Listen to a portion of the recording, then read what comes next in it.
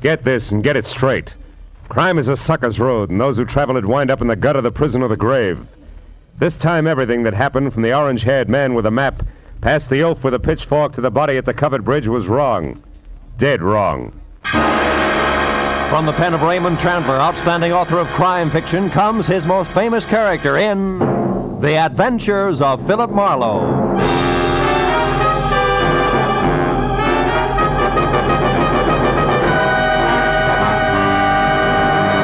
Now, with Gerald Moore starred as Philip Marlowe, we bring you tonight's exciting story, The Covered Bridge.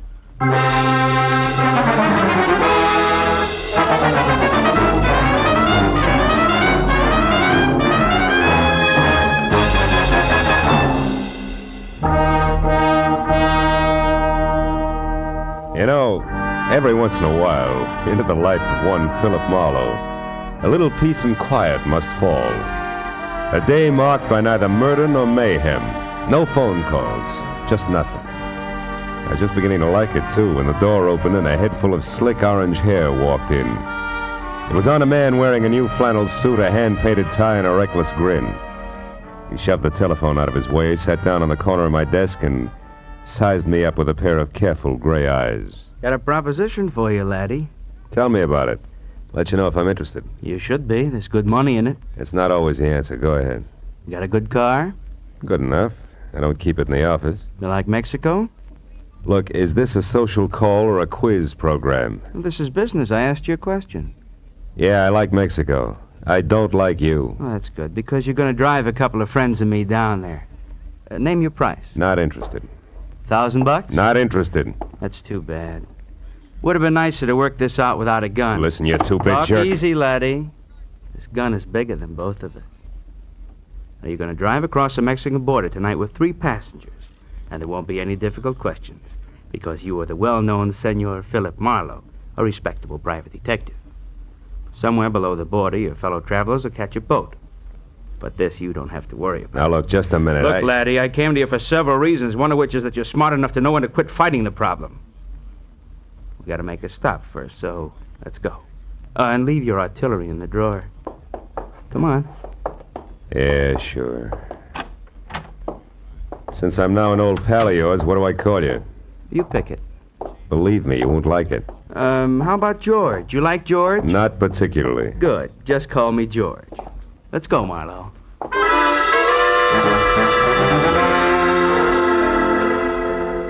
We nodded at the elevator girl, waved goodbye to the kid in the parking lot, and headed south on Highway 101. All with the front of that Mauser nudging my kidney.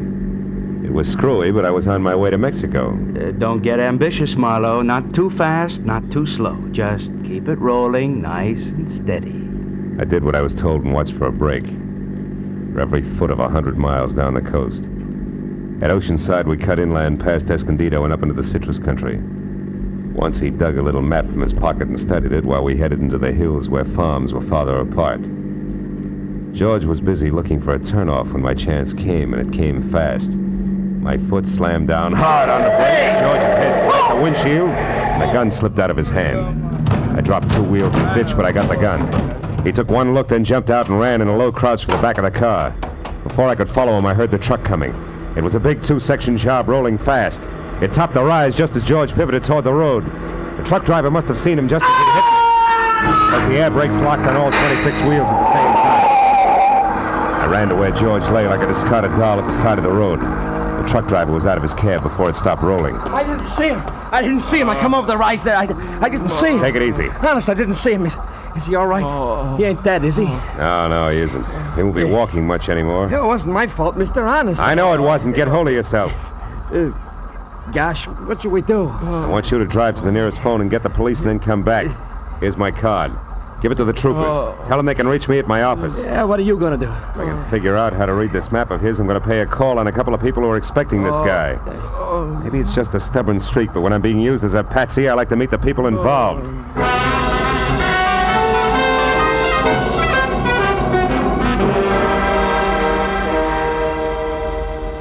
As I drove, I studied the map, and 2 miles down the highway, I found the first landmark, a dead tree. There I left the highway and followed a rocky trail 7 corkscrew miles up a canyon to the next landmark, a bridge. One it looked like it had been lifted out of some rustic Connecticut woods and dropped across the California gorge purely by mistake. Because it was covered complete to roof and walls and made entirely of lumber. And on the hill beyond was a lonely house where the trail marked on the map ended. I drove slowly through the sagging wood tunnel and at the other end deliberately killed my motor. Then I got out, raised the hood, and went to work on the distributor. I don't know where he came from, but when I glanced up, he was standing there watching me. A bull in overalls with a pitchfork clenched in a pair of hands as thick as $4 steaks. We didn't like each other's looks. You picked a bad place for trouble, mister. That's so. Why? Nobody almost never comes up this road, especially strangers. How come you took it? Really want to know, or are you just killing time? I wouldn't be too smart if I was you, mister. You live in that house up there? No, not anymore. I got canned for drinking. Well, why are you so interested in that place? It's the only farm around here. Maybe they got a mechanic. Yeah, maybe. Where'd you say you were from? L.A. Los Angeles, huh? You real sure you don't know anybody up there on the hill?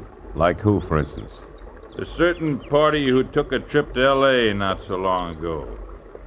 And another thing, city boy. Don't get out of line or I'll fix you good. Understand?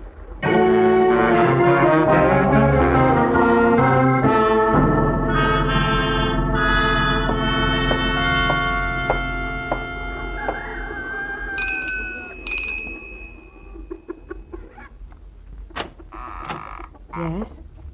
Oh, yes. No, I mean, how do you do? You want something?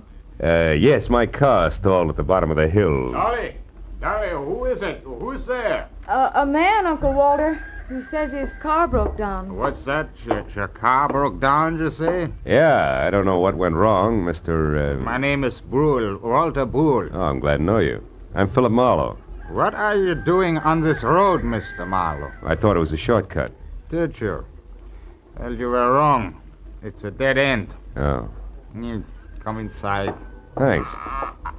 Look, Mr. Brule, I'd like to have somebody who knows motors come down and look at my car, huh? Mm-hmm. All right, when Ed comes in, I guess he could go down with you. Oh, That's my new hired hand, Ed Fry. Oh. I don't know, Uncle Walter. It's getting pretty dark. Yeah, I was thinking the same thing myself. As a matter of fact, if you can accommodate me, Mr. Brule, I'd just as soon rest up a while and shove off in the morning. I want to pay you for everything, of course. Stay overnight?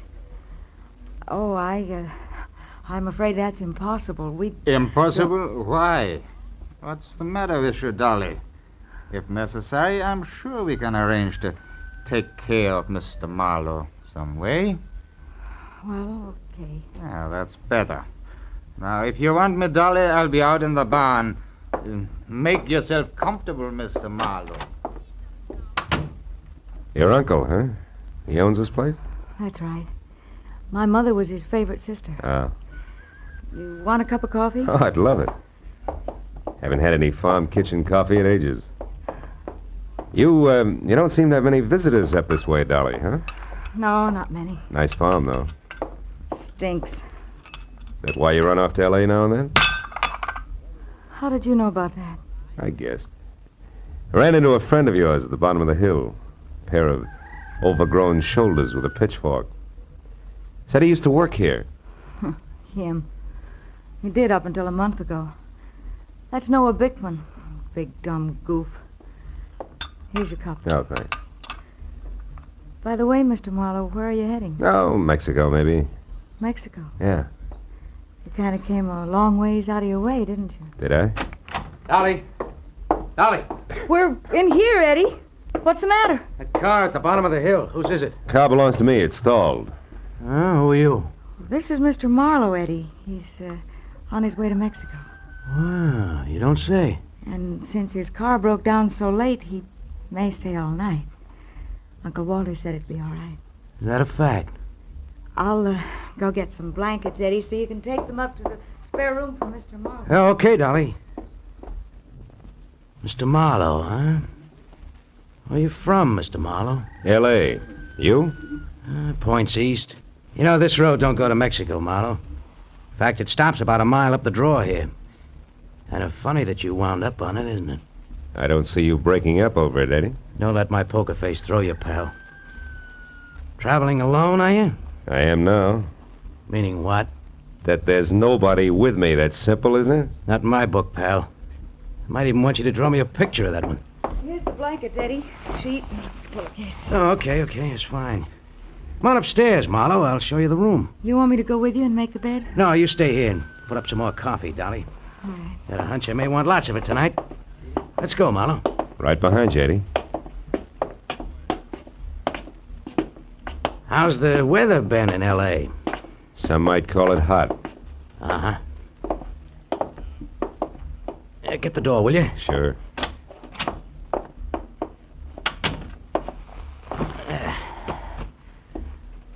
Okay, how come it's you, pal? I got good credentials, a car, and a tight yap. You better be right on all three. How'd you find me? Little map, Eddie. From Escondido to the dead tree to the covered bridge, and then up here it's a cinch. Why'd you show alone? Where's Red? Gotta meet us at the border. It's a bum fit, pal. It's not in the book. Why? He had some kind of a last-minute jam with the boat. Oh, that jerk. He's had a month to line this up while I've been holed up out here in the sticks making like a farmhand. Well, better work, that's all. If we're picked up this time, it's curtains. Oh, incidentally, you got a gun, haven't you? Yeah, sure. Let's see it. No dice, Eddie. Red didn't tell me everything, just enough. So? So you'll get your money's worth. I'll do what I'm supposed to do and no questions asked, but my little automatic and I stick together regardless, real close, together. Okay, Marlowe. Suit yourself. I will. And something else. The rest of the company is going along. Is that all set? Well, we'll see about that when the time comes. You're not leaving any loose ends around, are you? It's not your worry, pal. We'll get out of here around 11. Oh, and that routine about your car being stalled, it is a gag, I hope. Oh, sure, it won't start. If anybody tries, but in 10 seconds with a screwdriver, I can fix it. You're okay, Marlowe. Just keep playing your game. Yeah, I will. Maybe then I'll find out what the score is after all, huh? You might at that. Come on, let's eat.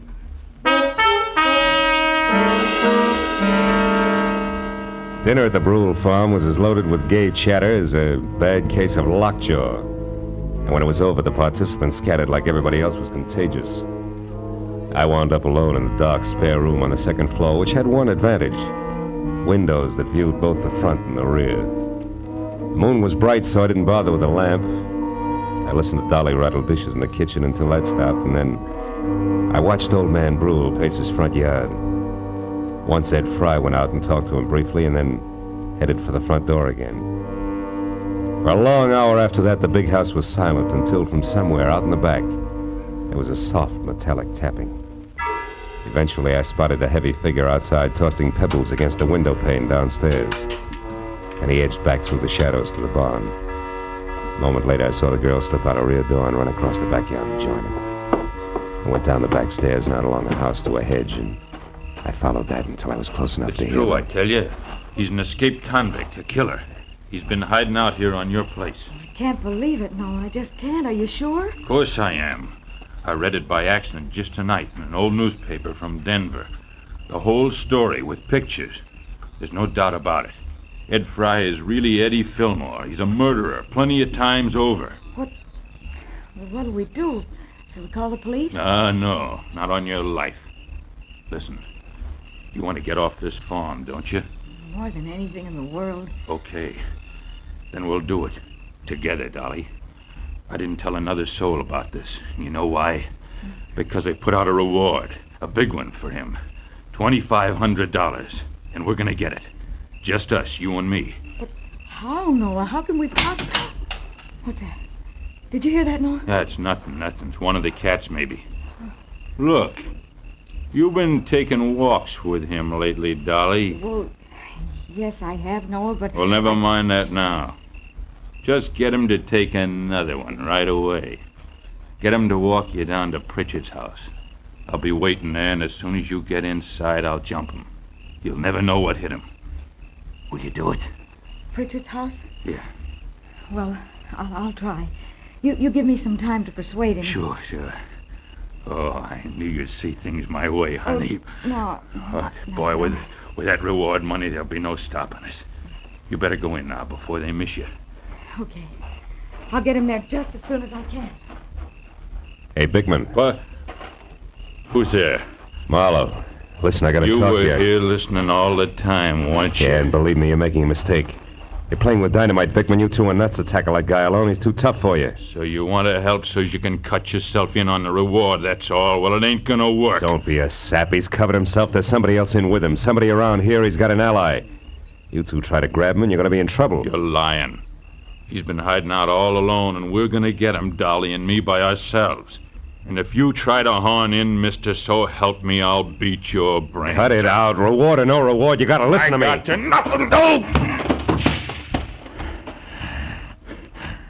Maybe that'll teach you not to stick your nose in, city boy.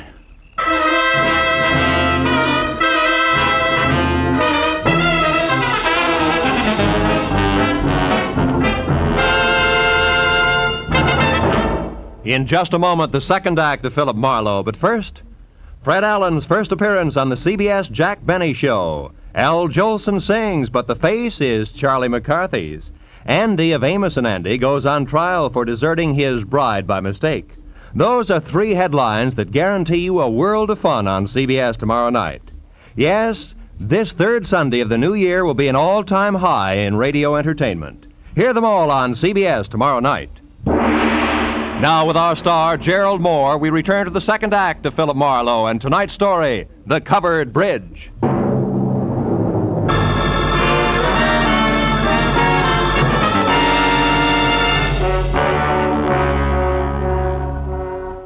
I didn't pass out. But my jaw hurt and my legs moved like they were rubber. Now I had to find the roving Walter Brule because he should know where Pritchard's house was, where the ambitious team of Dolly and Nanw might be biting off a lot more than they could chew, healthy 4H teeth notwithstanding. Mr. Brule! Mr. Brule! Yeah? Hello? Who is it? Marlowe! Come here a minute, will you? It's important. Yeah, important? What is it, Mr. Marlowe? Your face. What is it? It's your friend Noah. We had a few words. Noah Bickman? He was no friend of mine. Yeah, he's no friend of mine either. Look, Brule, I'm gonna have to trust you. I've got no choice. Bickman found out Ed Fry is really an undesirable named Eddie Fillmore is wanted for the police by murder. Murder? And he wants to trap him for a $2,500 reward that's been posted and didn't want me in the way. No. Now look, I'm not a passing tourist with motor trouble, but a private detective. Tell me, who is Pritchard and where does he live? Pritchard? Where does he live? Mr. Marlowe, somebody has been making a joke on you. Elihu Pritchard died 20 years ago. He lived right in this house where I do today. This is Pritchard's house here? Oh, Pritchard's house? No, that is down the road near your car. The covered bridge. That is Pritchard's house. The bridge? Yeah, you see, Elihu Pritchard was from New England, and he had a covered bridge on his farm there, so he wanted one here. He built it himself day by day, a board here, a nail there. Oh, and since he spent so much time at it, people call the bridge his house. Is that it? Yeah, exactly. But then, why is it important? Because of a meeting, Mr. Brule, a get-together that I don't think is going to be on the quiet side. Let me borrow your flashlight, will you? Sure. Now get back inside and call the police. But what are you going to do? Reinforce the reward happy sweethearts and keep an eye out for someone I haven't met yet. A third party Eddie Fillmore plans to tour Mexico with.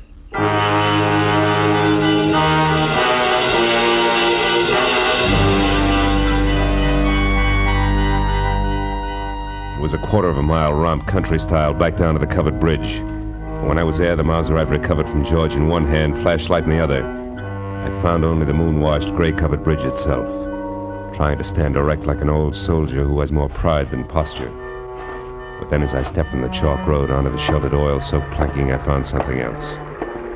Inside and face down was Noah Bickman, and lying nearby, the red-stained, icy fingers of the pitchfork that had killed him. I started to move closer. But then footsteps from the road behind suggested that I do different, so I moved quickly back to the bridge entrance, flattened myself into a narrow shadow, and waited. Noah? Noah, is that you? It's Marlowe, Dolly. What? Mr. Marlowe, what are you doing here? Why are you down at the bridge at this hour? Where's Noah? He's dead, Dolly. Noah's dead. He's in there, but don't go inside. Look, I tried to stop him, believe me. Stop him. Stop him from Don't what? bother, baby. I know about Fry being Fillmore, the reward, all of it. What? How? Well, first of all, I'm a private detective from L.A. who was dragged into this by an ex-buddy of Fillmore's. Second, I was in the barn when you and Noah made your plans. When you left, I tried to talk Noah into accepting my help. Why? Because I know what Fillmore's kind is like. I mix with them every day. I know how they work. Look, did you tell Fillmore to meet you here, yes or no? No. No, I couldn't find him. I've been looking since I left the barn, every place. That's why you came down here just now? Yes. I wanted to tell Noah that our plan would have to be postponed. But what difference does all this make?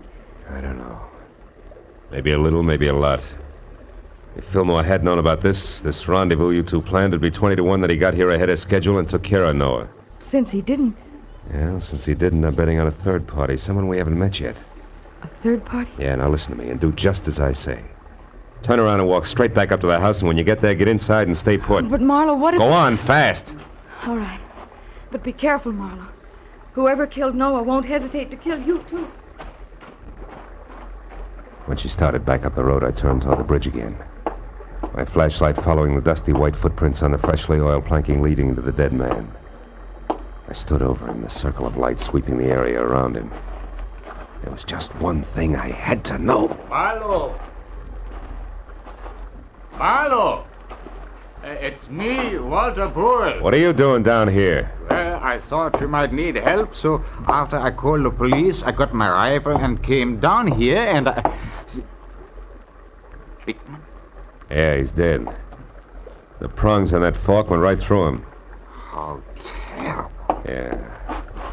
Look, Brule, was this planking freshly oiled today? Yeah? Why? I just wanted to make sure those chalk footprints were made today. But what do Brule, footprints... you stay here and see that no one enters the bridge. But where are you going? Up to your house in a hurry, because I think I know who the killer and the third party is.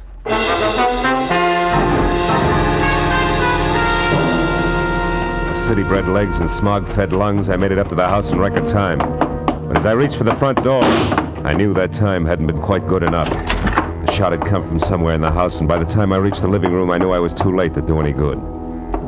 In a chair at the far side of the room, Dolly was slouched down, a surprised expression on her face, while her hands tried to hold back a small stain of blood oozing through her blouse.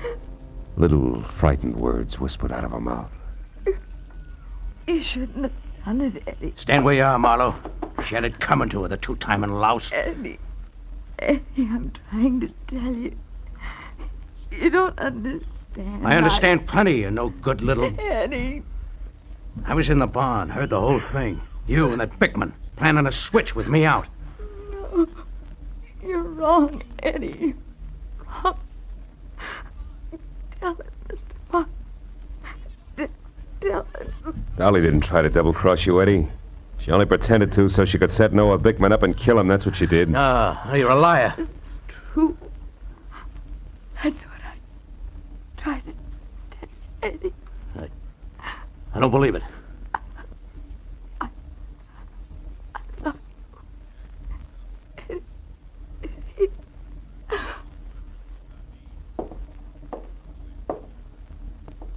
Dolly. Is that true, Marlowe? She didn't cross me. She was trying to help me. That's right, Fillmore. Bickman found out who you were, wanted the $2,500 you were worth, dead or alive. Dolly had to play him along for your sake. Should have listened to her. I should have listened. How'd you know all this, Marlowe? I found Dolly's footprints inside the covered bridge. Proof she'd been there before I found Bickman's body. Yeah. And you knew who I was, so you put it all together. Well, you're holding the gun, kid. What's the next move? Doesn't matter much anymore. I could still am out of here for Mexico. Somehow I don't want to. Not without Dolly. Phone the police, Marlowe. I'm not going anywhere.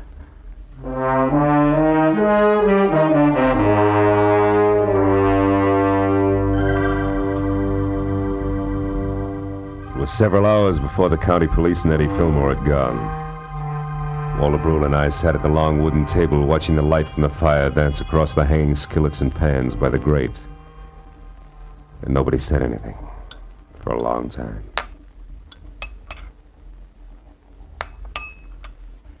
I suppose hot apple pie at 4 in the morning seems odd to a man from the city. Not at all. 4 in the morning, sometimes the middle of the day in the city. Yeah. More coffee, Mr. Marlowe? Yeah, please. Thanks. You know, Dolly wasn't really a bad girl. It was just that sometimes she didn't think, and... A woman who loves like that doesn't think, Mr. Brule. She just feels. Maybe in some way it is my fault, the whole thing. No. It's nobody's fault, Mr. Brule. She was trying to do the right thing for the guy she loved. Yeah. Well, your bed is still ready if you care to stay. Oh, thanks. Sure, I'd like to. If you can find your own way up, I think I'll sit here just a minute longer. Sure. Night. Good night, Mr. Marlowe.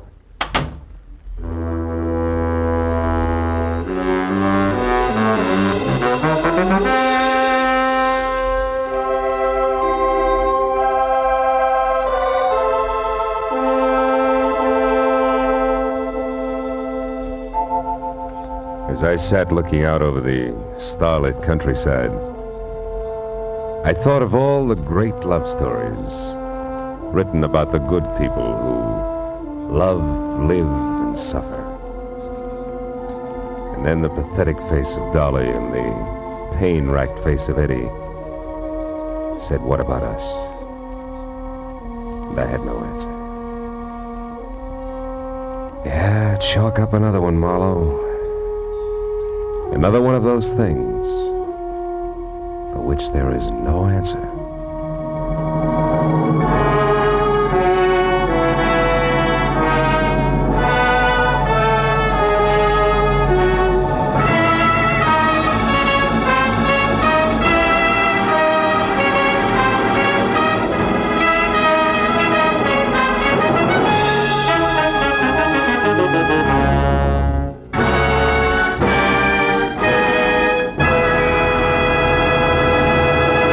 The Adventures of Philip Marlowe, bringing you Raymond Chandler's most famous character, star Gerald Moore, are produced and directed by Norman MacDonald and are written for radio by Robert Mitchell and Gene Levitt. Featured in the cast were Vivi Janis, Ben Wright, Jack Moyles, Wilms Herbert, Jack Crucian, and Barney Phillips. The special music is composed and conducted by Richard Arant. Be sure and be with us again next week when Philip Marlowe says... This time a twisted mind, a hole cut in a wire fence, and a corpse in a storeroom. All added up to freedom. But only for the one who had it coming.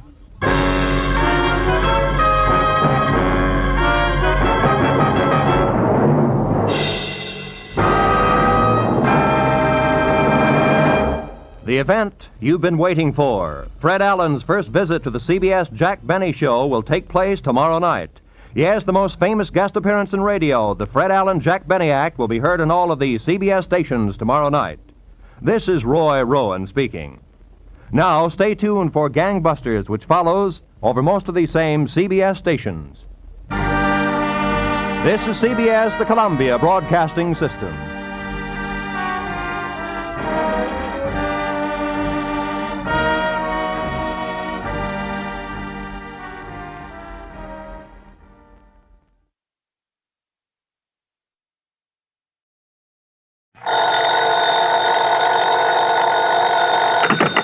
Johnny Dollar. This is Harry Branson at Philadelphia Mutual Liability and Casualty Company. Harry, it's been a long time. What's on your mind? John, I have a case for you involving several of our very important clients. Good. Then it ought to pay me a nice big fee. I'm not sure about that, John. Of course, we'll pay your regular expenses and your regular commission. But no extra fee? I don't know. You, huh?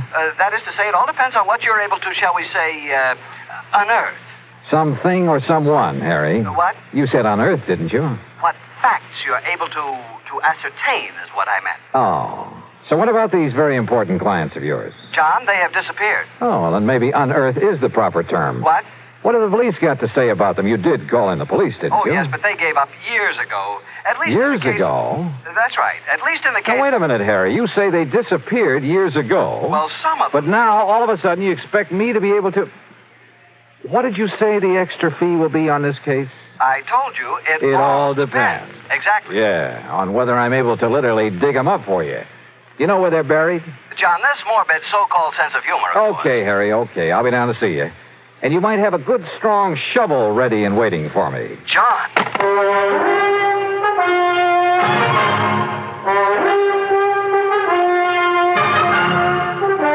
Bob Bailey in the exciting adventures of the man with the action-packed expense account. America's fabulous freelance insurance investigator. Yours truly, Johnny Dollar. Now, Act One of yours truly, Johnny Dollar.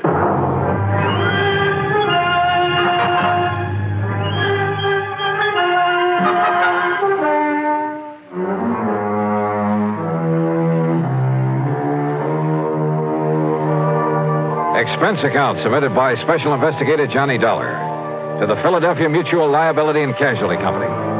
Following is an account of expenses incurred during my investigation of the Casque of Death Matter.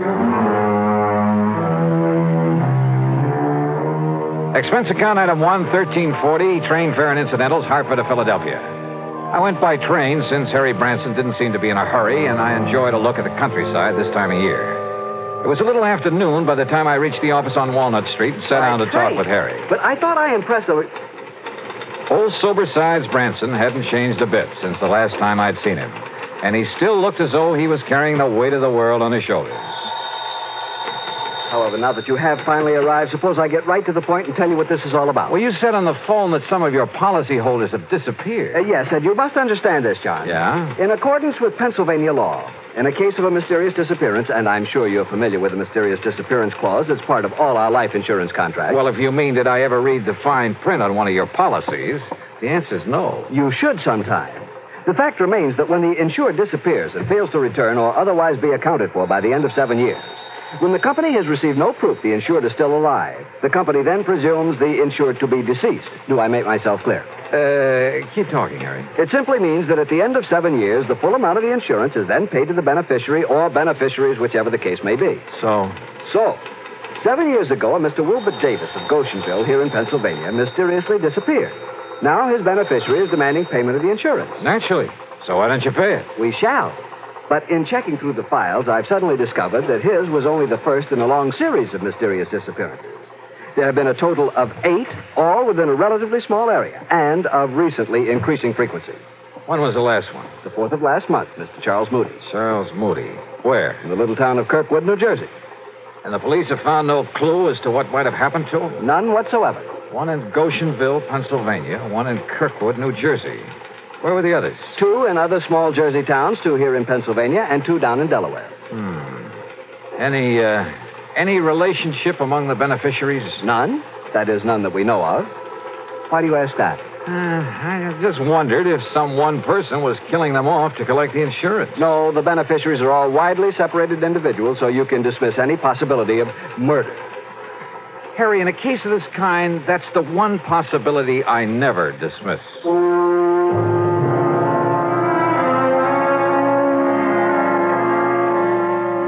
Harry's secretary put together a comprehensive list of the people we were concerned with.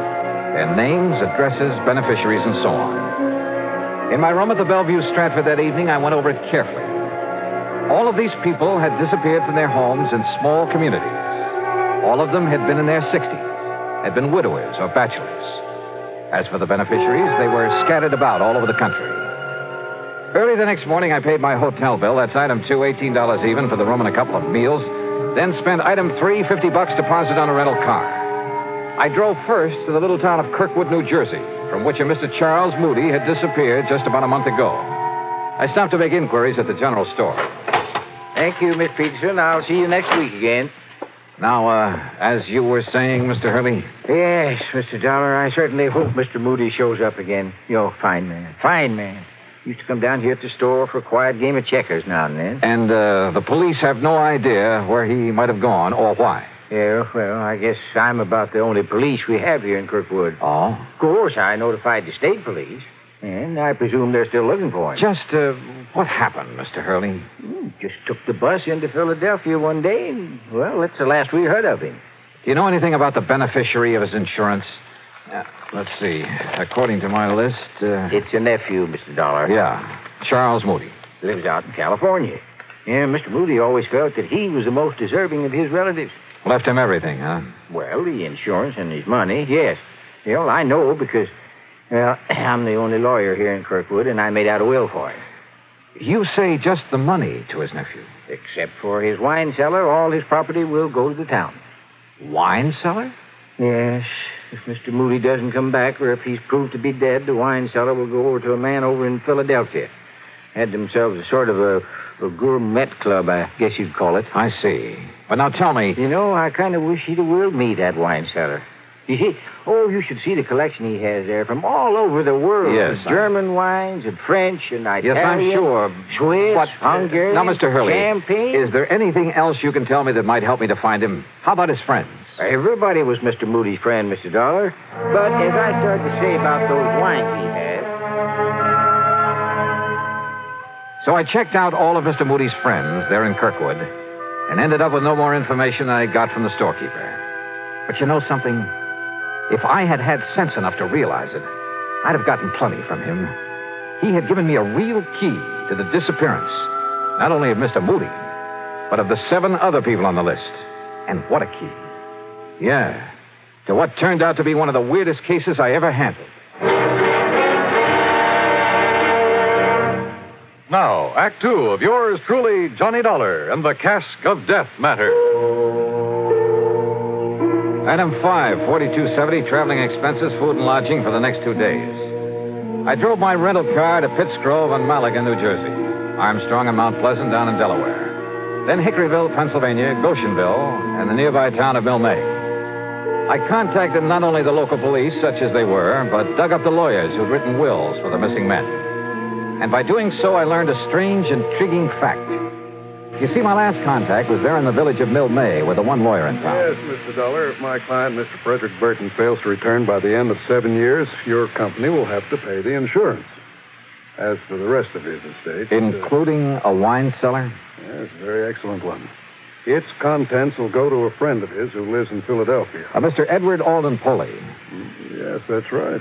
Well, how did you know? Well, I've been doing a little poking around these past couple of days. You understand, of course, that's only if we receive some definite evidence of Mr. Burton's death, or if he fails to return before the 7 years is up and therefore legally is presumed to be deceased. Do you know anything about this man, Poley? No, I don't. It seems they had a sort of epicures club. Do you know who the other members of it were? Well, Mr. Burton told me who they are sometime before he disappeared. If you'll just give me a moment, perhaps I can recall their names. You want to check them against this list of mine? Yeah, if you like. All right, let's see. Mr. Frederick Burton, that's your client. Yes? John L. Wakeman over in Hickoryville. Mm-hmm. Wilbur Davis in Goshenville. That's correct. Harmon Phillips and Ralph Hunter from down in Delaware. That's right. And finally, Charles Moody, Nathan Norwood, and William Harnell over in Jersey. Your list is quite correct, Mr. Dollar, except for one omission. There was another? Mr. Bradford W. Turner. Do you know where he lives? Yes, in the little town of Alloway here in Pennsylvania. That is, if he hasn't disappeared. Yes, Good heavens. Do you mean to say that all the others... Well, I know, of course, that Mr. Burton did, but do you mean to say that all the others on that list have disappeared, too? Yes, sir. And I'm going to find out about this Mr. Turner right now.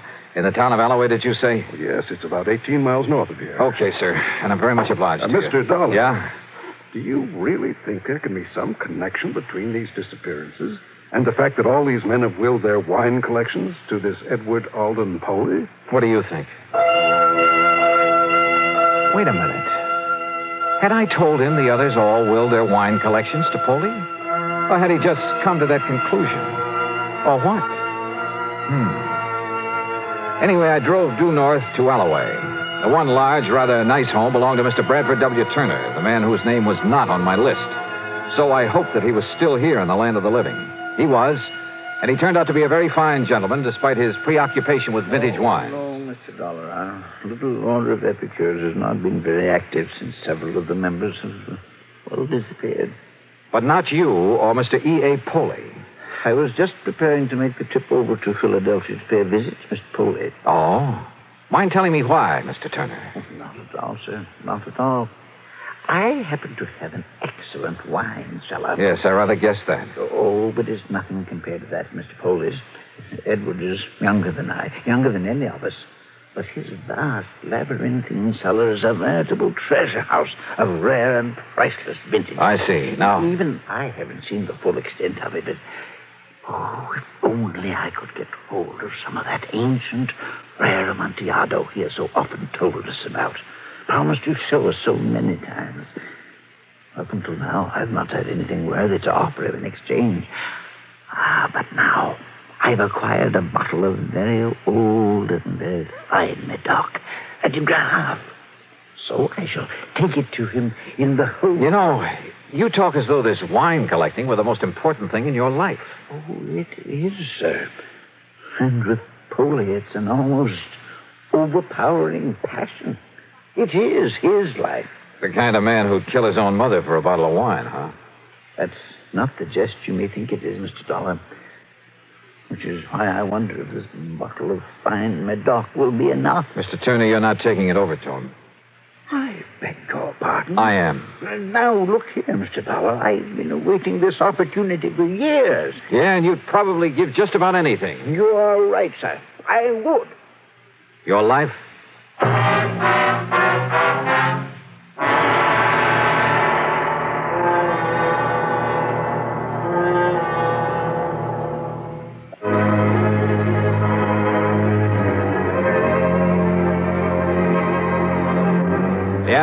Every one of the old men who disappeared had been a nut on the subject of wine collecting, and had provided in his will that his cellar was to go to a Mr. Edward Alden Poley. You know something? When I talked to Poley at his home in the old Germantown section of Philadelphia, I decided he was the biggest nut of all, and possibly a dangerous one. It was an old house and a big one. It must have been one of the original Philadelphia mansions. As for Poley himself, well, I'd say he was a man of about 50. He was short and heavy-set, and his face... Well, his face reminded me of a bird of prey. Very thin, with a long, aquiline nose. His eyes were far apart and almost beady. In spite of his shortness, he seemed to almost hover over things, including me. As he led me into the library, his eyes kept glancing at the package I carried, and there was a kind of inner glow in them. I could think of only one thing. Madness. Dollar, did you say? That's right. Johnny Dollar. I see. Oh? I mean, it's a very unusual name. I, can't help but admire this library, Mr. Poley. Only the best.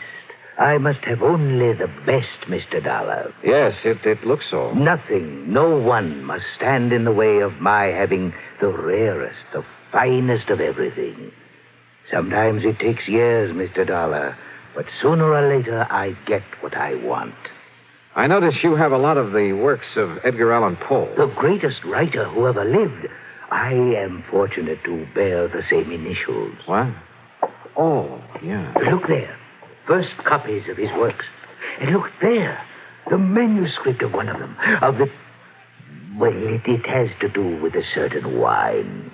Yeah, I see. Which brings us to what you have there. Well, it's a famous old Medoc, Mr. Poley, a de Grave. Its age, the vintage. Let me see it. What? Well, sure. Yes. Look at it. Well, I only brought it here for your opinion. Huh? Oh, but I must have this. I must have... I'm afraid that's impossible. Oh. We shall see. Perhaps we'll make an exchange. I have in my vaults an old, a rare, a priceless Amontillado. Come, Mr. Dollar. The Casque of Amontillado, huh? What was that? Nothing, sir. Lead the way. He did. Yeah, he sure did. Through a hidden door behind a panel in the wall. Instead of using a flashlight, he took along a sort of torch, a flambeau, I think you call it, that gave off an evil, oily smell that stained the passageway with smoke. He led me down a long, winding staircase between the walls. Then finally we came to the vast wine vaults deep underground. This was really something out of Edgar Allan Poe. It was cool and damp with great drops of water slipping down the old stone walls. On one of them was a motto. Nemo me impune lacessit. I'm afraid my Latin is a little rusty. No one dare seek to best me with impunity. Yeah. But now the Amontillado... A little further. Are you a mason? A mason? A little joke, Mr. Dollar. You see, I am. He pulled a small trowel out of the inner pocket of his coat, then laughed strangely. Sure. The Casque of Amontillado, just like in the story by Edgar Allan Poe. The dark, damp wine vaults, that motto on the wall, the trowel. And this madman was living apart. No wonder his friends had disappeared, because each of them had had some priceless wine that he wouldn't part with. That is, until... The next vault, Mr. Dollar. A large crypt with niches in the wall, some of them blocked in, others empty, waiting. There I'll introduce you to my friends who are gathered there. Your friends? Of the Order of Epicures. They, too, have brought me wines for my collection. Davis, Norwood, Harnell, Hunter, Phillips, Wakeman, Frederick Burton. Those names. Even my old friend Charles Moody. You killed them, didn't you? Killed them? You brought them down here. Let me see the bottle of de Grave. You promised to show them the Casque of Amontillado. Yes. Then buried them here in one of these crypts. Yes. But, Mr. Dollar, you must not keep our friends waiting. Yeah. There's the mortar and the bricks. And the Amontillado? In the niche behind you. The mortar box. A hole for mixing in that shovel. Yes, the shovel. And with it, you'll join my friends.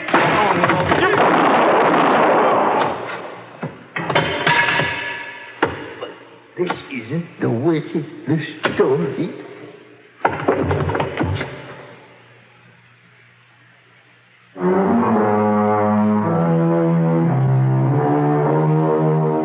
The 8 men who disappeared, yeah, they were all buried behind the bricks and mortar that walled up 8 of the niches in that deep underground vault.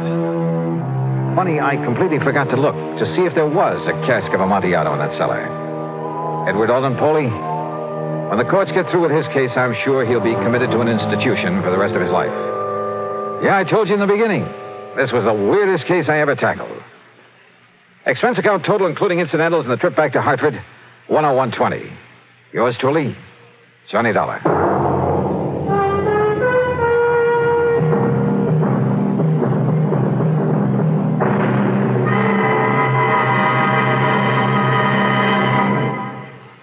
Now, here's our star to tell you about next week's story. Next week, I run into a girl who is fabulously rich, and because of it, fabulously poor. Join us, won't you? Yours truly, Johnny Dollar.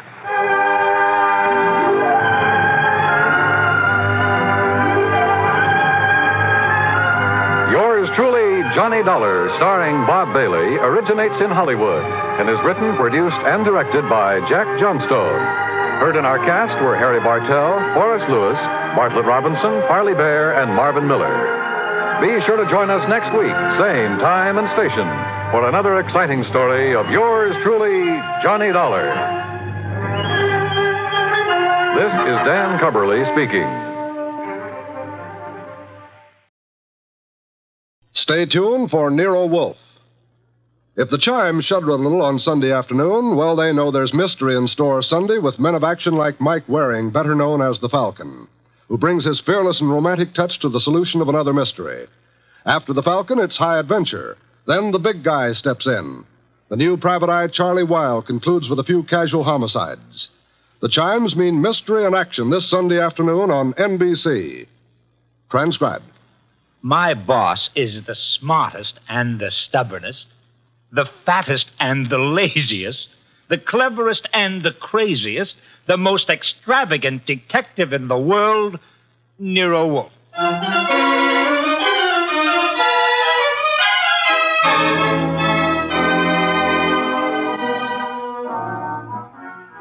It's the adventure of Stamped for Murder, with that brilliant, eccentric private detective, orchid fancier, and gargantuan gourmet, Nero Wolfe, starring Sidney Greenstreet.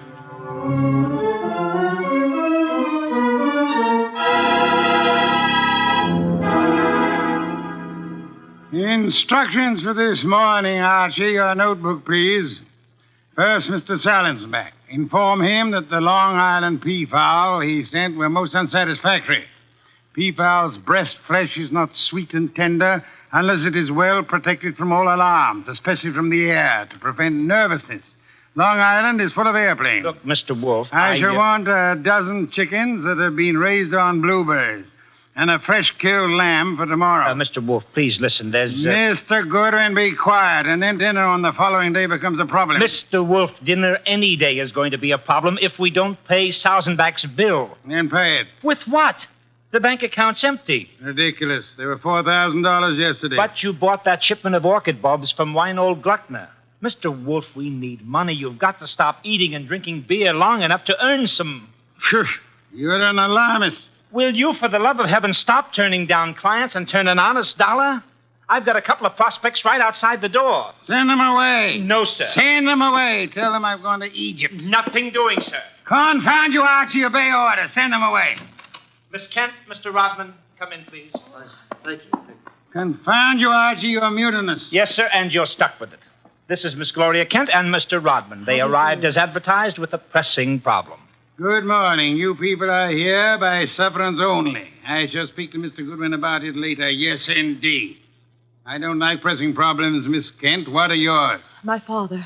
Indeed, I'm not a court of domestic relations, Miss Kent. What did your father do? Beat you? Withhold your earnings? Discourage your suitors? Mr. Goodwin should have informed you this office does not undertake cases involving marital or family problems. But that's not... If Mr. Goodwin had not been beguiled by your pretty face, he might have warned you and avoided this embarrassment to you and annoyance to me. Now, take it easy. How many times have I told you don't know how to handle women? Then suppose you let Miss Kent handle me. Well, it's simply this, Mr. Wolfe. I had some money my mother left me. My father's just spent it without my permission. I want it back without a scandal. Thanks, Miss Kent. How much? How spent? $10,000. Father bought a treasure map. Indeed, from whom? A pair of swindlers named Cross and Halleck. They've driven him crazy, talking about fortunes salvaged from the SS this and the SS that. He's got a map and old letters he studies. He's childish. Many fortunes have been recovered. Many more await on the sea bottom. How do you know your father has been duped? Well, I know. You do, Mr. Rodman. Yes. Cross and Halleck bought some old letters from me, written by my grandfather from Hawaii. They used them to manufacture the map and evidence. And that's what they sold to Kent. Father thought he was being so clever. He had the paper analyzed. Of course, the document research laboratory said the letters were genuine. They were. But something new had been added. I'd have never known if Mr. Rodman hadn't told me. You're a party to the swindle, Mr. Rodman? I was not. I never knew what they were up to. Mr. Wolfe, you've got to help me. I can't do anything with Father. I can't convince him. Even Mr. Rodman can't. No, Miss Kent, I'm sorry. This is not for me. Oh, but you must. You must. Not in my office, madam. No tears. Please, Archie, stop her. Okay. Archie, when Miss Kent has finished her disgraceful exhibition, show them out. How dare he walk out on us like he was... Easy. I know him. You don't. He gets into a panic when women cry, or else he's curious about what Fritz is cooking for lunch. Now, just wait a minute, please. Oh, aren't you ashamed of yourself walking out like that on that poor kid? That hysterical gamma. She's lost all of her money. She needs help. I charge high fees, Archie. So charge a small fee. Do you want her to starve? Good heavens. Starve? How monstrous. I'm not kidding. While you'll be in here smelling your dinner, she and her father will be starving. I thought you were bringing me a paying client. Well, this is different. She's, Beautiful. Archie, you're impossible. Oh, very well. Go back into them. Get names, addresses, facts. I am not committed to Miss Kent's case, but we'll see. Be a tribute I pay for your weakness for a pretty face.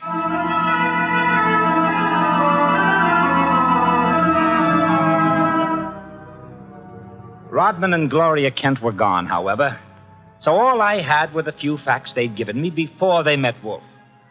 I felt guilty about that when he came back into the office and sat down in his specially built chair. He closed his eyes, and I glared at him. Well, how much of you is awake? Mr. Wolfe? Well, they disappeared. Did you tell me you were going to help this girl just to get her out of the office, or did you mean it? You're a gadfly. No, sir. No, sir. You made a promise, and you're stuck with it. What did you get from Rodman? Name, address, occupation. He's a librarian, that's all. Very careless, Archie. You missed a significant point. Such as, How did Rodman discover the letters he sold were being altered by forgery and used for swindle? How did he locate the dupe, Mr. Kent? I guess you're right. I'll ask him next time. But what about now? Are you going to get Gloria's money back? I assume you call Miss Kent Gloria solely in order to annoy me. It does. Stop it. Get Cross and Halleck. On my way. You'll find them at the Hotel Bogart. Wrong, sir. According to my notes, their address is... Never mind their address. The Hotel Bogart is the headquarters for successful, confident tricksters. They celebrate their victories there while the money lasts. You will possibly find Cross and Halleck drinking whiskey or lunching, probably both.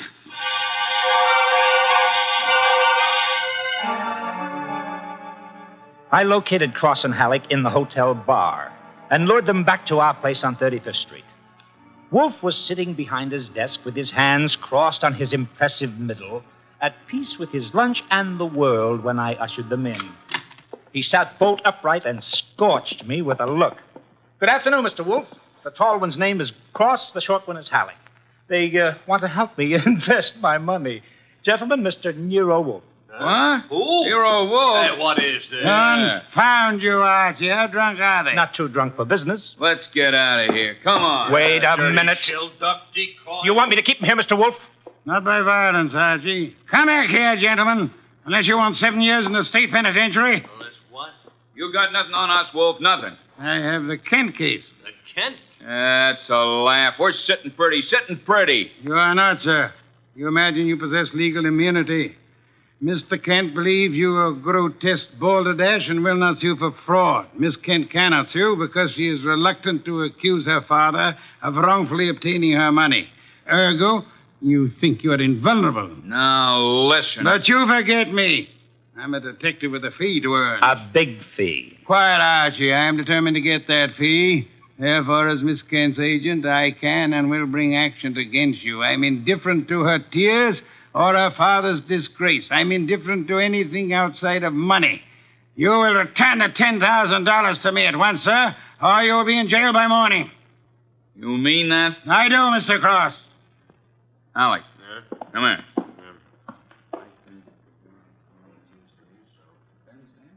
Come on, hurry. Okay. Here, Mr. Wolfe. Alec and I have decided we don't want to get in any trouble with you. Here's your $10,000. Let's have it. Give the dough to Kent, Mr. Wolfe, and get the letters and map back for us. You got a reputation for being tricky, but honest. We trust you. Come on, Alec, let's go. Well, how about that? Preposterous. No, sir. Take a look. $10,000, genuine coin of the realm. That man Cross is a fool. Does he imagine I'm to be fooled so easily? What do you mean he left the money? He surrendered too quickly, Archie. Too easily. And that money in the envelope he was carrying all ready to refund. Why? Well, maybe he's got a better sucker. I heard him mention a Ben Sanford. Nonsense. Does he need Kent's forged letters and map to cheat this Ben Sanford? Couldn't he prepare another set? I guess you're right. Something's fishy. In any event, it's no concern of mine, thank heaven. Why not? I'm not committed to Miss Kent in any way. As a favor to you, I undertook to regain her money. I have done that. You may take it back to her and obtain the forged papers in return. But, Silence, Mr. Goodwin. Go to your redhead charmer. Leave me in peace. I intend to spend this afternoon with my New World Atlas.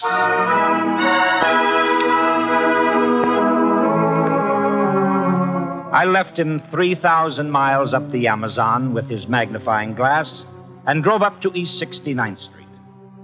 The Kent house was a broken-down little brownstone, and as I went up the stoop, the door opened and Gloria Kent burst out like a skyrocket. Hey, Miss Kent, easy, easy. Let go of me. Let go. What's wrong? What's wrong?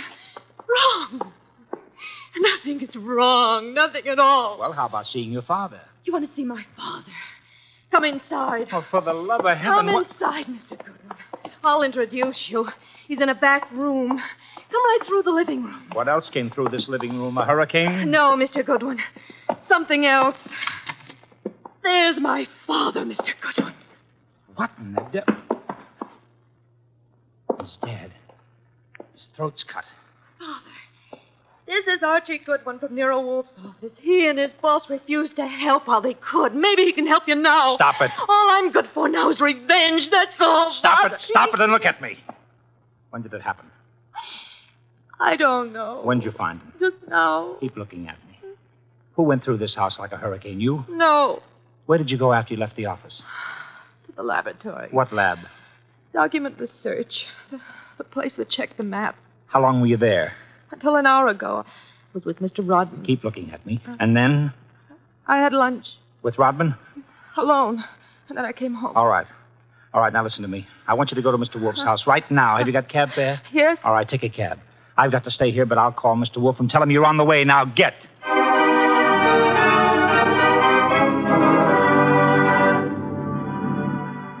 I called Wolfe, told him everything, and he instructed me to advise Inspector Kramer, who arrived with the homicide squad. I gave the inspector everything while the squad photographed and measured, print dusted and detected. At 3:30, Kramer took me back to the house on 35th Street for a fight with Wolfe. It's a great story, Wolfe. Great. Kent buys a phony treasure map. Everybody knows it's phony except Kent. But Cross and Halleck try to buy it back, and Kent gets himself murdered. Did you find the map and letters in the house, Inspector? No, I didn't. The killer was after the map. The phony map? Certainly. Why? Well, if we knew that, we would know why Cross and Halleck so willingly paid back the money and why Kent was murdered. Maybe it's not phony. I'd better see the girl now. No, you fancy her for the murder. Well, I'll know after I ask a few questions. Tonight. She's had a shock, Mr. Kramer. She needs rest. Look, Wolfe, I want her. Why bother with her when there's so much to be done? Yes, such as? Cross and Halleck, find them. And the mystery man they spoke of, Ben Sanford. These are the men you want now, not this poor, overwrought girl. Yeah. All right. The girl will be here for questioning tonight, though, huh? Tonight, Mr. Kramer. Okay. You'll hear from me later on. Well, you buffaloed him out of that, okay. Say, why don't you want her questioned? Is she guilty? I don't know. Well, what did she say when she got here? She said nothing. She never arrived. She never what? She never arrived. Well, then why did you tell Kramer she was resting? Would he have believed the truth? She must be found. More important, we must learn why forged letters and forged map produces turmoil. Find the killer and you find the map. You said so. I said the reverse, which is an altogether different statement. Archie, I want a photograph of that map. Get it. Oh, sure. Any particular camera you want me to use? You'll find a photograph of 200 Vanderbilt Street. Are you kidding? The lab cannot check the authenticity of old papers without photographing them in ultraviolet light, infrared light, and so on. If this document research lab has examined those papers, they will have photographs. Get them.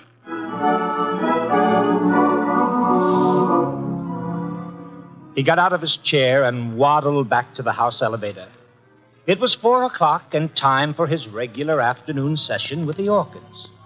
I drove down to the document research laboratory on Vanderbilt and got such a shock that I grabbed the office phone and dialed Wolfe at once.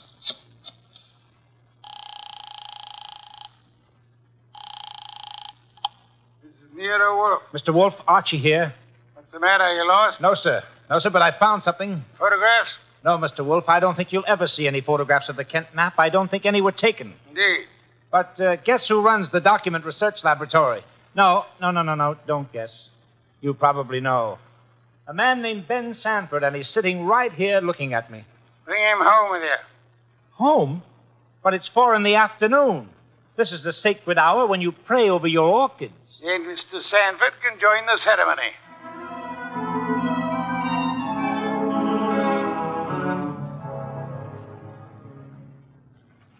Hey, how about this place? How about it? There must be a million flowers up here. No, not flowers. Orchids only. Mr. Wolfe has 10,000 plants. Never saw anything like it. And you never will again, brother. Hey, what kind is that on the bench? Oh, that's our pride and joy. Odontoglossum harryanum. Above them, the Van Petersirana, and the pink ones are the Coelogiani panduratas. Now, the large object, mulching flower pots, is Nero Wolfe. Mr. Wolfe, Ben Sanford. Good afternoon, sir. Hi. I came along to be obliging. I've got nothing to say about anything. How much have you offered Cross and Halleck for their treasure map? No comment. Mr. Sanford, I'm going to make some assumptions. I assume that you are not, in fact, a document expert, but an accessory to the fraud of Halleck and Cross. No comment. That you actually prepare fraudulent maps for those swindlers, and then, in the guise of an expert, guarantee their authenticity. No comment. But this you must answer. You did guarantee the authenticity of the map and letters Kent bought. It's on record. All right, I did. Then will you admit they were forged? What are you, a comic? No. You guarantee the value of the Kent map? Yes. As an expert? Yes. Then you've convicted yourself of murder. Murder? What is this? Mr. Kent was murdered, sir. Evidently for the map and letters he bought. But of all persons involved, you alone believe in the value of the map. No one else does. Therefore, you alone would have murdered Kent for the map. For the love of... Now, wait a minute. Chew it over, brother. Chew it over. Either way, he's got you. Okay, you want me to level? Here it is. Level, Archie. Okay, boss. Thief-type talk. It means tell the truth. It's like you say. The letters were bought from Rodman. I forged the map and evidence on them. I guaranteed them to Kent. It was a swindle. The letters are without value? Oh, sure, they're old, that's all. From 1851. Just tired family gossip and stuff. Indeed. There we have the problem again, Archie. Mr. Kent is swindled with a map and letters that are known to be worthless. He alone believes the fantasy of the treasure. There isn't any treasure. Never was. Yet Cross and Halleck refunded the swindle money so eagerly. It is obvious they want those worthless documents back badly. Someone else wants them so bad he murders Mr. Kent. Why? I don't know. Archie, we must find the girl. There's a chance she turned to Mr. Rodman for refuge. I'm sorry, you'll have to go there at once. If the girl isn't there, bring Rodman.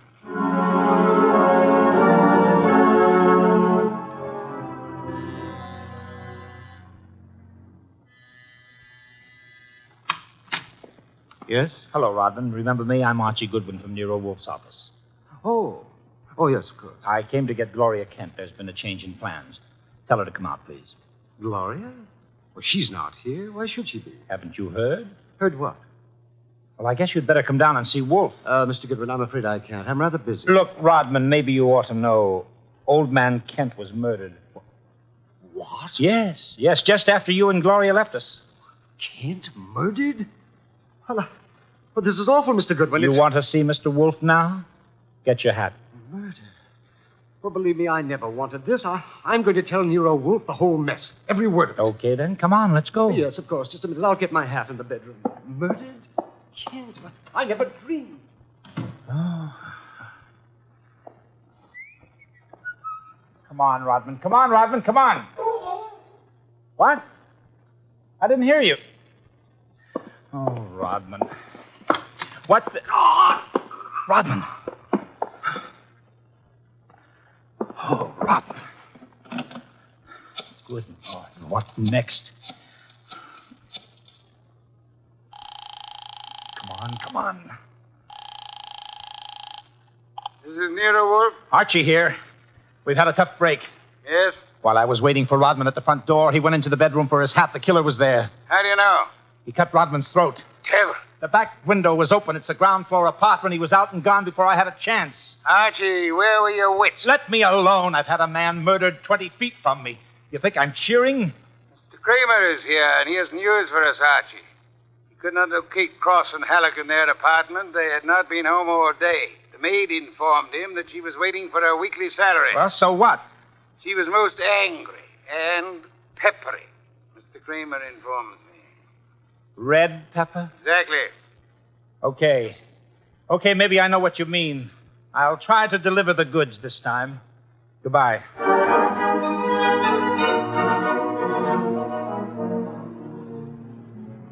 I drove down to the apartment house on Gramercy Square where Cross and Halleck lived, took the elevator up to the 10th floor, found the right door, and slipped in with a pass key.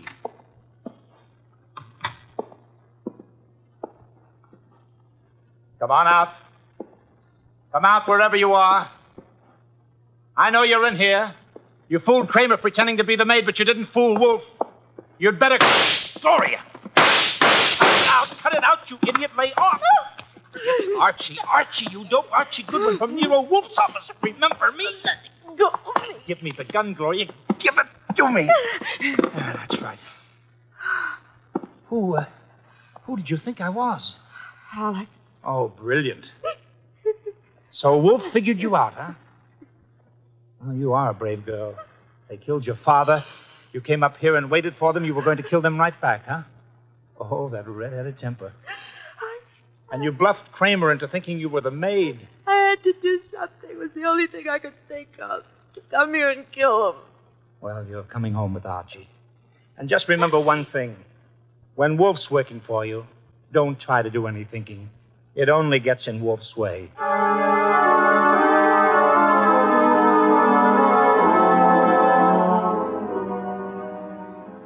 I got Gloria Kent back to the house at 7 o'clock.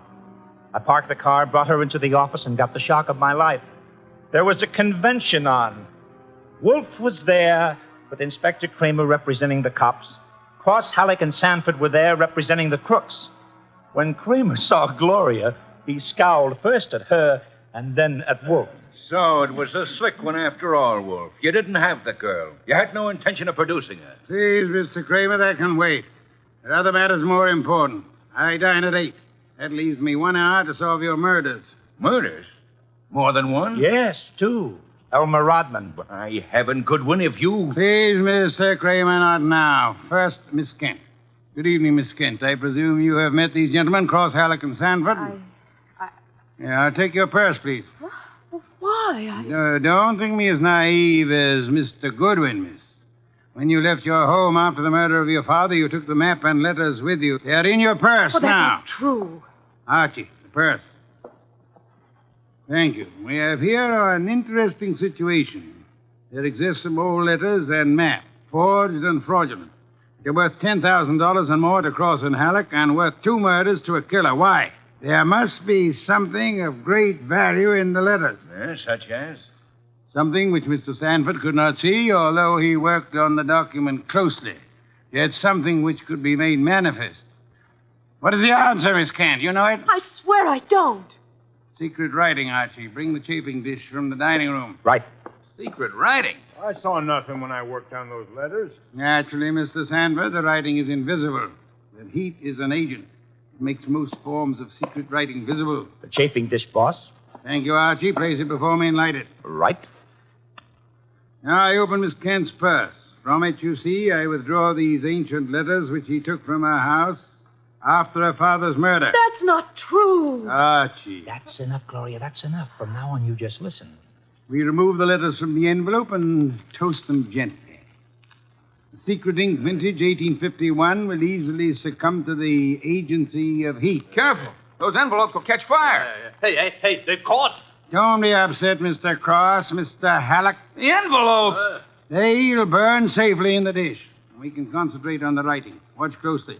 I don't want to be accused of trickery. You fat fool. The envelopes are everything. Put them out, Sanford. Don't sit there. Put them out. Why, Mr. Halleck? Well, the stamps, the missionaries, are worth a fortune.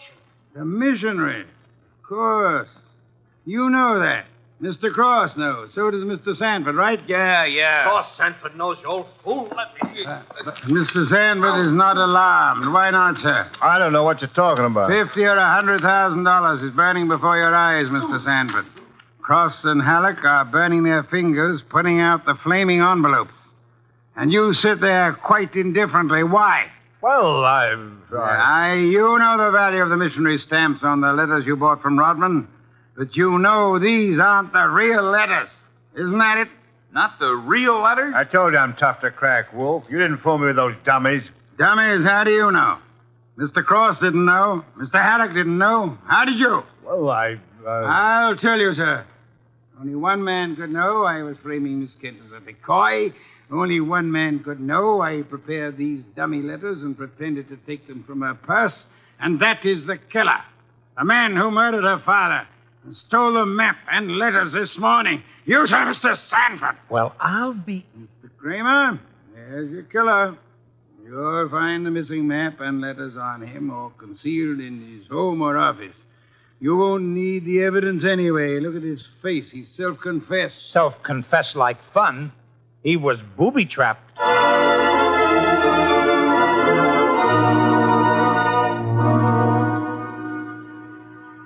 No, Mr. Kramer. Not a complicated case, really. Very simple.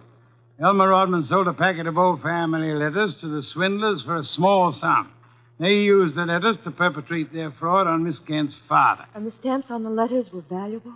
They were a special Hawaiian issue 1851, Miss Kent. Nicknamed missionaries, because missionaries used them for writing home. They are extremely rare stamps worth upward of $25,000 each. Hey, no wonder they were worth 2 murders. We found 5 of them on Sanford. Excellent. Somewhere or other, Rodman discovered the value of the stamps after he sold the letters. In his effort to get them back, he communicated his discovery to the swindlers, Cross, Halleck, and Sanford. So that's why they refunded the money so fast. Precisely, in an effort to have the sale rescinded. Rodman sought out Kent and tried to convince him of the fraud. Alas, he would not listen to the truth, Mr. Kramer. Oh, I get it. And while the others were hassling around, Sanford tried to steal a march and quietly resorted to murder. There you have it. Ha-ha! Great job, boss. Great job. So Gloria not only gets her 10 grand back, but 5 times 25, which is about 125,000 worth of goodies. Now, figuring your rates by the hour, that means you've done a gratis job worth about... Miss Kent, I did not know will I demand a large fee for what I've done. I will not go back on my word. But I can beg for a favor. I'll only be too happy to... Wait. I asked something that would not be easy to grant. What is it? Will you use your red hair, your pretty face, your admirable figure, and your ample fortune to lure Mr. Goodwin away from this house tonight? I would like to enjoy my dinner in peace. That won't be difficult, Mr. Wolfe. Let's have an understanding right now, Gloria. Difficult for you or for me? I'll be delighted. Indeed. To spend an evening with Mr. Goodwin, there is only one word for you, Miss Kent. Intrepid.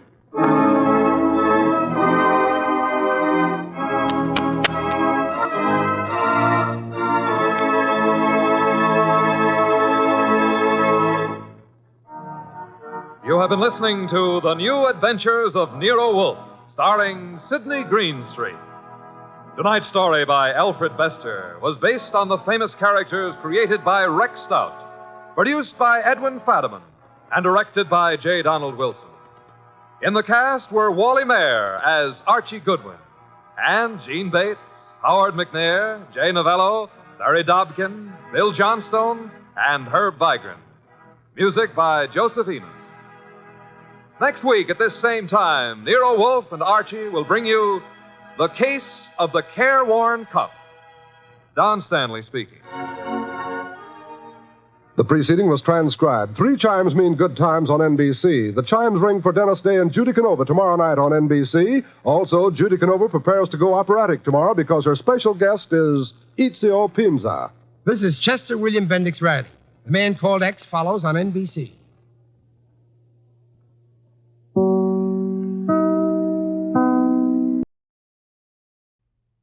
Get this and get it straight. Crime is a sucker's road, and those who travel it wind up in the gutter, the prison, or the grave.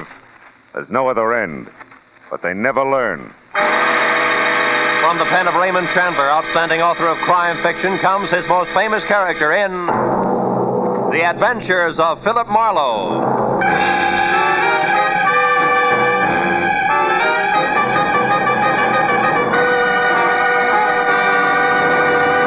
Now, with Gerald Moore starred as Philip Marlowe, we bring you tonight's exciting story, The Fifth Mask.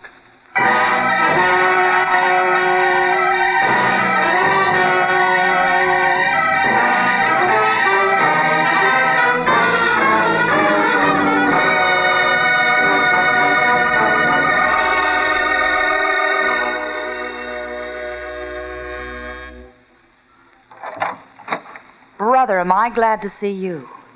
You are Philip Marlowe. Yeah, I'm Marlowe. Well, come on in. You're not exactly what I expected, Phil. No? Mm-mm. I didn't realize private detectives came in the deluxe edition. You'd like a drink, wouldn't you? Now, look, when you called me a few minutes ago, it was strictly panic because your life was in danger in this bar. Now Vivian you... will do, Phil. Yeah, well, okay, Vivian. What's happened in the meantime? Happen? Nothing. Why? Well, you seem pretty well balanced for somebody on the edge of being a homicide statistic. Well, I'm doing my best to hang on to myself, that's all. Oh. But now that you're here, I can breathe again. You just sit down, won't you, over there? I'll fix the drink. Uh-huh. We're going to get along fine, Phil, I can tell. Yeah, well, could be. There. Now we can be more comfortable. Your health, Phil. Your health is supposed to be the point, baby. You said a man threatened your life. Yes, a man named Fred Sears. A character I used to know. He was hurt in a hotel fire 6 months ago. Oh. Must have been his head. He thinks he wants to kill me, and he's come to town to do it. But now that you're here... I suppose he's got reasons, huh? Do they matter? Yeah. To me, at least. I like to know which end of the stick is short before I grab. Well, I'm not even sure myself. I only knew Sears briefly. Here's his picture, Marlowe. Mm-hmm. Oh, the whole affair was stupid. So you brought it to me instead of the police, huh? I brought it to you because I need private help and I'm willing to pay for it. Pay very well, I might add. Oh, look, Phil, you don't have to bother about the reasons why. Just see that Fred Sears leaves me alone tonight. It shouldn't be hard. Is your drink all right? Delicious. Too bad I can't stay and finish it. What? Oh, Marlowe, wait. You mean you won't help me? Not on guesswork, baby. But don't you realize my life's in danger? I'm scared. Yo, sure. Speechless. You can get yourself another boy, Vivian. Woods are full of guys with no curiosity at all. Oh, Marlowe, please be reasonable. Good night, baby.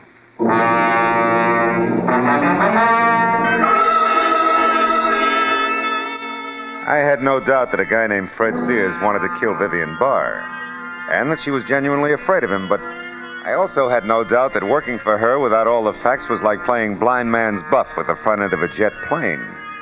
Sooner or later, you were a cinch to get sucked in. So I drove off the hill toward the Sunset Strip again and prepared to forget it and go home. Until my rearview mirror told me that I'd picked up a tail. I wagged it back and forth across Hollywood for 20 minutes without losing it. Then I stopped at a quiet corner bar in my neighborhood, went in the front door, and straight on through to the alley, and then around to the front again. I got back in time to see the man who'd been following me get out of his car and head for the door. It was one Mutt Pomeroy, a sleazy ex-comrade in arms who had his private license revoked for assorted malpractices a year ago. I waited till he was almost up to the entrance before I stepped out where he could see me. Oh, well, Phil Marlowe. What do you say, kid? How's business? I keep smiling. Sure you would. Buy a drink, I don't suppose. What's on your crummy little mind, Mutt? Let's have it. Easy, Marlowe. Take the hands off. What's the idea? You've been tailing me just to keep in practice. What do you want? Okay, hotshot. I figured maybe you'd appreciate a little cooperation. For instance, you tell me why Vivian Barr wants a private peeper, and I'll tell you something more than worth your while. Well? I thought your license was dead, Pomeroy. Yeah, it is, but I'm not. I still got eyes and ears and a mouth that I like to keep well fed. Now, look, I can help you plenty in this case, Marlowe. What do you say, kid? Get together? I didn't take the case. You what? That's right. If I catch you tailing me once more, Mutt, I'll tie a can to you. Now beat it. Yeah, well, let me know when you need a hand, Marlowe. Right across your kisser.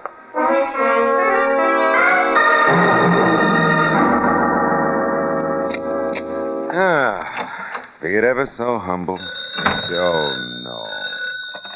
Hello, Marlowe speaking. Oh, Phil, I've been calling ever since you left. This is Vivian Barr. Now, look, baby, I told you a few minutes... listen to me. I've got to have your help. I'll tell you the truth, all of it. Anything you want to know, only come back, please. Oh, will you listen? I'm trying to tell you. I've seen someone outside here, Marlowe. I'm almost sure it's Fred Sears. Hurry, will you? I'll tell you everything. Hurry. 3 things I could never resist. Beer with a head on it, moonlight, and a beautiful dame. So I headed again for the parking terrace at Vivian's apartment house and made it in about 15 minutes. I was out of my car and halfway across the terrace before I noticed the changes. First, her apartment was dark. Second, a man who had just pulled a key from a front door lock froze when he saw me and then turned and bolted through a clump of hibiscus and cornered himself in an enclosed patio. He tried to make it over the wall, but the second time he fell back, I nailed him. No, please, let me go. I gotta get away from here. You're trying it the hard way, Buster, believe me. No, it'll be easier by way of Vivian's apartment first. Come on your feet. Now, who are you? I'm Douglas Peck. Douglas what? Just Douglas. Okay, just Douglas. We'll also straighten that one out inside. Go on, open the door. No, it's locked. Sure it's locked. Take the keys out of your pocket and unlock it. Hurry up. Who are you? Name's Marlowe. Go on inside. No, please, Marlowe. Listen, I can't go in there again. What's the matter? Afraid of the dark? Go on! Turn on the light. All right, then, all right. There. Vivian Barr's eyes were still open.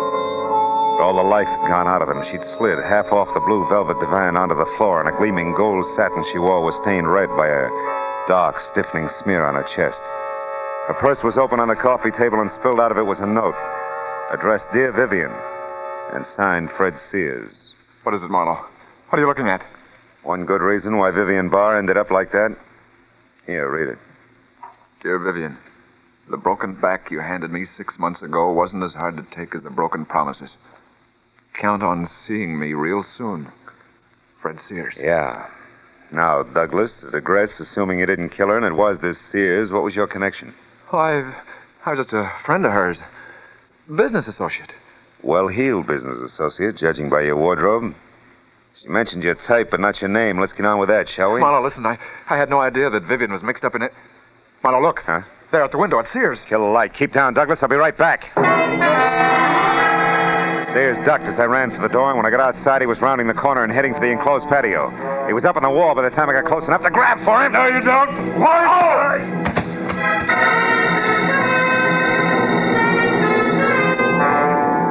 His foot caught me in the side of the head. I wound up on my back with nothing but the torn-off pocket from his jacket in my hand and a crumpled pack of cigarettes and a slip of paper on the ground with a phone number.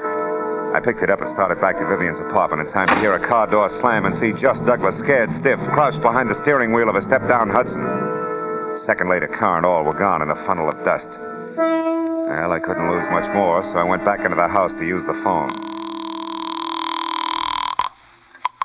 Los Angeles Morning Star. Society editor, please. One moment. Okay. Society desk, Miss Ludlow speaking. Hiya, Corey. Phil Marlowe. Phil, darling, how are you? Gee, it's been a long time, mister. I haven't seen you since... Yeah. Now, look, honey, I need some fast help. Crashing somebody's party, Marlowe? Could be, but it's strictly business. Now, can you give me a rundown on a phone number? Crestview 54124. 54124? Yeah. Just a minute, lover. Okay, sweetie. Oh, yeah, Phil. That's the old J.G. McKay mansion. 910 Mission Drive. Uh-huh. His niece Celia McKay has the place now. She married up with a guy named Paxton last fall, I think. She has oodles of money. Any help? I'll let you know. Thanks a lot, baby.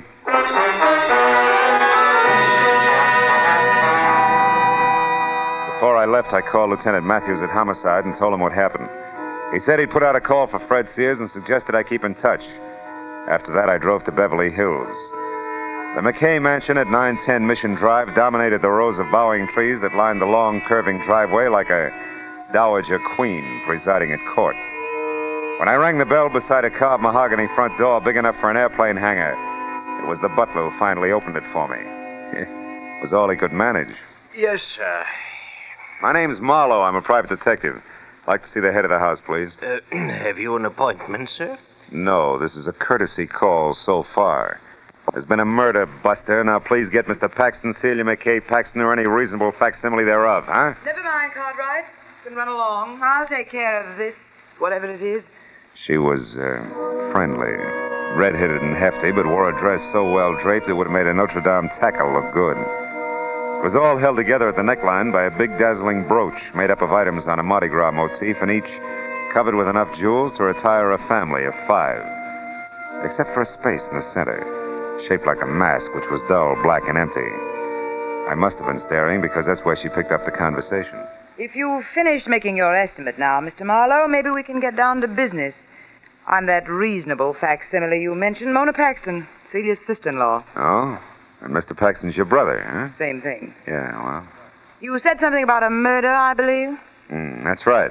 Woman named Vivian Barr. Is that supposed to mean something to the members of this household? Maybe we better ask them. I don't think so, Mr. Marlowe. We're all quite busy here. Now, look, just Mona, I and- followed a lead that started at the body of a dead woman, ended here at this house. You people can talk to me now or the police. In a few minutes. Make up your mind, fast. Police? What about the police? Mona, what is this? Celia, my dear, I'm sorry. I'd hoped you wouldn't be bothered by Mr. Marlowe here. In his opinion, we're all murderers or something. I see. And why do you say that, Mr. Marlowe? I don't. It isn't quite that bad. And specifically, how bad is it, if you don't mind? I don't mind at all. I'm looking for a man named Fred Sears in connection with the killing of my client, Vivian Barr. I'm here because there's a definite tie with somebody in this house. Now, at this point, I'm still asking for cooperation. This has gone far enough. It's preposterous. Mr. Marlowe, until you mentioned their names, I never heard of either of those people. Mona? No? They're still my husband, Mr. Marlowe. Dear, will you come out to the door, please? What's going on? What's the matter? There's a person here I want you to meet. Mr. Marlowe, my husband, Mr. Paxton. Why, how do you do, Mr. Marlowe? I'm doing better, Mr. Paxton. Oh.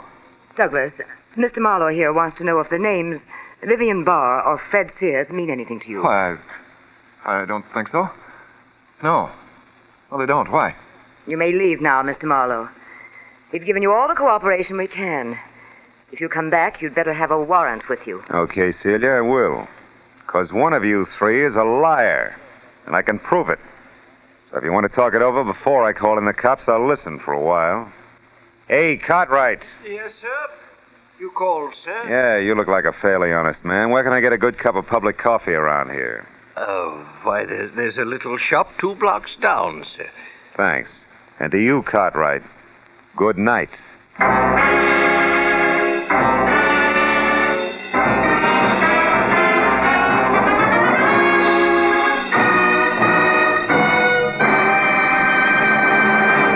In just a moment, we'll return to the second act of Philip Marlowe. But first, Sunday, September 10th. Note it well, or you'll miss a whole lot of laughs. For that's the day Jack Benny checks in again at CBS The Star's address. Yes, this Sunday is the day Jack, Mary, Dennis, Phil, Don, and Rochester return for another great season of top-ranking comedy. Be sure you're on hand this Sunday and every Sunday when CBS brings you the one and only Jack Benny Show. Now with our star, Gerald Moore, the second act of Philip Marlowe, and tonight's story, The Fifth Mask.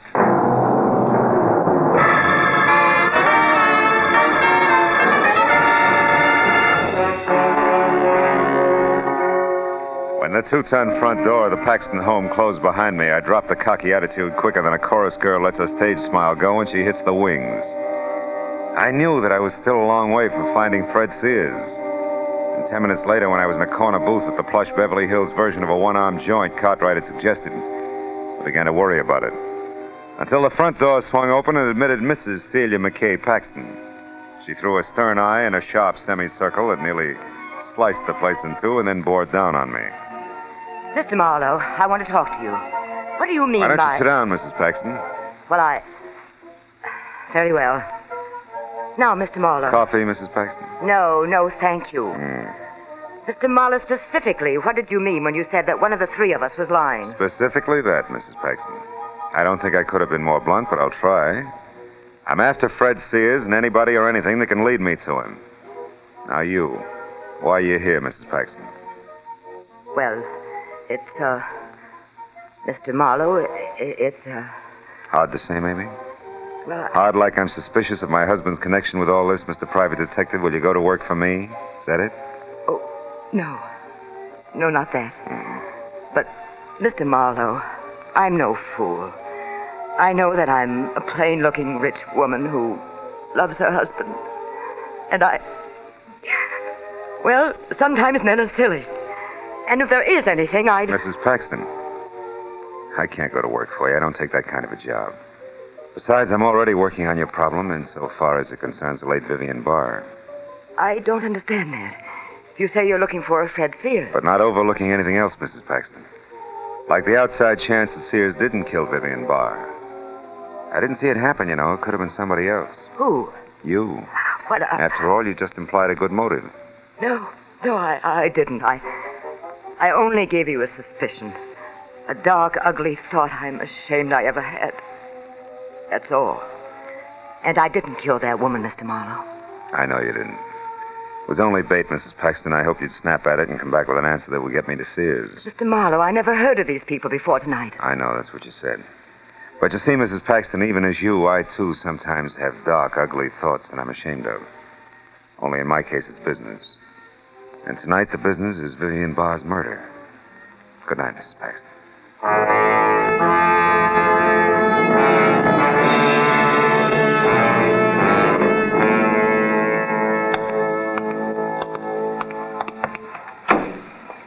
Hello. Comfortable, Mr. Paxton? Marlowe, please. My wife may see us. Get in and drive away. Hurry. All right. Just for size, hurry it is. Now, Marlowe, tell me. Does Celia know? About Vivian? Hard to say, Paxton. Look, I've got to tell you the truth. Don't bother, man, about town. It sticks out like a sore thumb on a hitchhiker. You like it easy, you like it smooth. Your wife was one, Vivian the other. It's not a new story, Paxton. But believe me, Marlowe, I couldn't help myself. And I've learned my lesson. Marlowe, would money, say, $50 now and more later, would that help you forget what you know? $50? Well? You didn't love Vivian Barr. You hated her, didn't you? I hated. How did you know that? A cheap bribe you just made. Indiscreet gentlemen with their backs against the wall don't offer peanuts now and more later unless they're broke. You could be broke, Paxton, if, for example, Vivian was blackmailing you out of every cent of your allowance. Good enough? She was rotten. Rotten enough to kill? Kill? Are you crazy? Marlowe, it was Sears. Maybe.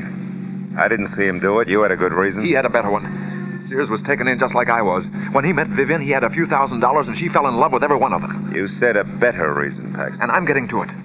I came into Vivian's life after Sears was hurt saving her in that hotel fire. Saving her? Yes.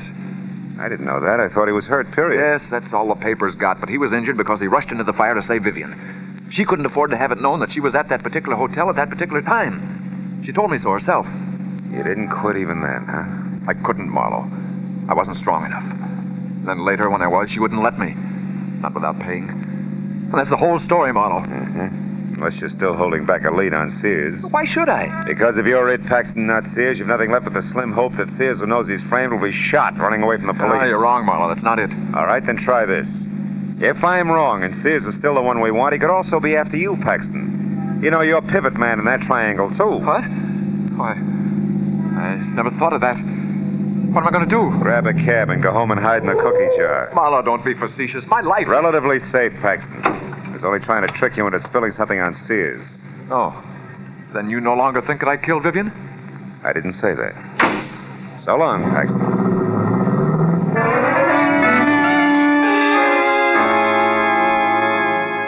My apartment was only a few minutes from Beverly Hills, so I decided to call the police and fill them in. Also, a little all-alone straight drinking might burn the bad taste out of my mouth. But when I was in the hall there, I knew it was going to be a little while before I got a chance to do either one. After all, there was still a Paxton to go. Mona, the lady with the beautiful Mardi Gras brooch, and the not-so-beautiful mind for business. I've been waiting for you, Mr. Marlowe. That figures. Come on in. I'll get the lights. You don't seem surprised you expected me. Yeah, as much as the others. Already huddled with your brother and your sister-in-law. Have a seat. No, thanks. Mr. Marlowe, I'm going to come right to the point. That's a switch. Want a drink? No. Do you want $1,000? Mr. Marlowe, I said... I heard you. Yeah. Also, Miss Paxton, I've heard a lot tonight about all I can take. I'll make it fast, will you? All right, the 1,000 is yours, Mr. Marlowe, if you'll do one thing. When you catch up with this Sears, if you haven't already done so... I haven't. Keep my brother's name out of this, that's all. Oh, it's a little too much. Also, you're a little easy, Mona. Your brother isn't worth covering up for. That's not news, and it's beside the point. The 1,000 is to help me, not him. I've spent 5 very difficult years getting the rights to a cosmetic formula that can't be beat. The point, Mona, the point. All right, the point, Mr. Marlowe, is that all I need now is backing. Just yesterday, I got the promise of it. $150,000 worth of promise from my sister-in-law, Mrs. Celia McKay Paxton. And I'll lose that promise, Marlowe, if Celia gives my brother his walking papers. And she will if she finds him out. Will you take the money, Marlowe? No. No, will I go out of my way to whisper in Celia's ear? You're practically safe, Mona. Who else is there? Sears. If the police take him alive, there's a good chance he'll make a lot of embarrassing statements about your brother killing his girl and... You expect someone? Oh. Unless the police are tired of waiting to hear from me. I shouldn't be seen here, not if you're going to keep Doug's name out of it. Easy, honey. Get in there, the kitchen. Oh, yes, thanks. Marlowe, thanks a lot. Okay, coming. Keep your shirt on. Oh, no. Well, didn't expect to see little old Mutt Pomeroy so soon again, eh, kid? Mind if I come in? Very much. What do you want, Pomeroy? To show my wares, Phil boy. You know, like the jewel tea man. Skip the funnies. What is it? Fred Sears. I know where he is. You sure about that? Sure, like I don't take $3 bills. I followed him tonight when he got away from you. All right, come in. Hey, nice place, Phil. What's your price, Mutt? $200. I'll pay $1. The address. The money. Okay. Here. 15, 16, 80, 90, 100. Yeah. Thanks, Phil boy, thanks.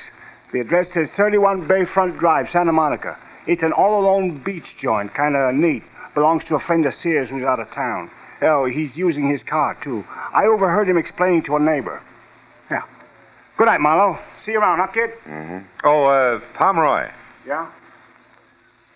Yeah. What is it, Phil? 2 questions. Uh-huh. First? Your connection with all this, what is it? Oh, a hunch that I could pick up a little extra. You see, I spotted Paxton out with that Vivian babe once, and well, I knew who he was. Also, I knew who his wife was, so I figured... Yeah, I know how you figured. Okay, but you said 2 questions, kid. The other. This. Whatever made you think I do business with a louse like you? Marlowe, he's unconscious? Yeah. If ever saw you here, your mailbox would get nothing but extortion notes for the next 6 months. We'll get out now. All right, Marlowe, but won't he ruin everything anyway? Don't worry, Mona. I'll convince him one way or another. Yeah. Let's see now. Hey, Marlowe, you crossed me. Sure, I'll do it every time, Pomeroy. We're conflicting personalities. Police headquarters. I'd like to speak to Detective Lieutenant Matt. Holy cow. Hello. Police headquarters. Hello. Police. Never mind. Pomeroy, that little hunk of jewelry there on the rug. Just fell out of your pocket when I frisked you, didn't it? Didn't it?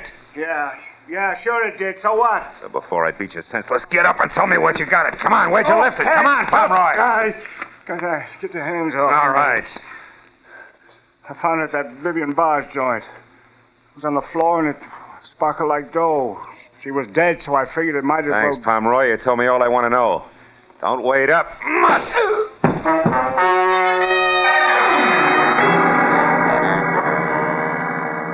Outside, I piled into my car and drove fast for the beach house at 31 Bayfront Drive, hoping hard all the way that either I was making a fat mistake or if I was right, I was going to be on time.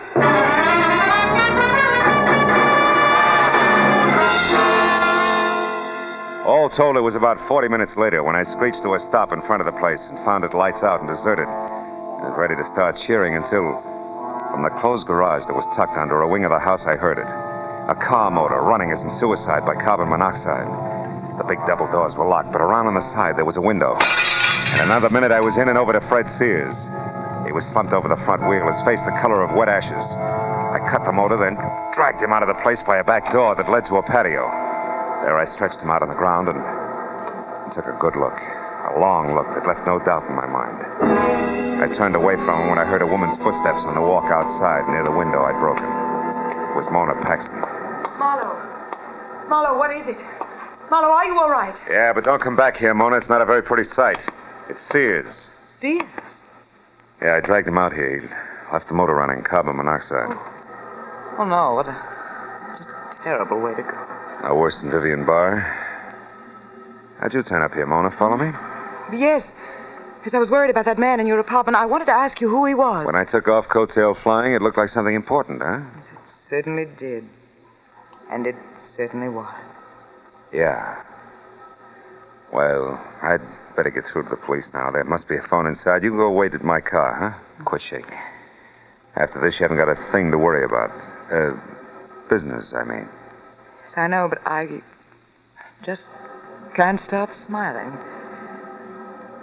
I'll be at the car, Marlowe.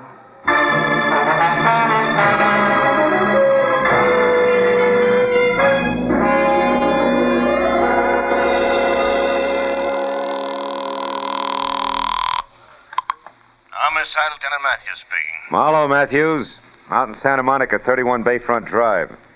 I've got Vivian Barr's killer. Fred Sears? Great. Just hold it, Phil. Morning. Hey, wait a minute. Call Santa Monica, Matthews. get a car out to 31 Bayfront Will you- Drive Hey, fast. Matthews. Hey, Marlowe, nice work. I'm glad I Now, will let you wait a minute, Matthews? It doesn't play that way. What? What do you mean, Phil? Not Sears? No. It's a woman, Mona Paxton. Sister to Douglas Paxton, a guy married and playing around with Vivian Barr. Mona killed Vivian because Vivian was blackmailing her brother, and that in turn was about to ruin a business deal that meant a lot to her. An awful lot. Yeah, it must have. Yeah. What about Sears? Does he still tie in? Sure he does. She found out where Sears was hiding, which is out here at the same time I did.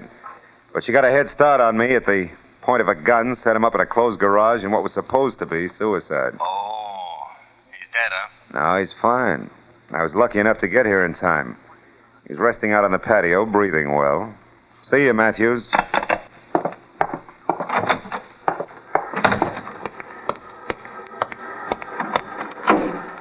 Everything's taken care of, Marlowe. Mm-hmm. Just about, Mona. Well, the police will, Correction. The police are here. Yeah. Doesn't take them long, does it, huh? No. I, for one, am glad of it. Just as soon get all this over with. You too, I guess. Yeah. Me too, Mona.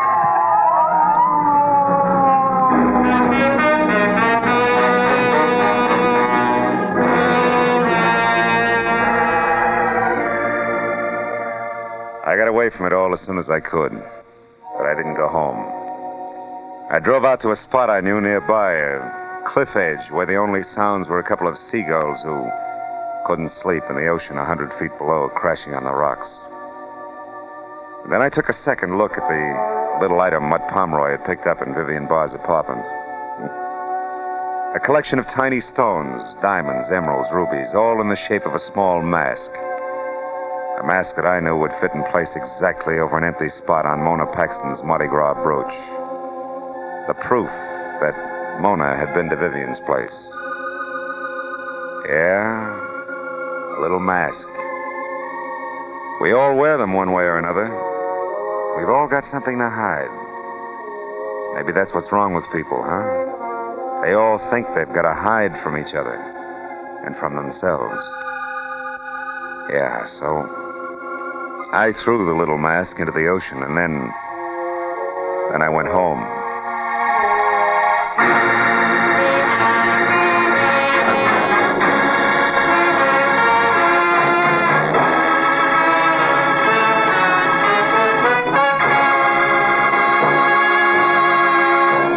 The Adventures of Philip Marlowe, bringing you Raymond Chandler's most famous character, star Gerald Moore, are produced and directed by Richard Senville and written for radio by Robert Mitchell and Gene Levitt. Featured in the cast were Frances Robinson, Betty Lou Gerson, Ann Stone, Olin Soule, Jay Novello, and Larry Dobkin. The special music is composed and conducted by Richard Durant. Be sure and be with us again next week when Philip Marlowe says...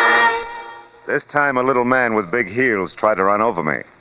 A giant in a warehouse nearly cost me my life. And a treacherous blonde almost buried me at sea. All that for a client who couldn't pay me a cent. But on whose behalf they were paid in full.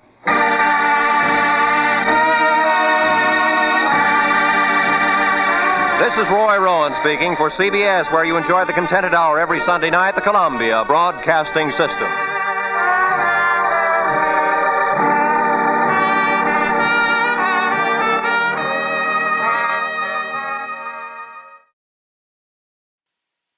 Hollywood, it's time now for... Johnny Dollar. Johnny, this is Lee Harkins, Continental Insurance and Trust Company. Lee, my old fishing pal. You still holding down the Ohio branch of the company there in Columbus?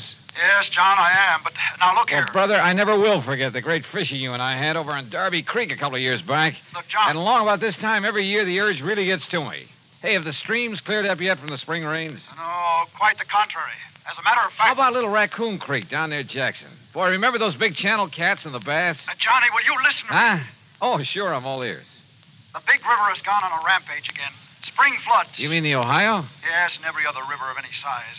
The rains are still coming down. I see. Whole towns are being washed away by the floodwaters. Death and destruction all over. Oh, I'm sorry, Lee. I didn't mean to sound so... Well, mention fishing and I lose my head. Look, Johnny, I need you out here. Can you come right away? Well, sure. You see, any fishing we do may be for the bodies of people.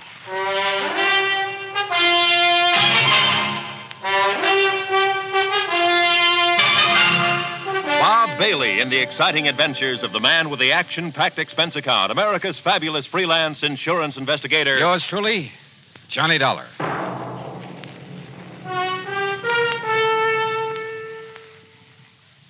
And now, Act One of yours truly, Johnny Dollar.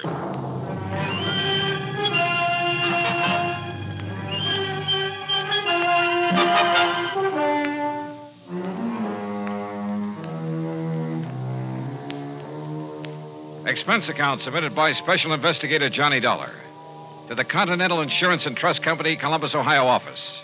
Following is an account of expenses incurred during my investigation of the Wayward River Matter. Expense account item 1, $43.50, transportation to New York and a flagship to Columbus, Ohio. It was 5:30 p.m. and raining hard when the big 4-engine plane set down gently at Port Columbus Airport some 7 miles out of town. My plan was to go into the Fort Hayes Hotel and call Lee Harkins from there. So after picking up my luggage, I headed for the door in a taxi stand. But Lee, it seems, had other ideas. Here, let me help you with your bags. It's all right, son. I'm just looking for a taxi to... Lee! My car's right out here, Johnny. The sooner we get started, the better. Here now, right through this door. Yeah, well, wait. The sooner we get started, where? Where are we going? To the town of Carteret, about 100 miles or so south. Now, come on, if you don't want to get soaked. Oh, hey! Come on! Whatever you say. Come on now, hop in. Oh, brother. Phew. Why didn't you tell me to bring a raincoat? Why don't you read the papers? Been raining like this for long? Off and on for 3 or 4 weeks. We may have a mean ride ahead of us. Well, what's it all about, Lee? Well, the floods along the Ohio have been pretty severe this year, Johnny. They've been somewhat later than usual. Yeah, that much I did read about. Half a dozen of the big cities have been taking a real beating, in spite of all their preparations for the big runoff. I know. It's been true all over the country. Well, what you don't read about in the headlines, though, is the little places, like Carteret. It's my old hometown, Johnny. I've sold a lot of policies there, particularly to the local shopkeepers, on their stocks and merchandise. So there's been a lot of flood damage, and your company's having to pay up a lot of claims. No, not yet. So far, the town's been lucky. Most of the recent bad storms have been across the state line, up in Pennsylvania or over in West Virginia. Same was true last year and the year before. So the people down around Carteret, farmers mostly, haven't gone ahead with their flood control project the way they should have. Is Carteret right on the Ohio? No, it's in a valley, a few miles north. It's on the Crooked River, and parts of the town are actually below the riverbank. Now, you see what that means? Yeah, I sure can. Most of the year, it's a quiet, lazy stream about 50 or 60 feet wide. But when the feeder streams up in the hills start pouring water down... And if it overflows? Half the town will go with it. And swept right down into the Ohio. Lee, don't they know enough to prepare for this sort of thing? Johnny, like I say, they've been lucky so far.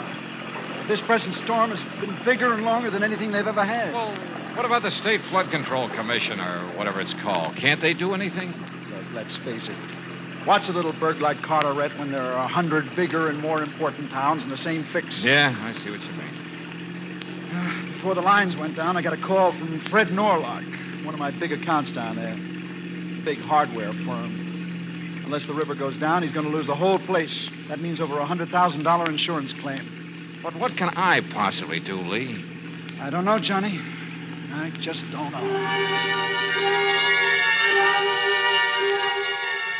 We were heading south on Route 23, and by the time we reached Chillicothe, the rain had led up to a drizzle.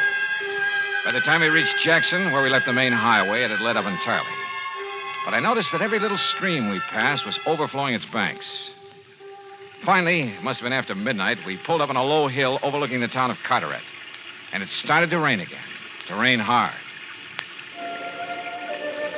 Below us, the Crooked River was a terrible, terrifying thing to watch.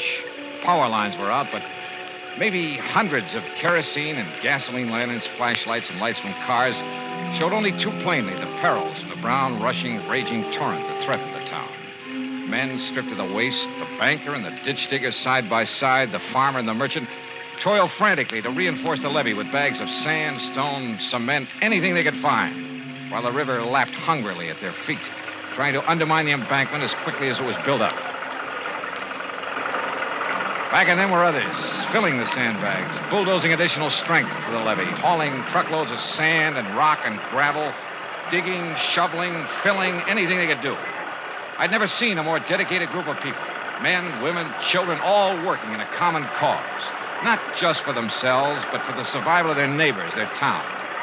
And the ugly river was like a thing alive, clawing at them, seeking to destroy them. Huge, floating masses of debris flew by at express train speed, whirling now and then to strike out at the embankment, fighting to break it down. Thousands of tons of wreckage, parts of houses, chicken coops, trees, and brush, anything that would float. I stood there appalled and almost overwhelmed by a feeling of utter helplessness. Can't they see? If they were up here on this hill, they could see that they're losing ground, Johnny. The river's rising faster than they can build up the levee. Yeah, Lee, yeah, it looks that way. What's the matter with you guys? Can't you see they need help down there? Anybody doesn't help, I'll be shot. He's right, Johnny. We ought to go down there and help for whatever it's worth. Wait. That one section where they're all working. It's right above the cut into Perry Street. If the levee goes there, it'll sweep the whole section down the valley into the Ohio River. But look, Lee. Look, back there, behind us.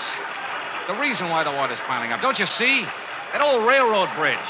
The trees, the mud, the ruffle that's piled up against it. That railroad trestle has become a regular dam. Hey, you're right. The more of that debris piling up there, the stronger it gets. And the higher it gets, too. With the water mounting up behind it that way, the levee over Perry Street will go in a matter of minutes. Right. But break that dam somehow, and the water will get through. Down the crooked river into the Ohio. Yeah. Break that dam, and it'll save the town. Yes. Oh, but how, Johnny? How? Yeah, how?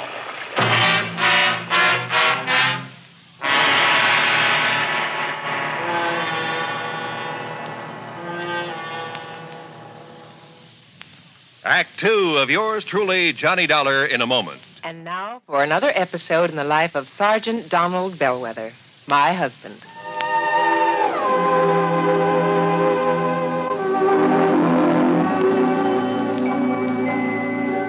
Reba, when are you going to serve dinner? Oh, in a few minutes, dear. Okay, I'll see you later. Wait a minute, Donald. I want you to hear my speech. You mean the safety speech for the PTA meeting? Mm-hmm. Oh, come on. Do I have to? You want dinner? You blackmailer. Okay, where do you want me to sit? On the sofa? No, in the dining room. I've got to practice projecting my voice. Projecting your voice? Are you kidding? Wait a minute. How's this? Oh, that's fine. Okay, now, after the president introduces me, I'll say, Madam Chairlady, parents, visitors. According to the National Safety Council, last year in the United States, 4,450 youngsters under 15 years were killed in traffic accidents. How many? Oh, please, Donald, don't interrupt. 4,450. Oh, that's an awful lot. Yes, dear, it is. Well, then I go on to say, ladies and gentlemen, how can we help prevent traffic accidents from killing and maiming our youngsters? We must remember that children will act like children. Therefore, when we drive by schools, playgrounds, and the neighborhoods where children are playing, we must act like mature adults and be on the sharp lookout for that sudden ball bouncing across the street with a little child running after. Hey, that's very good, honey.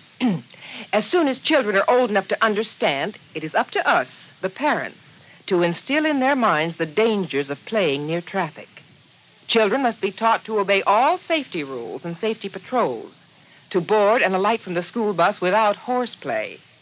And, above all, we adults should obey all safety rules, because children mimic their parents. Well, honey, you act and talk just like a professional speaker. Well, thanks. You know, you're really good. I'm proud of you. Oh, that's my Donald. That's my doll.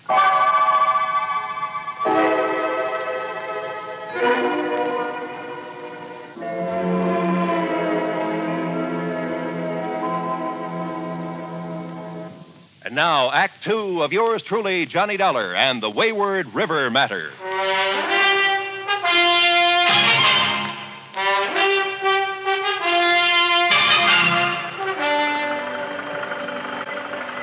From our vantage point on the hill above the little town of Carteret, we could see why the Crooked River was rising so fast, threatening to engulf the town. You're right, Johnny. The debris against the old railroad trestle has made a dam. And somehow we've got to break that dam. But how? Lee. Yeah? Any stores down there, any of them carry dynamite? Yeah, down there on Perry Street. Norlock Supply Company. Then come on. Norlock's one of my biggest clients. If the levee breaks, his place will take the brunt of the flood. There, you see down there? He has men putting sandbags around it. They won't mean a thing if the levee goes. Why doesn't he send those men back on up to the river's edge where they can do some good? Johnny, he's the only man in town looking after his personal property. The only one selfish enough to... Say, listen, he's also the man who's always opposed doing something about this river. Save your breath, Lee. We've got to get down there and get some dynamite. The groups we passed, still vainly trying to chink up holes in the levee, all but spat on us as we passed. Because we weren't working with them, trying to save their town from the raging Crooked River, or so they thought. Finally, we slogged our way to the Norlock Supply Company on Perry Street. More sand. Faster! Fill those bags and get them around my place. The levee goes, it'll all come down here. More sandbags, more! You're crazy, Mr. Norlock. You're wasting your time. What? Mr. Harkins. Why, if that levee goes, nothing will save this place of yours. He's right, Norlock.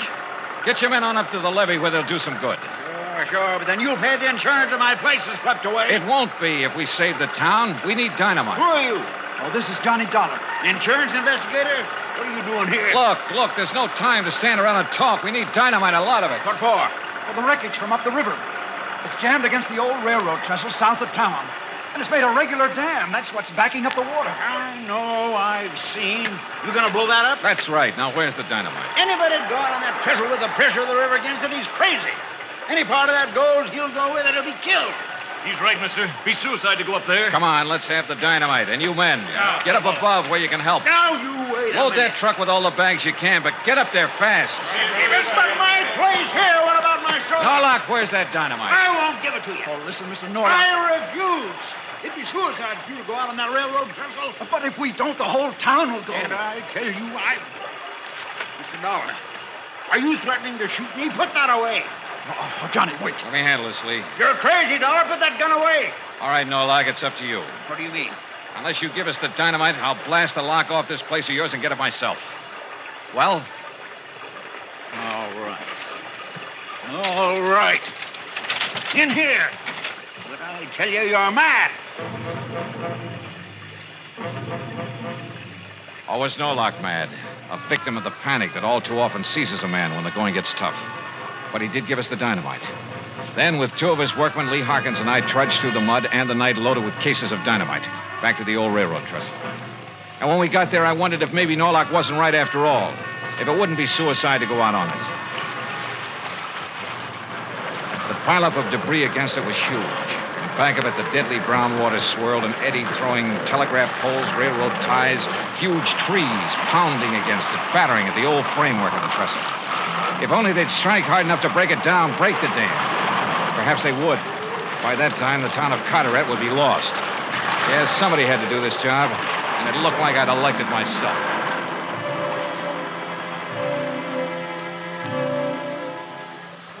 I'm not quite clear on what happened during that next 20 or 30 minutes. They seemed like 30 years of nightmare. But I edged my way out on that rickety framework, a fused case of dynamite under my arm. It was dark, and I had to feel my way along over planks and boards and trees that the force of the water had thrown up on the trestle. The wires leading back to the plunger that would set off the charge would catch and drag. But I knew I had to reach the first long span to make the explosive do its work. And all the while, the old bridge creaked and groaned and shook from the impact of the wreckage being thrown against it by the angry water. But then, finally, the job was done, and I felt my way back to the bank. Hurry, Johnny! Hurry! I'm coming. Everything ready here. Don't you see? The levee above. It's starting to go. Back over the town, there's a gap. The water's rushing now. Okay, Lee, the plunger. Here, sir. All ready. All right, then lie down. Quick, get down. Here she goes.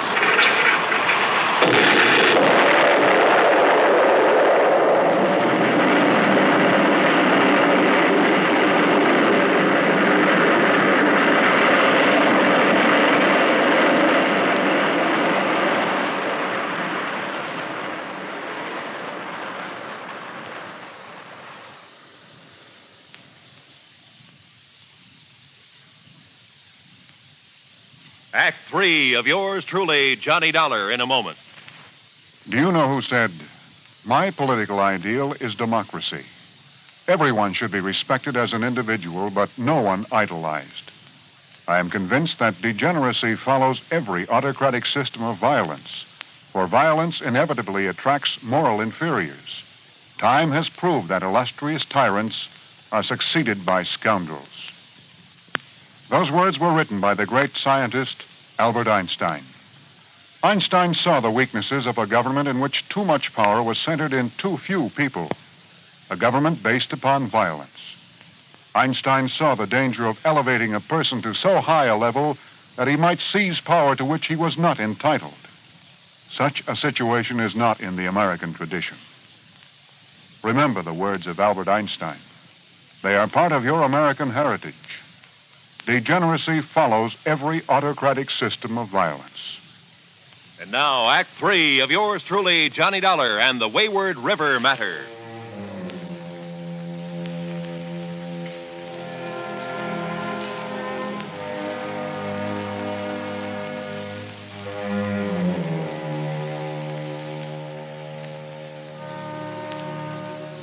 The charge of dynamite on the old railroad bridge had broken the dam that the angry river had thrown up against it. Had released the little town from the threat of being washed down the valley into the Ohio River. The men and women and children, spent from having struggled against the raging water throughout the night and all the day before, went quietly back to their homes and farms to rest and sleep. And nature, defeated, gave up. The rain stopped and the skies cleared. Even the charging yellow waters of the crooked river seemed to diminish in a sort of frustration. What damage had been done to the town could wait now until the people were rested, refreshed. As Lee Harkins and I plodded wearily over to the village inn, I noticed that the streets were deserted. Yeah, even as the long gray fingers of dawn reached up into the sky, the town, exhausted, slept. Unmindful of the rooster in someone's backyard who sought to rouse it. Nor did we rouse the innkeeper, but picked a couple of rooms and settled down to rest our weary bones. But I couldn't sleep. Somewhere in the back of my brain, a little worry began to form, to peck away at me. In all of Carteret the night before, there'd been one man, and one man only, who'd ignored the common good to look after his own selfish interests. I went into Lee's room and awakened him. Oh, no, Johnny, later. Come on. I'm so dead I can hardly go back to sleep. No, come on. Just a couple of questions, Lee. Listen to me. Oh, why don't you let me sleep? Over 100,000 insurance, you said. Yeah, 100 and... Oh, I don't know. Well, if you ask me, that's too much for a business of any kind in a town this size. Much too much. So maybe I gave him a break on his valuation. Yeah. You know, to help sign up some of the other merchants. But 100,000 of insurance money would give him enough to live on the rest of his life. Oh, now, look, why don't you go back to bed, Johnny? Lee, he knew about that dam at the railroad trestle. And so far as I could see, he was the only one who did. Well, everybody else was so busy at the levee. But did he try to do anything about it? No. Instead, he went through the motions of trying to protect his property. But he knew that if that levee broke, nothing would save it. All right. Chalk it up to panic. Panic, huh? He fought to keep us from getting that dynamite, the one thing that could save the town. He kept those workmen away from where they might have done some good, at the levee. He alone wanted that levee to break. But good heavens, Johnny, What? You're right. You must be. Yeah, I'm right. I'm going out and look for Mr. Fred Norlock. Yeah, but there isn't a soul out there. Everybody's... Maybe. That's what I want to find out.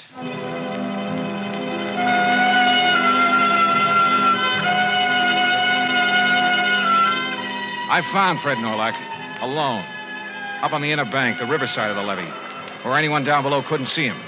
And he was working with a shovel, a crowbar. Beside him was a pile of dynamite. I'd given him that idea.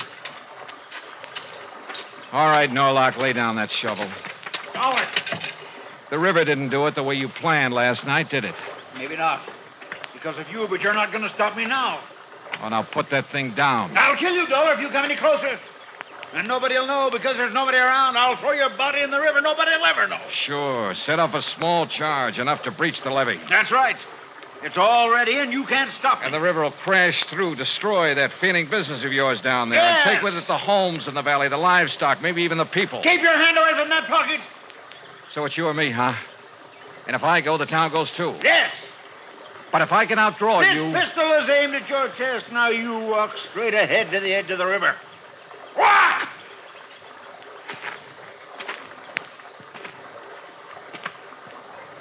Johnny! What? Now! Now! Oh, yes!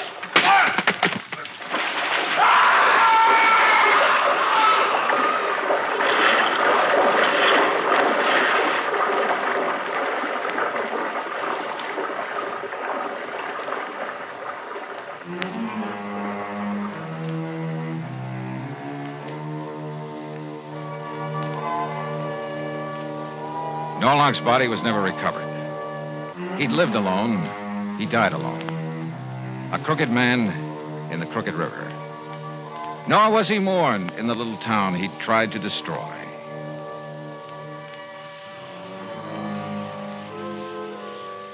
Expense account total, including transportation back to Hartford, $100 even. Yours truly, Johnny Dollar.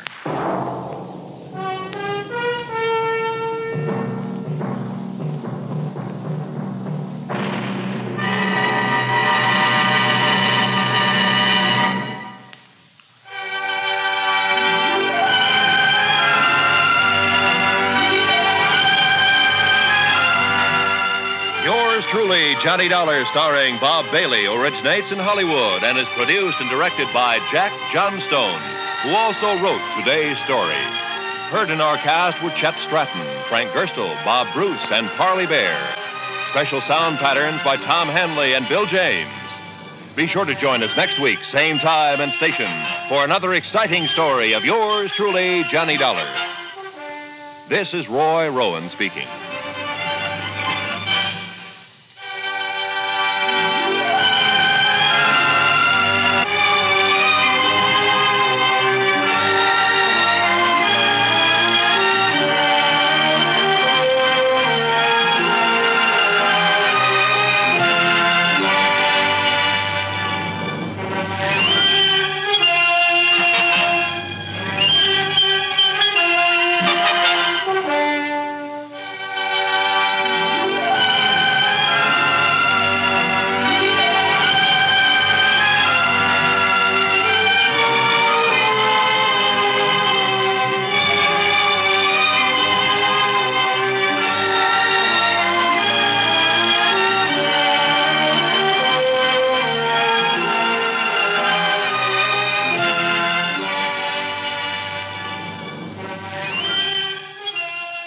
Yours truly, Johnny Dollar, has been a presentation of the United States Armed Forces Radio and Television Service.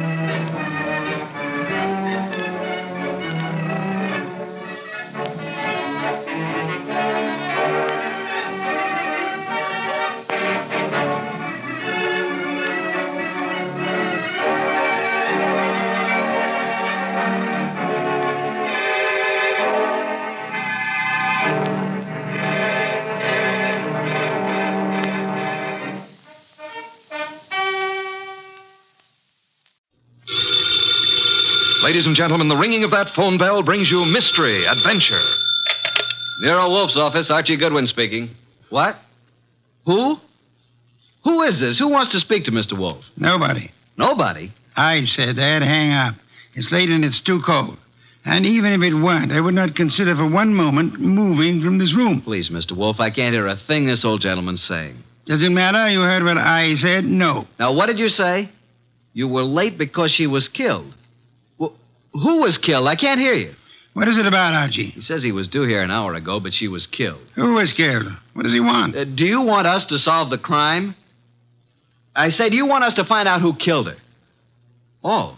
He says he knows who did it, but he has an important message for you. Well, then come right over. We'll be waiting, Mr. Jenkins. Archie, why do you insist on taking every silly little case? Because, boss, we need to recover for March 15th.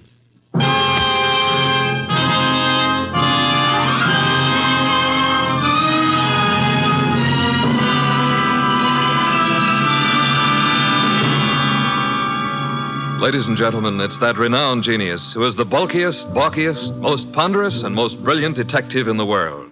Yes, none other than that chairborne mass of unpredictable intellect, Nero Wolfe, created by Rex Stout and brought to you in a new series of adventures over this NBC network in the person of Mr. Sidney Greenstreet.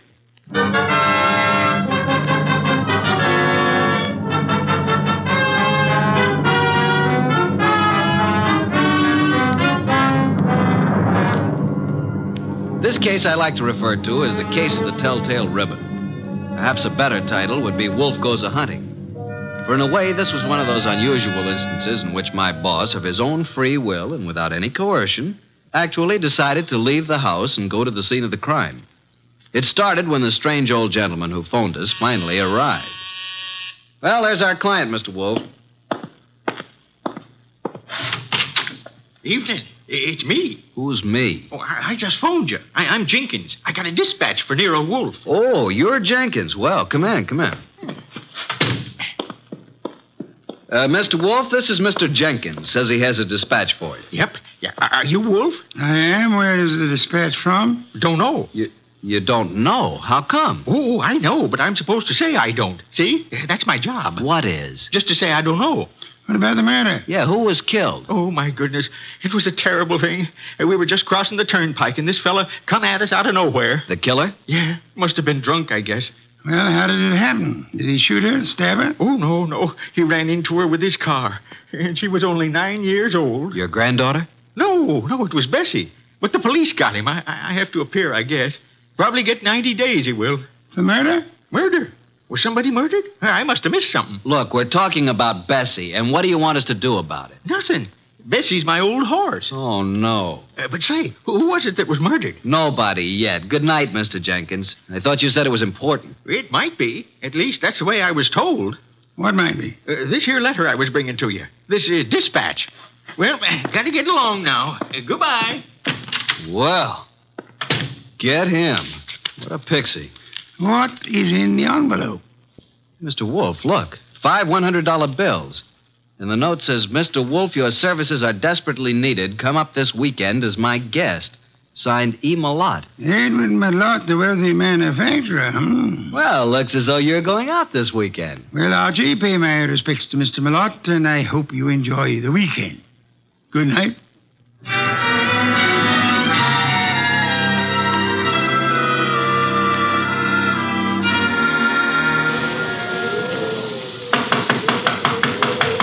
Something's certainly phony about this. There's no party going on here tonight. Yes? What is it? Is this the Malott place? It is. What do you want? My name's Goodwin. I'm a guest of Mr. Malott's. A guest? Yes, he invited me down for the weekend. Weekend? Oh. Well, you better step in, please, Mr. Goodwin.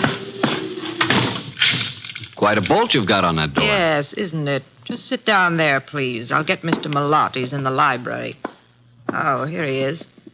This is Mr. Goodwin, sir. Says he's come down for the weekend. Mr. Goodwin, good evening. You've come for the weekend, you say? Well, yes, wasn't that the idea, Mr. Malott? Well, I don't understand, Mr. Goodwin. Didn't you send me this note asking me to come here? Note? I did not. Oh, well, this is my personal note stationery, but I don't recall sending this. I didn't even type it.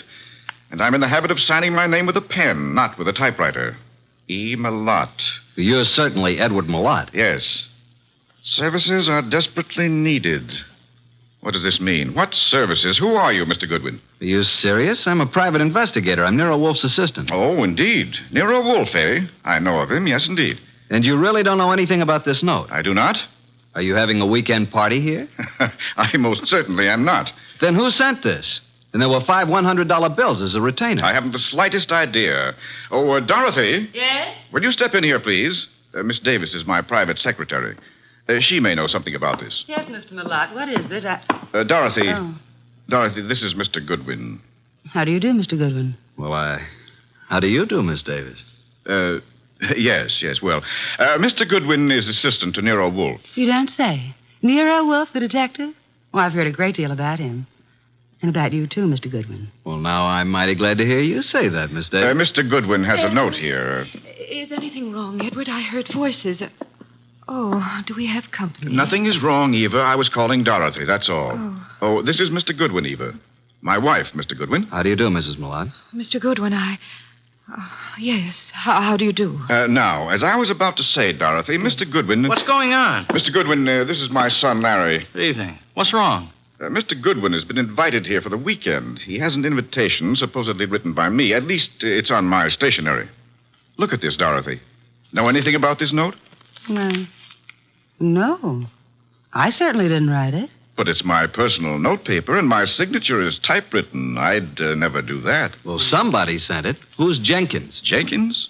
Never heard of him. A little dried-up old man. He delivered it to us. Yeah, maybe it didn't even come from this house. I'm positive that it didn't. Never heard of Jenkins. You have a typewriter here, of course. Yes? I'd like to see it. Certainly, Mr. Goodwin, in the library. How far have you come, Mr. Goodwin? From New York, Manhattan. Oh, and it's such a dreadful night, too. Yes. And it is rather late. Late? It's only 7:30. Why not stay here for the night? Plenty of room? Yes, Mr. Goodwin, plenty of room. Well, I don't really think that's necessary. On the other hand, it would be a tough drive back to the city in this storm. I'll accept your hospitality, Mr. Malott. Very good. Oh, Jeffries, show Mr. Goodwin to the East Wing. And take care of his car. Yes, sir. Good night, Mr. Goodwin. You mean you're all going to retire now? I haven't even had my dinner. We retire very early here. But Jeffries will prepare anything you want. Good night.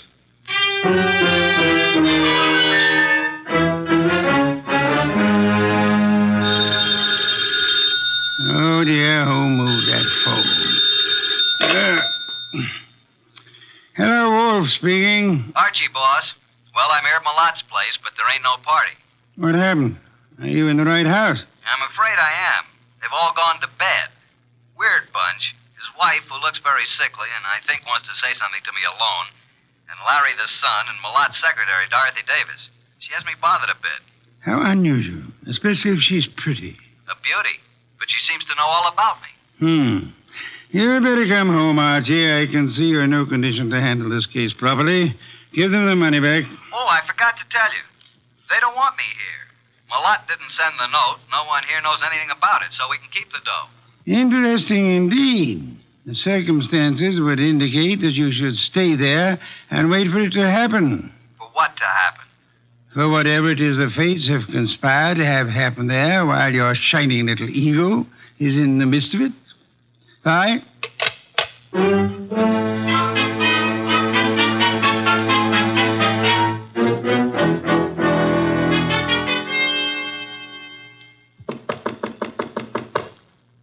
Who is it? It's Archie Goodwin, Mrs. Malott.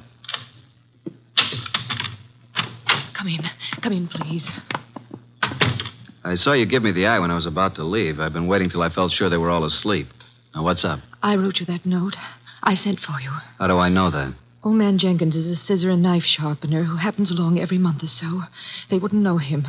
I put 5 $100 bills in the envelope. Okay, why? My life is in danger. I've been threatened. I received 3 notes through the mail. They were all postmarked in New York City. Could I see them? Here they are. All typewritten. The first one reads, "There is no love for you in Grey Gables." The second, "Why stay on in the face of death?" And the third, "The time is shorter than you think." Do you think this is an inside job, Mrs. Malott? Well, at first I didn't. But lately I've come to think it is. What caused you to think that? For some time I've been having severe spells. I thought it was indigestion. But then it occurred to me that I always broke out in cold perspiration. I was left horribly weak and terribly thirsty. Thirsty? You fear you're being poisoned? Yes. And since the thought came to me, I've been living in fear. Fear of every bite of food or drink. It's so shattered my nerves that I have to take these yellow sleeping capsules to even close my eyes. Well, as your husband and his secretary and your son Larry... Larry is my stepson. Which one do you suspect? The secretary, Dorothy, or my husband, or both. What's the motive? Oh, they're in love. She's been here over 2 years, and they've spent most of their time together. The idea never occurred to me till last week. And when I watched them, it was quite obvious. Anybody else know about these 3 notes? Oh, no. Then I'll keep them for a while. Good night, Mrs. Millot. And don't worry.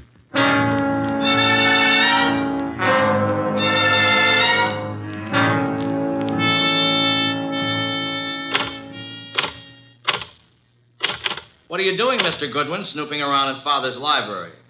Well, Larry, I was just trying to find out if this Remington was the machine you used to type those notes. What? What notes? The notes you sent your stepmother. Why, I don't know anything about any notes. Then why were you so startled? I'm not startled. I just, why would I threaten her? So you do know about them. I didn't mention the contents of the notes. I just happened to see them on the table in her sitting room. You don't care too much about your stepmother, do you? Oh, she's all right. You don't care too much about Dorothy either, do you? I certainly don't. Why not? Well, I don't like her tactics, making a fool out of my father. If anybody here sent those notes, she did. You think Dorothy would have a motive? I certainly do. Of course you wouldn't have a motive, would you? No. Well, I'm inclined to think you would. Well, just what motive would I have? You don't seem to like any woman who's too close to your father. Maybe because you'd resent anyone sharing in the estate if your father died. If I were you, Mr. Goodwin, I'd leave. Tonight. And the sooner the better. Good night.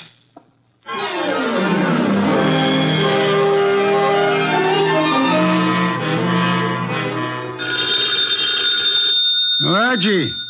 Oh, confounded boy. Yes, Archie? You have the wrong number. This is Sherlock Holmes speaking. Why don't you go to bed like the others? You don't have to push it. It'll happen. Eva Millot thinks she's being slowly poisoned. Suspects her husband and his secretary. She could be right.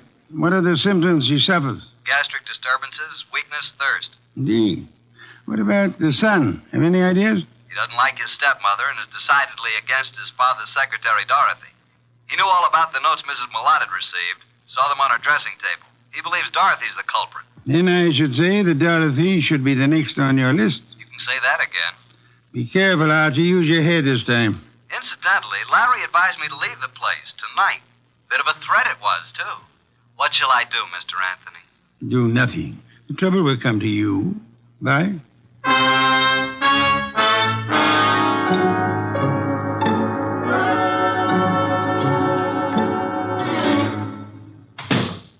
Oh.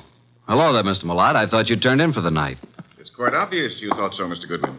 What are you doing in the library? Why, just looking for something to read. You'll find the books all around the walls, not on my desk. Well, I was looking for a particular kind of book. I'm very much interested in poisons. Poisons? Yeah, a hobby of mine. You happen to have any books on toxicology? I do not. And what's that book on the 4th shelf right beside you? Why, Where did that come from? Never saw it before. Perhaps it was in that assorted collection I bought a couple of weeks ago. I hadn't noticed it. Larry probably put them on the shelf. Mr. Millot, how long have you known Dorothy, your secretary? A little over 2 years. Did it ever occur to you that she might be, well, infatuated, in love with you? What? Well, of all the...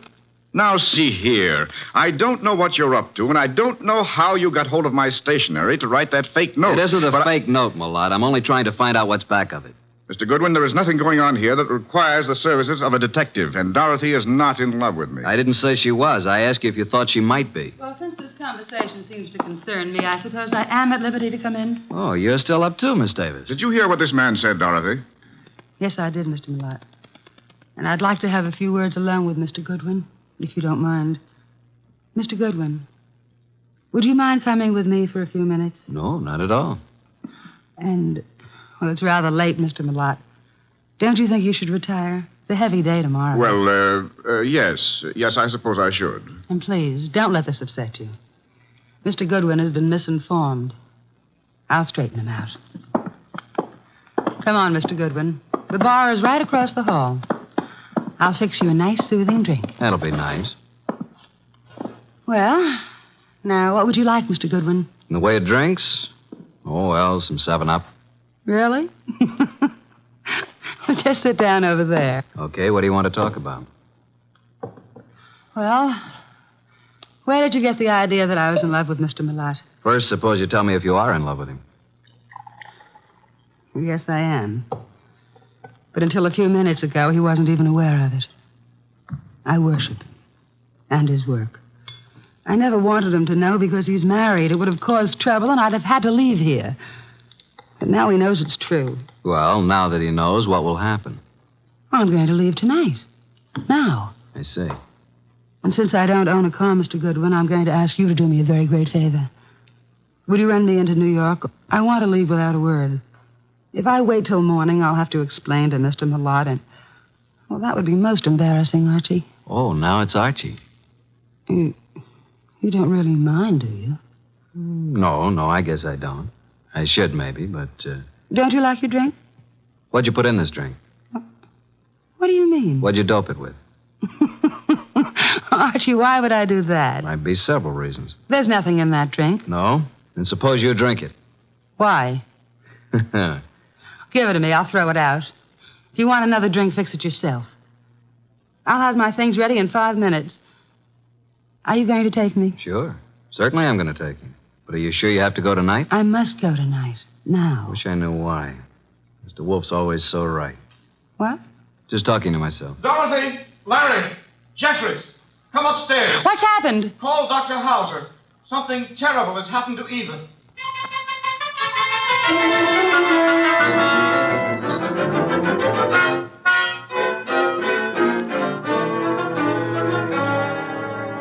Well, Dr. Hauser? Poor Mrs. Millot. No, there's nothing to be done now. It's all over. Eva. You'd better lie down, Mr. Millot. I'll phone and take care of everything. I'll be here if you need me. I have to make out the certificate. Yes, come along, Mr. Millot. Just a minute. You too, Larry. I don't want to make this any more unpleasant for you, but, Doctor, just what are you going to put on the certificate as the cause of death? Acute gastritis. Is that what you've been treating her for? Well, she's had several attacks lately. I'd warned her to be cautious of her diet. And that was wise advice, too. Did you know about these attacks, Mr. Millot? Yes, I did. And you, Dorothy? Yes, I knew. And you knew also, Larry? No, I knew she hadn't been feeling well. How long had Mrs. Millot been suffering from insomnia? Oh, a year at least. I prescribed Nembutal. In yellow capsules? Of course. I wrote a prescription every so often calling for 12 capsules. You all knew about that, of course. I thought so. And would this be the prescription, this little box of capsules here on... Well, What's the matter, Mr. Goodwin? that box was open on this nightstand when we stepped into this room. All right, let's have the box, Mr. Millot. Thank you. Why'd you pick it up? Because I didn't want the stigma of suicide on Eva's name, nor mine. Suicide? Yes. Eva had this prescription filled yesterday morning. The dose is 1 at bedtime, 12 capsules. She took 1 last night. I glanced at the open box when I came into the room, and there were only 8 capsules left. I knew instantly what had happened. She'd taken an overdose. Doctor, do you think 3 capsules would be sufficient to cause her death? I doubt it very much. So do I. Mrs. Millot didn't die from an overdose of sleeping capsules. She was poisoned. Poisoned? Are you crazy?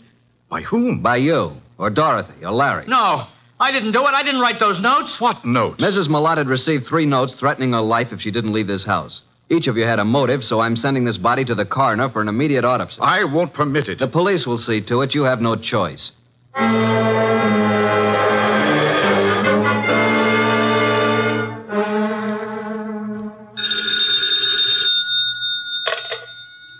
Yes, Archie.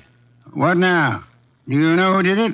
How do you know anything's happened? Let us call it extrasensory perception. Well, Mrs. Millot was right. She's dead. Her doctor knew nothing about the spell she was having as being caused by anything but indigestion. How about an autopsy? It's all in the works. Looks like a metallic poison, all the symptoms. Oh? Did you search the house carefully for such a poison? I did. I'll check the drugstores in the morning. Somebody in that house will purchase some poison. Let me know when the autopsy report is in. Right. Let's see now. We have Mr. Millot, Dorothy Davis, and Larry the son. He's Mr. Millot's son, but not the child of Eva Millot, remember? Yes. Is it true that Dorothy is in love with Malott? Yeah. Dorothy admitted it to me, but claimed Malott wasn't aware of it until tonight. And earlier this evening, Dorothy tried her best to get me out of the house, insisted that I drive her into town. She tried to give me a drink, which I think might have contained knockout drops. You don't say. Archie, I should have Fritz drive me up to the Malott place at once. Archie, are you there? No, boss. I just fainted.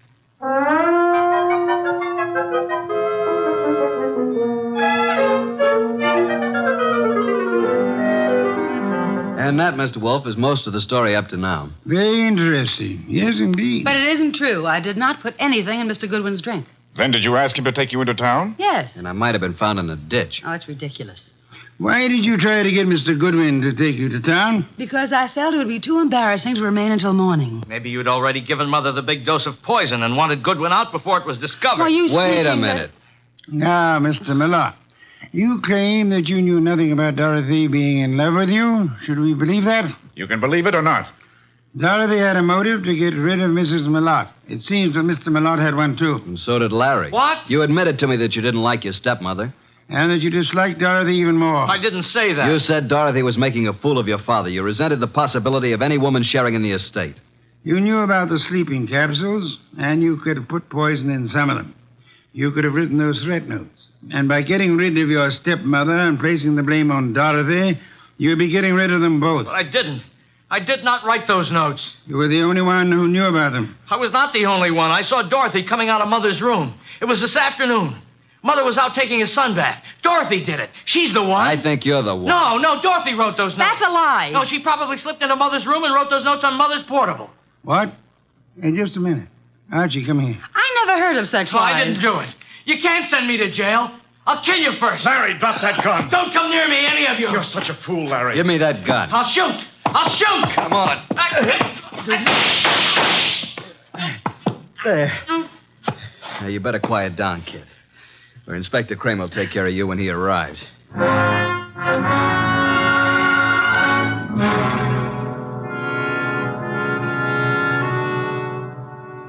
Well, Mr. Wolfe, what goes on here? Where's Goodwin? I sent him upstairs, Inspector Kramer, upstairs to Mrs. Malott's room to check on something. Here he is. Yeah? What have you been doing, Goodwin? This, Inspector, is the pièce de résistance. This is what Mr. Wolfe has been waiting for. This little black box contains a typewriter, a portable noiseless Remington. Mrs. Malott's typewriter. What? I didn't even know she had a typewriter. Larry knew she had one. And this is undoubtedly the very typewriter the threat notes were written on. All three of them. You were right, boss. Oh, I knew she had a typewriter, but I didn't write those notes. Oh, shut up. Archie, how do you know the notes were written on this typewriter? I've compared the type and the ribbon. They're both the same. These notes were written on this Remington. It was Dorothy. Larry, I don't believe a word you've been saying. Dorothy couldn't possibly be guilty of such a thing. If anyone is guilty, you yourself certainly have all the earmarks. Everybody's against me, even my own father. But I'm innocent, I tell you. Let me get it. I think I know who it is. Hello? Yeah, just a second. You better take it, boss. Wolf. Oh, yes, go ahead. Let's have it. Yes? He's here, but he won't mind. Yes? I see. Uh-huh. You just finished? Oh. Good. Right. Bye. Was it the coroner? The coroner, reporting that poison was found in the sleeping capsules. And the body. Did they find poison? They did. You were right again, boss. I'm going up to Mrs. Malott's room for a while. I want you to come along with me.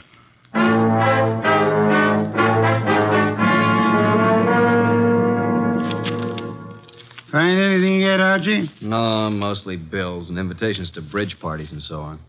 Ah. You find something, boss? Yes and no. This pocketbook detective story. What about it? I was just flipping through the pages, and I find this corner turned down. Well. What is it? Look and read. Why stay on in the face of death? Interesting. The very words used in one of the notes. Give me the book. Of course, this doesn't prove a thing either, but it does confirm what I was... Oh. What now? This cinches it. Get them all up here, Archie. Tell Kramer to bring them all to the bedroom. Well,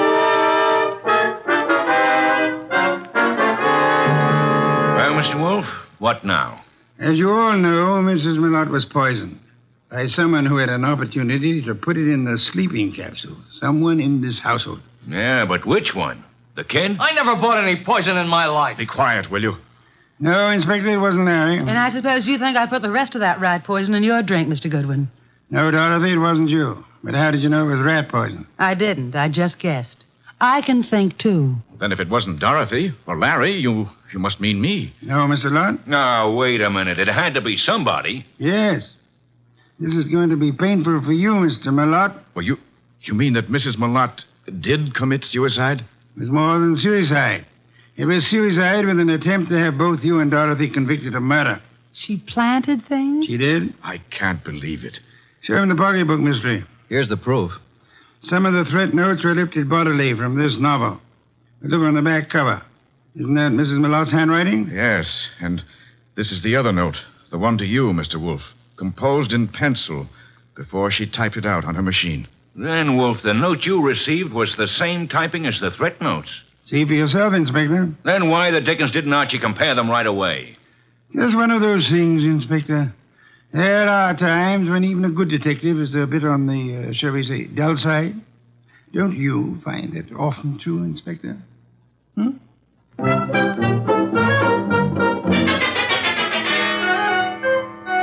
Nice of you to go all the way out there, boss. I was a bit stuck. Quite all right, Archie.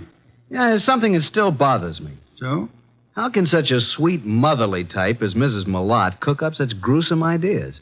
She was a very sick woman, mentally as well as physically. She probably felt she was going to die. And her warped mind seized on the opportunity to make sure that this Dorothy didn't get her man after she was dead. And speaking of Dorothy, she's a mighty pretty... Yeah. Some beer, please, Archie. If you were so certain that Dorothy wasn't guilty, what was the idea of spending so much time questioning her? Huh? Why, I... Never mind the raised eyebrow department. Answer the question.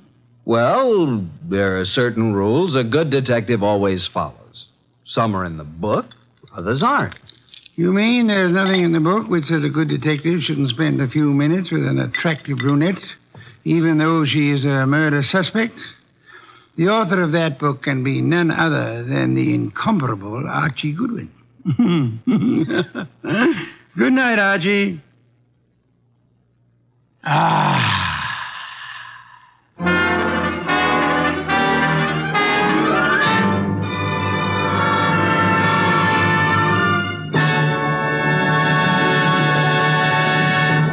You have been listening to The New Adventures of Nero Wolfe, starring Sidney Greenstreet.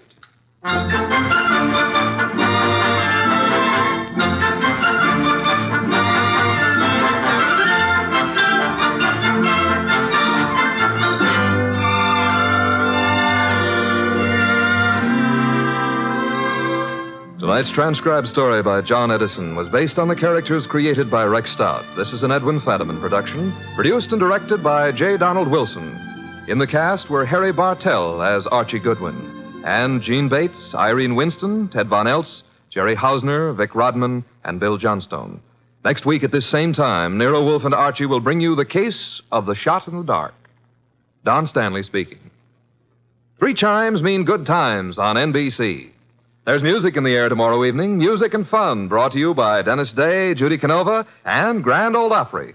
Charming and boyish Dennis gets himself tangled in another bewildering situation, while Judy Canova gets together with her comedy pals for some mountain-style goings-on. And Saturday also means a kilocycle trip to Nashville for Grand Ole Opry. Friday's fun includes Sam Spade and, of course, the magnificent Montague on NBC.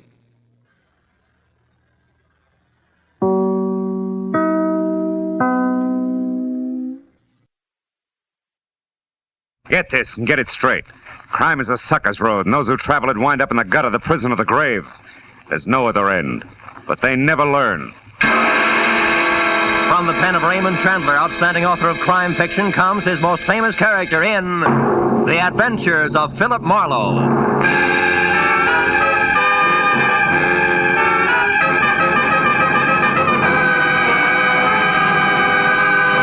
Now, with Gerald Moore, starred as Philip Marlowe, we bring you tonight's exciting story, The Final Payment.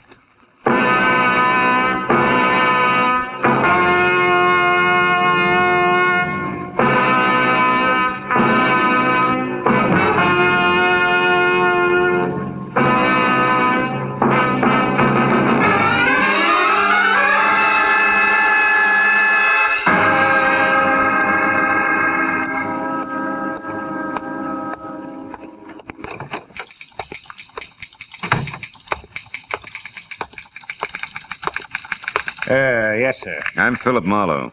Warden Riker said he'd see me at noon. Oh, yes, Mr. Marlowe. The warden will be with you in just a minute. Excuse me, please. Warden's office, Sergeant Kennedy speaking. Who? Oh, the L.A. Tribune. Yeah. Sonero's execution? Okay, hold on. I got the dope here on my desk someplace. Excuse me, Mr. Marlowe. It'll be just a minute. It's all right. Press get hungry for the gory details about now. This is the third call this morning. Have a seat there. Oh, thanks. Yeah, here it is. Office of the Warden, State Penitentiary, 10 a.m., September 8, 1950. Subject, press release, paragraph 1. William Arthur Sonero, 24, tried and convicted of the robbery murder of Emil Negrotto, Bakers Beach, California, last August 5. Is scheduled to be executed in the manner prescribed by law at 11 o'clock post-meridian this date. At this time, no stay of execution is anticipated. Signed, Stanley M. Riker, Warden. That's it. Huh? No, you can't talk to the warden. That's why we go through all this press release junk. Yeah, well, we got our problems, too, you know. Goodbye. Sorry, Mr. Marlowe. Now, your appointment with the warden, what was it about again? William Arthur Sonero, 24. I'm a friend of his. Oh, yes, of course. I forgot, sir. Well, I hope I haven't offended Mr. Marlowe. That is, I'll tell the warden you're here, sir. I knew I didn't have too much right to be mad at one Sergeant Kennedy. But today it didn't matter. Because I was mad at the whole world, and in particular what it had done to a used-to-be nice kid named Billy Sonero. And when I stood in Warden Riker's far from drab prison office and waited while a dapper man in gleaming Hickok cufflinks and soft gray gabardine got through talking to his wife in syrup-sticky tones, I began to get mad at him, too. But that drained out of me fast because when he hung up, he scraped the goo off his voice quickly, shook hands like he meant it, and told Kennedy we weren't to be disturbed. When he spoke of Sonero, a lot of sympathy crawled in between the words, even when he came to the point. It's a breach of regulations for a condemned man to have any visitor other than the prison chaplain on the day of his execution, Mr. Marlowe. So first of all, just how well do you know Sonero? Well, he sold papers on the corner near my office as a kid. We swapped gags twice a day. And when his father died and he quit selling papers? I never saw him again until a year ago when he got over-involved with some tin-horn gamblers. I managed to set him free. As a private detective? As a big brother. Went to work in a San Pedro boatyard after that. I haven't seen him since. And then you have no idea why he's asked to talk to you today? No, I don't. Do you, Warden? Mr. Marlowe, do you recall the details in this case? Well, yeah, more or less. Let's see, an old man named Emil Negrotto and his wife were robbed of $100,000 worth of uninsured jewels at their summer place at, Bakers Beach. Yeah, that's it, yeah. And Emil Negrotto was killed when he tried to interfere. Sonero was tied back to it by a single fingerprint and later identified by Mrs. Negrotto. I believe she thought there were two more, huh? Yes, but Sonero denied this. Uh-huh. Also, Mr. Marlowe, you may recall that the jewels were never recovered. Mm. Sonero said they were lost at sea when the boat he fled in hit rough water on the way back to San Pedro. Now, Mr. Marlowe, do I begin to answer the question I just ignored? The jewels, I mean? Sonero may want to tell you that they weren't lost after all. He may want to tell you where they are. He may want you to do something about them. Sort of last will and testament, is that it? From his point of view, yes. And from mine? A very lucrative offer. Perhaps 50%, Mr. Marlowe. Why not 100%, Mr. Warden? Don't be a piker. I could always cross him up, you know. Now, anything else? Or were you just letting me know why the state is allowing this visit? I was just letting you know what the state knows, Mr. Marlowe. Uh-huh. I know a little more. I know that Billy Sonero is through as a criminal. In his heart, not just because he's behind bars with worse to come. He's ready to die, Mr. Marlowe. Almost anxious. Well, then why the session? Why all the statistics? Why the invitation for me to play informer? For two reasons. First, I may be wrong about the boy completely. Thus, his repentance is a fake. Which you don't believe. No. What's the other reason? Look, Marlowe, if anything goes wrong, you came in here as an informer. That's official. And unofficially? I want to give the boy a break. Sonero asked to get you because he wanted to talk to the only person in the world he thought he could trust. And right now, I think he has every right to just such a talk, whatever it's about. I only wanted to be sure he talked to the correct party, that's all. Sergeant Kennedy will show you the way, Mr. Marlowe, to Sonero's cell.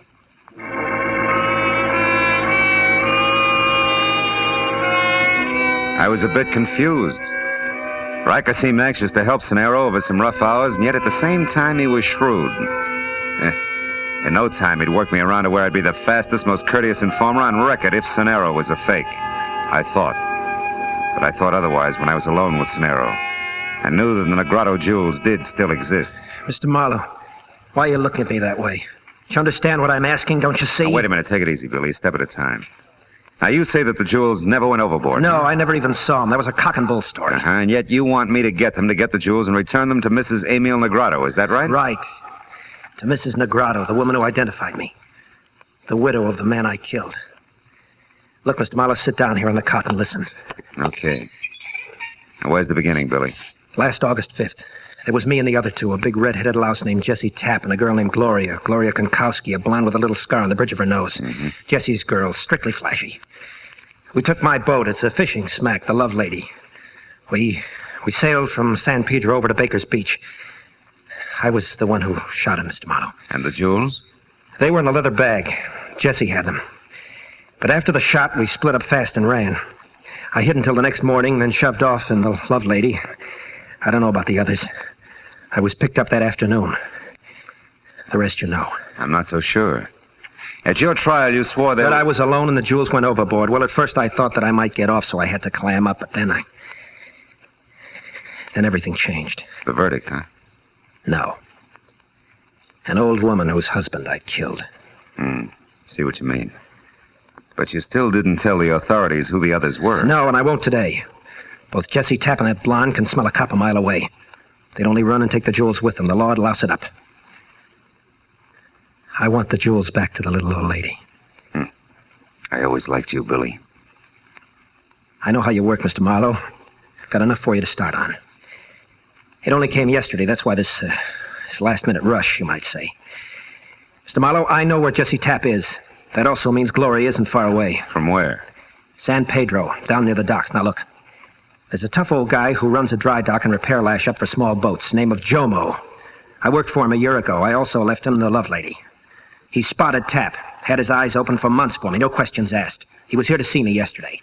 He's out to find where Tapp hangs out now. He's the one you see. Yeah, but wait a minute. What makes you think Jessie Tapp still has the jewel? Because I saw him take him and run, and he's still hanging around San Pedro. Maybe he hit him where he can't get to him. Maybe he doesn't want to get to him until he's contacted the right fence. Anyway, Mr. Marlowe, it's a chance I'd like you to take for me. Of course, I can't talk about your fee. Look, kid, don't you think we ought to talk to the warden? Mr. Marlowe, I've done nothing but think. This is the only way it can possibly work. The only way it can help me and Mrs. Negrado both. Well, will you try it? Yeah. I guess so, Billy. One last thing, Mr. Marlowe. If you make it before 11 tonight, get the word to me, will you? And if you don't make it, or it looks like you're not going to, don't lie. Okay? Okay. Time's up, Mr. Marlowe. Sorry, Nero. It's all right, Kennedy. Don't mention it. So long, Mr. Marlowe. Goodbye, Billy.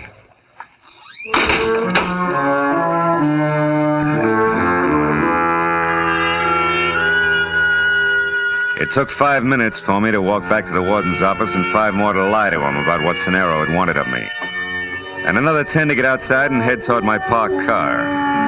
I was thinking about what the condemned man had told me when I suddenly realized I was in the middle of a busy street and right smack in the path of a speeding car. Hey, what's the matter with you? What is that? Mister, you all right? Holy You okay? smoke. Huh? Yeah, I'm okay.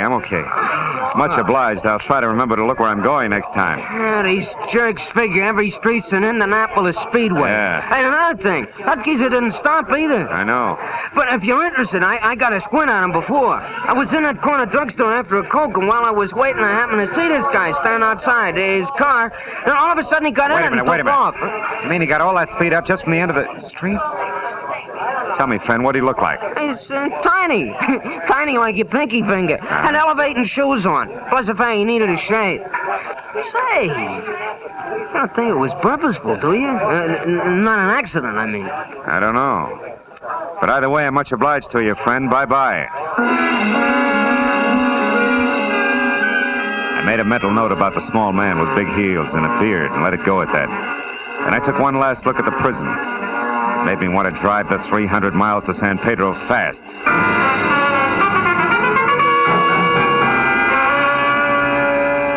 It was some hazy place between late twilight and early evening fog when I located Jomo in his Water's Edge dry dock and repair shop and told him who I was. I was fond of that Senado lad, Marlowe. I'm glad I can help him some way. That boat here was his, you know, the love lady. Mm-hmm. Putting her back in the water tonight. Love lady. That might be what he needed to keep him out of trouble at that. It's hard to say, Jomo. But look, I don't have much time. Do you know where I can get next to this Jesse Tapp? I followed him just this morning from a bar on 3rd Street. He's hiding out in a warehouse on Lookout Hill Road. It's shut down now. It won't open up again until... Hold it, Jomo. That noise, that came from out here. There's someone there, Mr. Marlowe? No, not anymore, there isn't. And there probably wasn't. I got me a clumsy little cat, Marlowe, always falling over. Jomo, you said Lookout Hill Road, right? Aye, yeah. This is only a block long, the highest point in town. You just head straight up King Street to the top. You can't miss the warehouse. Thanks. Jomo. You have no idea what this is all about, huh? Well, I wouldn't say that, Marlowe. But you see, I don't let myself think of some things too much. I keep my mind on boats more than people. Easier to understand. Easier to repair, too. Good luck, Marlowe.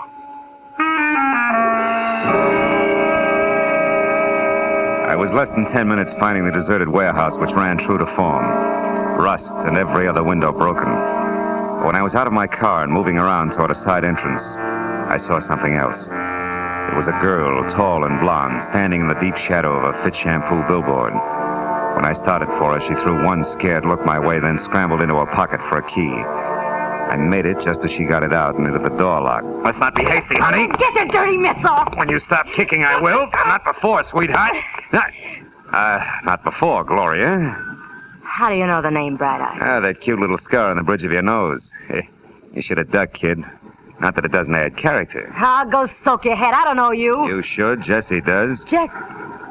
Who are you, anyway? Name's Marlowe. Here to see your boyfriend Tapp per schedule. It's a business appointment, Gloria. Business? Oh, yeah, sure. Fence, huh? Yeah, fence, huh? Now, do we go up or throw pebbles at the window until Jesse comes out? Which? We go up, now that I know who you are. You know, Jesse didn't mention you're coming. That's what I like about working with Jesse. Which way? Up these stairs. Kind of nice setup we got here, huh? Yeah. Sweet of the owners to let you have a key. Well, it wasn't exactly that way. Jesse had... Changed the lock, yeah, I know. Is that the door? One mark president? Uh-huh. Mr. Tapp's very own. Imagine Jesse as an executive. Funny, huh?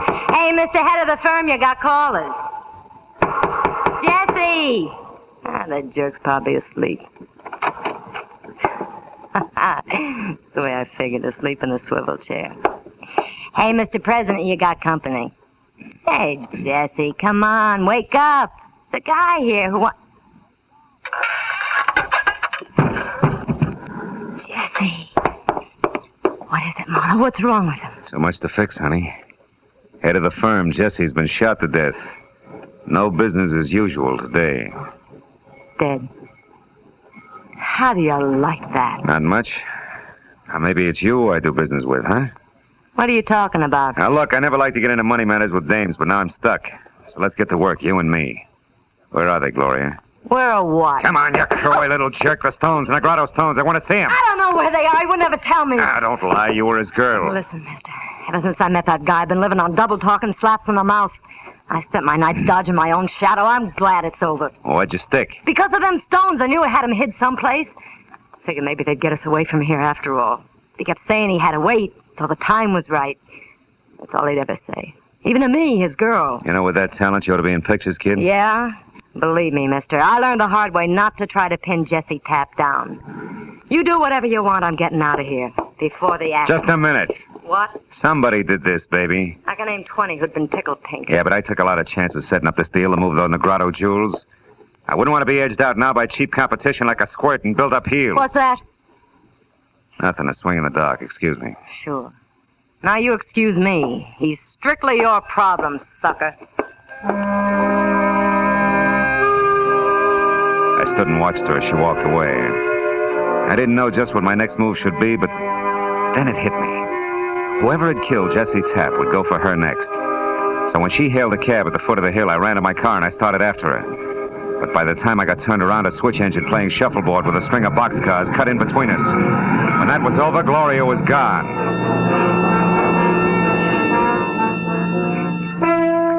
I spent the next hour and a half raking the neon-lighted muck along the docks looking for her with no success.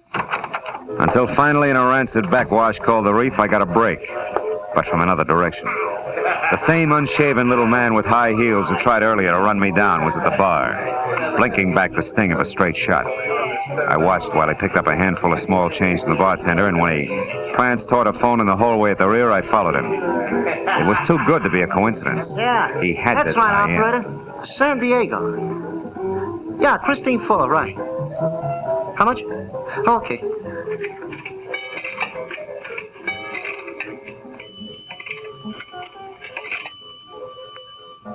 Hello? Hello, Christine? Hiya, baby. This is Fritz. Hey, listen, honey, I got it all set up. Yeah, I'm going right now, right away, yeah. It's dark now and everything's ready. I said everything, didn't I? I'll have them in an hour and be out of here. Well, just be a good girl till I get there, understand?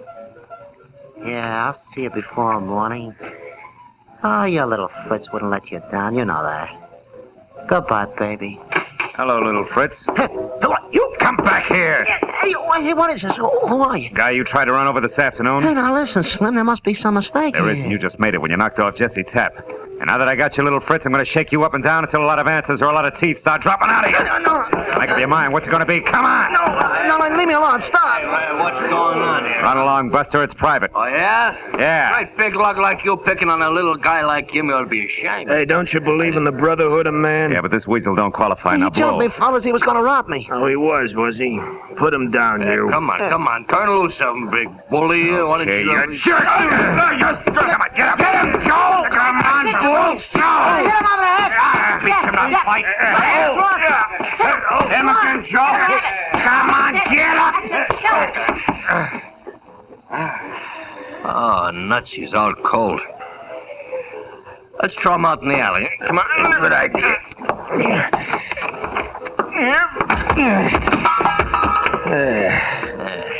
Hey, where'd the little guy go? Hey, he baited. Oh, you'd think he'd stick around long enough to buy us a drink, wouldn't you?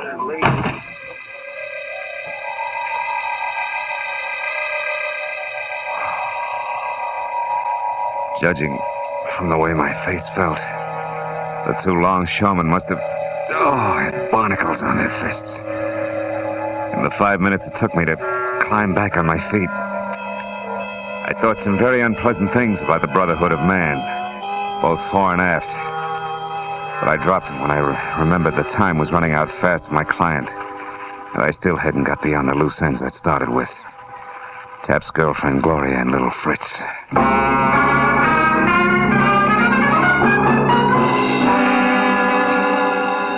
It was a hunch that took me up the hill of the old retired warehouse again. I parked a block away and started toward it on foot when the glow from a lonely cigarette said that it wasn't quite as deserted as it should have been. The cigarette belonged to a woman who was someplace under a lot of makeup. Oh. Interesting evening. You asking me or telling me? Well, either it is, it has been, or it could be. Take your pick. You look like a bright boy. Hey, you look like you fell into a meat grinder. No, just a philosophical discussion. Oh? Nice view from here. Not too bad. Girl like me needs a view once in a while. Keeps the past from crowding the future. Can see the whole waterfront from here without smelling it. Yeah. That's great, huh? Now, look, you haven't seen anybody hanging around here in the last few minutes, have you? You kidding? Nobody hangs around this old dump. It's the first time I've been up here in a month. Nobody's hung around here since old Tom died. He used to be the night watchman. And it was a lot of laughs for you, old Tom. He had that upstairs room, that one up there. Mm-hmm. And he's the Tom I've been... Hey, that's queer. That's real queer. Look. What? Oh, a telescope. Mounted on the windowsill. Yeah, old Tom never had a thing like that up there. Who do you suppose put it there? I know who, honey. My question is why? A telescope. Well, it seems to be pointed down there toward the small boat anchorage. Yeah. Where a certain boat was in for paint and repairs. Tap could watch every step from here when the job was done. Holy smoke, it could be. Thanks, baby. You've been a big help. Sure. All things to all men. Have fun, Sonny.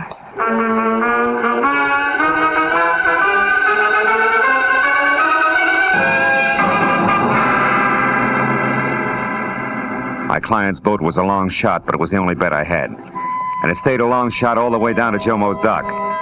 There the odds began to drop fast to even money when I heard the motor running and found the door to Jomo's boathouse half open.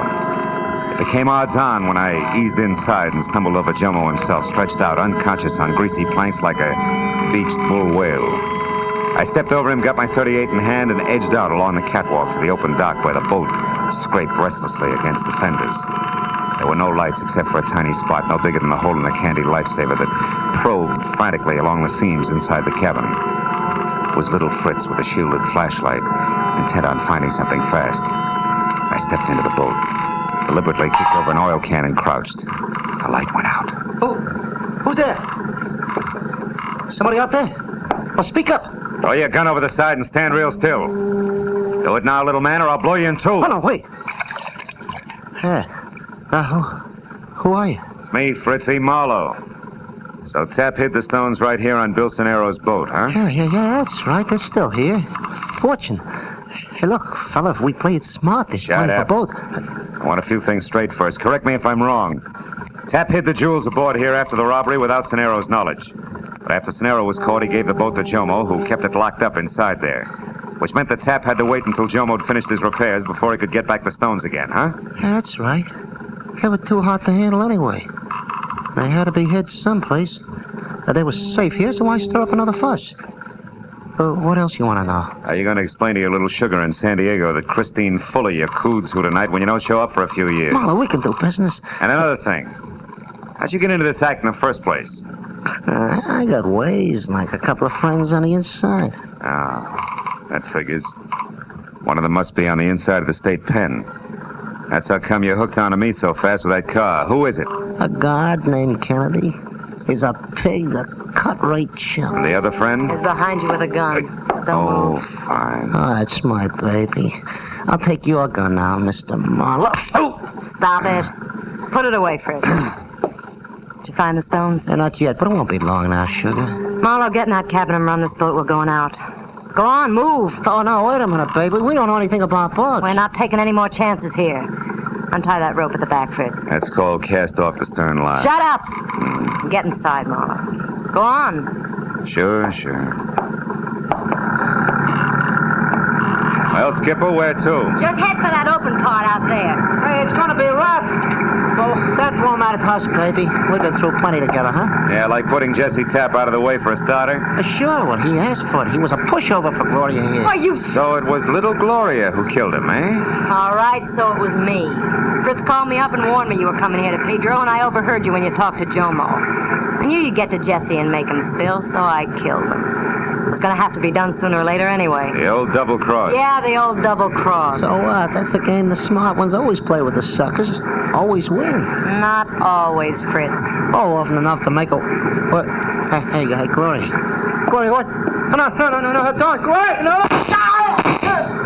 Keep your hands on that wheel, Marlowe. I heard Marlowe's crack about that Christine Fuller, Fritz. You louse. Straight ahead, Marlowe. Now what, baby? Still got me to worry about. That's too bad. You're a nice guy. Where are we? Well, the channel's way over there, where that buoy is. And that means that a big rock pile called the breakwater is right off our starboard bow. If I don't turn, we'll hit it, and I'm not turning.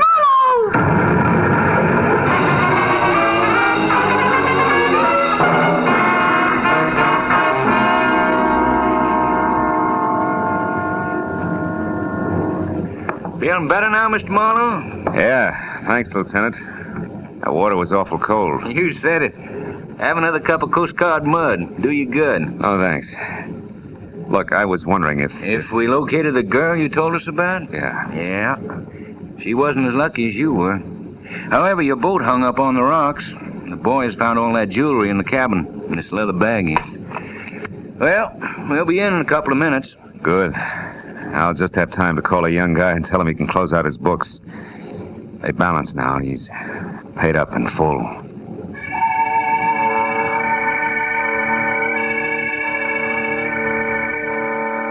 When I got through to Warden Riker, told him all that had happened, and gave him the message for Billy Sonero, he thanked me and said the kid was facing 11 o'clock like someone who had the weight of the world lifted off his back.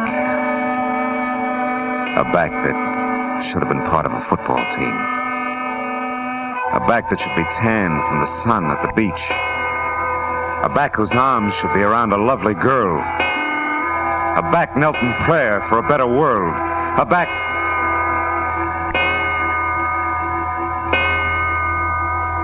strapped to the electric chair.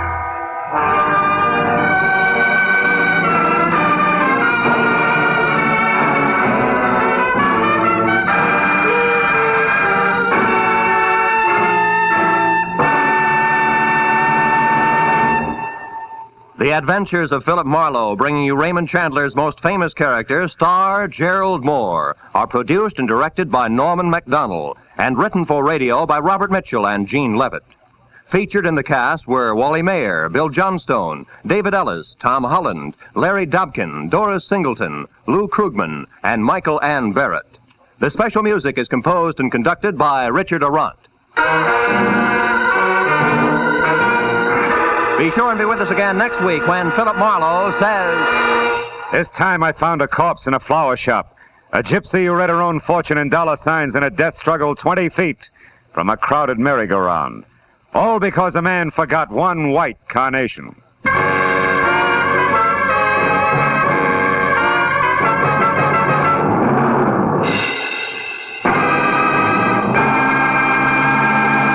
Grand Central Station, the very name itself creates a tingle of excitement.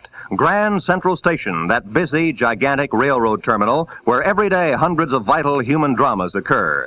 It is these human dramas you hear every Saturday over most of these same CBS stations. This is Roy Rowan speaking. And this is CBS, where you also enjoy Junior Miss every Saturday in the daytime on the Columbia Broadcasting System.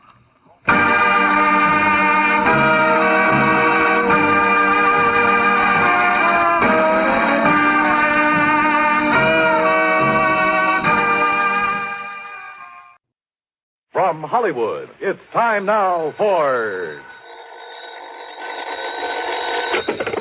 Johnny Dollar. Johnny, this is George Reed. Well, hiya, George. What's troubling Floyd's of England this time? Johnny, one of our clients, only quite frankly, he's far more than just a client. Oh?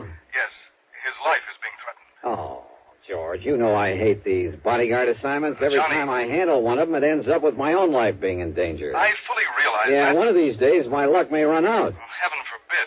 Nonetheless, Johnny, If somebody needs protection, why don't you just call in the police? well, there are certain, confidential aspects of this case that, if any sort of publicity can be avoided. Johnny, Yeah? if it can any way help to minimize the danger to yourself, I'll gladly go along with you on this one. You mean literally, physically go along with me? Yes. Well, now, George, that's not the way I usually like to work. I know, but as I told you, this involves a man who is more than just a client. Yeah? Just what does that mean? It's my brother, Johnny. My own brother. Oh. Yes. Okay, George. I'll be over to see you.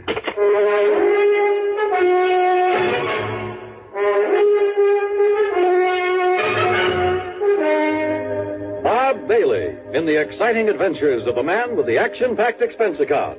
America's fabulous freelance insurance investigator. Yours truly, Johnny Dollar.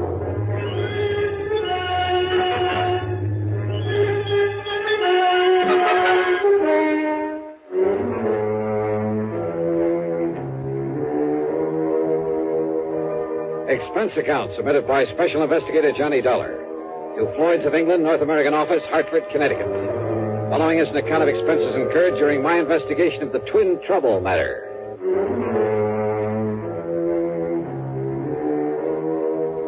Expense account item 1, $1.20 for a taxi over to George Reed's office at Floyd's of England in downtown Hartford. I found him pacing the floor waiting for me. And needless to say, he didn't waste any time getting down to business. As I told you over the phone, Johnny, this matter involves my brother, my twin brother, Adam. Oh, you're a twin? Yes, we're identical in every way, except perhaps for our manner of speaking. Why is that? Well, you see, Adam completed his education at the University of Dublin, whereas I stayed on in England, then did postgraduate work over here. Oh, I see. About 18 years ago, Adam and his wife came here to the United States. Is he also with some branch of Floyd's of England? No, Johnny. Adam owns a small brokerage office down in Newark, New Jersey. He lives in a nearby town called Upper Montclair. Say, tell me, has this business of his anything to do with the threat against his life? Everything, I'm afraid. Now, don't tell me he went around selling a lot of worthless stocks and bonds, and now somebody wants to get even with him. Of course not. Adam is a completely honest, reliable dealer in legitimate securities. Then what's the trouble? Well, you see, when he first arrived in this country, he traveled around quite a bit, not only sightseeing, but, looking for a good business connection. Figures? While on the West Coast, he met two men, Shockley and Barron, independent stockbrokers. Uh-huh. They seemed to like him immediately, offered to take him in with them. Well, since his funds were beginning to run out, he jumped at the chance. Naturally. But, Johnny, it turned out that they were swindlers of the worst possible sort, dealing in completely worthless securities. Uh-oh. Yes. Because of his lack of familiarity with American manners and methods, it took Adam quite a while to catch on. But when he did... George, I'm way ahead of you.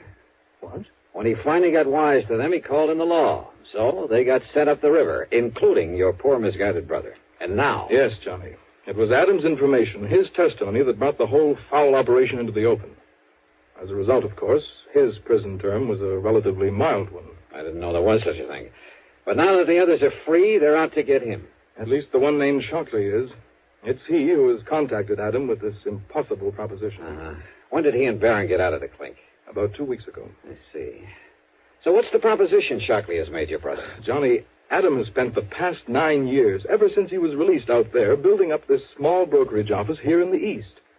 Now he and his wife are finally beginning to reap the fruits of their labors. Children, two fine, upstanding kids, are in college over in New York State. So? But if it were ever to become known that he once served a term in prison for participation in a stock swindle... Yeah, I know. It would kind of pull the rug right out from under him, wouldn't it? It would completely ruin him, Johnny. And it would probably kill his wife. What then? This 9 years of struggle of trying to make up for that one mistake has been just as hard for her as it has for him. Right now, she happens to be in the hospital with a serious heart condition. Oh, I see. Is she the beneficiary of his insurance? Yes, she, and then, of course, the children. All right. Now, what is this proposition that Shockley has made? He's demanded $75,000. 70? Wow. Yes.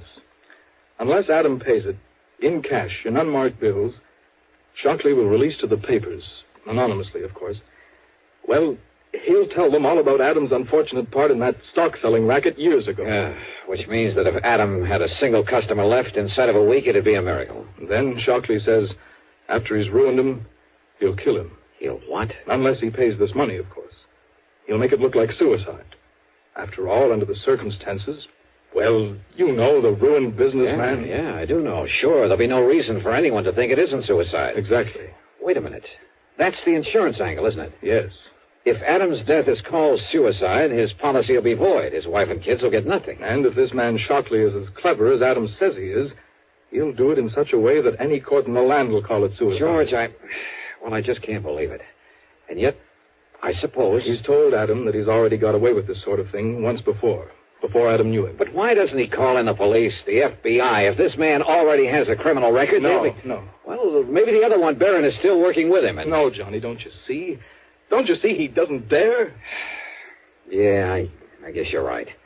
If he called in the cops, the publicity would be just as bad, just as ruinous to him as if Shockley were to shoot off his mouth at the papers. Yes, Johnny. If he goes to the police, he'll only bring his business crashing down on his own head. Yeah. George, your brother's in a pretty bad spot. No matter what he does, he loses. If he pays off, $75,000. But who knows whether that one payment would be the end? Well, of course it wouldn't. But if he doesn't, don't you see it means not only his business, his wife, his children, but his own life? I know. If it were me, alone, a bachelor with nobody else to think about. But with Adam, Johnny, he couldn't do it. He might as well cut his own throat. So we'll have to do something about it. What, Johnny? What can we do? George, I wish I knew. It was obvious this was to be more of a personal affair than business, in spite of the insurance policy involved. So for once, I decided to forget padding out the old expense account. Okay, then. Item 2, $4.35, a tank full of gas for my own car. It was after business hours by the time we got down to Jersey, so instead of trying to catch Adam Reed in his office, George phoned ahead and we went directly to his home on Highland Avenue and Upper Montclair. George stood beside me when the front door was open, and you know something? It was like looking at George in a mirror. Yes, can I... George! Even their clothes were alike. Hello, Adam. Yeah, these twins were certainly identical, except for the slight difference in their manner of speech. Adam, this is the man I told you about on the phone. The man I hope can somehow help you. Johnny Dollar. Yeah, how are you, Mr. Reed? And excuse me for staring. Oh, it's quite all right, Dollar. Quite understandable. And please call me Adam, if you don't mind. Sure. But so help me, I've never seen two people look so much alike. You know something? What, Johnny? What are you thinking? Oh, just a wild, crazy idea, Adam. George. This perfect similarity might... No, well, we'll see. Well, now, wait.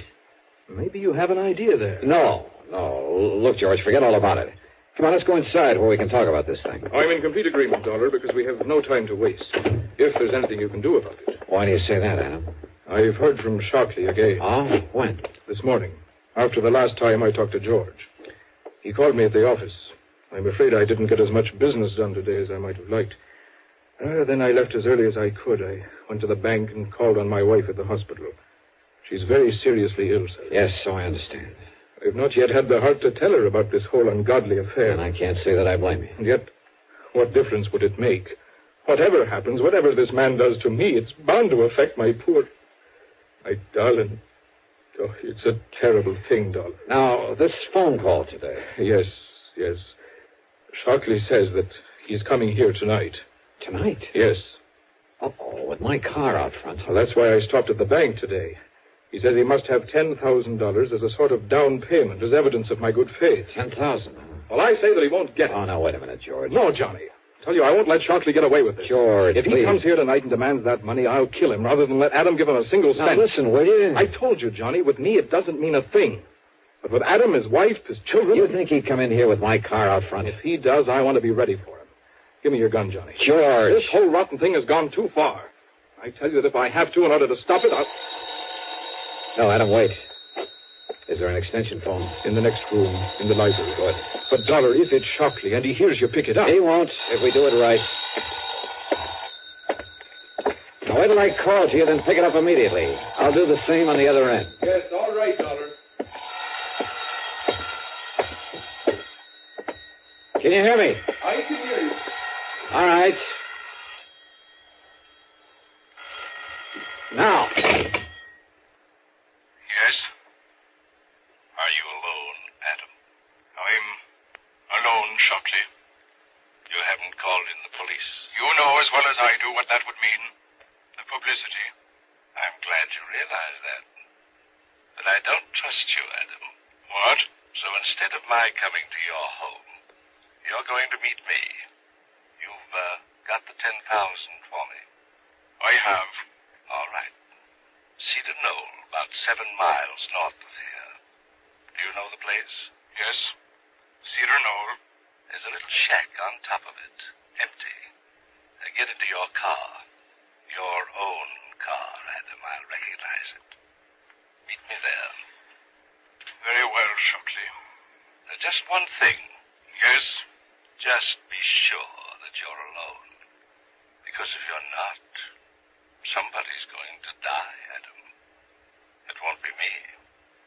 But if there's anybody with you, you understand, Adam. I understand.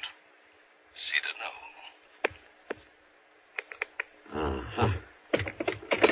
Well, Adam, it sounds as though your man Shockley is as clever as you seem to. So where's George? Dollar, he listened to the phone next to my ear. Yeah? As soon as Shockley named the meeting place, George took the gun out of my desk and left. He what? He's going up there to kill Shockley. Unless I can stop him, Adam, he's going up there to get murdered.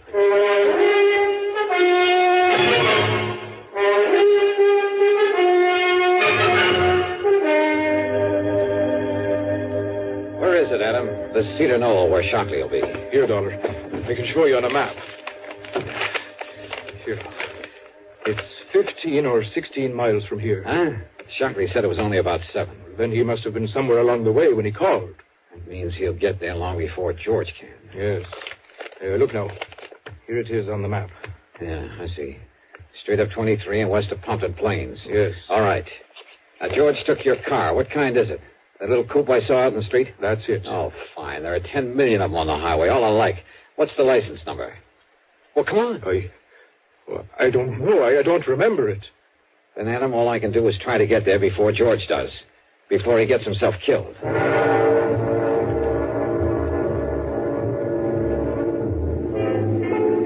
Traffic was heavy, and I don't know why, but Highway 23 was lousy with police patrol cars. I wanted to stop one of them, tell them to come along with me. But this was one case where I couldn't. So instead, I drove within the speed limit, except for a cutoff above Mountain View where I could open her up for a few miles before getting back on the highway. I'd probably bypass George as well as the highway traffic. But the important thing was for me to get there first. That's why I left 23 again, took the curving, narrow, but much shorter back road to Cedar Knoll. Finally, I could see the knoll, a sort of big mound, a high, barren hill. I could see the little building on top of it in silhouette against the moonlit sky. And I could see a car parked up there, a big sedan. So Shockley had arrived and was waiting there. At the bottom of the knoll, I pulled off to the side, cut the engine, doused the lights, and went the rest of the way on foot. As I slowly approached the shack, through a drawn window shade, I could see a light in it, waving around like a flashlight, and the shadow of a man. No, wait. For a moment there were 2 of them, 2 shadows. That meant Shockley wasn't alone. And knowing they'd be well armed, both of them killers. Well, this whole thing might not be so easy. Yet somehow I had to keep them from hurting George. Yeah, and from killing Adam. Slowly, cautiously, I edged over to their car. I slid down under it and went to work with my pocket knife on a small piece of tubing near one of the wheels. It was slow and awkward there in the dark under that low-hung car, but it was the one thing I knew. It was George. And of all the times to pick with me sprawled out under that sedan, unable to even pull out my gun. Just stay out there, Adam. We'll take the money and be on our way. Oh, no, you won't, Shockley. This is all you'll take. Watch him, Shock. He's got a gun. Yes. And I'll kill both of you if I have to. Mr. Barron, this isn't Adam Reed. Sure he is. No, he talks differently. This is his twin. It's George. You're right, Shockley. And I'm here to put a stop to this nefarious scheme of yours. Well, listen to the fancy talk. Of course it isn't Adam, so it must be George. And George, my name... No, don't move. Just drop your guns, both of you.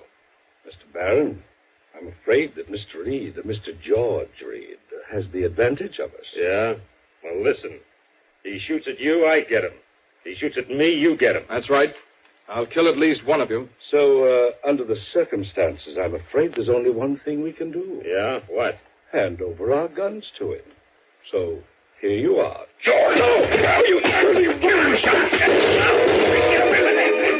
I yanked myself out from under the car, and just in time to have George land right square on top of me.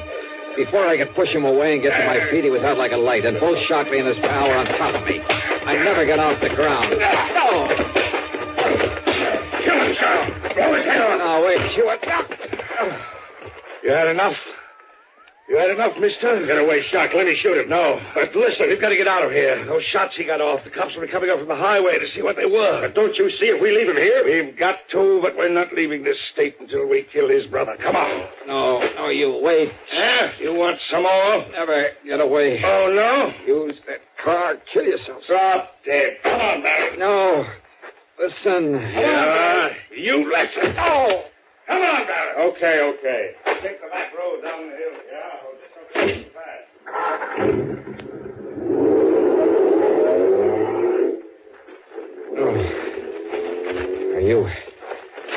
Are you okay, George?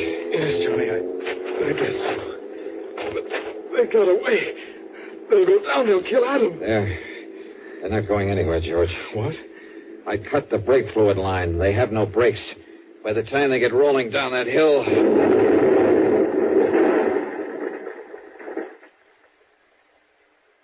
Good heavens. No, George. They're not going anywhere.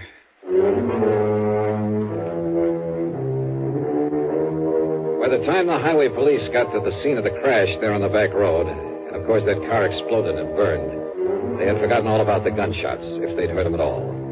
So George and I were able to leave by the main road unmolested. At the bottom of the hill, I picked up my own car without attracting attention. I suppose I'll have to make some sort of report to the police. But I don't see any reason why I should have to reveal the name of the man they were out to get. Do you? It's certainly too late to need anyone to bring charges against them. As for the expense account, so what's a couple of gallons of gas in so good a cause? Yours truly, Johnny Dollar.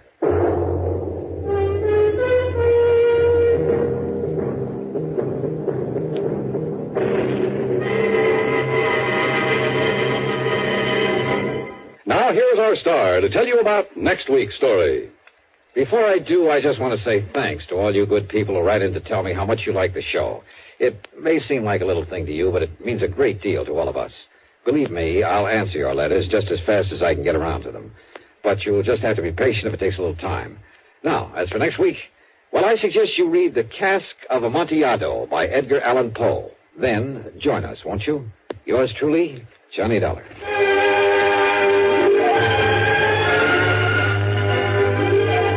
Yours truly, Johnny Dollar, starring Bob Bailey, originates in Hollywood and is written, produced, and directed by Jack Johnstone. Heard in our cast were G. Stanley Jones, Alan Reed, and Frank Driscoll. Be sure to join us next week, same time and station, for another exciting story of yours truly, Johnny Dollar. This is Dan Cubberly speaking. Frank Lovejoy stars in a hair-raising psychological thriller, A Friend of Daddy's, as suspense follows next on the CBS Radio. Ladies and gentlemen, the ringing of that phone bell brings you mystery, adventure. Nero Wolfe's office, Archie Goodwin speaking. No, I'm sorry. Mr. Wolfe is busy planning a menu. I'll see if he can talk to you. What's the name again? You want to talk to a dame named Mrs. Collins? Hang up, Archie. Do we know a Mrs. Collins? No. I don't suppose you care, but I think her voice is very charming. Doubtless. Every female has a charming voice to you. Hang up. Okay. I'm sorry, Mrs. Collins, but at the moment, Mr. Wolfe is too involved with his digestive system to be interrupted. However, if I may introduce myself, Archie Goodwin, Mr. Wolfe's assistant, if I can be of any help. Archie. Yes, Mrs. Collins, I'll ask him. Cocktail party. Hang up, Archie. Mrs. Collins, I'm afraid it would be better if you didn't expect Mr. Wolfe. Goodbye. Cocktails. Phooey. Absurd. Perfectly absurd. She says you promised to come to her cocktail party, and why aren't you there? Because you are going to attend the cocktail party and the probable unpleasant ending.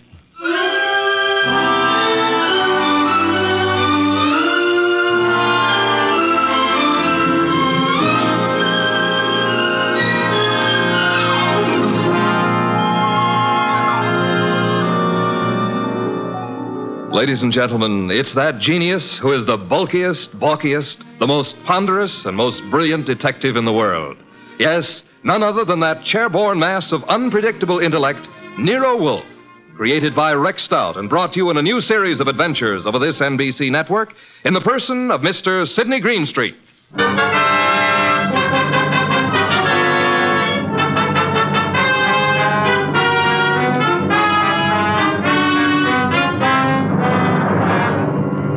Mr. Wolfe and I refer to this as the case of the party for death. Nero Wolfe really should have gone to the party since he'd accepted, but I was delegated. I can't complain now since it was there that I met Georgia, the most beautiful redhead. Well, that's my weakness, redheads. Yeah, blondes and brunettes. Well, anyway, Mr. Wolfe was adamant about going to the party. I've never been to a cocktail party in my life. You know, I drink nothing but beer. You could take your beer with you, couldn't you? I could not. Do we know a Mrs. Collins whose cocktail party you said you'd go to? The phone rang and I picked it up. Where was I? Exactly. Okay. So a Mrs. Collins with a beautiful, seductive voice conned you into accepting an invitation to a cocktail party that you knew you weren't going to. Archie. Yes, master. Just a little less sarcasm, perhaps. Sarcasm? Call it impertinence, then. Impertinence, master? Exactly. Less of that. Much less. Okay. Continue now. Where was I? You were reading the duck recipe. Oh, yes, the duck. Oh, here we are. Dodine de canard. The dodine is one of the oldest dishes in the repertory of French cooking, being mentioned in books of the 14th century. Le Grand Cousineur de Tout Cousinie. Hooey, what time is it, Archie? Almost 6:30. Oh, in that case... You gonna get up? Here on this card are your instructions, Archie. If you are still alive tomorrow, you may make your report. I helped the huge bulk that was Nero Wolfe out of his specially built desk chair and walked with him to the elevator that would take him upstairs to his orchids. I stepped back to the desk and found the card which bore my instructions. In his small, perfect handwriting, I read, Mrs. Albert Collins, Empire Towers. Arrive at 7, say I sent you. After the murder, telephone me before the police arrive. At exactly 7, I rang Mrs. Collins' doorbell.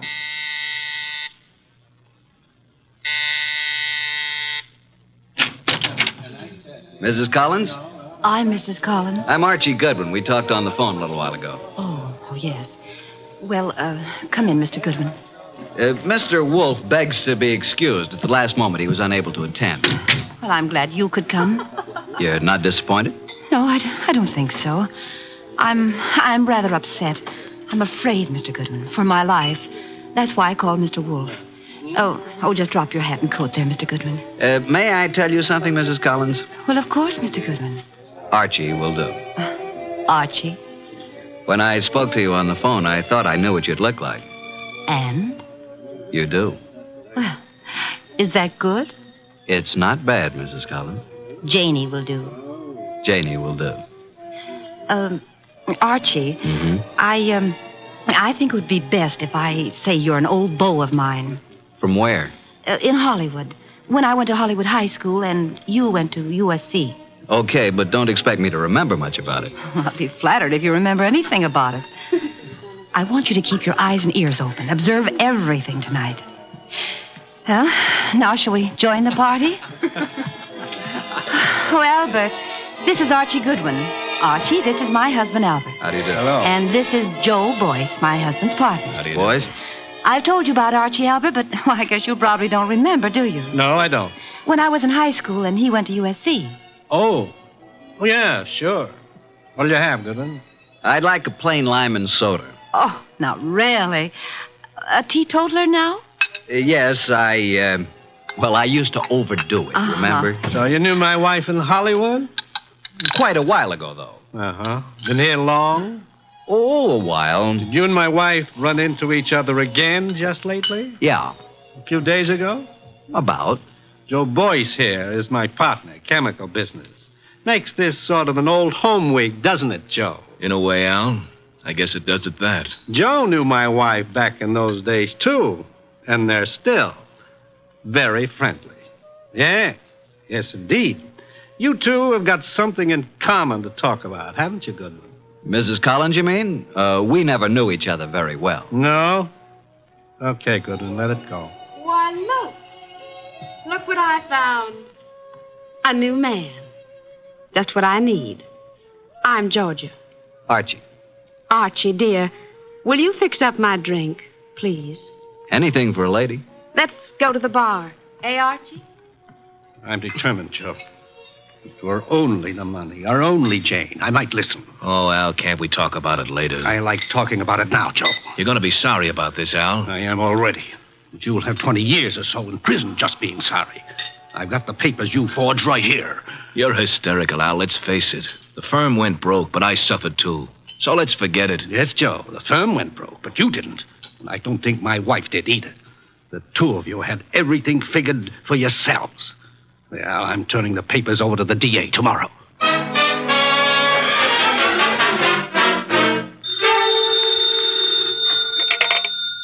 Nero Wolfe speaking. Archie, what do you know about this expected murder, if anything? Has it happened yet? No, but who's supposed to get killed? I haven't the faintest idea, Archie. Then why don't you stop it? That is impossible. I don't even know who's there. You want me to tell you? Not in the least. How am I supposed to prevent it if I don't know what I'm looking for? You're not supposed to prevent it, Archie. I don't think you could. I don't think anybody could. You want to hear what I found out already? No? I'll tell you anyway. Collins thinks his wife and his partner Boyce have been stealing his dough, and he's threatening to send Boyce to the clink. Archie. Yeah?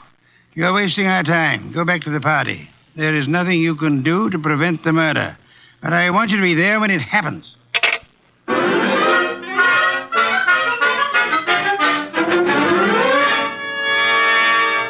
Now that all the guests have gone, let's sit down here, Georgia. When Janie was in Hollywood, she must have had more good-looking boyfriends. Let's get personal about this, Georgia. Yeah, let's. When you say good-looking, do you mean me? I don't mean anybody else, Archie. You know, I think you're pretty, too. You'd better not let Jane hear you say that. You think she'd care? I thought you knew Jane. Only slightly. You don't like Jane too well, do you? Why? Why? Why what? Why don't you tell the truth about it? No man as attractive as you ever knew Jane slightly. Either they knew her or they didn't know her. Maybe you think I'm getting a little tipsy. The idea never occurred to me. No? Well, it has to me. Refill your glass? I'll come with you to the bar.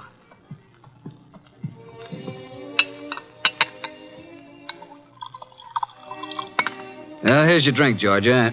Oh, I find there's no ice left in the ice bucket. Janie? Hey, Janie, no ice. Oh, well, I'll get some. Here, give me the bucket.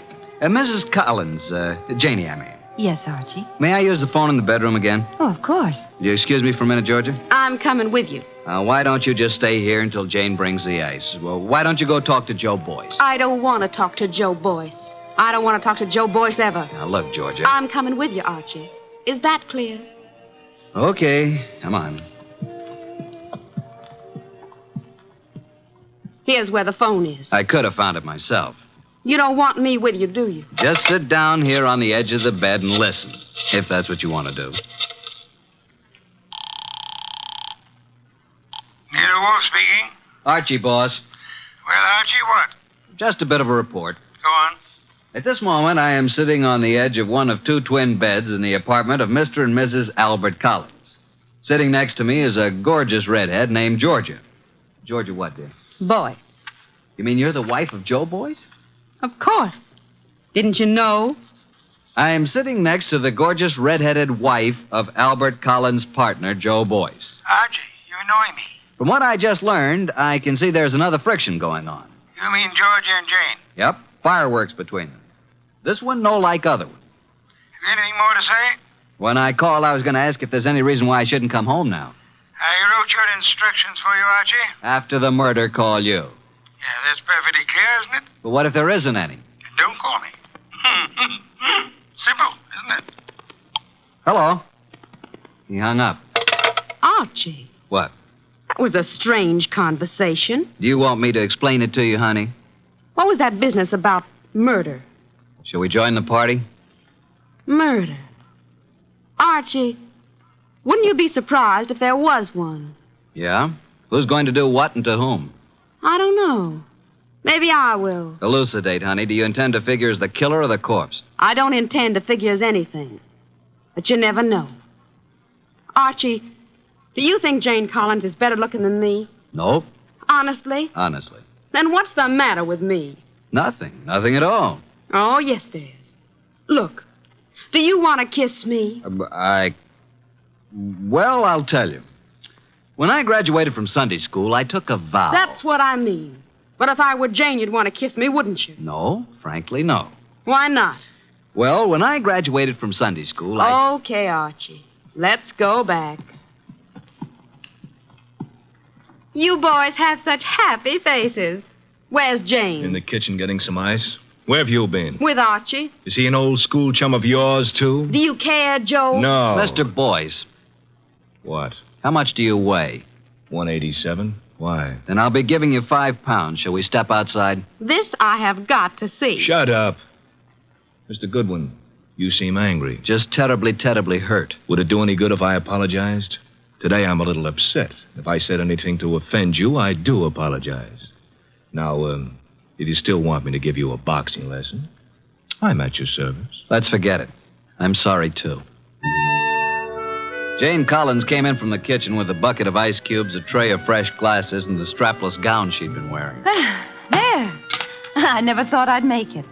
Now I'm going to mix my own drink, and you can take care of yourselves. Ice first. Huh? Whiskey.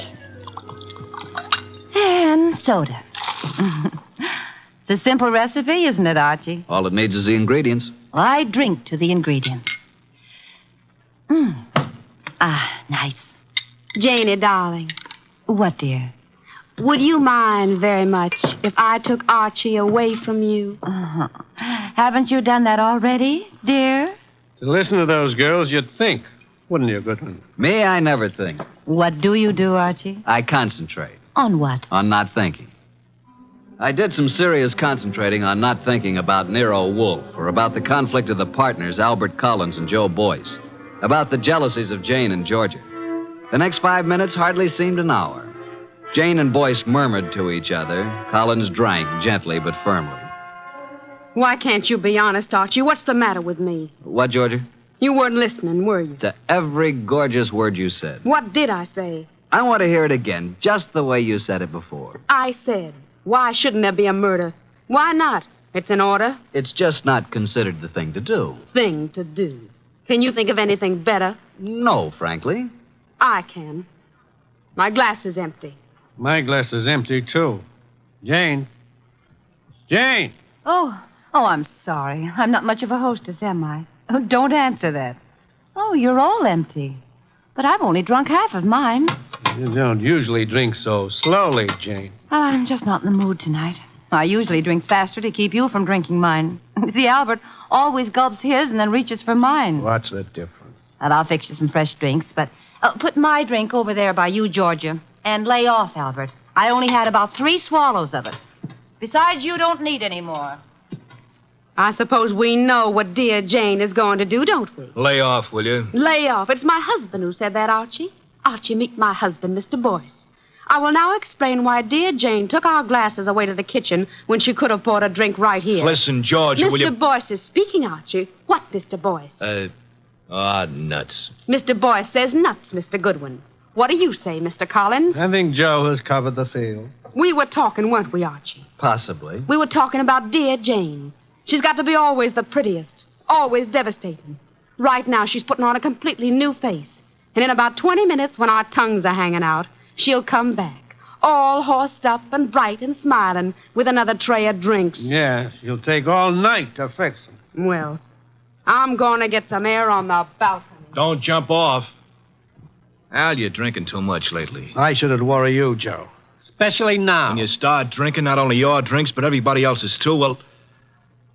Jane's right. Is that what worries you? Slide Jane's glass down. The ice is all melted. You see what I mean? Okay, Joe, let's not be nasty until tomorrow. Well, that gives me an idea. Think I'll propose a toast. Until tomorrow. And you know, it may be rather fitting that I should drink a toast from the glass that Janie left. Until tomorrow.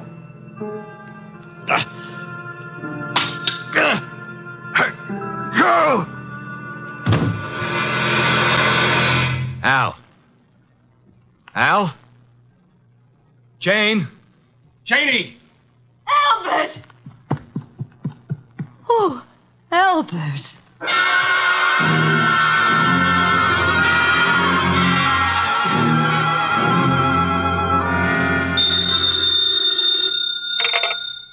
Nero Wolfe speaking. May I come home now? Oh, hello, Archie. I said, may I come home now? Have you sent for the police, Inspector Kramer? Of course. Who was killed, Archie? Albert Collins. How, Archie? I don't know. You were right, though, weren't you? Naturally. About what? Murder. Oh, that. We can talk about it tomorrow. Good night, Archie. Come home when you can. What do you mean, come home when I can? You'll be held as a witness, won't you? Try not to wake me with the elevator when you come in. Well, Inspector Kramer, you've had me here at headquarters for a long while. For quite a long while. Haven't you asked me enough questions? Goodwin, you say you never saw these people before, Collins or Boyce or their wives.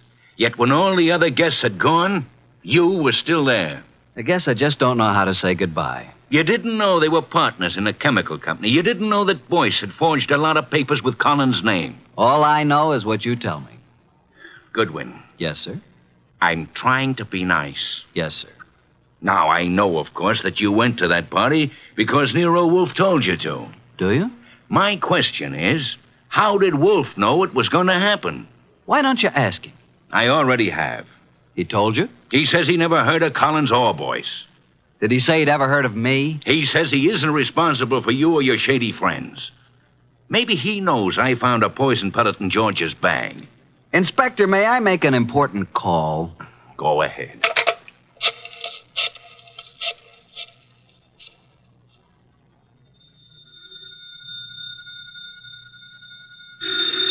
Archie. Confounded light. Hello? What time is it, Master? Confounded, Archie. I'll tell you what time it is. It's a little after 4 a.m. I'm at Central Headquarters, and Inspector Kramer has been chatting with me about my shady friends. Kramer is a jackass. Just a second. Pick up the other phone, will you, Inspector? Sorry, Mr. Wolfe. What was that you were saying about Inspector Kramer? I said Kramer is a jackass. Thank you. Wait a minute. Wolfe, Oh? Eavesdropping, Inspector. I was just talking about bringing you down here for a little questioning, Wolfe. Phooey. What's that? Phooey. It can be spelled in several ways. I spell it P-F-U-I. Phooey. You think I won't bring you down here as a material witness? Yes, I think you won't. I think you'd be making a great mistake if you did. A great mistake? Why? Because I might not tell you who killed Collins. Then you wouldn't know which one of these people to prefer charges against. Now send Archie home. Even he needs an occasional night's sleep. What do you think of that? He hung up. So it seems.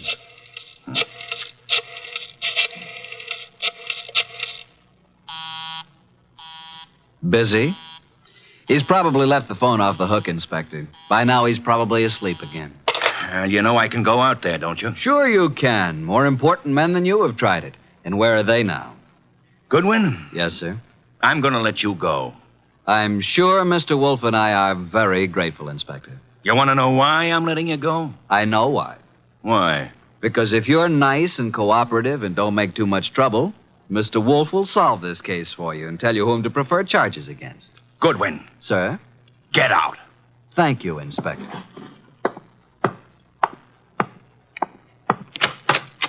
Good morning, Inspector.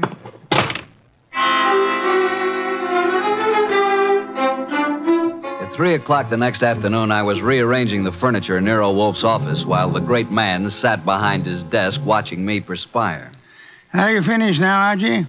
Yeah, I guess so. And tell me where they sat. There were 2 couches, like this, in front of a fireplace. Collins and Boyce were sitting together on one couch. When Georgia and I came in, they were looking at some canceled checks. Where was Mrs. Collins? I told you she was getting ice and fresh glasses. Why was she getting fresh glasses, Archie? Where were the empty ones? I don't know. Maybe they were the same ones she brought back washed and polished. Archie, I trust your powers of observation absolutely. That's why I sent you to Mrs. Collins' cocktail party. Okay, how did you know there was going to be a murder? If it was a murder. It was a murder, Archie. But isn't it obvious? How is it obvious? Suppose Collins slipped a few drops of the poison into his drink himself. It's very strong, very deadly poison, with a remarkably strong odor. Like almonds, I know. I smelled it when I picked him up. Archie, was anything found on the body that might have contained the poison? A fountain pen, whatever? Not even that. Inspector Kramer found a poison pellet in Georgia's handbag. He thinks she poisoned Collins' drink. Say, could be. But it wasn't his drink, it was his wife's. Then Georgia was trying to kill Jane, and Collins got it by mistake. We shall soon see, Archie. I was expecting a murder because you told me to expect it. I watched every move that everybody made. There's no possibility that Jane's glass, the glass with the poison in it, was tampered with by anybody. Yes, I believe. Okay.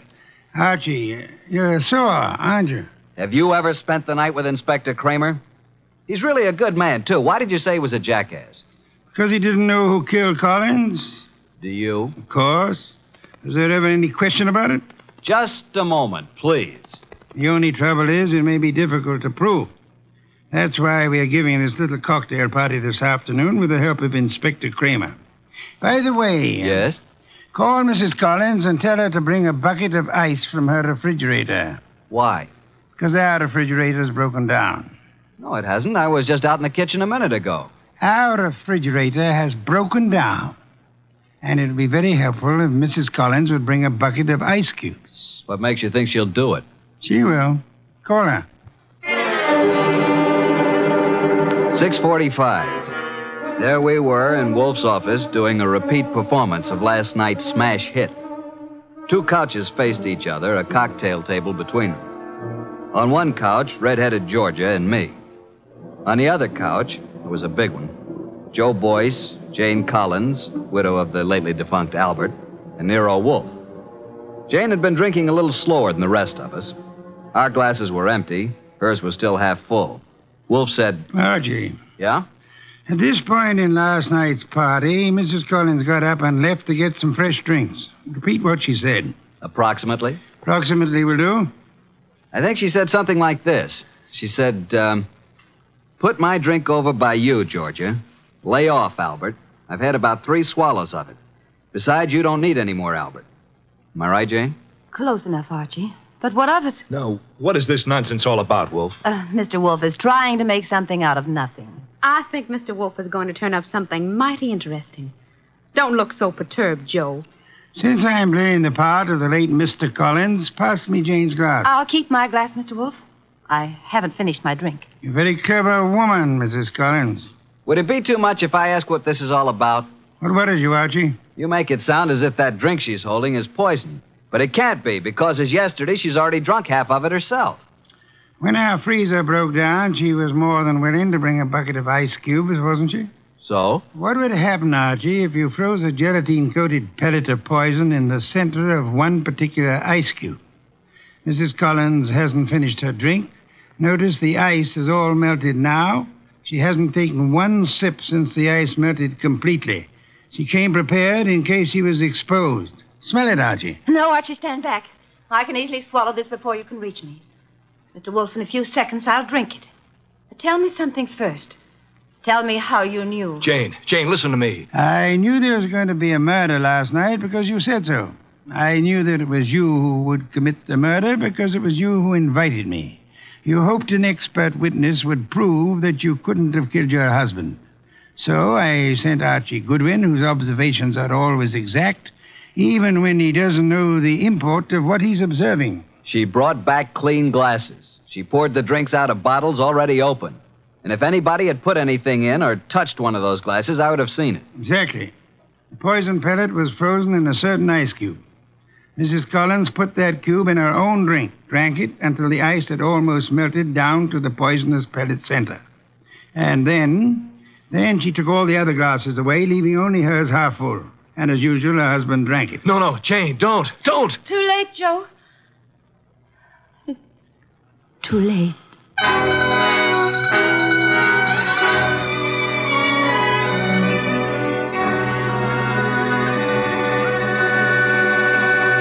Well, boss, Jane didn't get away with a suicide try. That was clever thinking you did.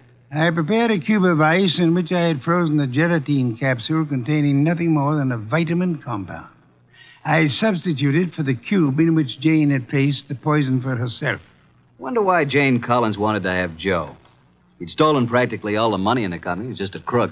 Birds of a feather, Archie. I don't believe Joe Boyce had any idea that Jane was planning a murder. And he still had all the money. Well, the forgeries will put him away for a long time. And poor Georgia could have had it pinned on her if it hadn't been for me. Yes. You knew all along, didn't you, that Jane had planned to have Georgia accused by planting another pellet of the poison in Georgia's handbag. Jane would have gotten rid of her husband and Joe's wife in one stroke. You knew all that, didn't you? Well, how about a bottle of beer, boss? Could you spare the time? Georgia. Beautiful redhead. Wonder where she is tonight. I'm sure I haven't the slightest idea, but in case you do... well, just be quiet with the elevator door when you come in.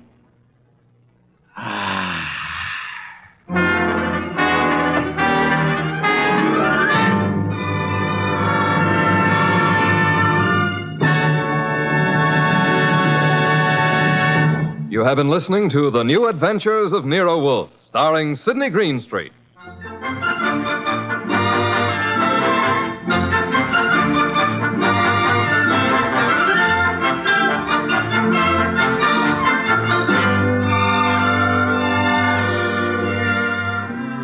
Tonight's transcribed story by Mindred Lord was based on the characters created by Rex Stout.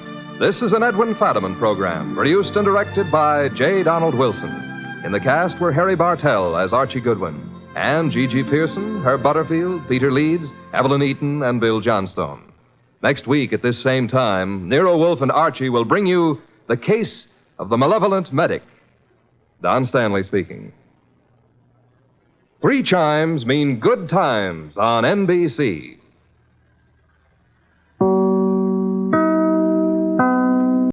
Get this and get it straight. Crime is a sucker's road, and those who travel it wind up in the gut of the prison of the grave. There's no other end, but they never learn. From the pen of Raymond Chandler, outstanding author of crime fiction, comes his most famous character in The Adventures of Philip Marlowe.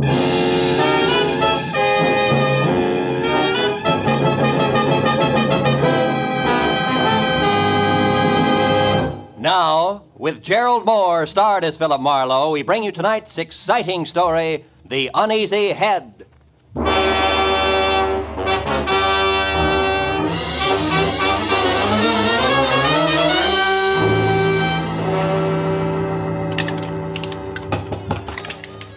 Hey, Slattery, you running a bar Let's here? not be neglecting the regular clientele. Okay. Everybody relax. Remember, them also serve who only stand around and wait.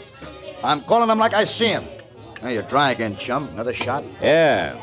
Say, Slattery, you happen to know a guy named Sammy Archer? I was supposed to meet him here at 6. That was an hour ago. There you are, chum. Another shot. That's yours, friend. Rye, wander on the side. Rye and a little help. Slattery, I asked you a question. Listen, chum, I sell whiskey. I sell gin. I sell beer. Pretzels I give away, but only pretzels. If you're busting with questions, try Louis. Louis? Yeah, the punk in the corner there, the guy with the patent leather hair. Oh.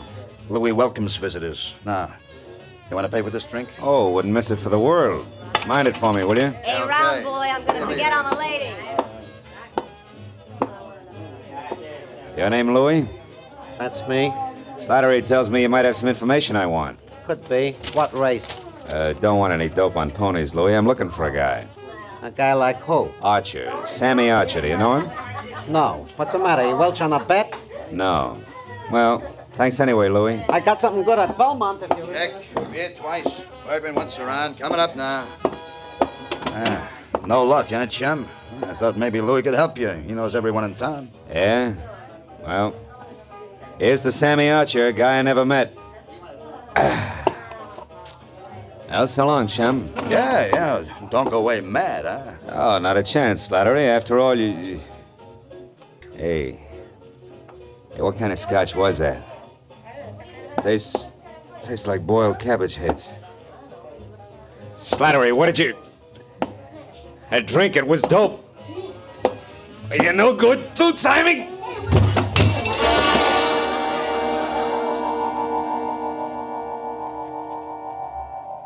For a long time, 100 years maybe, I felt good. The temple was beautiful. Chinese beautiful. Everywhere lacquered woodwork that had the deep, bottomless luster of a pigeon blood ruby. And 1,000 shelves filled with 10,000 smiling ivory Buddhas. And a lovely, streamlined dancing girl, beaming in a white silk mandarin robe, waiting my pleasure. But then suddenly the 100 years ran out. The lacquered woodwork was a bar, the Buddha's lines of whiskey bottles, a white silk mandarin gown and apron, the lovely dancing girl, Slattery.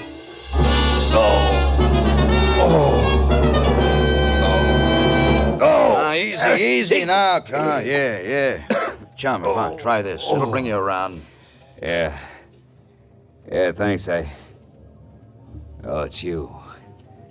How dumb do you think I am, Slattery? Hey, easy. No, wait. You got it wrong, chum. I didn't slip you that Mickey. Come on now. Lay back. You're gonna be okay. How long have I been out? Oh, about an hour. Oh. You're in the storeroom behind the bar. Now just take it slow, Mr. Marlowe. How do you know my name?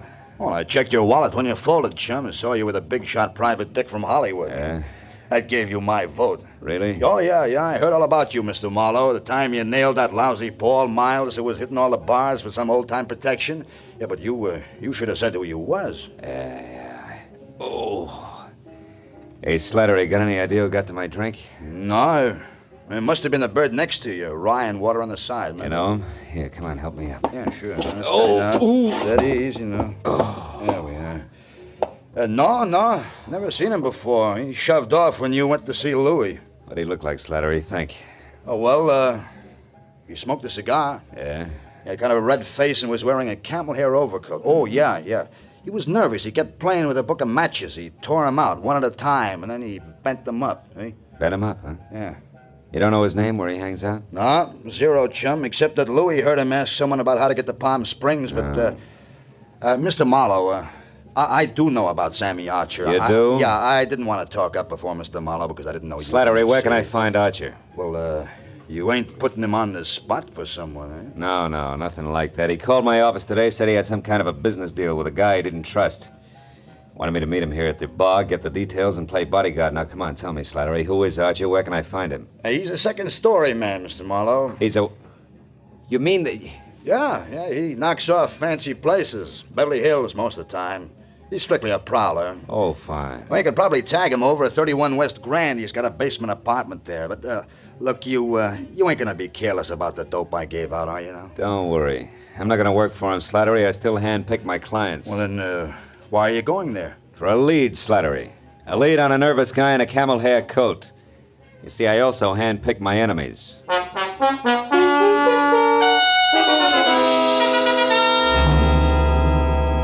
31 West Grand Avenue was a dirty stone tenement propped up by a dirty stone stoop. A cracked pavement led to the basement apartment, which showed a fuzzy slice of yellow light, where the door was cracked open inches. So when I knocked, I was ready for almost anything, just as long as it was on the seamy side. But I didn't expect it to come from overhead.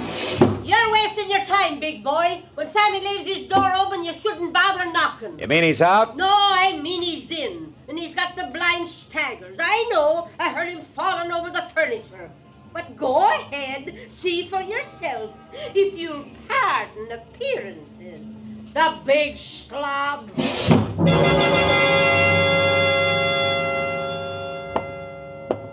The lady was right. A tinny radio led me to the basement room, where I found the two scarred wicker chairs and the single end table on hand turned over. Drawers open and overflowing pieces of discarded clothing everywhere. And in the middle of all that, sprawled along the edge of a threadbare couch that was weak in the springs, Sammy Archer. He was facing me, eyes closed, and wearing a faded blue bathrobe 2 sizes too big for him. And next to one hand that rested on the floor was an empty gin bottle sitting on a clipping torn out of a fashion magazine. On one side, an ad for a Bendix automatic washer. On the other, a picture of a diamond tiara. A jeweled crown, which the caption said belonged to Mrs. Bessie Dunsmuir of Palm Springs, California's most celebrated hostess. Well, it was a good time to awaken mine host by shaking well. Hey, Sammy. Archer, come on, pull yourself together.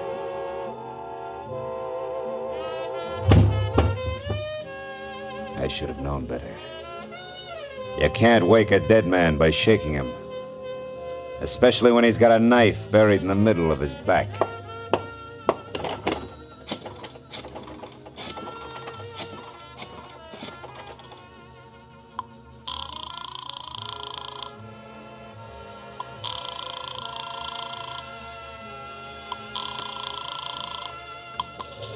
Sorry, desk. Remedy speaking. Phil Marlowe, Remini. Hiya, Phil. Tribune got time for a few questions? Oh, we're up to our ears with the Dunsmuir story.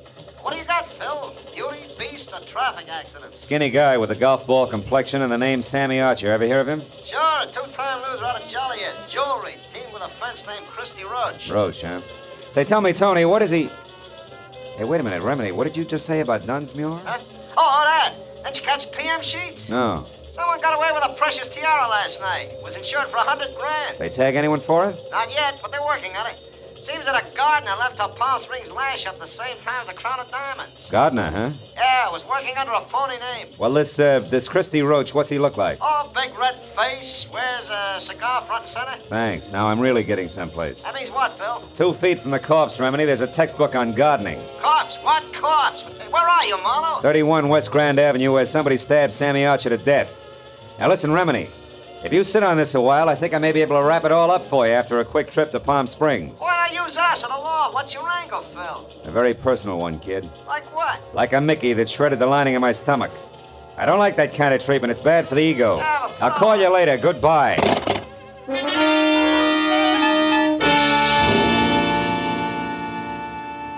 The trip to Palm Springs was 2.5 hours of hard driving through sterile wasteland.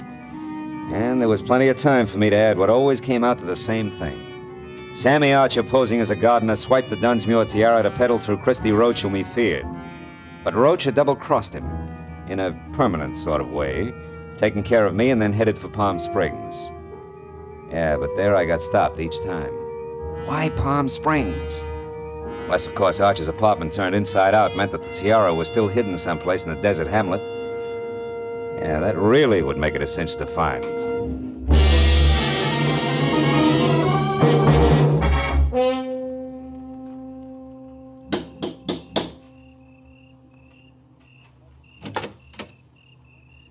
Yes, sir? I'd like to see Mrs. Bessie Dunsmuir, please. My name is Philip Marlowe. Police or gentlemen of the press are no longer welcome. Good evening, sir. Steady, Jeeves. I have information about the tiara. Now tell that to your mistress, or you'll only be able to look down that long nose through one eye. This way, sir, if you please.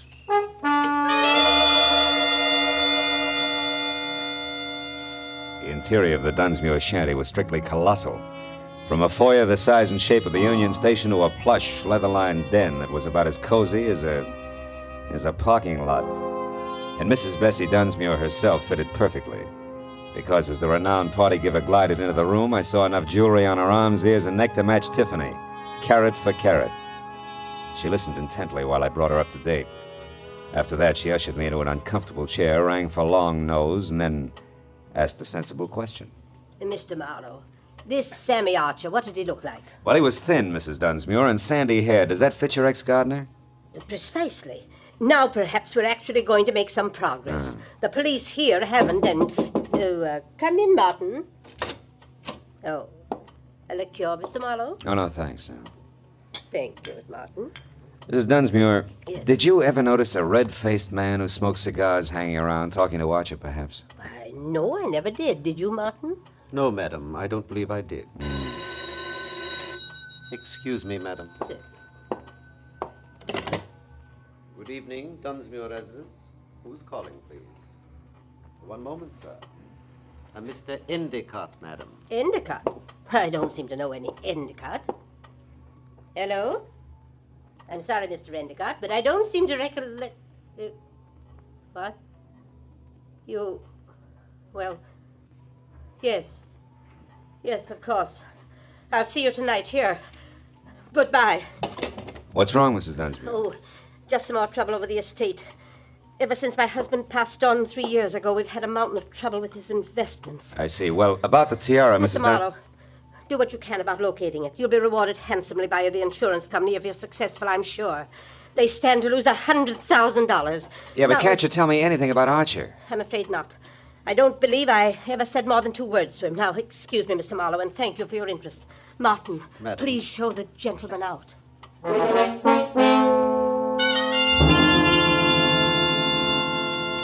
Outside, I chalked the Dunsmuir interview off at face value. Proof positive that Sammy Archer and the sticky-fingered ex-gardener were one and the same. Then I headed for town on the first public phone, which was at a mobile gas station. There I swapped a $10 bill for a pocket full of quarters and started calling people back in L.A. who might know more about Christy Roach and the kind of connections he could have in Palm Springs. But after 4 near misses, I quit and stepped aside to let a big man with a beefy face that belonged on an English bulldog take his turn. However, he had other ideas, and he pointed them out bluntly, with a shiny automatic. I wonder if you could help me, Sonny. I'm looking for a diamond tiara. You gotta be kidding. I wear a fedora besides Hold it right there. I have news for you, Sonny. While you were gabbing into the tube there, the station attendant left, closed shop, went into the bar next door. Out of earshot. So? So we're alone. And that means I'm going to do very little. Stay right there, Marlowe. Well. Christy Roach. Red-faced, cigar and all. Glad to see you. Shut up. Come on, we're getting out of here. Without our buddy, then? Don't worry about him, Marlowe. He'll keep that way. Maybe a lot longer than you will.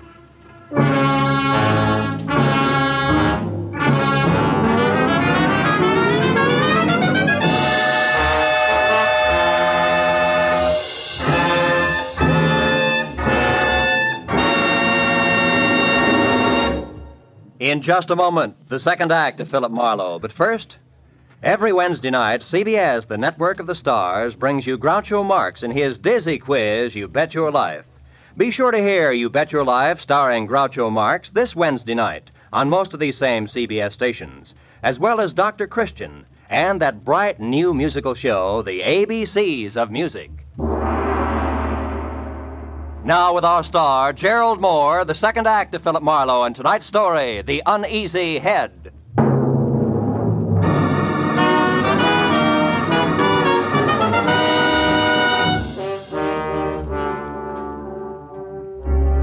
From the way Christy Roach had brought his gun barrel down on the bulldog's scalp, I knew he meant it when he jammed the same gun into the small of my back and marched me to my car. He didn't relax until we were driving down a dark side street toward the center of town. Well, kid, you jumped right out of the frying pan into the fire. You should have taken that first hint I tossed you. The Mickey? Yeah, that was real cute. But it was too subtle, Christy. I didn't really peg you till I found Sammy Archer. Oh? It's too bad about Sammy. That was more or less of a mistake. Oh, sure. You only intended to carve your initials. The knife slipped. No slips, kid. At the time, I thought Sammy had tried to pull a fast one on me, but I found out later he was just stupid. He had a great thing, and he was just too dumb to see it. As for you, turn east the first chance you get, and don't run any stop signs, you understand? Where we going? Oh, no place in particular, just so it's nice and quiet. You know, you don't know when to quit, Marlowe, so now you're just one of the loose ends I've got to tuck in before I clean up my business here. Take it easy on the corners. You told me to turn east the first chance I also told you to mind your manners! Busting my wrist isn't going to help my driving much. It'll be worse the next time. I've got a lot of ground to cover yet tonight, and I want it smooth. That's too bad. Because there's a bump coming up fast right now. We picked up a tail. Huh? Take a look. Cops. Yeah, cops. Call it, laughing boy. You're the skipper. Do we race them out of town, or do I pull over? Pull over. I don't know what that beef is, but play it straight, kid, because if it comes to shooting, you'll be the first to drop.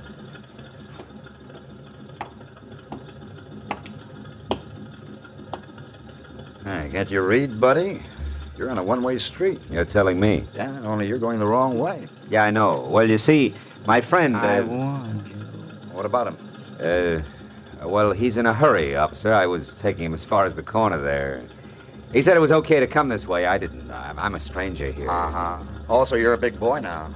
You should make up your own mind. You're so right. Here, Mac, if you're in a hurry, you can go, but you better get out and walk. Thank you. Your friend here is going to be tied up for quite a spell. All right, let me see your license.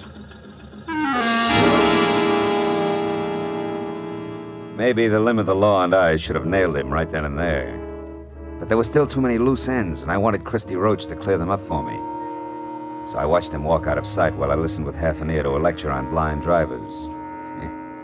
Well, it was a small enough price to pay for the service rendered, so I thanked the officer for the ticket and then headed back to the filling station in a bulldog with a headache who might be in a mood to talk.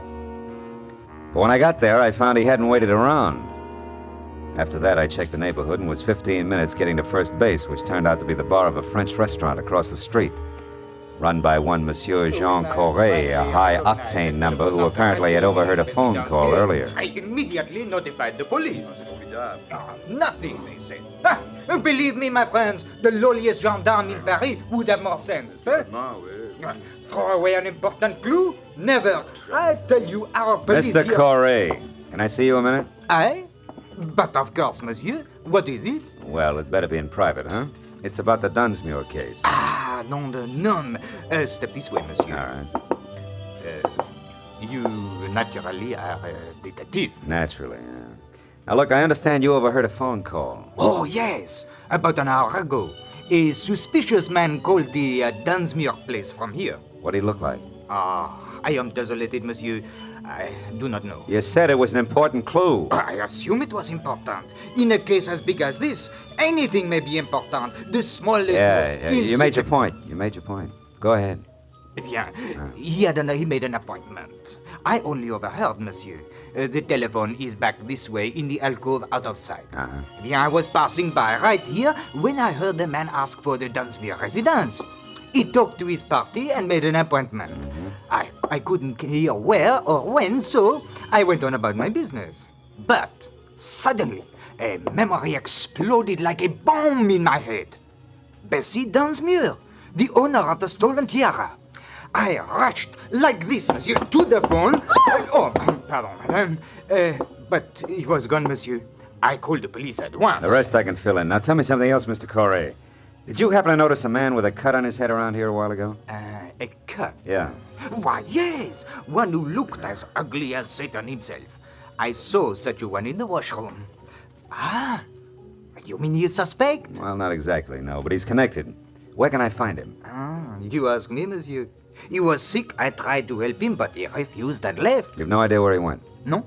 But wherever it was, I'll wager he was too wobbly to get there, monsieur. All right, in that case, I better make a quick call and The telephone's set. Yeah. Permettez-moi, monsieur. Bessie Dunsmuir hasn't had a new husband for 2 whole Madame. years, my dear. I can't imagine how she keeps up that elaborate front of hers. Why, do you know You! What? Madame, hang up the telephone at once. I insist. Vitement. I beg your pardon. In the name of the police, monsieur is a detective. I demand you clear the line. I've paid my nickel and Never mind, skip it. But I would like to know about those bent matches on the floor. What do they mean, monsieur? I better skip the call and get going fast. You've been a big help, Corey. Maybe I can get you the Croix de Guerre. The bent matches that littered the floor under the phone meant that the man who had made an appointment to meet with Bessie Dunsmuir had been the fence, Christy Roach. And to top it off, she'd lied about it. Didn't make any sense. But I added it to the rest of the question marks and made a beeline for Bessie's mansion. I parked a block away from the place, walked back, and let myself in through an iron gate at the side. And wound up in front of a car, half hidden in a clump of hibiscus bushes. A man was leaning in the open door with a match in his hand, reading the registration on the steering post. It was the bulldog I'd seen first at the gas station. When he saw me, his hand dived under his jacket for a gun, but I was on him before he could get it out. Oh, my head. You're due for another dose of the same, Buster, unless I get some fast answers. The time for games is over, and even a private detective can run out of patience. You're a private dick. Yeah. I don't get it. This car here belongs to the guy who helped you. Fence. Christy Roach. And if he's inside, I got Roach didn't help me, and you've got to do nothing till I find out about you. Who are you? Temple. Fred Temple. Hamlin Insurance Company. Oh, no. We're covering the missing tiara. Only something's haywire. An insurance investigator? Yeah, but I'm not gonna make it, fella.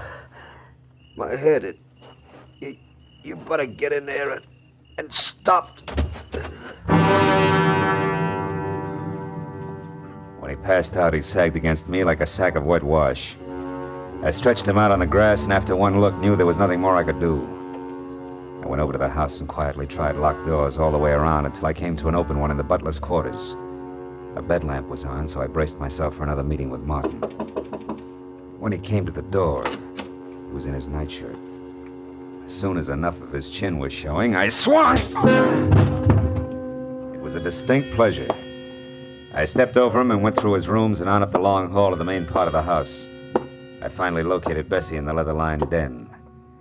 She was alone, but judging from the rate she was burning up the jittery cigarette in her hand, she expected trouble at any moment. Marlowe, how did you get in here? Why are you here? Just checking up on a lie, Bessie? I don't know what you're talking about. Your late date tonight. Incidentally, he's due any second now. His car is outside. On my grounds? Yeah. Surprised? What's so important about that? Now, look, you better tell me all about it, Bessie. No. Get out of here. Get out. Later. Right now, this setup is so full of holes, even the truth is leaking out. First, Roach the fence, figuring Sammy Archer, the guy who swiped your tiara, was pulling a fast one. And he changed his mind and got a new angle. Second, you brushed me off because actually you're afraid of finding the tiara. And third, the insurance company that's covering your loss is suspicious. Yeah, it's screwy, but it can only add one way. Like the tiara that was stolen from here yesterday is worthless. Are you insane? It was famous, fabulous, worth a king's ransom. Yeah, the original, maybe. Not the cheap duplicate. I may be fuzzy on the details, but the big picture's easy. You dismantled the original and sold it probably quite a while ago. But not before you made a duplicate to keep up appearances so gossips wouldn't know you were going broke. Also, you kept up the insurance on it for the same reason. And the duplicate was stolen. People knew you'd been robbed, so you were forced to claim the insurance, but you knew that if the fake was recovered legally, you'd be prosecuted by the insurance company and disgraced. Sure, Christy Roach knows that, too. He's coming here for blackmail, isn't he? Why else? Come on, Bessie, you might as well... You might as well... Might as well what? What are you looking at? A cigar butt there on the floor. Oh. It's burned a hole in your rug. What happened to make Roach drop a cigar, Bessie? Where is he? I don't know what you're... Stay away from that desk. I mean it, Bessie. Next time it's for keeps. Now stay back. Where is he? In the closet there. I didn't know what else to do. You are right about the blackmail. About everything. I had to kill him. He'd have wrecked my life. Yeah. Just your way of life. That was top-heavy anyway. I guess so. But I thought I had to have it that way. Well, at least I'll give them all a big laugh on the way out. Bessie Dunsmuir's a great entertainer.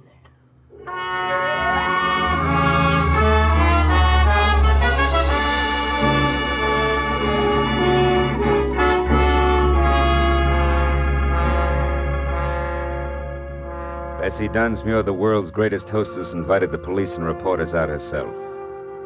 The fake tiara was found in the back of Roach's car, and she wore it cocked over one eye for the benefit of the press, the photographers, and her friends. By the time that party was over, it was almost dawn. Bessie was right. The papers came out and the giggles began. But Fred Temple drinking coffee under a head full of bandages didn't see much to laugh at. It's pathetic. Something awful sad there someplace, Marlowe. I agreed. Uneasy lies the head that wears a crown, even a phony one.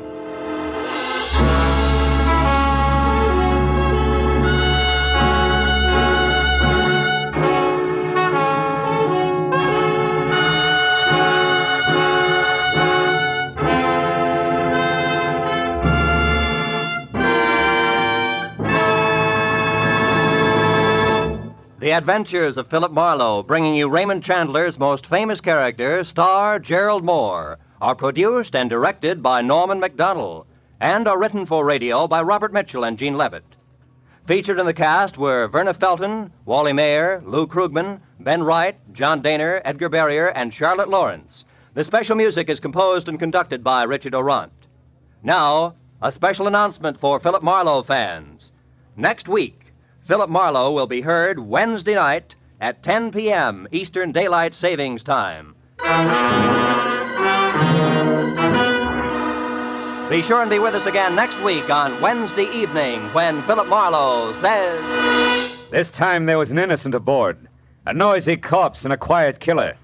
But before I knew which was which, I'd mixed with all three while going 70 miles an hour.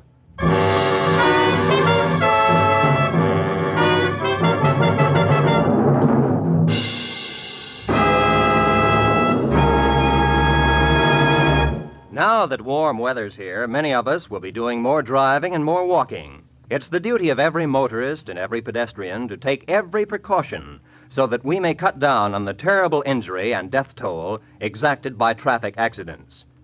These accidents don't just happen. They're man-made. Somebody causes them. Make sure that you're not responsible for a traffic accident. Walk and drive carefully. The life you save may be your own.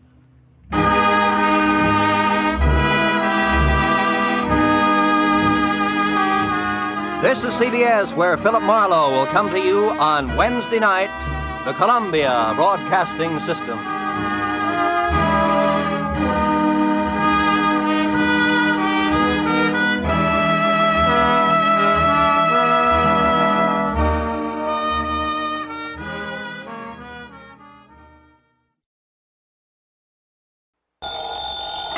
Johnny Dollar. St. Clair, Mr. Dollar, and Kennett, Missouri. Would it be possible for you to come out here right away? Kennett, What did you say your name is? Charles Kingsley St. Clair. I'm... Oh, yeah, with Providential Assurance Company. Yes, that's right. Yeah, now, wait a minute. I thought you were leaving the company. Dollar. If you're such a gentleman, you just couldn't stand doing business with the poor, wretched clients you inherited. Mr. Dollar, I am a changed man. Well, good for you. It is true that some of the people that I've been sent down here to deal with, well, I consider them nothing more than poor white trash, ignorant, illiterate. Well, I'll say this for them. They sure know how to make some pretty powerful moonshine. Very true. Yeah, if one of those characters hadn't poured some of that white mule down my gullet, I doubt if I'd have been crazy enough to go out after that killer. But thanks to you, Dade Wupperman was indicted, tried, found guilty, and has been incarcerated. Yeah, that was the one, Dade Wupperman. Unfortunately, Mr. Dollar, Dade has a brother. His name is Daniel. I beg your pardon. Daniel. He's been making trouble, very serious trouble. Oh? Like what? Murders. I see. So if you take a plane to Memphis, I shall be more than glad to meet you there.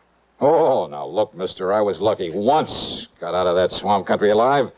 But I'd be nuts to stick my neck out again.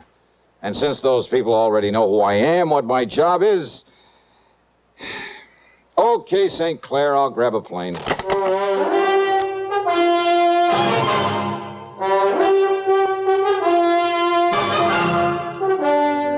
CBS Radio brings you Bob Bailey in the exciting adventures of the man with the action-packed expense account, America's fabulous freelance insurance investigator. Yours truly, Johnny Dollar.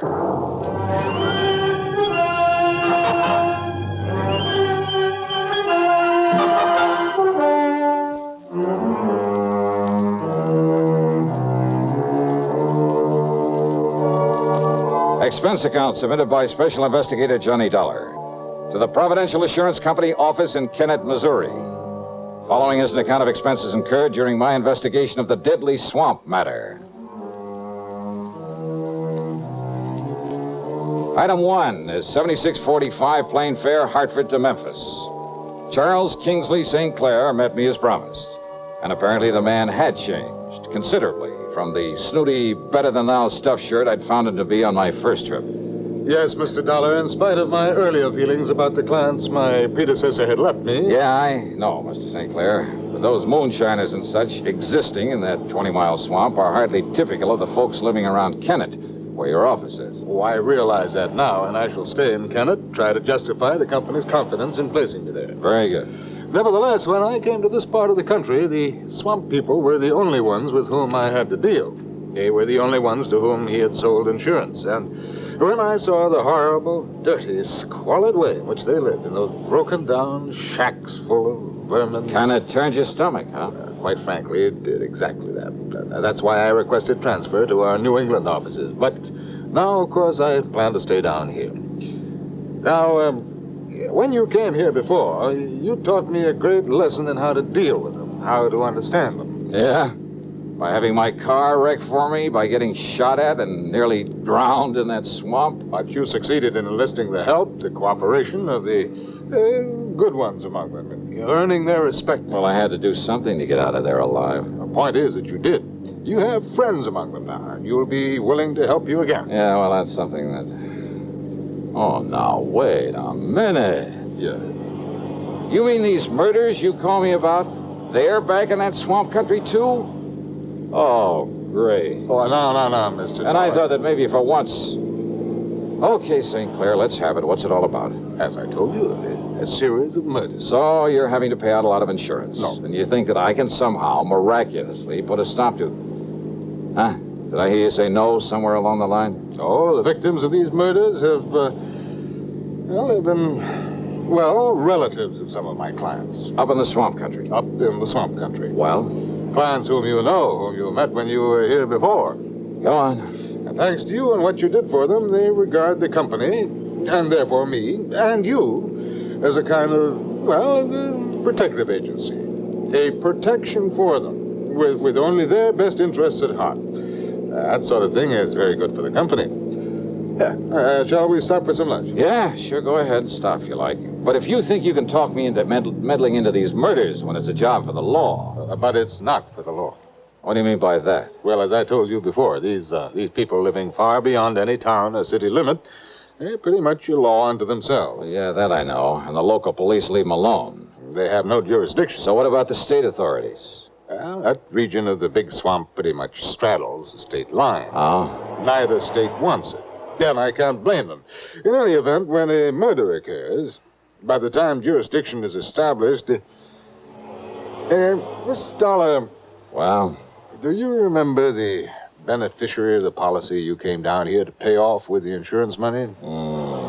A Ufa Crump. That's right. Yeah, real sweet, pretty young kid. Yes. St. Clair, I'll never forget the look in her eyes, the almost childish, unabashed gratitude when I gave her that money. Yes. Now she can have pretty clothes for a change, good food on the table. Oh, she can fix up that little house she and her kids live in, buy some lace curtains for the windows, and... Oh, what do you mean, no? Ufa was the latest victim of this killer. Well? Come on, St. Clair. Tell me what you know so I can get to work on this thing.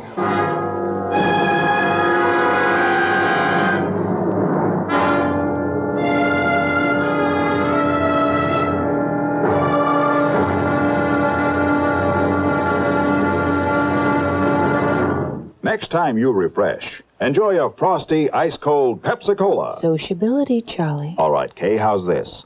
Pepsi is light, refreshes without filling. You like to refresh? Have a Pepsi right now. Well, offer it to everybody, Charlie. I will. Enjoy Pepsi at the fountain. It's delicious at home, too. Have one at lunch or with a snack. Charlie. At the beach or at dinner. Wherever you go, Pepsi is there. It's here, too, in our Be Sociable song. Be sociable, look smart, keep up to date with Pepsi. Drink light, refreshing Pepsi. Stay young and fair and debonair. Be sociable, have a Pepsi. For the weekend, have plenty of Pepsi around. Pick up an extra carton today. CK, I'm sociable. With Pepsi, everyone is. And now, Act Two of yours truly, Johnny Dollar.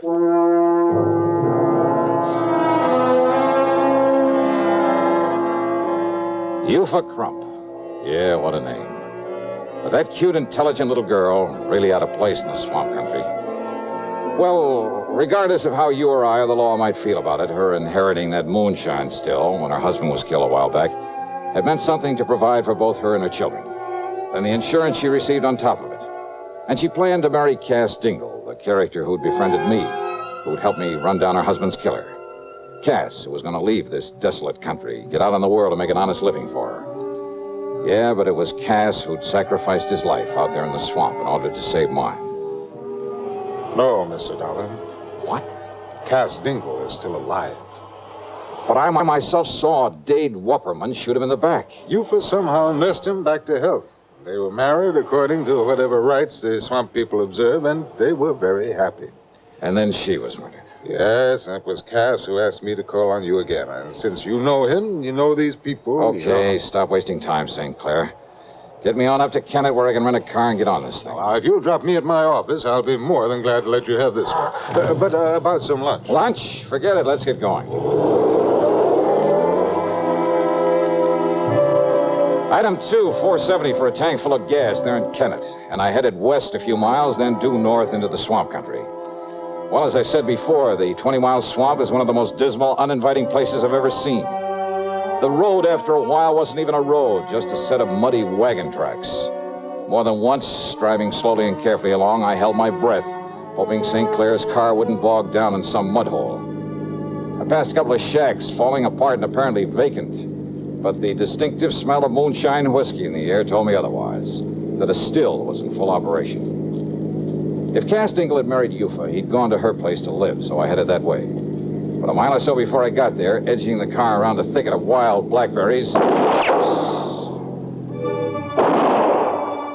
I had learned the last time I was here that when somebody starts shooting, the only thing to do is stop whatever you're in, whatever you're doing. So I did, fast. I ducked down under the wheel on the floorboards, and I pulled out my gun. And I waited.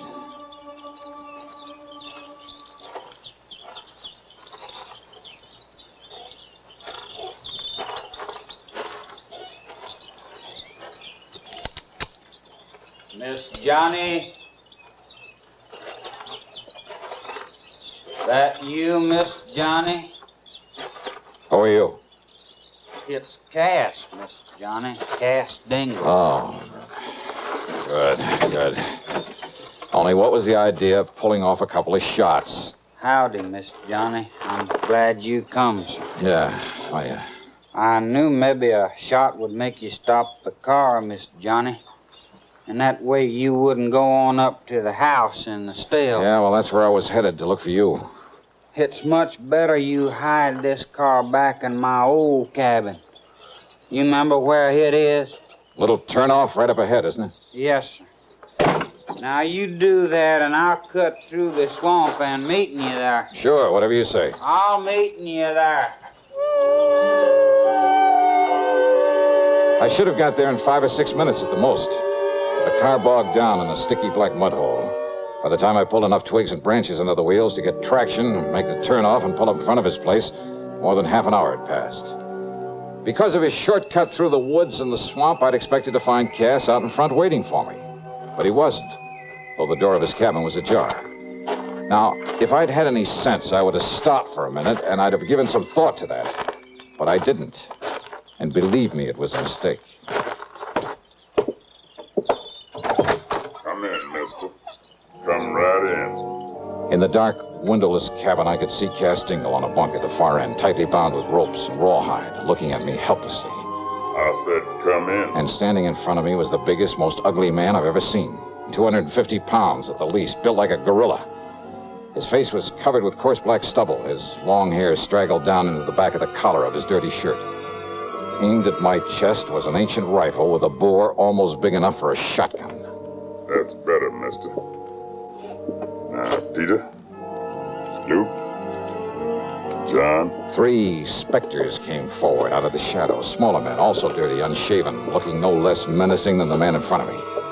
Each of them had a rifle. I could feel one of them against my backbone. Now, listen, I took a course once from the FBI on the proper procedure for disarming a man who has a gun in your back. But they forgot to tell me what to do about 4 of them.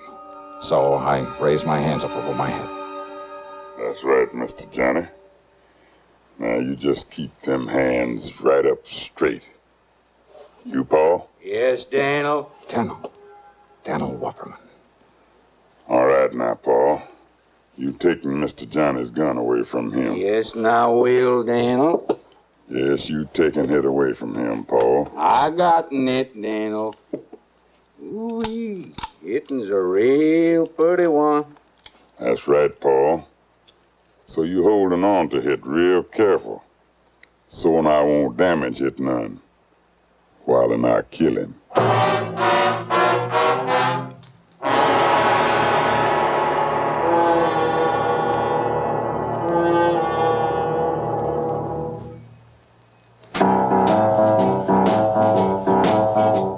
Talk about best-selling records.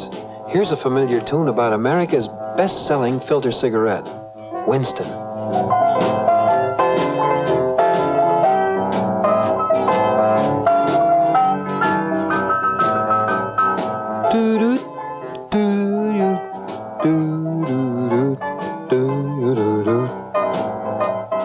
Winston gives you real flavor, full, rich tobacco flavor. And you know, that's because only Winston has filter blend up front. Choice, flavorful tobaccos, specially selected and specially processed for filter smoking.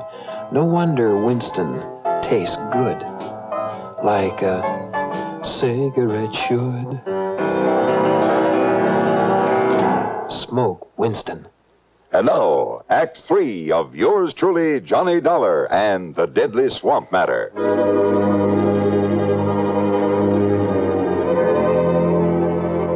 I've been in some pretty tough spots in this crazy job of mine, but nothing ever quite like this. 4 men, like 4 vicious animals who crawled up out of the muck of the 20-mile swamp. Armed with ancient rifles I was sure they knew how to use and use well. For a man living and moonshining in this godforsaken country depended on his gun for survival. Survival. It was obvious by the way the guns were aimed that survival was the one thing they didn't plan for me. Like 4 vicious animals, I said. Stupid, maybe? Enough to be tricked somehow? Yeah, but how? And there wasn't anyone within miles to give me a hand. Except for Cass Dingle tied down on the bunk at the far end of the cabin, helpless. If only he were bright enough to...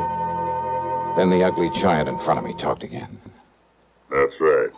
Dan'l Wupperman, and I'm gonna kill you, Mr. Johnny. Right now, for it being that you sent my brother Dade up into prison. He was a killer, Dan'l. The same as you are. That's right.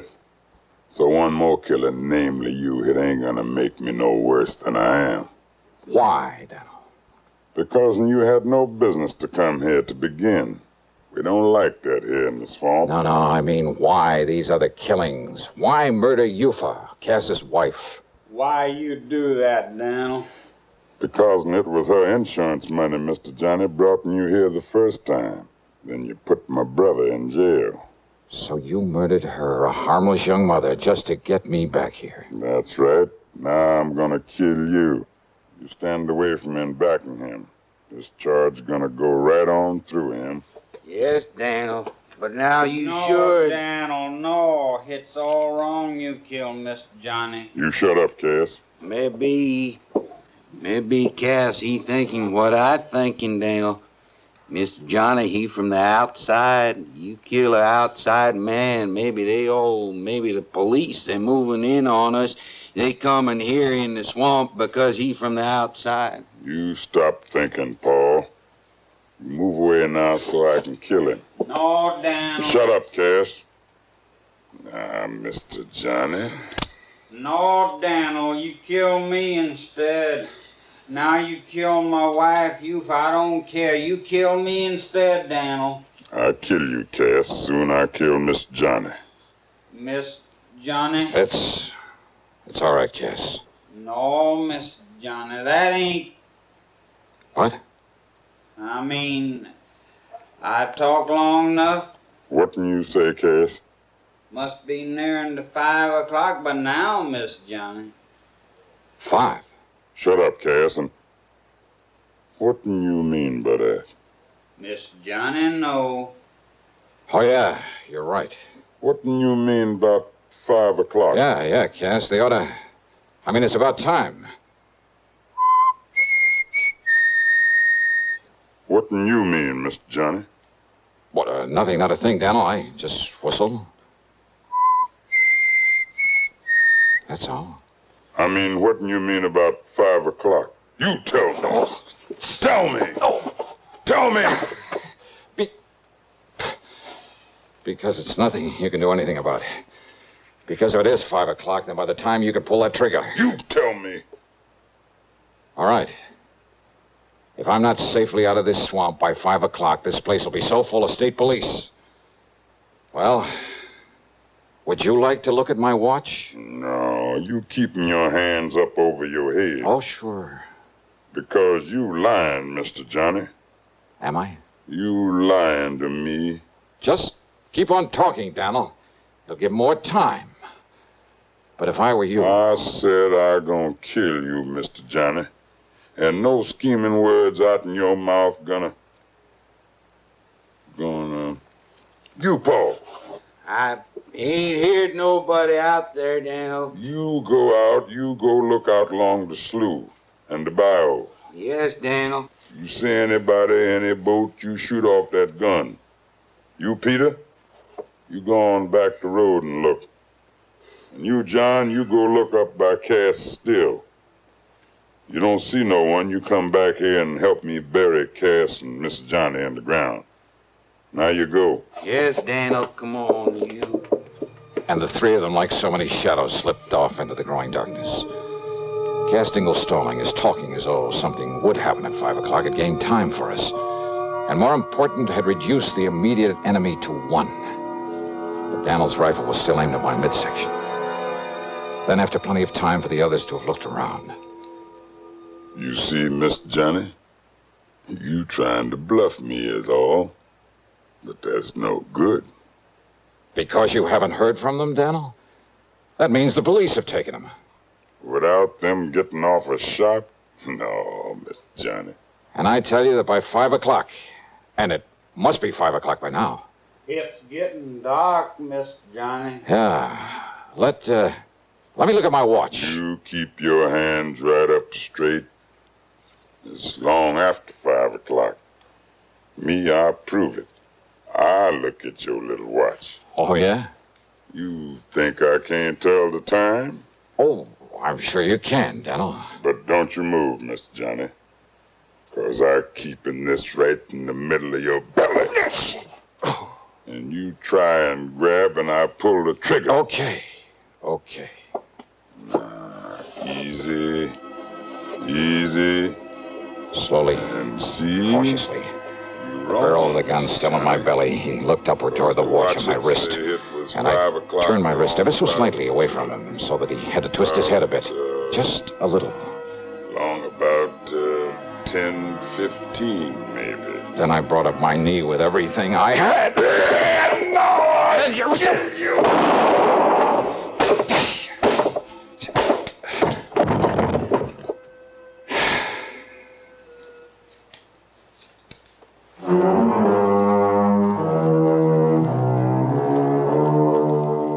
I knew the sound of the gunshot would bring the others back to the cabin.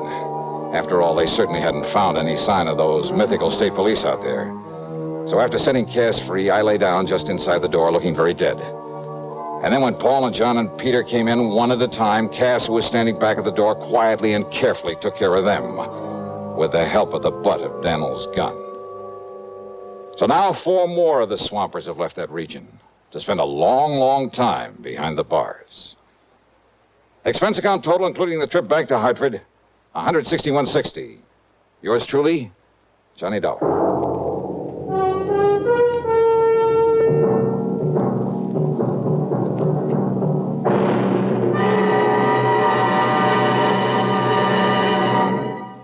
Our star will return in just a moment. Constipation is something people don't talk about much, but it can be a problem for anyone, even doctors.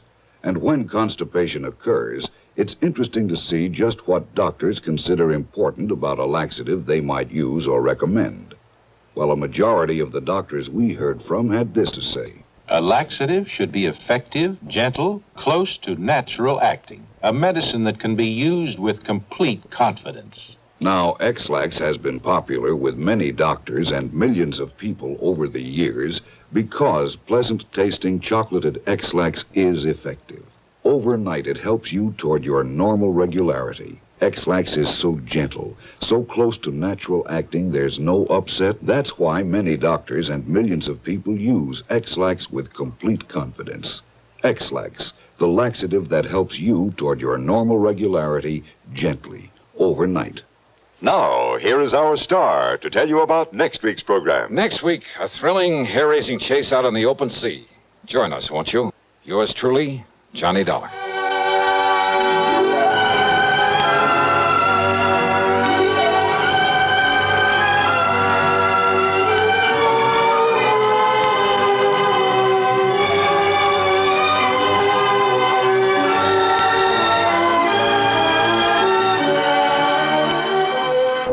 Truly, Johnny Dollar, starring Bob Bailey, originates in Hollywood and is written, produced, and directed by Jack Johnstone.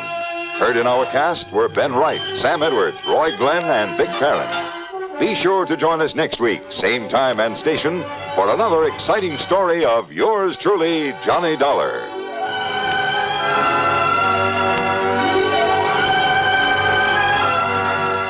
This is Hugh Douglas speaking. Another gripping drama of suspense, next on the CBS Radio Network. Who was the first to conquer space. It's incontrovertible that the first to conquer living space is the Castro convertible, who conquers space with fine design, who saves you money all the time, who stops in the convertible line. Castro convertibles. If you'd like furniture that combines beauty, comfort, and utility at an amazingly low price, then the place for you to go is Castro. At Castro, Route 9, a half-mile south of the Latham Circle, you'll see the world's largest and most beautiful display of convertible furniture.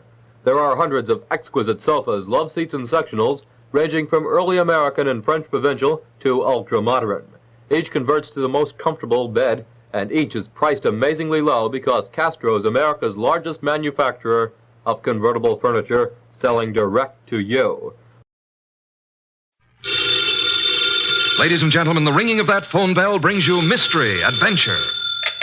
Nero Wolfe's office, Archie Goodwin speaking. Who? Oh, yeah, hello, Doc, how are you? What? In trouble, you?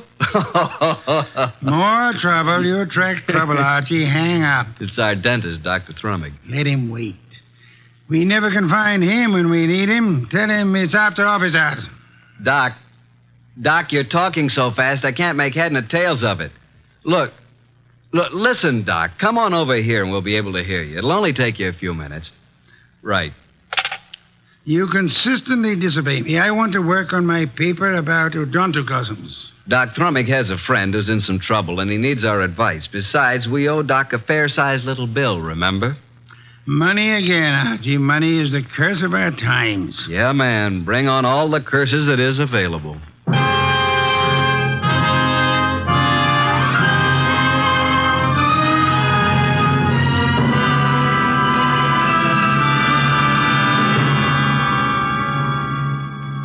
Ladies and gentlemen, it's that renowned genius who is the bulkiest, balkiest, most ponderous, and most brilliant detective in the world.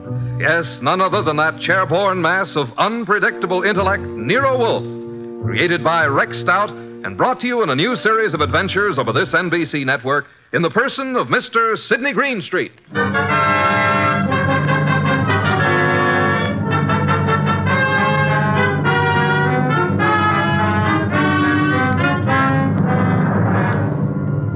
This story is one we refer to as the case of the Midnight Ride. Oh, yeah, there was a ride, all right.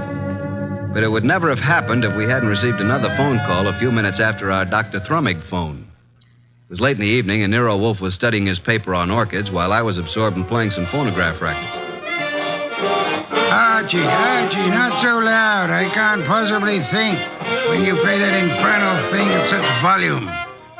What was that you said, boss? I said I can't understand why you can't get music from a phonograph without vibrating the top of the instrument. That's right. I can't understand why the neighbors haven't called the police. Do you hear that? Archie! All right, I'll answer. You're fired. Naturally. Hello? Hello. Is this Archie Goodwin? I know, Mr. Wolfe's... What? Me? Archie. Yeah, who is it? I need help, Archie, please. Come at once. Please. Oh, please. You and Nero. Who is this? This is Gloria, but... No, don't. Gloria who? Ronaldo West. Hello? Well, did you hear that? Another female bar. What happened? Boss, who do you know named Gloria? Gloria? I know nothing about anyone named Gloria. She said her name was Gloria something. I couldn't quite get the last name. But she did say Ronaldo Road. Well, it's quite possible that she resides on Ronaldo Road. First, she asked if this was Archie Goodwin speaking, and before I had a chance to say anything, she asked me to come to her at once. She needed help.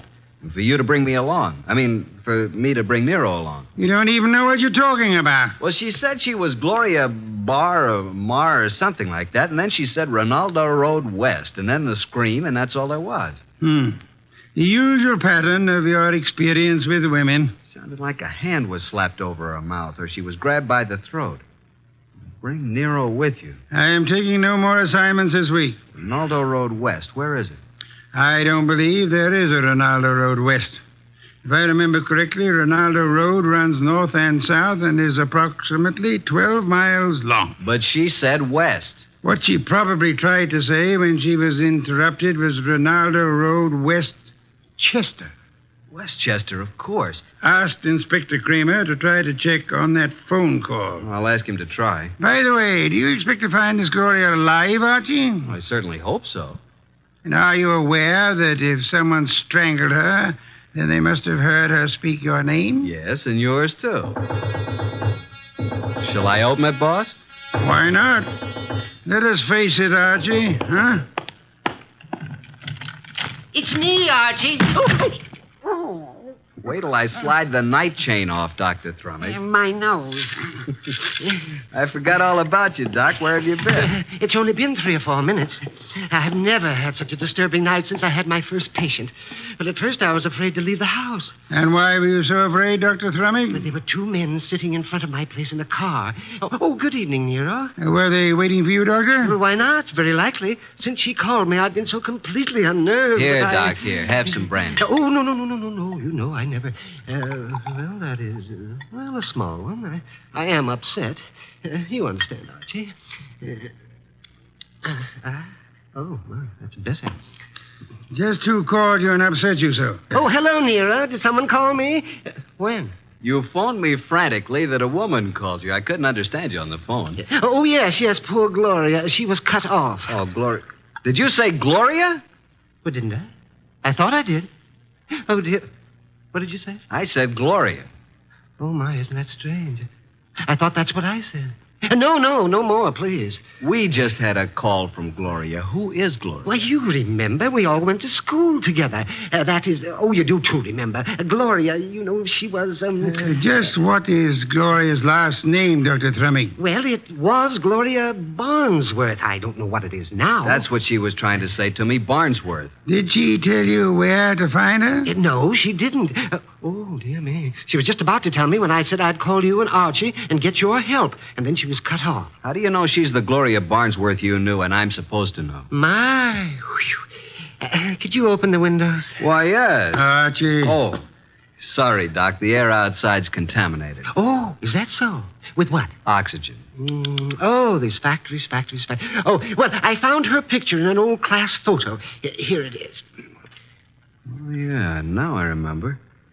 But, Doc, you and this gal were several years ahead of me in school. I'm not in this picture, so she must be about 40 now. Well, gentlemen, you both seem to have the situation well in hand now. So, if you'll excuse me, I will retire to my room. Oh, yes, but we don't have anything figured out yet. But you will. Let me know in the morning how successful you have been. Good night. Well, anyway, a woman called here, and just as she was about to tell me who she was and her address, she was cut off as though she was strangled. Yeah, Archie, did you say someone strangled her? I don't know, Doc. I hope not. Well, let's start our search along Ronaldo Road. Archie, don't answer it. They're after me. The men in the car, they saw me come in here. After you, nonsense. They found out Gloria phoned me. Don't let them in. Now, how could you know all that? Oh, dear me. Do you mind? A short one? I'm so weak tonight. Please, Archie, don't open it. I warn you. Now, just relax, Doc. I'll handle this. Good evening. Evening. Are you Archie Goodwin? No, he is. Yes. No, I'm not. He is. Put up your hands. Unhook the night chain. Now just turn off this light. Oh, I told you. Where's Wolfe? Oh, he's been in bed for hours. And who is this little man? I'm... Don't you know? This is my brother Cuthbert. Yes, he's quite right. I'm a bit older than he is. Shut up, Cuthbert. All right, get your coats and hats off that rack. What for? We're all going for a little ride along the river, and it's a bit chilly. Oh, dear me. I feel faint. I'm getting dizzy. Get your hat. Yes, sir. And put that bottle down. Yes, but it's so cold out Get along.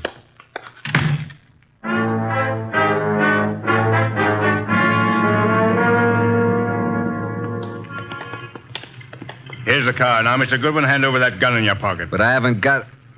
Okay, there you are. Thank you. Now get in the car. You get in the front seat with the driver, Goodwin. Your brother can get back with me. Okay, you know where we're going, driver. Yeah, but what? Get going. But do you know who this guy is? I do. Why? Well, now, look, Well, this guy is Archie Goodwin. What if he is? Well, this won't work. I mean, I didn't know it was going to be Goodwin. He's with Nero Wolfe. What's your name, pal? I can't see you, but I seem to recognize your voice. Well, you see, it was like this. I was in a... Are you going to shut up and start driving? Okay, I'm going.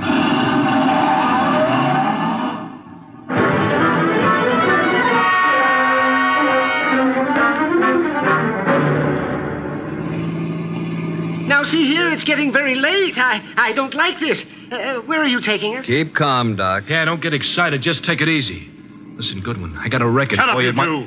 What's the idea back of all this, friend? We're off the road here, driver. Yes, but we're way out in the country. Now, we'll all get out here. Now, wait a minute. I said get out. You too, driver. Oh, now, wait a second. What's the big idea? Now, all of you start walking over to that clump of trees. Go on. What's he going to do? What do you think? Okay, that's good. Just stand there. Now get out your gun, driver. Oh, now, wait a minute. This isn't Get the out way your you gun and don't turn around, driver. Now let him have it. Go on or I'll kill you. I don't go in for this kind of stuff. Besides, shoot and empty your gun into them. Go on. Now just drop your gun on the ground. There. Now I will take Goodwin's gun, and after I finish with it, I'll just toss it over beside his body. You what? Hey, now, wait a minute. You'll notice I have gloves on.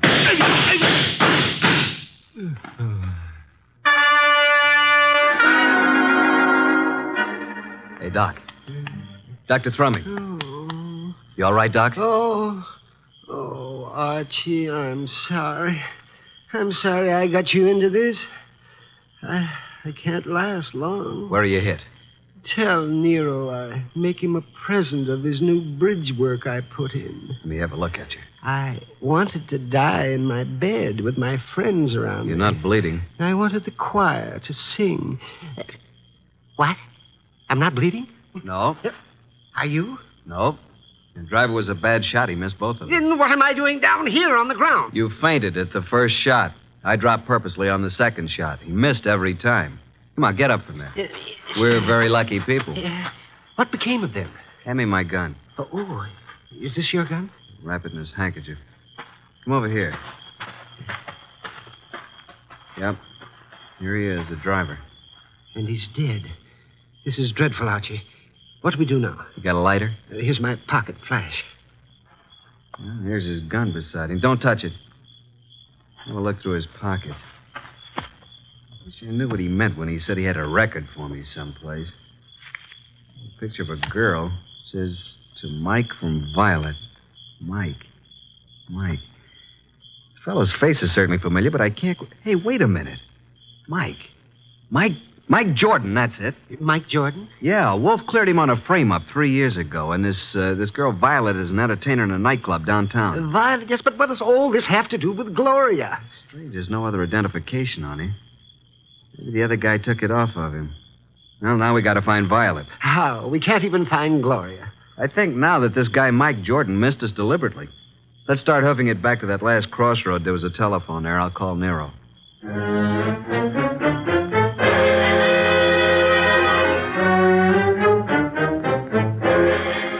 So that's the story so far, Mr. Wolfe. Sorry to wake you up, but we wanted you to know. Yes, we did. Oh, such a night.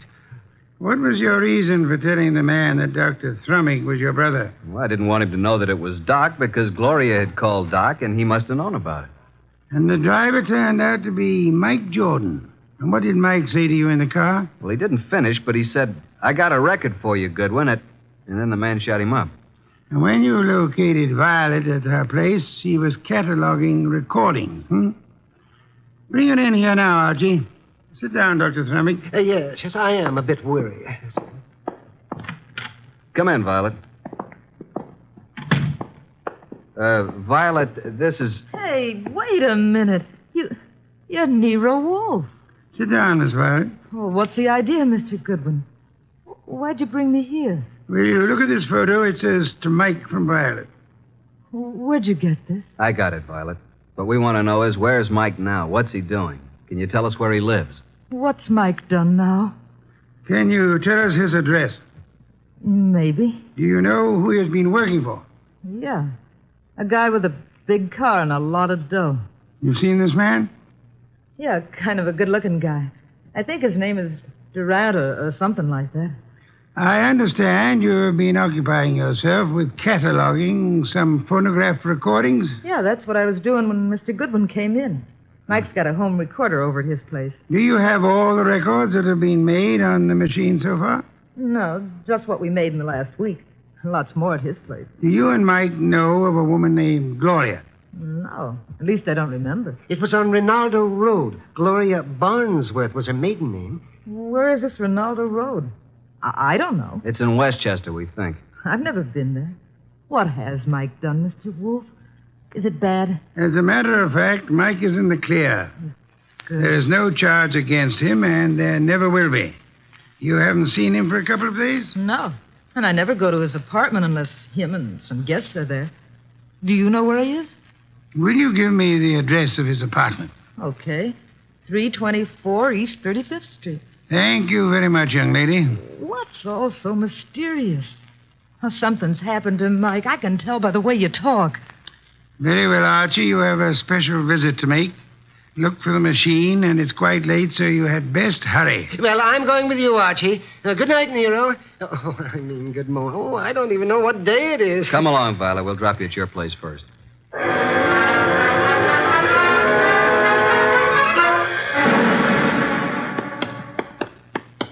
Well, there we are, Doc. Yes, has his name right on it. Mike Jordan. No, we're fairly certain that no one's in there. Hey, what do you know? It isn't locked. The lights are on. I know. Listen. Yes, a light humming noise. Huh. But where is it coming from? Over in that corner, those wall cabinets. There it is. A radio. And a phonograph combination. Yes, and a recording machine. And the recording arm's still down on the record. Just lift it off and put the playback needle on. Yeah, there we are. But look, I don't go in for that kind of stuff. You've been working for me for several weeks now, haven't you? Well, sure, boss, but I never went in for no kind of... We're going to pick this guy up and take him for a little ride. It ain't my line. All you do is drive the car. Okay, I'll take a chance, but remember, I'm just the driver of your car. If anything happens, I didn't know nothing. You'll do just as I say. Incidentally, I know a lot about you. Things the police would like to know. Okay, I'm working for you. I came out to Rinaldo Road to make an honest living. But I see I'm right back where I started. And worse. The guy just ain't got a chance. Oh, remind me. I've got to phone the place.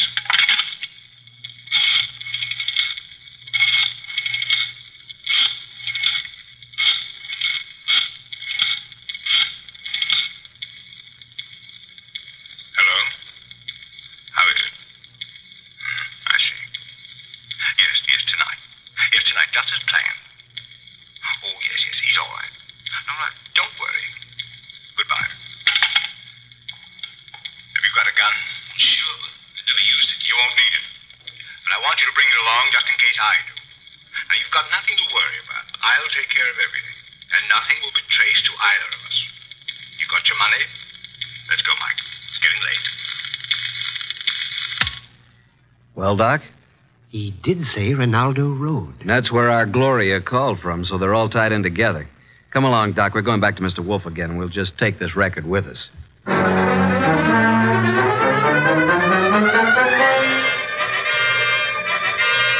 Well, Archie, I guess this phonograph was worthwhile after all.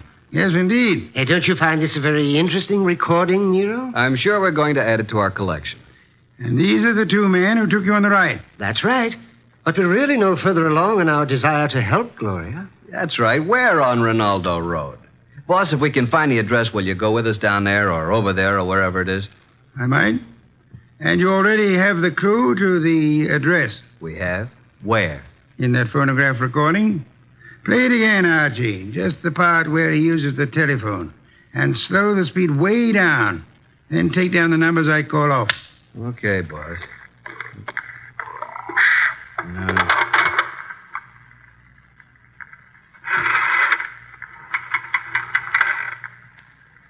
Six, 5, 3, 2,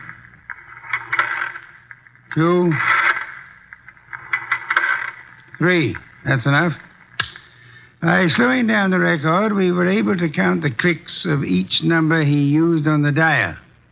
Now, there's the number the man called. We hope it is on Ronaldo Road. Have Inspector Kramer get the address of that number combination, and we are ready to make our assault. I'll call Kramer, and then I'll get the car out. It hadn't been out for weeks. Maybe it won't start. No such luck, Archie, I assure you. No such luck.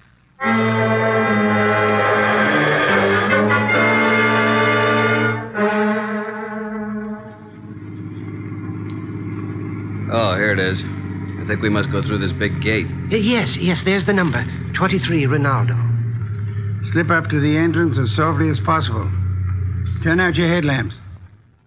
Well, here we are, boss. Easy now getting out. Don't pull, Doctor. Don't pull on me. There we are. Now come along. Yeah, spooky sort of place, isn't it? All big houses are like that. Must be 20 rooms. Yeah. There's not a light in the place. Use the knocker, Archie.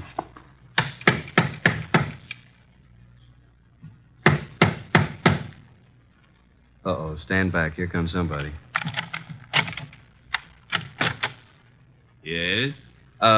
Is Gloria in? What? Gloria? And who are you? We are here to see Gloria. Come. It's this hour of the night? Certainly not. Just a moment. She's an old friend of mine. Yes, and his too. He's Archie. My good man, what is your name? Jennings, sir. And the household is in bed at this hour. What is it, Jennings?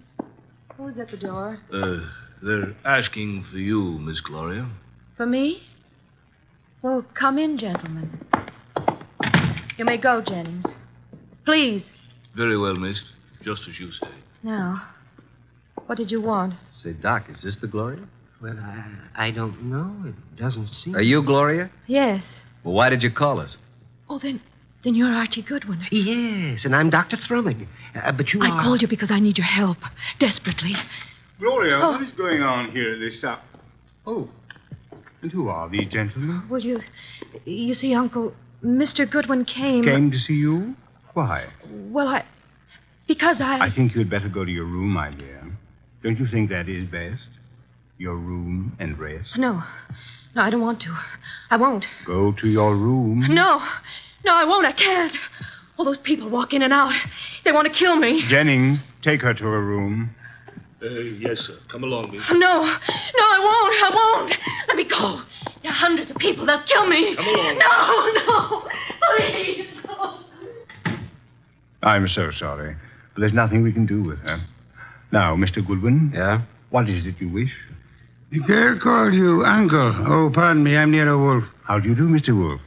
Yes, she called me Uncle, but I'm not really a relative. I'm Dr. Gunther, retained by the family. As you can see, the girl is quite ill. Oh, well, we're old friends of Gloria's, and we'd like to see her.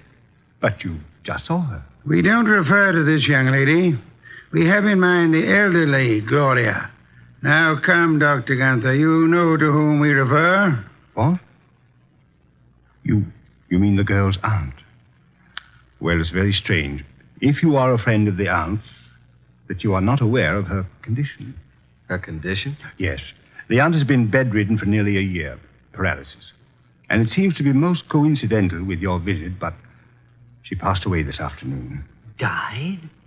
Gloria? This afternoon? But how could that be? We'd like to see the remains, Dr. Gunther. Yes, we'd like to see the remains. Just where are they? They are here, Mr. Goodwin.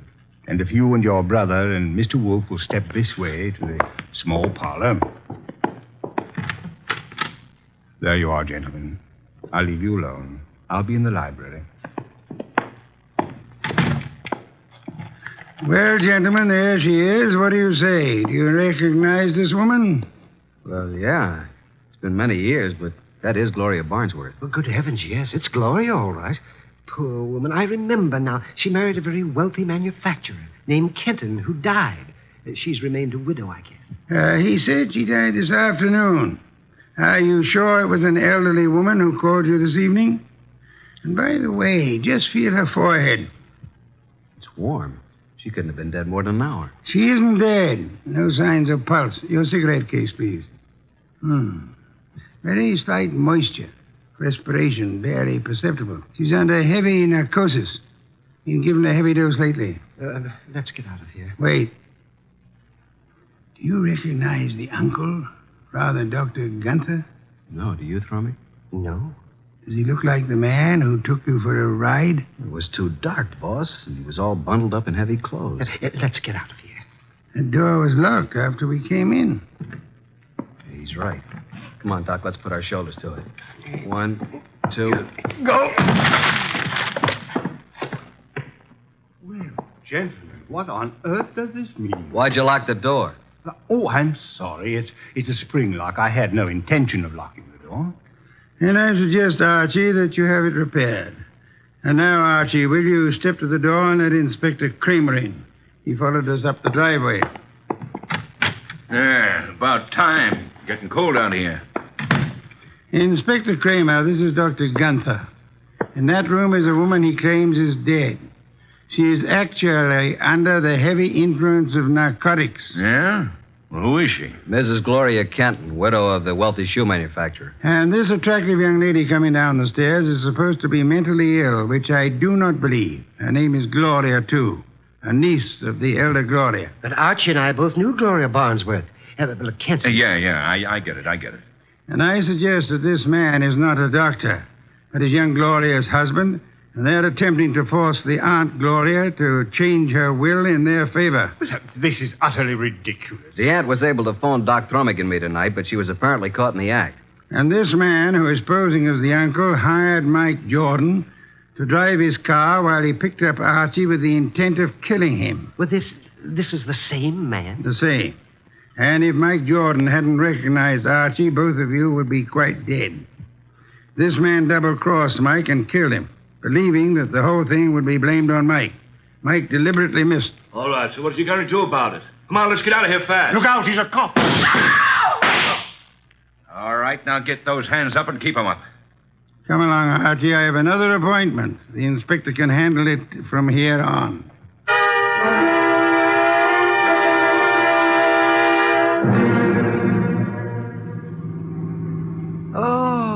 Oh, dear me. What happened? Am I all right? Yeah, you just fainted again when the shooting started. It's really quite fortunate that Mike Jordan recorded that conversation. Fortunate indeed. How did you know this uncle was the same guy who took us for a ride? First, by his speech pattern, he is undoubtedly a Canadian. But you must have missed the most important slip-up. What was that?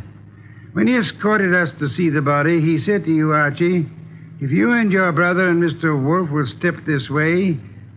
Now, how would he believe that Dr. Thrummick was your brother? No one mentioned it. Of course, the clue I planted and then missed myself. Quite right, Archie, quite right. What time is it?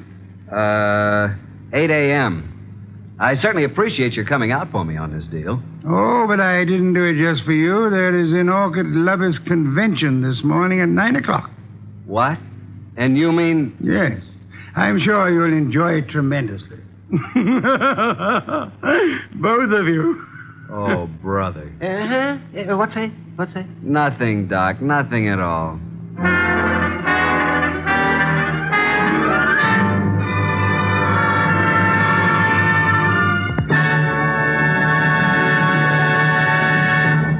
You have been listening to The New Adventures of Nero Wolfe, starring Sidney Greenstreet.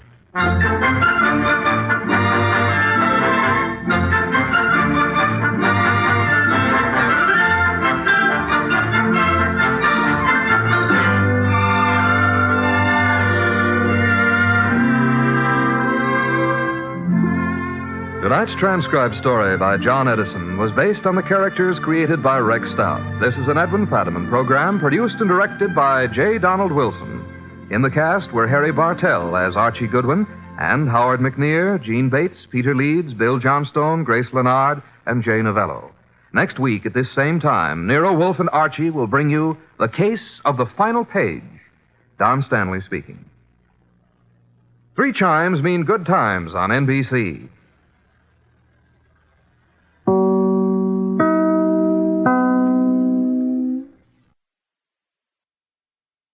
Get this and get it straight. Crime's a sucker's road.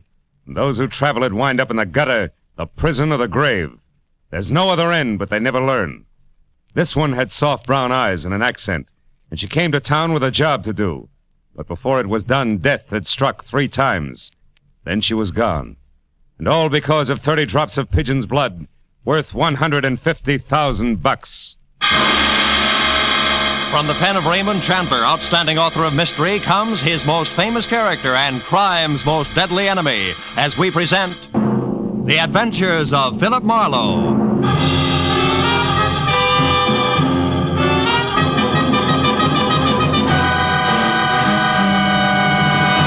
Now, with Gerald Moore, starred as Philip Marlowe, we bring you tonight's exciting story, The Pigeon's Blood.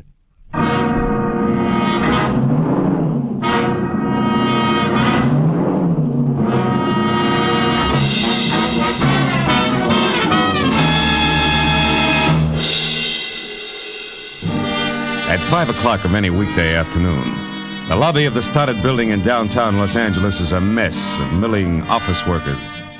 So I was 10 impolite minutes peering into chattering faces before I found my new client, Charlene Danielle. When she'd called me an hour ago, her slight French accent had been coated with worry, as she identified herself as an illustrator for a fashion magazine with offices in the building, and said that she needed help. She was huddled in a shadowed far corner of the lobby like a frightened puppy, going through his first thunderstorm.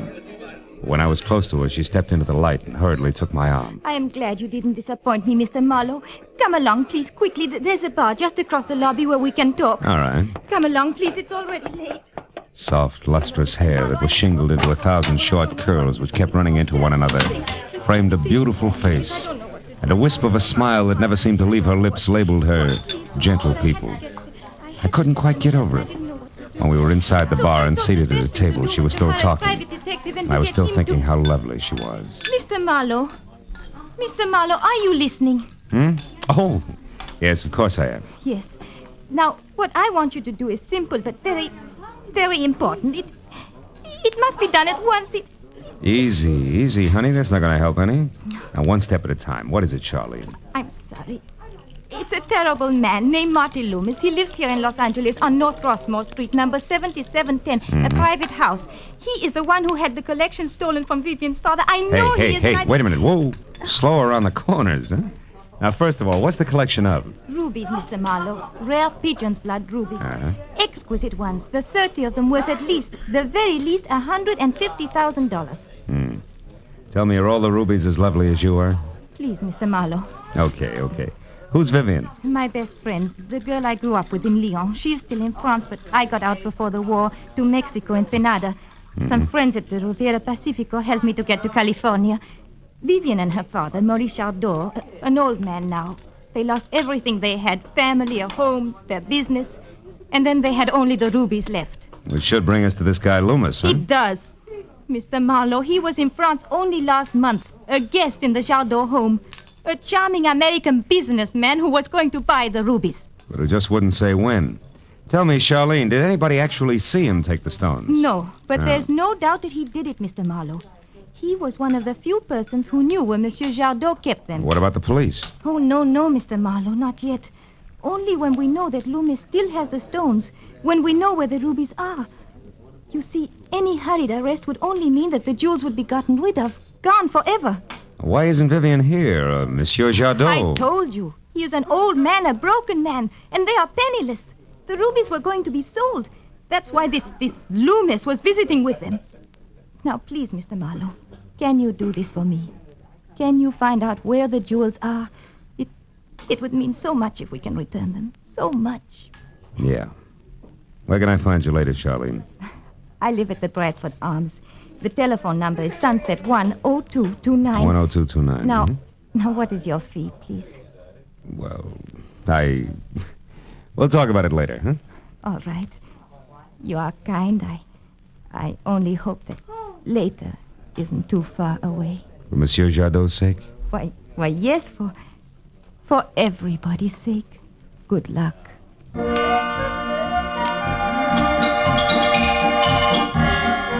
somehow or another, I managed to stop at all the red lights and go on all the green ones and not hit anyone all the way from downtown L.A., where I'd left Charlene, up into Hollywood and over to Marty Loomis's house at 7710 North Rossmore. Parking a half a block away, I stood looking at the rambling white house, vintage 1915. I was startled into action by a wiry, white-haired old boy in search of a match. And after a quick servicing job, I moved up to the door. As I knocked on the massive display of aging oak, I decided that Marlowe should play the role of crooked jeweler to ease the entrance. But when the door finally opened and an ox in Sherney blue serge answered, I wasn't too happy with my choice of roles. A big club would have been better. Yeah? What do you want? Marty Loomis. Is he in? Who's asking questions? The name's Becker. Mutual friend recommended me to him. Does Lefty know about this? He should. Why don't you ask him? Okay. Come on in. Relax while I find out. Thanks. Any place in particular? Yeah. Flat on your back, big mouth. And don't bother going for your gun. I'll do it for you. Ah. Nice 38 at that. Now your wallet. Lefty. Thought you were picking up your cue fast, didn't you, Mr... Oh, Marlowe, huh? Private detective. What were you thinking about when you bit, Big Mouth? Something nice and calico? You're warm, Buster. My mistake. Where do we go from here? You, no place. Till I make a phone call. Excuse me. Big jerk. Westwood 9903. Yeah. My number? Gladstone, 2742. This won't take long, Marlowe, then you and I can... Oh, hello, Tony. Oh, it's Chalky.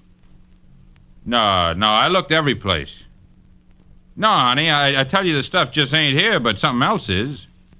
A private dick named Marlowe. Oh, I don't know. Yeah, probably one of that stinking Slater's boys. But you don't have to worry about Marlowe. So long, babe. Your mother, Chalky? Listen, Louse, I got one question to ask you, and I want a straight answer fast. Are you working for Zig Slater? I don't remember. Well, that's too bad. You know, I might have to get nasty if you don't cooperate. Doesn't much make any difference whether I cooperate or not. Let's face it, huh, Chalky? All right. Let's do it! Just... Big mouth.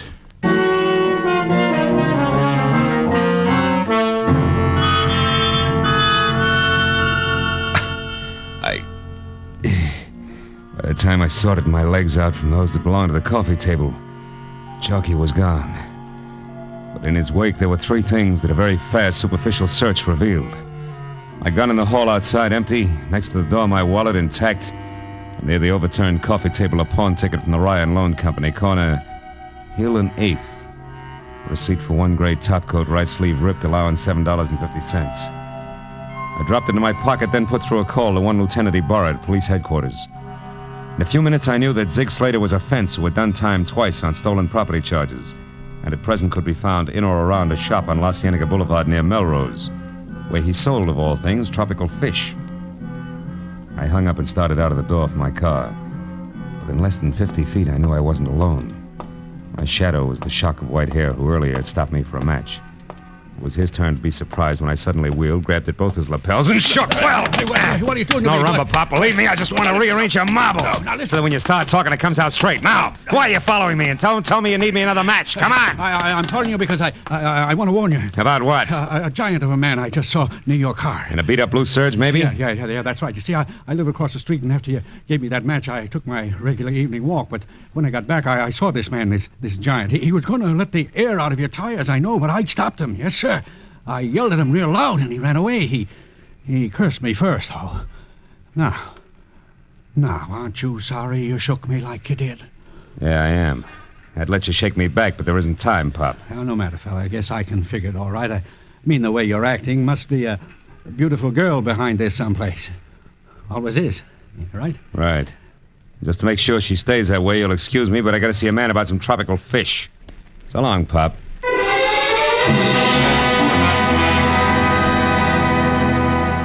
Zig Slater's place on La Cienega was 3 walls, lined almost solid with bubbling tanks that were home for the kind of screwy-looking fish that made you wonder what they could possibly see with a bad case of DTs. Slater was small and slight with black darting eyes that were too large for the rest of his face, which was prune-winkled, shaped like a Coke bottle and had all the come-hither look of an octopus.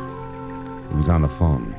It wasn't until I was close enough to hear the number he was after that I Operator! was glad he was having Operator, trouble. that was the wrong number. Because it was the same digit arrangement that Hello? Chalky had called earlier, and Operator. prefixed Westward as well. No, operator, I did not call 9933. It was Westwood 9903. That's right. 03, yeah. Stupid people. Hello, Toby. It's Ziggy, darling. Where have you been? I tried to reach you half a dozen times. A walk, oh. Oh, well, look, baby. You meet me over at... Wait a minute. Lost something, mister? Why, yes. As a matter of fact, I have. One of my twin swordtails died. I was just admiring yours here. I'd like to buy one. I'll be right with you. Oh. Meet me at the Blue Chip in 30 minutes, huh, sweet? Now, don't worry, I'm a little bit late. I got a few things to do first. Right. Goodbye, baby. Swordtails, mister, are $1.10, $1.35, and $1.80. What'll it be? What? They started at $1.10? Uh-huh. At the last place, I only paid 90 cents for a swordtail. Good one, too. Then maybe you'd better go back to the last place, huh? Well, maybe I had. Good night, sir. I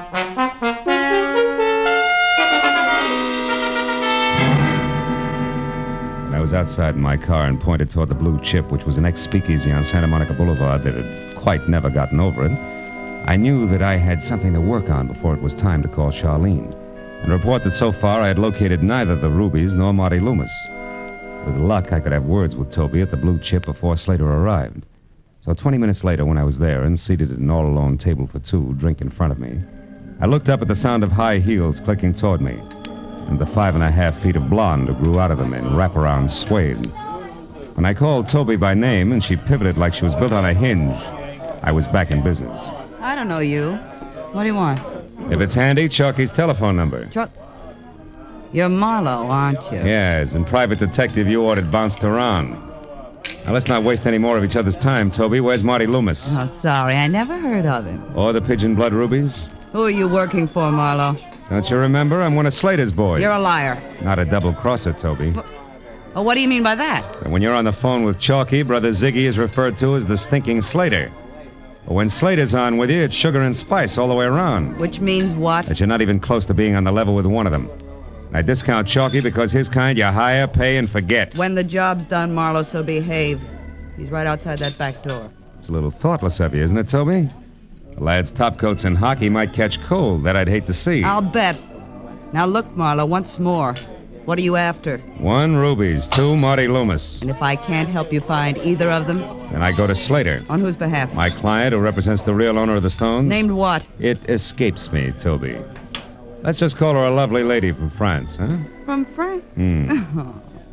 For a minute, I thought you were on the side of law and order. What says different? Marty Loomis is dead, Marlowe. Has been all night in the closet of his study at 7710 North Rossmore. What? And just so you don't miss the point, one thing more, I found the body. But first, outside, I found something else. Running away, it was a girl, Marlowe. A girl with a French accent.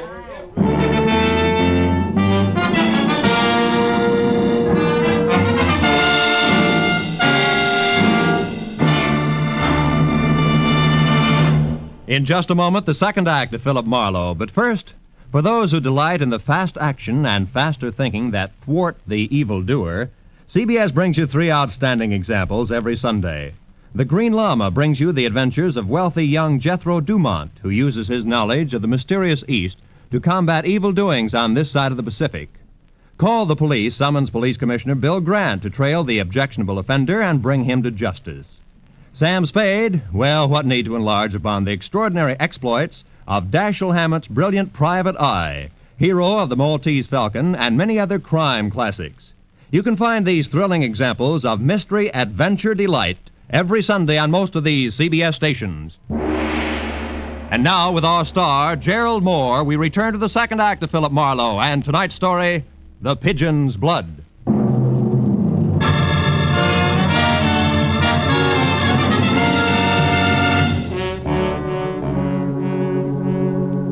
When Toby said French accent, it rocked me right back on my heels.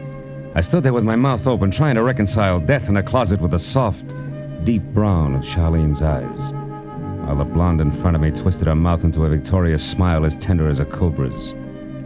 I got up and went out the front way, dragging what was left of my pride behind me. I had to know the truth about Charlene, so I called her. She answered on the first ring, and I made my pitch. I said I thought I knew where the rubies were hidden and told her to meet me at 7710 Rossmore. Then I drove to Rossmore and waited, and 5 minutes later a cab stopped down the street, and she got out. So I went to meet her. Marlowe, is that you? Yeah. Come on, this way, Charlene. Are they here, Marlowe? In this house? The rubies, I mean. We'll find out, baby. Come on. But you Side said door's open. I said I wasn't sure, and I'm not. About a lot of things. Here, watch the stairs. You should lead to the study. Yes. You still with me? I'm coming. Yeah. This is it. Oh. Okay, Charlene. Now, if I've been lied to, this is the place to check. We'll start with that closet there. The closet? Yes, open it up. Go on, open it. All right. No, I can't. You can't because you already know what's inside, don't you? Well, I'll open it for you. No. Oh, I didn't do it. I didn't. You knew he was there, so he must have been in here before. Yes, I was. I admit it. I tried to see Loomis myself this afternoon. I followed him downtown, but I lost him. When I got back here, I came in and I found him like that. I didn't know what to do. I called you, but then I lied to you because I was afraid. And you're still afraid, so maybe you're still lying. No, this time is the truth, I swear. All of it? You're not holding anything back? No, that's all of it. Oh, Phil, please don't force me. Please, you must. Yeah. What was that? What was what? I thought I heard a door close. I must be jumpy. I guess. May I have a cigarette? Yeah, here. Oh, you dropped something. Why, it's a pawn ticket. Oh. Yeah, it's my brains, can't you tell? The Ryan Loan Company, corner Hill Street and 8th. At Hill and 8th. Don't worry about it, Charlene. It's not mine. Belongs to a guy named Chalky who had to hock his winter wardrobe to keep himself in hamburgers. Forget it. You want that cigarette or not? Not now. Come on, Phil. Let's get out of this room. Come on, please. Phil, there is someone here. A shadow moved on that wall or the back hall. Hey, you're right. Now, listen, you beat it out that side door. Go back to your hotel and wait there. I'll see who this is. I want to stay with you. No, now get out of here. Hurry. Be careful, Sherry. All right, creep, crawl out of the woodwork. Come on. I know you're present because you left your shadow sticking out. Right about here. Ow! Well. Slimy little sword-tail salesman himself. What are you doing here? Well, I'll tell you, Marlowe, I'm just So you got my name, too, huh? And more. From a short talk with a platinum blonde named Toby. Who you fencing for, Slater? Her or Loomis? Fencing? You find things out, don't you? Well, I didn't want to do it. I've been going straight since I got paroled, but legitimate business has been lousy. So when Loomis wanted you to arrange a deal, you took him up, huh? Yeah, but right away it got too hot. I had it all set until that blonde started cutting in on Loomis. I don't go for that. Nobody's got a chance in a double cross. For instance, I know what's in the closet, see? And Toby's the one that put him there. She told me. Toby killed him? Did she have the stones? I don't know. I guess so. Because she was trying to make me go through with the deal. But I turned her down. Then I had to sap that gorilla Chalky to get away. It's good, but it won't fit, Slater. Why'd you come back here? To clean up the joint. With my record, all it would take is for my phone number, even my initials to turn up here, and I'm cooked. Where does Toby live? If I tell you, will you give me a break? You'll tell me anyway and fast, or I'll give you a break on the side of your head. Let's have it talk. Okay. 3156 South Ogden Drive, Apartment C. Now, how about it, pal? Will you forget you saw me here? You louse. You're whining because things got tough. If they hadn't, you'd be getting calluses from counting money. You're a crummy spider, Slater, so stay out of my way. Because next time we meet, I'll step on you. The little man rolled his big head up at me and grinned. I looked at it a minute, then shoved it hard to one side and walked out. The way things stood, I figured the next move, which was mine, had to be first a call to the police to report Loomis's murder, and second a fast pressure play on a faster blonde named Toby. But I was wrong on both counts because I was halfway to my car when I found out the next move wasn't mine at all. Out of the corner of my eye, I caught a shadow easing toward me under the cover of a hedge. It was the white-haired duffer again, and the setup was just like before. So I saw no reason why the same maneuver wouldn't work twice. I slowed down to give him plenty of time.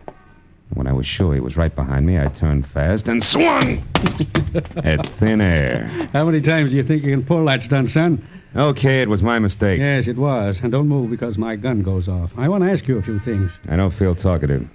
Who are you? And what's your racket, son? Philip Marlowe, private detective. What's yours? That doesn't happen to be any of your business, son. Let's just say I'm looking for one Vivian Jardot. Happen to know where she is? Vivian Jardot? Sure. Right now she's in France. Lyon, to be specific. Yeah, she's in France right now, like you're in Madagascar. Save yourself trouble, son. Where is she? You know you wouldn't know the truth if it fell on you? What's your angle, Marlowe? Oh, come on. Let's not be coy. It's the same as yours, a fistful of rubies. Well, now, you don't say. And I suppose that's why Vivian Jadot's been following Loomis around all afternoon. Vivian again. You won't turn loose, will you? Now, listen, son. The Jadot dame is here in town. I happen to know she hopped off a Norwegian freighter. I finally picked her up right here. She was tagging Loomis, and I tagged her. We played Ring Around the Rosie clear downtown. I lost them in a traffic jam, but I picked up Loomis again for a few minutes at the corner of Hill and 8th. The Jadot girl I lost... Wait a minute. Did you say Loomis was at Hill and 8th? Yes, that's right. Why? Because I know a guy who'll give $6 for a gray topcoat on that corner. So what? So whoever said you can't teach an old dog new tricks was nuts, wasn't it? That one's called Slap the Pistol and Bust the Old Geezer. Sorry, Pop, it had to be. I got business that won't keep. So long.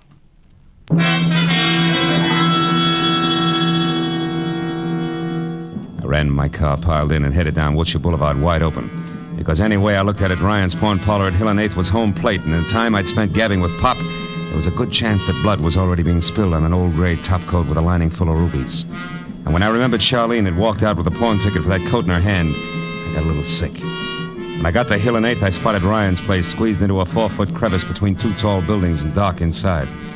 I cut my lights, parked, reloaded my .38, and walked up the alley to the back door. It was standing open a foot, and inside a flashlight was lying on a table while moving in and out of its beam as she clawed through a rack of second-hand topcoats was Charlene. Had her feet face up on the floor with a nasty gash over one eye.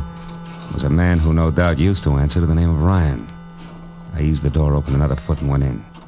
I got as far as the glow of light before she saw me. Phil! Oh, no, Why'd you slug him, honey? You had the ticket. You could have just... She didn't slug him, Marlowe. I did. Slater. Yeah, don't turn around. Just toss your gun back here. Come on. That's it. Well, that takes care of everybody now. We're all here so we can get back to work. Aren't you forgetting Toby and her trained ape? No, Toby can't make it. And Chalky won't without her. She can't make it because she's dead. I found a nice closet for her, too. Oh, I told you a fib when I said she killed Loomis. I did that to both of them. Because they were double-crossing me. They were cutting me out of my own deal, and they were laughing about it. I can't stand to have people laugh at me. It's my fault, Phil. I didn't wait for you. When I realized that Loomis had pawned the coat and not that Chalky, I was sure that he had hidden the rubies in it for safekeeping, so I came here and now... And so did I, and I caught her. Then I set a little trap for the big, strong man who steps on little spiders.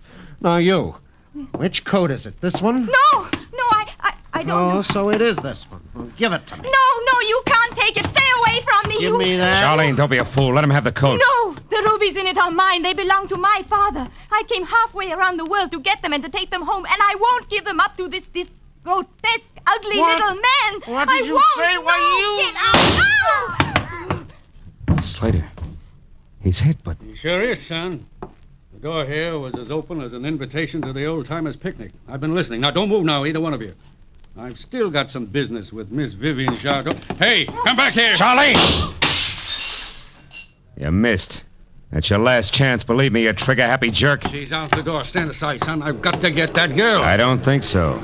Whose car is that out there? Yours? Yeah, with a full tank of gas. What are you grinning about? Okay, son, she's gone. Girl, coat, and rubies. Got away from both of us, didn't she? And from the look on your face, you're not quite sure whether you've lost or won.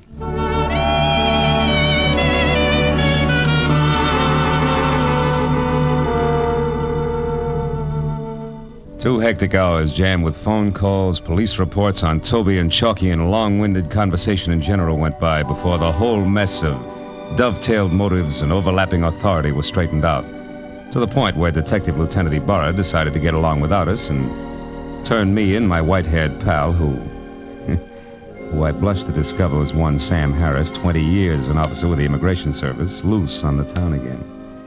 In Sam's car, we threaded through the traffic. Big night, wasn't it, son? Yeah. You know, Sam, you should have told me who you were and saved yourself that swollen jaw. Yeah, that's all right. In a mix-up like this one was, a few loose teeth are better than a loose tongue any day. All I knew was that Vivian Jadot was an alien who jumped ship. I didn't know a thing about those rubies until I was right in the middle of it. She just made up the whole story, huh? About being Charlene Danielle and working here as an illustrator? That's right. What are you going to do about her, Harris? Well, son, as it works out, I'm on her side now. How's that? She wants to get back to France, and it's my job to see that she does. There won't be any trouble. You know, she's a crazy kid to try what she did alone. But she made up her mind to get her rubies back, and she did. Yeah. She's pretty, too. Or did you happen to notice? You're not listening. I was looking at that medal you got there on your keychain. Pistol marksmanship champion, New York service range. You know, Harris, when you shot at Charlene tonight, you... Now, wait a minute, son. It was dark, and that medal is 10 years old. Besides, it's not polite to put a man in a spot where he has to argue with his conscience. My mistake. Well, there's your car, exactly where I said it'd be. Right across from the airline passenger gate. Someone who had to make a plane in a hurry must have borrowed it. Amazing, isn't it? Good night, Marlowe. See you again, Sam. And thanks.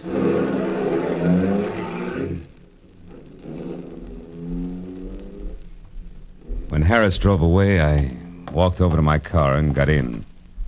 But I didn't start up right away. Instead, I just sat there and thought of a plane fading off somewhere in the night. And the girl from France with soft brown eyes. And remembered that I didn't even get a chance to say goodbye. But then I saw it. The note stuck over the ignition key, scribbled on an old envelope in hurried pencil. All it said was, "Someday, Sherry, someday."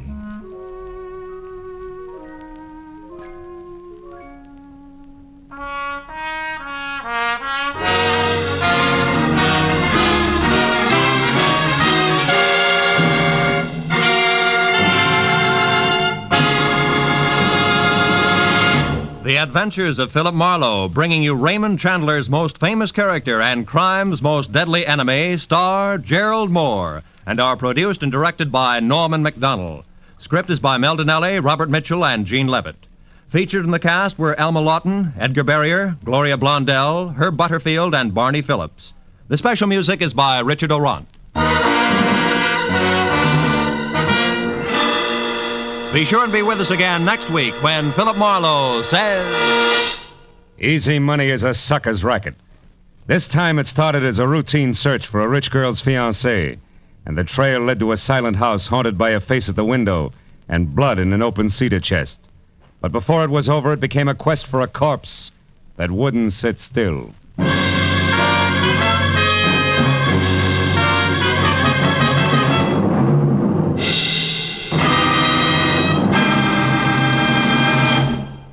Oh, will he be in France? The lady took a chance. Hilo the Dane will show.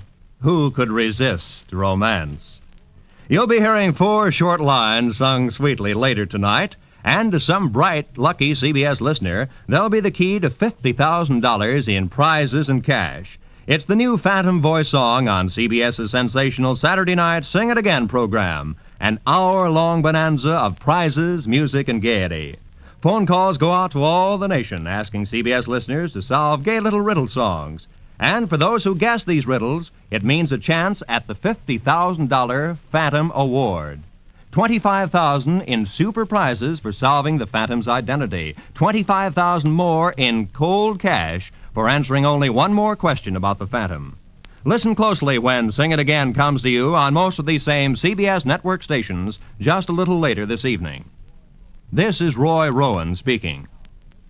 Now, stay tuned for Gangbusters, which follows immediately over most of these same stations.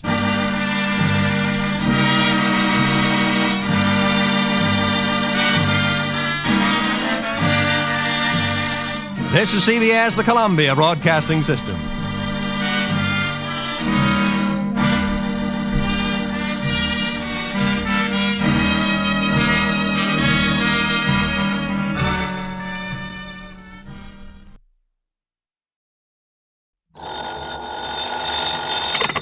Johnny Dollar. Dollar, this is Peter H. Fillmore at the Office of Surety Mutual Insurance Limited here in Denver. Mr. Fillmore. Dollar, I want you out here. I've just uncovered a racket that has been costing our company a lot of money. What kind of a racket? Robberies, Grocery store robberies, whole series of them. What's being taken, cash or goods? Cash, on Saturday nights, with most discouraging regularity. But, Dollar, with all the facts I can give you, well, I see no reason why you shouldn't be able to round up the gang that's doing this in short order. You think there's a gang involved? That's my conclusion, and I'm certain you'll agree with it when I give you the information I have. I see. Which means there may be some danger involved in this investigation. Well, that's the understatement of the week. However, I understand you're quite used to that sort of thing. Oh? And in view of the importance to our company of putting a stop to these robberies, of bringing the criminals to justice... Now, Mr. Fillmore... Well, we shan't quibble over your expense account, or even any extraordinary expenses you may incur. Now, look. And, Dollar, there will also be the customary fee. The commission for any recovery of actual money you may be able to effect. Listen, will you please? More than ample compensation, I would say, for the fact your own life may be endangered. So, Dollar... Mr. Fillmore, Dollar, I'll expect you out here on the first possible plane flight. Goodbye, sir. Huh? Oh, sure. Goodbye. Maybe forever, huh?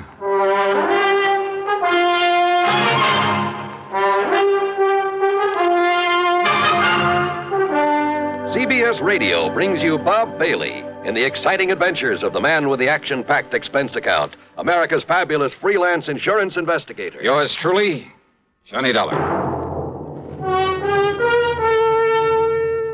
Thirsty people everywhere prefer ice-cold Pepsi-Cola. And because it's light, it refreshes without filling. Charlie, be sociable. I am, Kay. Pepsi is a favorite of thirsty people from Maine to Hawaii, from Alaska to Florida. Charlie. It's perfect for parties or picnics, so serve Pepsi to your guests. That's helpful, but... This is the sociable part.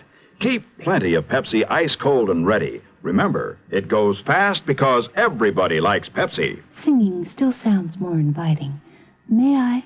Be sociable, look smart, keep up to date with Pepsi. Drink light, refreshing Pepsi. Stay young and fair and debonair. Be sociable, have a Pepsi. But singing doesn't say, pick up an extra carton of Pepsi today. Better yet, get a case. You do that. And now, Act One of yours truly, Johnny Dollar.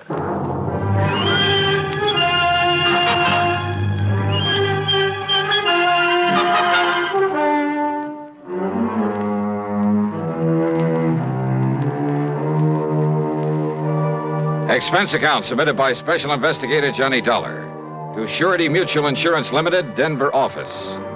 Following is an account of expenses incurred during my investigation of the Saturday night matter.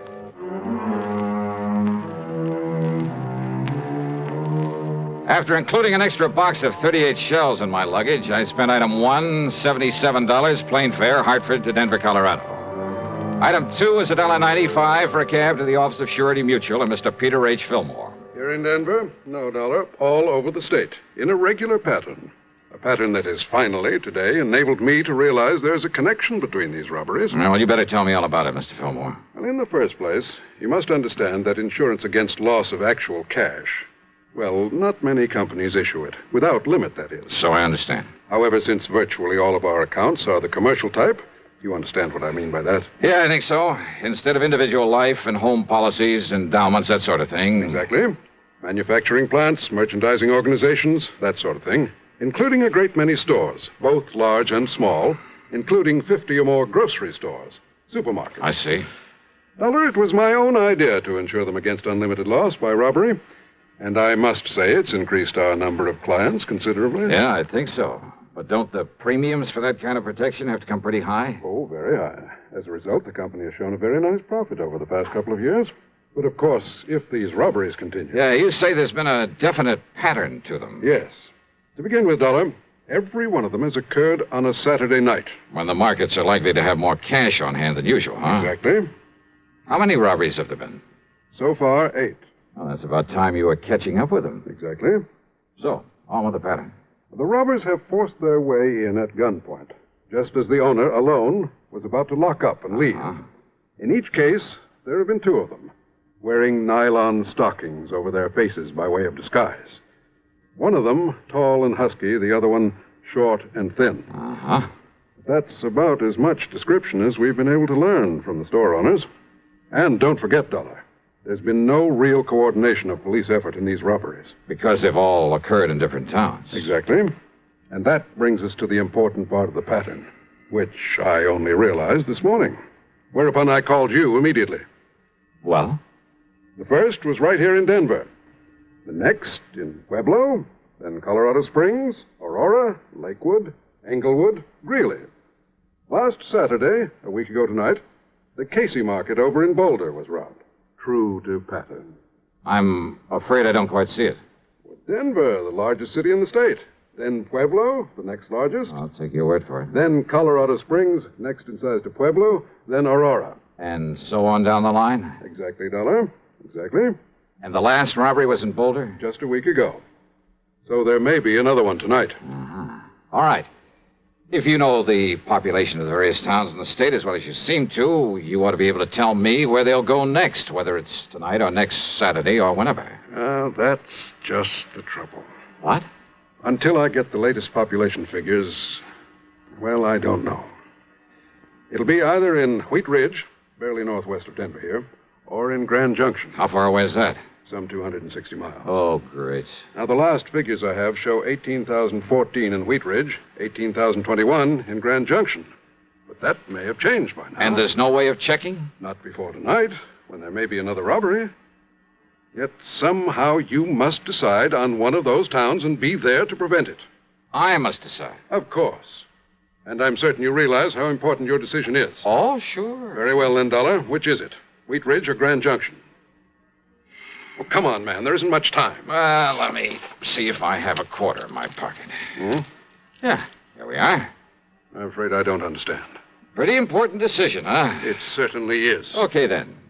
Heads, I go to Wheat Ridge. Huh? Tails, I go to Grand Junction. What? Can you think of a better way?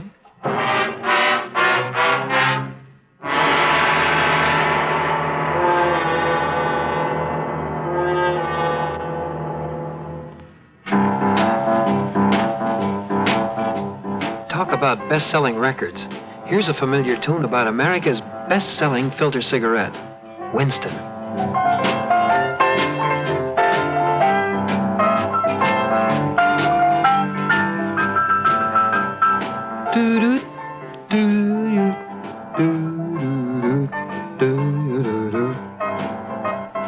Winston gives you real flavor, full, rich tobacco flavor. And you know, that's because only Winston has filter blend up front. Choice, flavorful tobaccos, specially selected and specially processed for filter smoking. No wonder Winston tastes good. Like a cigarette should. Smoke Winston. And now, Act Two of yours truly, Johnny Dollar and the Saturday Night Matter.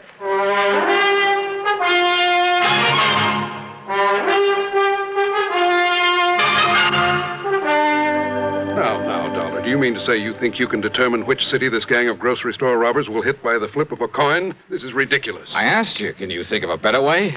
Well? All right, Dollar. Okay, then. But don't you see, if you go to Wheat Ridge, they strike in Grand Junction. Be kind of too bad, wouldn't it? Exactly. We'd have to pay off another big insurance claim. Perhaps thousands of dollars. And, Dollar, I'd hold you responsible. Me? Yes. Responsible for what, Mr. Fillmore? Huh? And I take it you're Johnny Dollar. Now, look here, Dollar, this is the most... Easy, PH. Dollar, this is Albert Berry, my assistant. How are you, Johnny? Al. Albert is the one who really built up this plan of mine for insuring the stores against loss of cash. I see. And if you want my opinion, PH, and I've said this before, we'd better stop issuing any more such policies right away. No. Cancel those that are outstanding. Give them a rebate and forget this whole thing. No, Albert. Admit that we're beaten by a bunch of crooks? You know I wouldn't. Yes, I know you wouldn't. But I still think you should. If we have to face any more of these losses... Let me worry about the losses. You just keep running up your nice big commissions on those policies and be glad you're getting them. No, sir. What do you mean by that? I mean that I won't let you. PH. Well? PH, I'd rather leave the company than have to continue feeling responsible as I do. Responsible? For what? Don't you understand, sir? I'm the one who sold the policies. And if any more of these robberies occur... Oh, don't worry, my boy. They won't. Thanks to my perceptive mind, little ingenuity, my own deductions, Dollar here is going to put a stop to them. Well, I knew you were sending for Mr. Dollar, but how will you know where the gang plans to operate next? Well, of course he will. At least, well... Very easy, Al. Look here. What?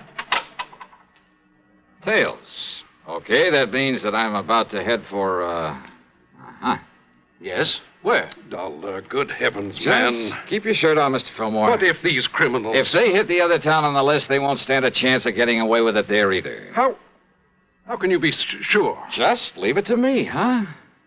Dollar. Now, I'll see you later. I gotta get busy.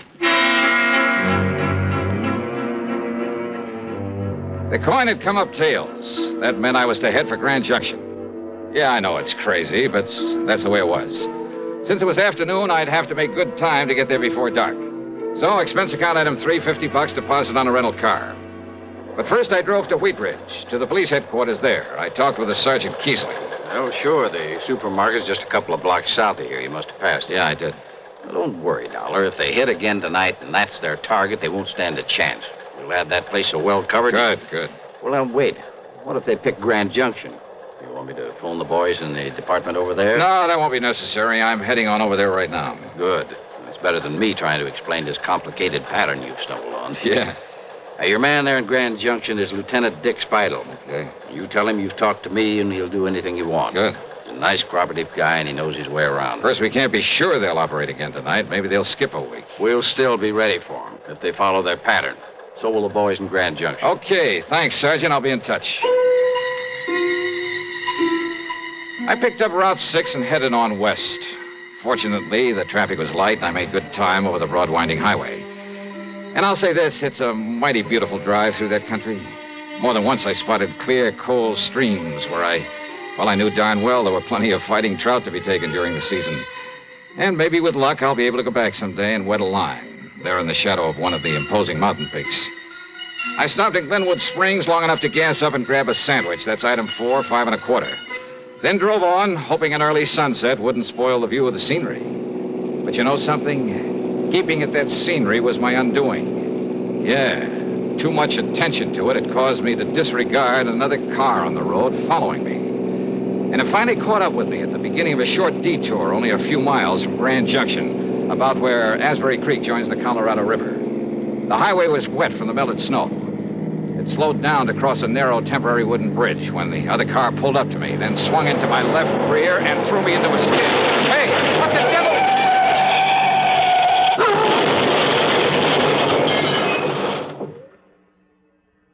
Act 3 of yours truly, Johnny Dollar, in just a moment. Meet star Stuart Irwin. Nothing's worse for an actor than a nasty cold. To feel better quickly, I take wonderful 4-way cold tablets, the fast way to relieve cold distress.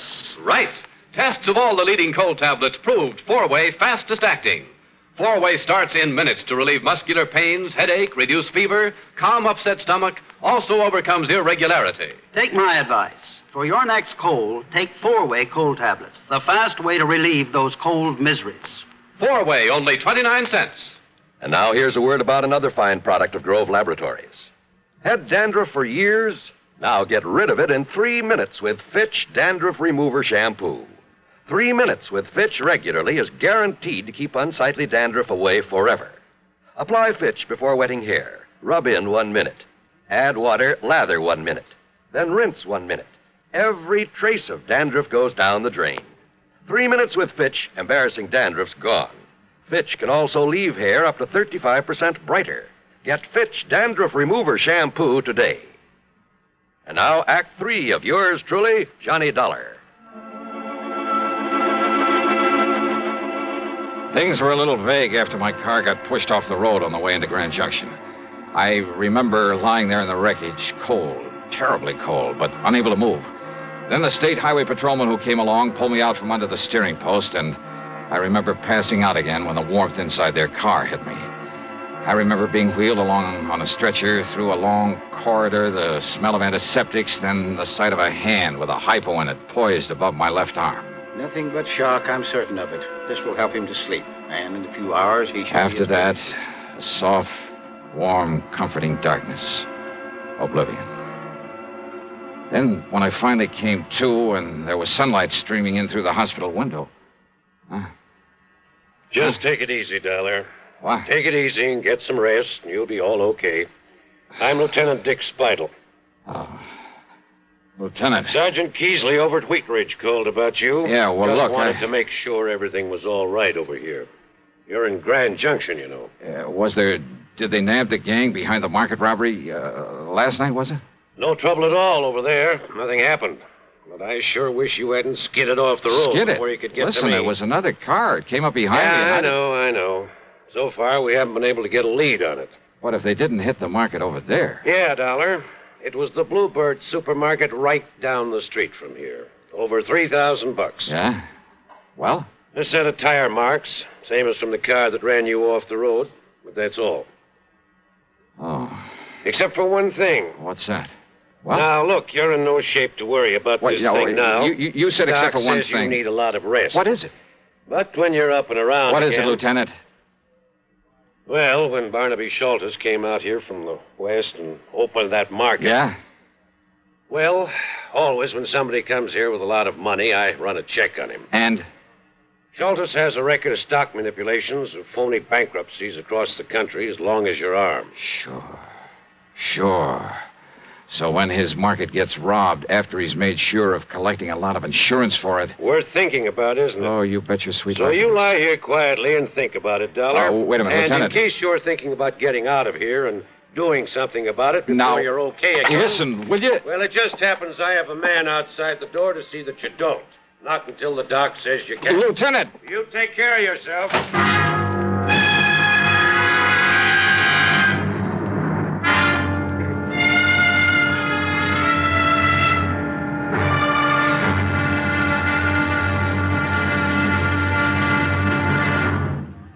Munch, munch, munch a bunch of Fritos, corn chips. It's not polite to smack your lips, but you can't help it with Fritos, corn chips. Munch, munch, munch a bunch of Fritos, corn chips. Fritos are the perfect after-school or between-meal snack. Golden chips of corn just made to munch. A nutritious treat for children and grown-ups alike. Fritos corn chips are full of such good, crisp flavor, such good-for-you nourishment. There's contentment in every munch. Munch, munch, munch a bunch of Fritos, corn chips. Whenever you want good munching, get Fritos corn chips. Whenever you want to add zip to a lunchbox, to salad, soup, or sandwiches, serve Fritos corn chips. They're America's favorite. Golden chips of corn just made to munch. Fritos, Fritos corn chips. Munch, munch, munch a bunch of Fritos, corn chips. Now, Act 4 of yours truly, Johnny Dollar.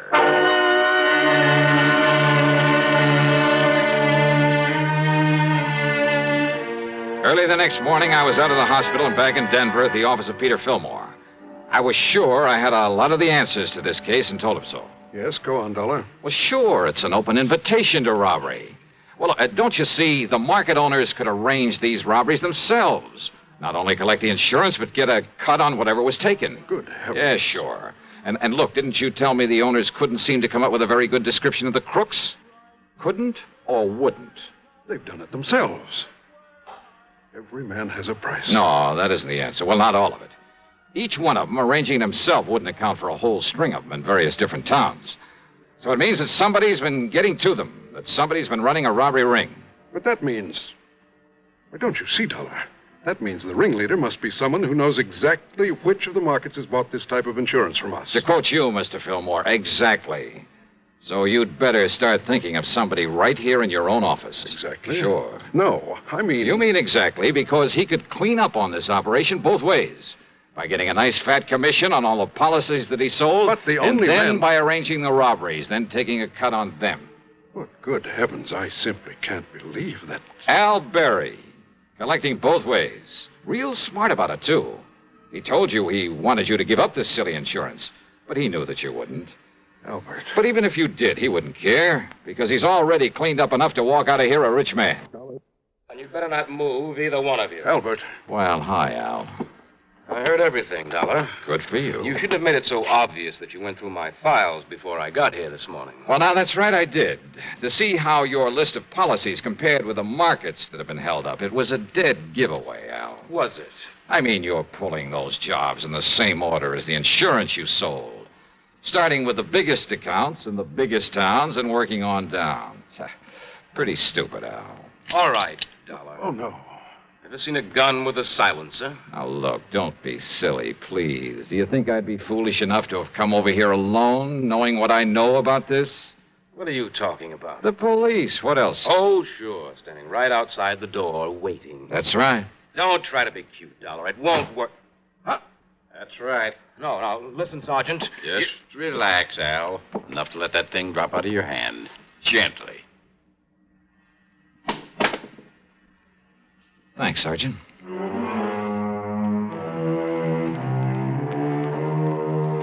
Sure. In the hope it might make things easier for him, Al produced the punks who'd been working with him, who'd actually pulled the jobs. And then he came up with most of the dough from the robberies. But you know something? I doubt if it'll do him any good, nor the store owners who'd played along with him. Expense account total, including hospital bill on the ride back to Hartford, $30101. And I'll leave the car that was wrecked to you. Yours truly, Johnny Dollar.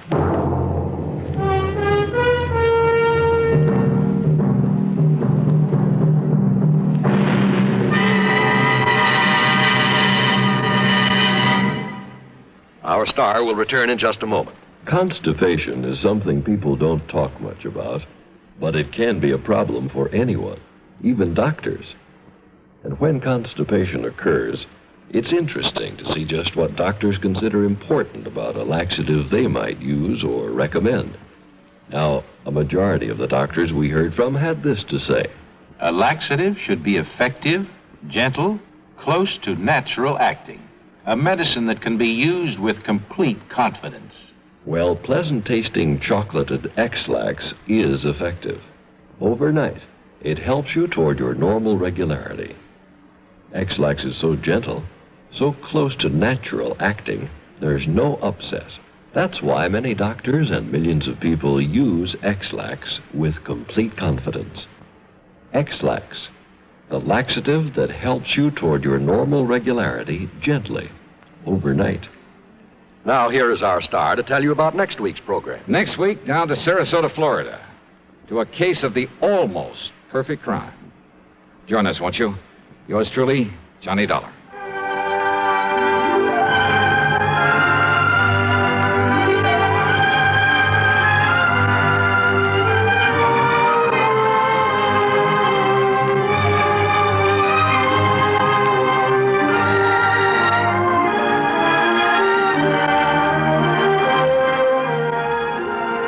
Truly, Johnny Dollar, starring Bob Bailey, originates in Hollywood and is written, produced, and directed by Jack Johnstone. Heard in our cast were Bartlett Robinson, James McCallion, Forrest Lewis, and Russell Thorson. Be sure to join us next week, same time and station, for another exciting story of yours truly, Johnny Dollar.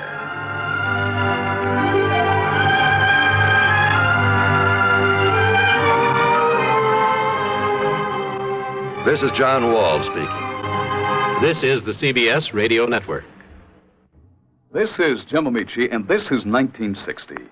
Experts say it'll mark the beginning of the world's most productive years, a boom time, years of plenty. Well, that's good news for us in America, but let's remember that there are still millions in this small world who do not have enough to eat.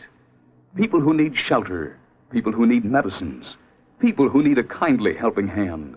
So it's time to give like 60. This is the week of the Catholic Bishops' Relief Fund Drive, a time to renew the treasury of the worldwide organization which last year helped 40 million people in 40 different countries. This year, there's a new magic in giving. Every dollar you contribute to the Bishops' Fund releases $30 worth of stockpiled surplus supplies. Give now. Help the hungry and homeless overseas. Give through your local Catholic church or Bishops' Relief Fund, Empire State Building, New York. It's a small world. Let's make it a better one. Radio 59, Albany, New York. WROW, the Tri-Cities #1 station for news. Ladies and gentlemen, that phone bell means adventure. Hello? Hello. The young man answering the phone is Archie Goodwin. And the mountain of a man engaged in deep thought in the oversized armchair is Nero Wolfe. What was that? Somebody's going to be murdered who has no manners? Well, what do you want Nero Wolfe to do? Teach him manners? Oh. Hold on. Mr. Wolfe. Yes, Archie? We've got a prospective client. In case someone she knows gets murdered, she'd like you to do something about it. Very well. However, advise her. Yes? Not to get murdered herself. I never take a corpse for a client. Greatest detective in the world.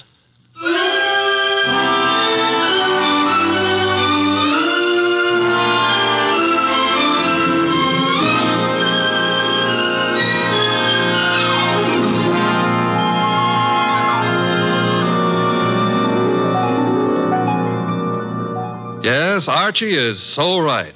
He is the greatest detective in the world, and the fattest, and the least energetic. He's Nero Wolfe, created by Rex Stout and brought to you over this NBC network in a new series of adventures by Mr. Sidney Greenstreet.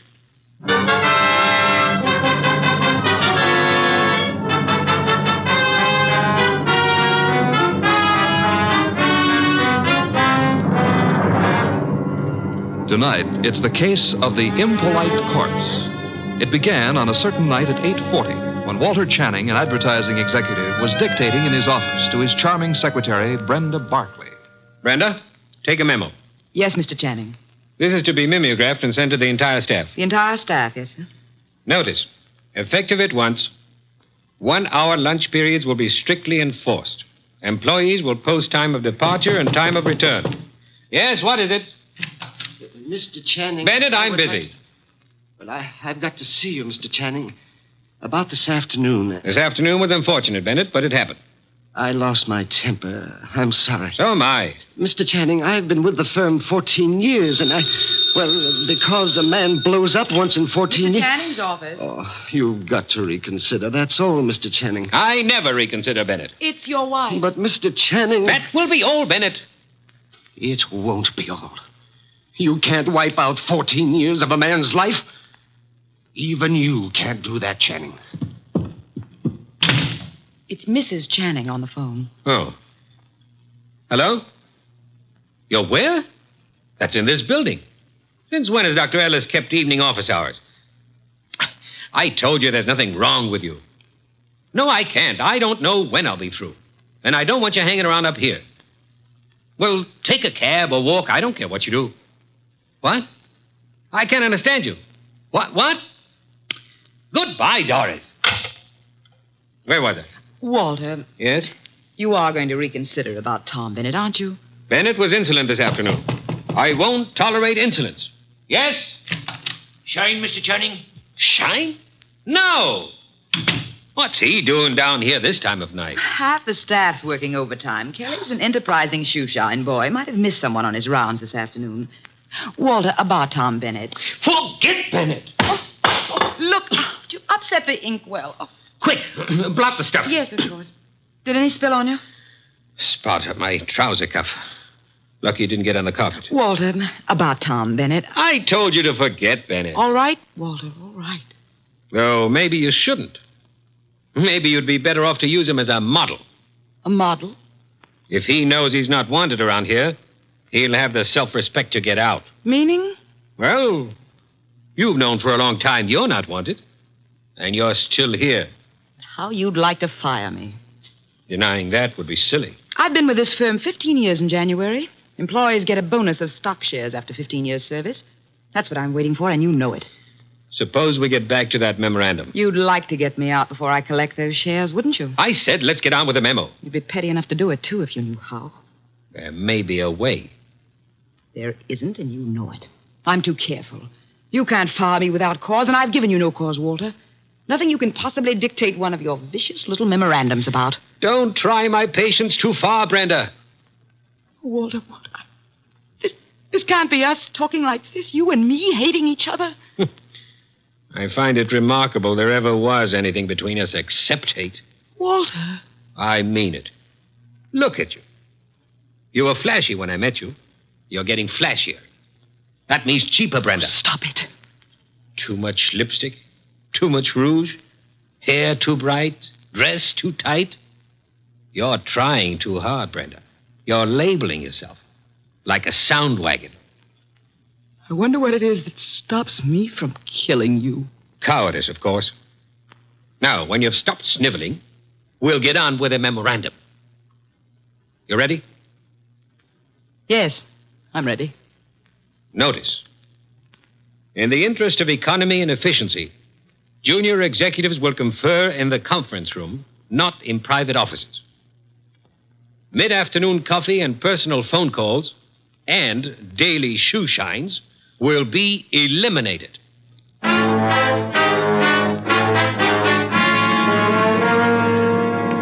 Your name is Barkley, Brenda Barkley. Very well, Miss Barkley. What can I do for you? Mr. Wolfe, I don't know how to begin. Well, maybe I can make this easier all around by briefing Mr. Wolfe on the Walter Channing case. Hey, that's funny. What? Violet eyes. I always thought they were something the poets made up. Archie? Huh?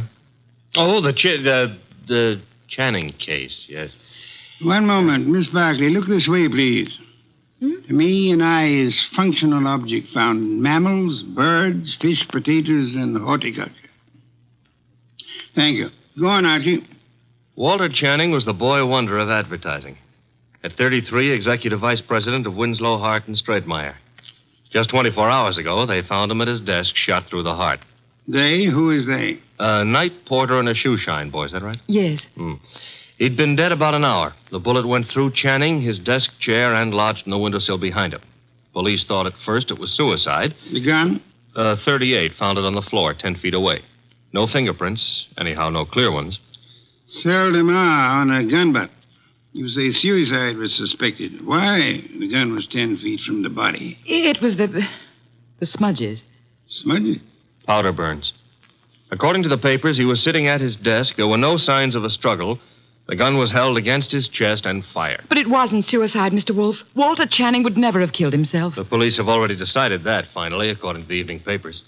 And I presume you, Miss Barkley, are the suspect. No, not yet. But you expect to be. That's why you came to me. When the police talked to her, Her? Doris, his wife. I've been Walter Channing's secretary for 8 years. At one time, we thought we were in love.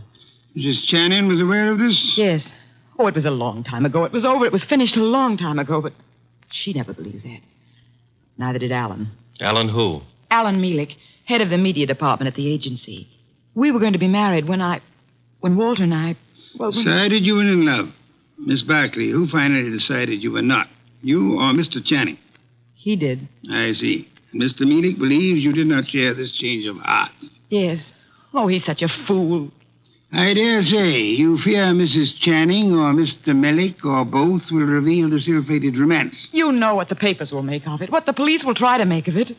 Miss Barkley, did you kill Channing? No. Oh, no, I swear I didn't. Oh, Mr. Wolfe, I didn't. Please, for heaven's sake, no tears.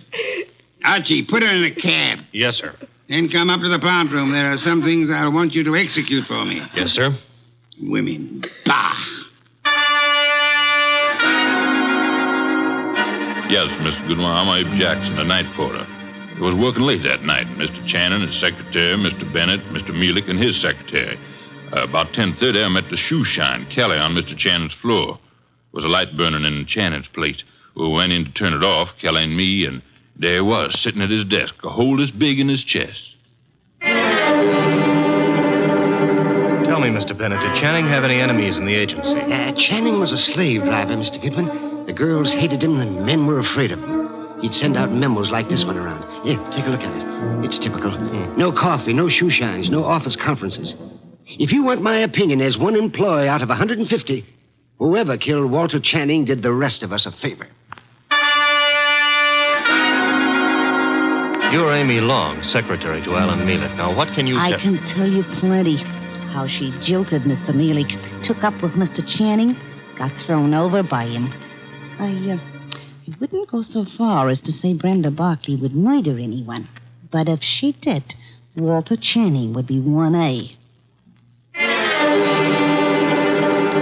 Channing get his shoes shined by you? I called the agency man, sir. You know, it was Jackson and me found him. Everyone else had gone and left himself, poor soul, sitting at his desk, dead.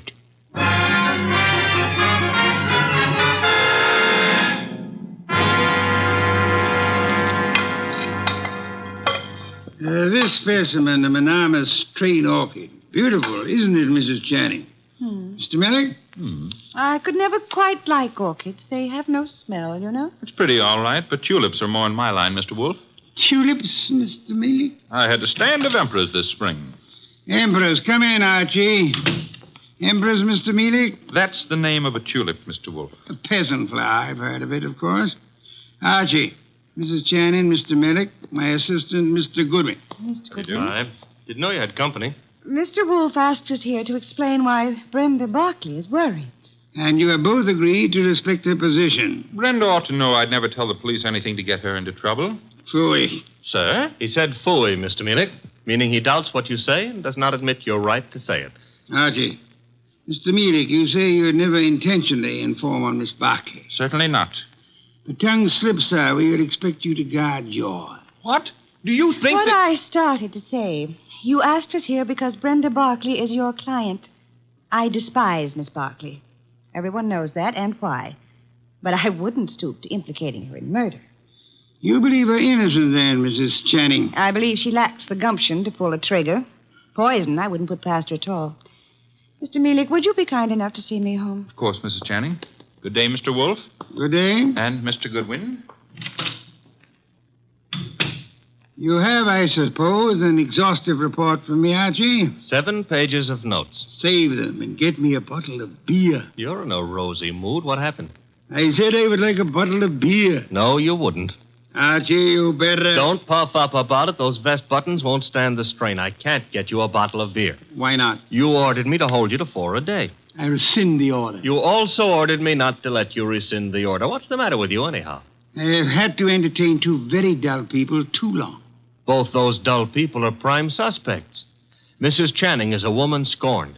Millick lost his girl to the guy who was killed. I can't blame her for throwing him over. Archie, the man grows tulips. What? Tulips. Well, give me a report. I checked the agency, everybody who was working down there the night of the murder. Also, I dropped in on Inspector Kramer at homicide. Also, I visited the morgue. Why the morgue? Because if I hadn't, you'd have said, why not the morgue? Go on. I drew a blank there. Kramer let me look at the clothes Channing was wearing. There was an ink stain on the left trouser cuff. An ink stain? And a hole through his shirt front with plenty of powder smudge like the paper said. He was shot with a .38 at point-blank range, sitting down. An impolite corpse. What? Discourteous. He didn't rise to meet his murderer. That is most significant, Archie. I know. I've got a theory about this case. No theories, facts, if you please. But look, Channing owned a .38. That's a fact. It's disappeared. That's another fact. The murder gun was a .38 with the numbers filed off, and it could be Channing's own gun. Thereby proving what, Archie? That his wife had access to it. Your theory involves Mrs. Channing, then? And Millick. She decides her husband is less trouble to her, dead than alive. A regrettable tendency of wives. Have you noticed? And she sells Millick on the idea. Now, that wouldn't be hard. They figure to make it look like suicide, but Millick loses his head and runs, drops the gun on his way out, and... Oh, you don't buy it. Enough of theories. The facts, Archie. Out of your notebook. 1. 9 people were on the scene that night, working late for one reason or another. Mrs. Channing tells me she was visiting a doctor's office in the same building, by the way. 2, every one of those people hated Channing.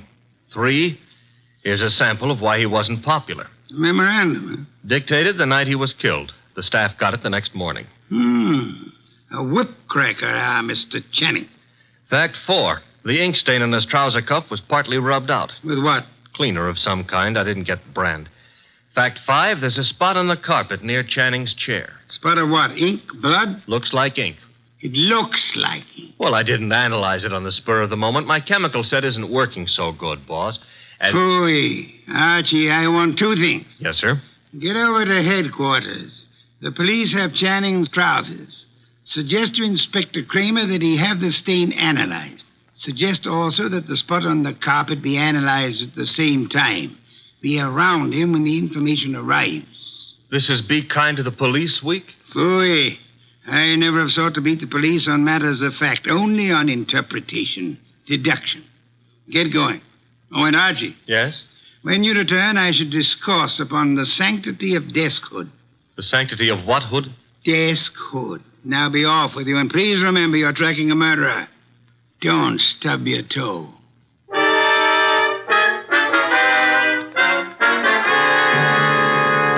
Goodwin, the thing on the carpet was a dye of some kind. Dye, huh? Mm-hmm. How long will it take the lab to give you the analysis on it, Inspector? Oh, not very long. I've got the report on what was used on the trouser cuff right now, though. And? They found traces of carbon tetrachloride. Wait a minute. This goes in the notebook.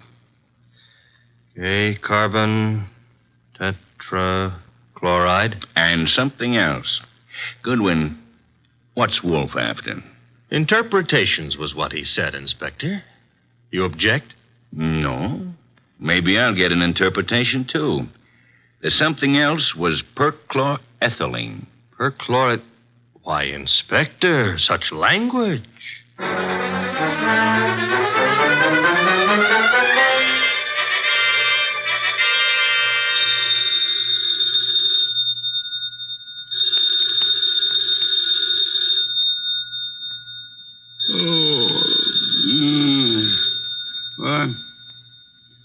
What? Archie. The phone. Oh, not back yet. Hello? Mr. Wolfe? Yes? This is Brenda Barkley. Oh, Mr. Wolfe. What is it, Miss Barkley? You've got to come to Mr. Channing's office right away, Mr. Wolfe. Mr. Goodwin has been to your office. Everything I need to know. You've got to come, Mr. Wolfe. Nonsense. I don't go out. My digestion disapproves of it. I disapprove of it. But, Mr. Goodwin, he's in danger. What's that? Terrible danger. He needs you here at once. Archie, in danger? Let me talk to him. Please come. Hurry. What's happened? Hello. Sparkly. Fritz, get out of the car. Bring me my wool muffler and worsted vest. See if you can find my galoshes. Confound it, I've got to go out.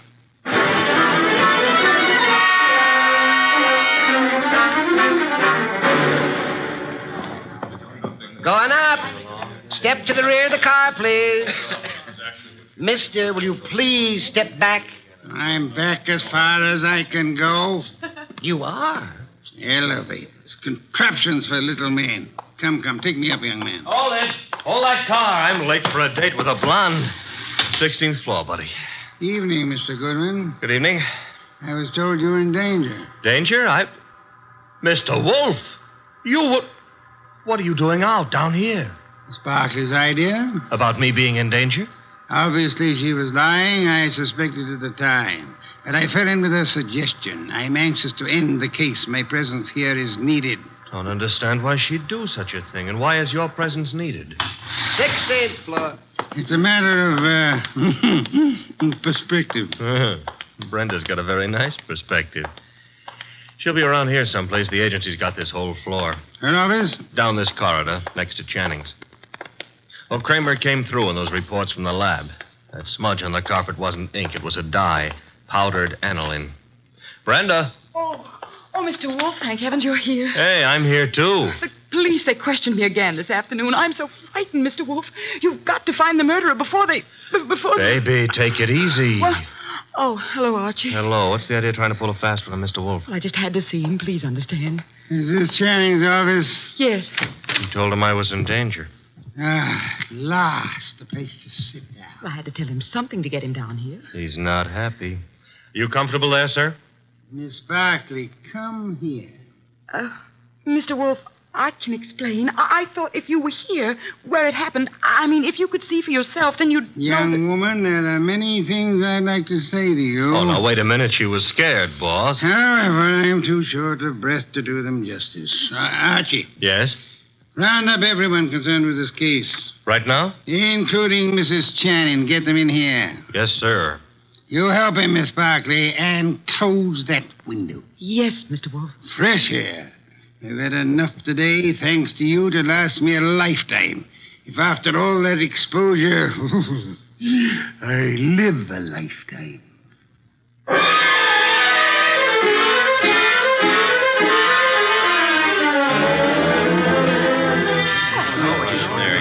What's going on here, anyhow? A tea party. Find yourself seats. Keep your knees steady. All right, Mr. Wolfe, everybody's here. Mr. Shoeshine Kelly? Here, sir, here. It was you who found the body. Him and me, Mr. Wolfe. I'm Abe Jackson, the night man. You gentlemen can help us if you will. Oh, to be sure, Mr. Wolfe. I'd like to know the exact position of the body when you found it. Well, he was sitting up. That's it, sir. Sitting up straight as you please. You'll oblige me if you'll demonstrate. Sit in the chair, please. His chair, sir? If you please. Abe, you. Yeah. Oh, no, not me. Not on your life. There's no easy thing you ask, Mr. Wolfe. I'll oblige you.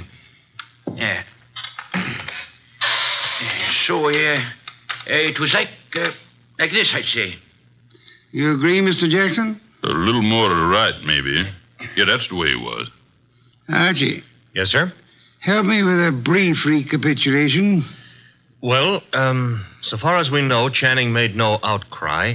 Therefore, he could not have been startled by the appearance of the killer. There were powder burns on the body. Therefore, the gun was against Channing when it was fired. His own hand couldn't have held it closer. Nobody heard the shot, probably because this office is soundproofed. The gun that killed him was lying on the floor 10 feet from the desk. In the direction of flight through that door. Go on, Archie. The killer was almost certainly well known to Channing, or Channing wouldn't have let him come that close without a struggle or an alarm. Also, the killer had access to this office. Another proof that he's not a stranger. One more point, if I may, Archie. The killer, he or she, is present here now. Here in the room. Quiet, everyone. We come now to the point I mentioned to you last night, Archie. The point I call the sanctity of deskhood. Sanctity of what? Deskhood, Mrs. Channing. Explain, Archie. Still figure it's so important? Absolutely essential. Well, I wrote it here somewhere. Oh. Deskhood refers to that area behind a desk where a man earns his livelihood, makes his career, builds his reputation. You mean here? Where I'm sitting? So long as a man sits at his desk, he enjoys a curious area of privacy. He is remarkably safe from intrusion. That's it, Mr. Wolfe. The sanctity of deskhood. Think about it a moment. You'll see what I mean. Nonsense. I've gone around that desk hundreds of times. I'm sure she has. Many more hundreds. If you mean what I think you mean, Mrs. Channing, you... Please, ladies. Mrs. Channing, when you approached your husband at his desk, what did he do? What did he... Why, he stood up and... He stood up. Miss Barkley, you agree? Well, yes, he'd have to stand up. At least he always did. But for his murderer, he did not. Archie, resume from your notes, please. Well, whoever killed Walter Channing went around the desk without Channing rising, held a gun to his chest, and pulled the trigger. Excuse me. If you will go behind the desk and stand facing Mr. Kelly, Archie. Here. This the way you mean? You know the angle of the body wound to the hole in the chair? There wasn't any angle. One was in a straight line with the other. From where you stand now in front of Mr. Kelly, if you wish to inflict an identical wound upon him, could you do it? Not from where I stand. I'd have to kneel. You'd have to kneel. Do so. Note, please, the murder tableau. The question now, who could kneel before Channing, get close enough to kill him from that position without alarming him in the least? Kelly. The shoeshine man. Hey, wait a minute now. Shut up, you, and sit there. His motive is crystal clear. The memorandum. Memorandum. You have a copy, Archie? In my notebook. Ah, yes. Miss Barkley, read the part which could explain Mr. Kelly's action. No, not now. The memo was all over the office. Kelly must have seen it. Oh, wait a minute now. Notice effective at once. Yes, here it is. In the interest of economy, daily shoe shines will be eliminated. That'd cut off Kelly's bread and butter. Kelly, I can't believe it. Nor can I. What? It's obvious Kelly murdered Walter Channing. Mr. Wolfe, now listen, I did nothing of the But kind. the obvious can be too obvious. Meaning what exactly? Archie? Yes, sir? Brief these people on the ink-stained trousers. Channing spilled ink on his trouser cuff the night he was murdered. Somebody tried to clean the spot off. With what? According to the police analysis, carbon tetrachloride and perchloroethylene showed up. Both non-inflammable ingredients used in many commercial cleaners. Exactly what are you getting at, Mr. Wolfe? One moment, Mrs. Channing. Mr. Goodwin also has an analysis of the spot on the carpet behind the desk. Archie? A powder form of dye, aniline dye. Used in what, perhaps? Well, the lab suggested a shoe dressing. I got no powder dye. I swear I ain't, Mr. Wolfe. I'm sure you haven't, Mr. Kelly. You'll find this particular type of dressing is used on women's shoes, suede shoes, usually. I don't understand. Wait a minute. Yes, Archie? If a woman... Now, suppose a woman knelt in front of Channing to clean that ink spot off his trouser cuff. That smudge could have rubbed off the tip of her shoe onto the carpet. Exactly. I believe you'll find a typewriter cleaner contains tetrachloride and perchlorethylene. Something else just occurred to me. That memo was sent around the morning after Channing was killed. I never thought of that. True, Archie. And for only one purpose, to point suspicion at Kelly. But when the police didn't take the hint... Go on, Archie. What then? Somebody else was brought down here who would. Comes around to 3 questions, doesn't it? Who knew about the memo? Who had access to Channing's file where he kept his gun? And who made sure Nero Wolfe would see the evidence against Kelly? 3 questions, Archie, with one answer that spells the name of the murderess. Our own client, Brenda Barkley.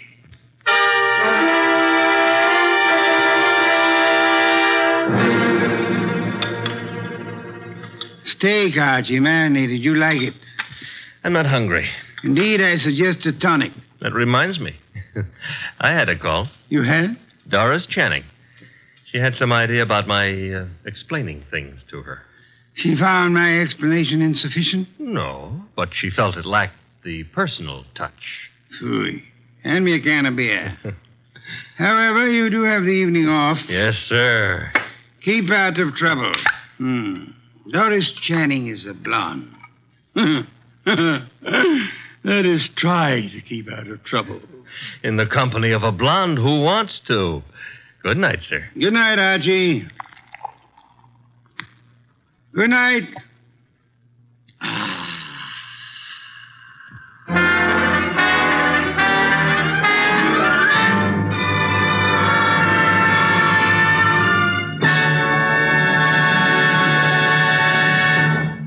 You have been listening to The New Adventures of Nero Wolfe, starring Sidney Greenstreet.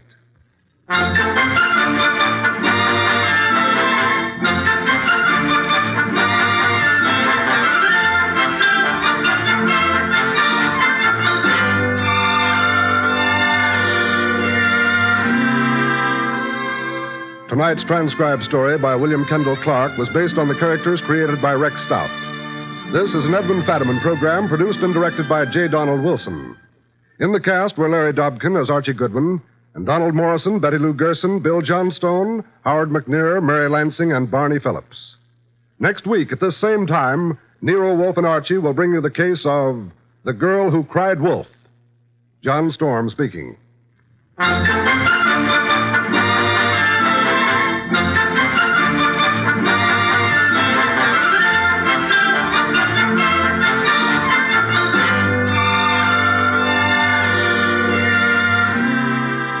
Nero Wolfe, Archie, and all of our cast hope that our listeners have taken time out from this busy Christmas season to help brighten some youngster's Christmas day. Be sure to send a thing, your choice of anything you think a child would like for Christmas, to the groups in your own town who are distributing these toy gifts to less fortunate children. 3 chimes mean good times on NBC.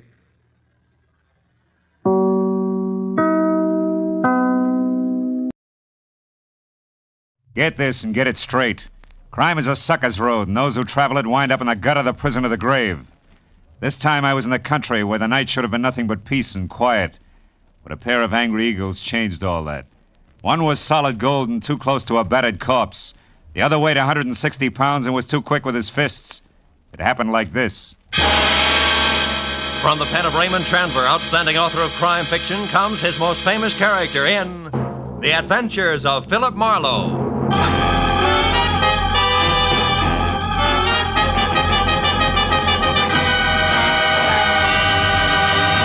Now, with Gerald Moore, starred as Philip Marlowe, we bring you tonight's exciting story, The Angry Eagle.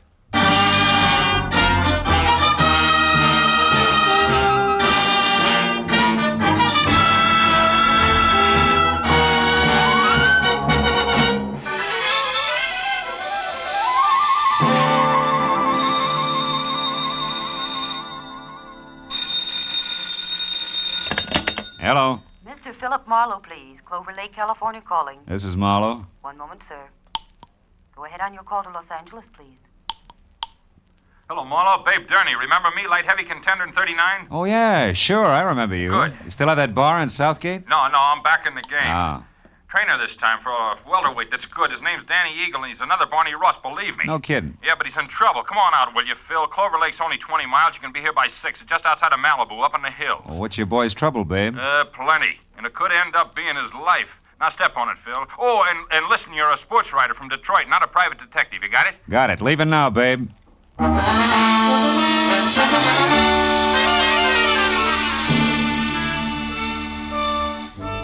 It was an hour's drive to Malibu Beach in a film colony where the convertibles outnumbered the hardtops 5-1. And another 30 minutes up into the mountains along a steep spiral of macadam, which at every turn made more of the Pacific below and less of Malibu, until finally I was at the top. To my right, there was a dirt road, which a freshly painted sign said led to Clover Lake Training Camp, private. Raleigh Lance, owner. I drove on into what turned out to be a converted summer hotel marked office. A couple of buildings that had been stables and maybe 24 cabins spread out over a sloping green acre that led to a cliff's edge, and the lake some 100 feet below. When I pulled in and parked in a gravel semicircle which was close to a roofed-over boxing ring, where a lot of muscles and sweatpants was making a punching bag sound like a machine gun, I saw Babe Durney coming toward me in ducks and white T-shirt, with an angry fighting eagle as in Danny on it. It was more bay window and less hair than last time, but still the same quick smile under a nose that spread over half his face, and an extended hand that could have passed for a catcher's mitt. Hiya, Phil. Glad you didn't take any longer. Things are worse. Oh? Danny got canned an hour ago, and he's burning up. Told Lance and his wife where they both could go, and I think he's going to personally see to it that they get there. Now, wait a minute. Who's this Lance? Oh, Raleigh Lance. He runs this place, Marlowe. Yeah. Strictly the big-time, big-shot manager. His seat at the fights has to be A1. His license plate the lowest number he can get. Yeah, half-pint in French cuffs and built-up heels. He's got 10 fighters there. Danny's one. And the wife?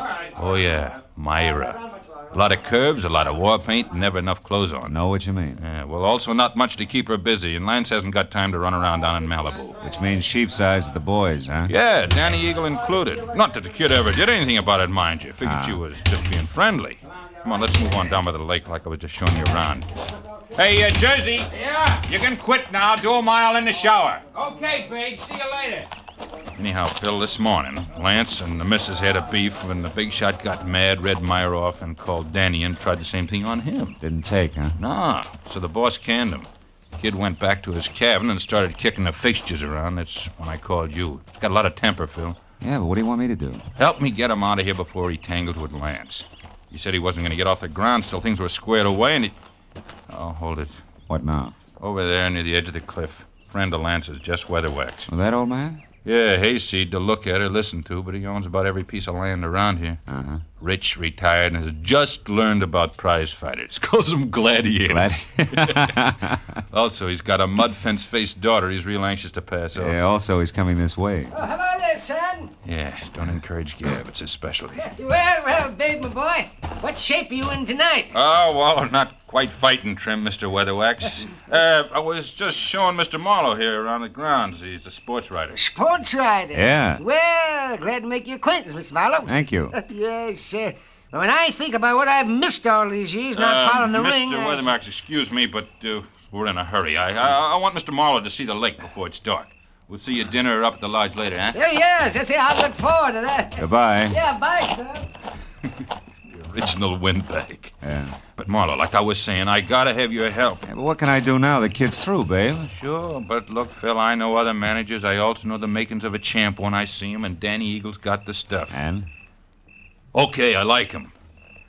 Phil, you gotta get next to Lance. If he thinks you're doing a feature on him, he'll be your best friend in a couple of hours. A little Napoleon. Uh-huh, and when I'm buddy-buddy, I steer him away from ordering his muscle man to play pretzel with Danny while you're trying to get him out of here, is that it? That's right.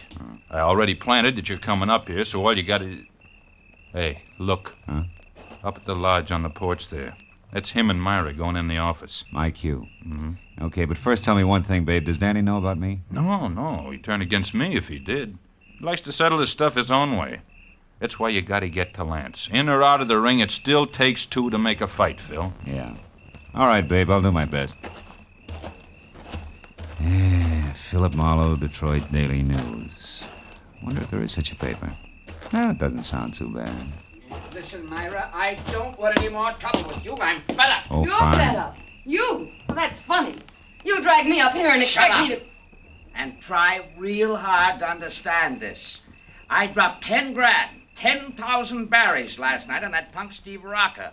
I'm not very happy. So you want a fighter who stinks. What's that got to do with me? I don't know. But if you'd let him alone, he wouldn't have looked so tired in there. Of all the cheap cracks you've ever made, that's about the...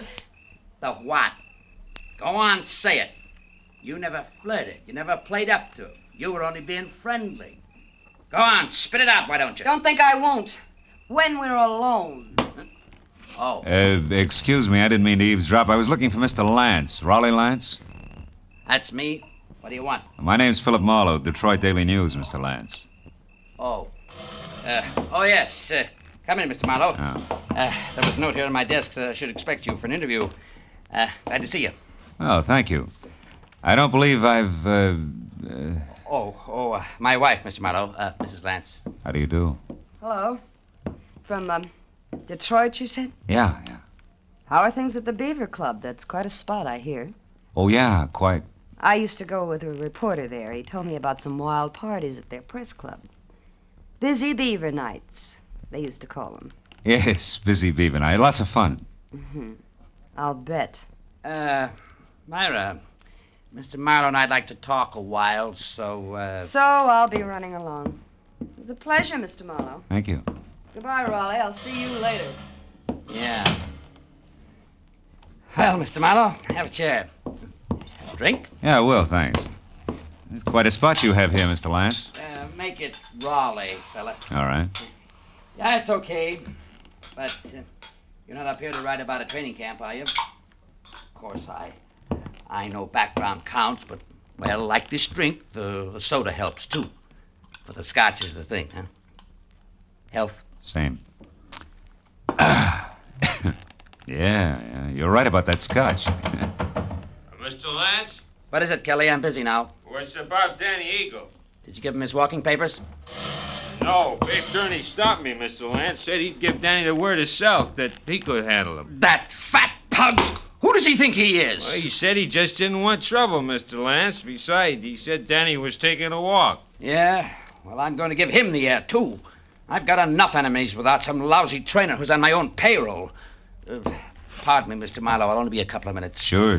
Help yourself to another drink. We'll talk later after dinner, about 8. Oh, and here, catch. Yeah. Best cigar made. Let's go, Kelly. Best cigars. Seats marked A1. Yeah.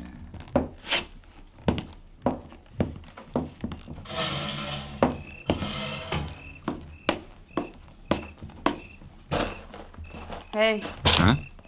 Don't go away mad. My hubby always runs out on people, even private detectives. Slips, huh? Busy Beaver Night, indeed. I made it up. I never even heard of Detroit. Why'd you bait the trap?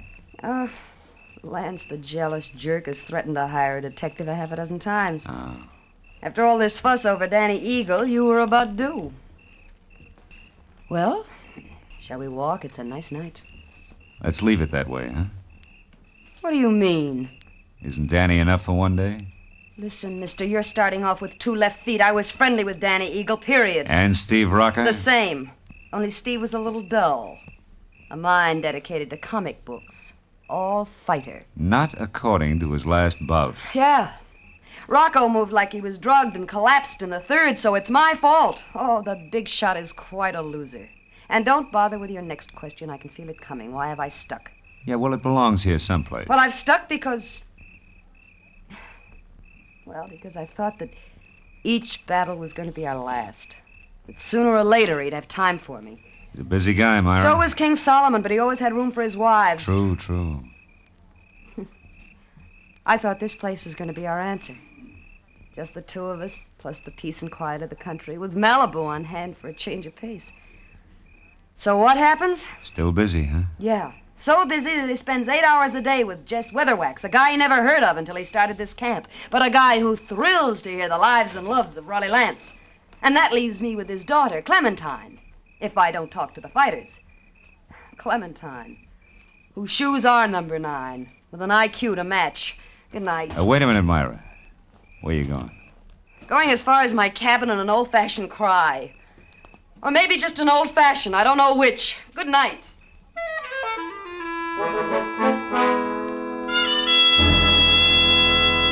When Myra pivoted on a spiked heel and stomped off into the dark, I knew that I had to move fast because when next she and hubby met, the fact that I was a private detective was going to become public domain. And from there on out, I'd be of little use to Babe Durney, and if Lance's muscle playmates caught up to me, of no use to anybody. I located Danny Eagle's cabin among half a dozen others, peeking out of a thick grove of pepper trees, showing light from a half-open door.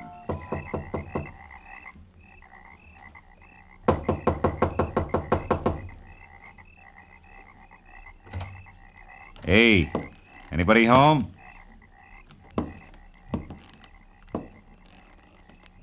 Inside, there was a closed valise on the edge of the only bed. And on the dresser, some money, a package of lemon lifesavers, and a tie clasp.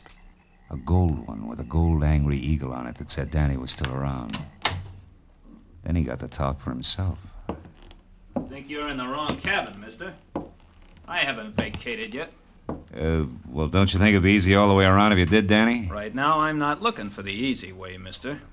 I've been walking and thinking about that. That and a pair of people I don't like. A pair I want to square myself with. Mr. and Mrs. Raleigh Lance. Oh!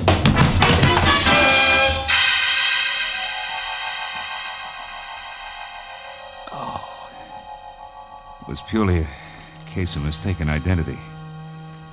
But it served as a reminder that it still took 2 to make a fight. And that the only chance I had left was to get next to Raleigh Lance and keep him away from Danny Eagle. I spent a half hour going from the lodge to Lance's empty cabin to the dining room and every other place where I thought he might be. But finally, I remembered Jess Weatherwax, the one-man fan club whom I located back up at the office. Oh, hello there, son. He was peeling off his coat and getting ready for canasta with something uncombed and built like a length of pipe. Who had to be daughter Clementine. What can I do for you, son? Mr. Weatherwax, have you seen Lance? Why, no, Mr. Marlowe. We just came in. You deal, dearest. Yes, Daddy. Is it important? Very. Daddy. Oh, excuse me, child. Mr. Marlowe, my daughter, Clementine. How do you do? Very fine, thank you. Mr. Marlowe, Daddy told... Hey, Marlowe, is that you in there? Oh, it's Babe Durney. Yeah, excuse me.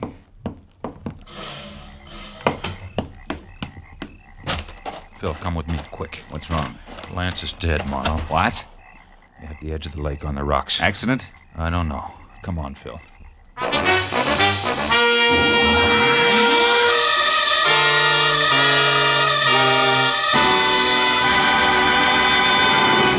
In just a moment, the second act of Philip Marlowe. But first, the confusion created by Gracie Allen has never been more clearly, more hilariously defined than it will be this Wednesday night when a writer for a national magazine comes to interview her. For the writer also meets some of Gracie's friends who present highly conflicting stories which Gracie does not untangle. It's another merry, mad mix-up which could come only from George Burns and Gracie Allen. So be listening this Wednesday on most of these same CBS stations. Now with our star, Gerald Moore, the second act of Philip Marlowe, and tonight's story, The Angry Eagle.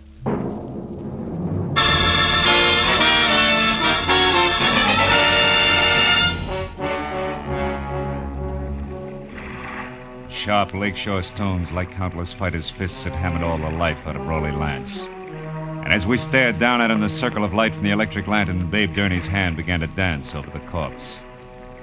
I took the lantern and turned him away from the twisted body at his feet and sent him back up the path to camp, to find a phone and quietly call the police. After that, I took another quick look at all that was left of the little big shot.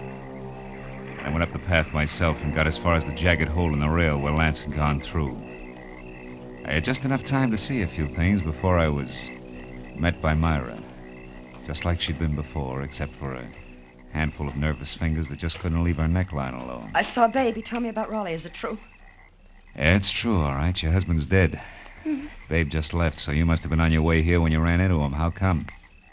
I had a date to meet my husband. For a chat. Why here? He didn't strike me as being the romantic type. He wasn't. Neither was he the type to talk where he could be overheard. especially when he was cornered. What do you mean? I put Raleigh's back against the wall tonight. I finally got hold of a way to make that inflated ego turn loose, his favorite trinket. Meaning you? Yes. Marlowe, about an hour ago, I found out that Raleigh was crooked. Fixed fights? Yeah. When I left you, I went to our cabin for a drink. But the liquor was all gone. Lance kept spare bottles in the back of his closet, so I went to look. Found what? A briefcase. It wasn't Raleigh's, so I opened it. There was $35,000 in it. And a note congratulating him on his coaching of Steve Rocco. Rocco was drugged in that last fight, Marlowe. Raleigh sold him out, and I can prove it. Oh. That's what you two were going to hash out over here, huh? The price of your silence, which was divorce. And no strings. He told me he wanted to think, then he was going to give me his answer, but now... That's all unnecessary. You're so right. Myra, come here. I want to show you something. See? Here on the ground? What do you... No, I don't see anything. Somebody put up quite an argument right here before Lance went through the railing. Oh, yeah. Yes. And here's something else. Oh, what's that, Marlowe? It's a gold tie clasp, baby, with an eagle on it. Danny? Yeah, Danny Eagle. This changes things plenty, huh? Danny? I can't believe Danny would murder Raleigh. Well, you better start believing it and get back to your cabin and stay there with the doors and windows locked. You think he might go for me You next? were half the beef. Now that he's gone this far, chances are good he's got something nice thought up for you, too. Unless I'm making the king-size mistake and you and Danny turn out to be a team. Are you crazy? It could figure both ways, baby. So I'll keep it in mind until I get something more to do with it. Meanwhile, like I said, take care of yourself. I dropped the tie clasp into my pocket and then started looking for its owner, who could be number one candidate for a noose. I decided to try Danny's cabin first, but when I got there, it was dark, with everything just as I'd left it. Until I'd turned to go. Someone was framed in the doorway. It was the gentleman farmer and novice fight fan, Jess Weatherwax. You looking for something special, are you, Mr. Marlowe? Yeah, as a matter of fact, I am.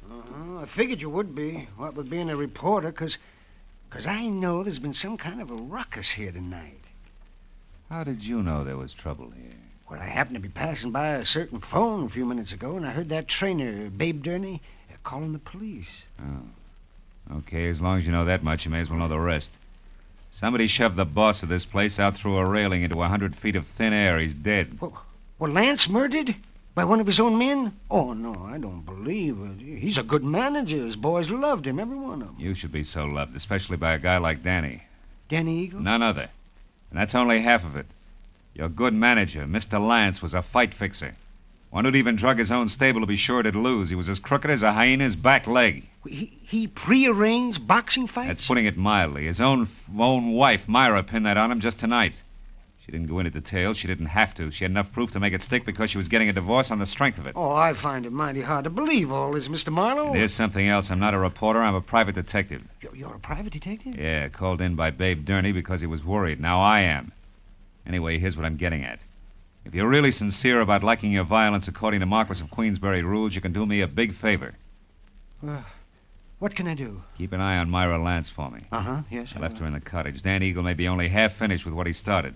I'll do my best. You can count on that, sir. Okay, I'm going up to the office at the lodge now and find out if anyone saw Danny leave the grounds. I'll see you.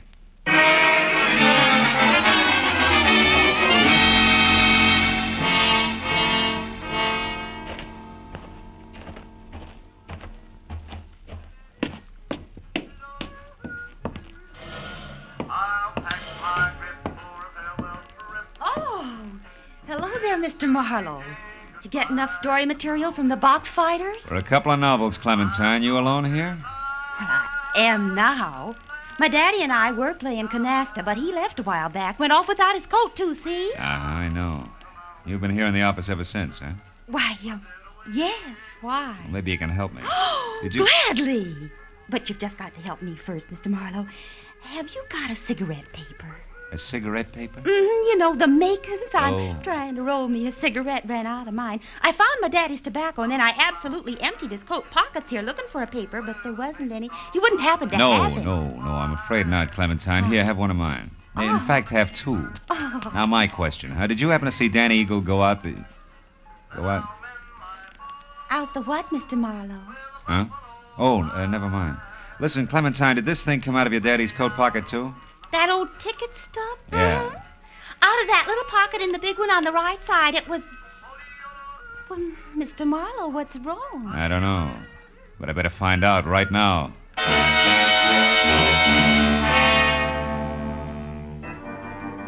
As I ran out of the office and past the empty rope ring toward where the cabin stood, I was full of the conviction that Clover Lake training camp was due for a second corpse any minute.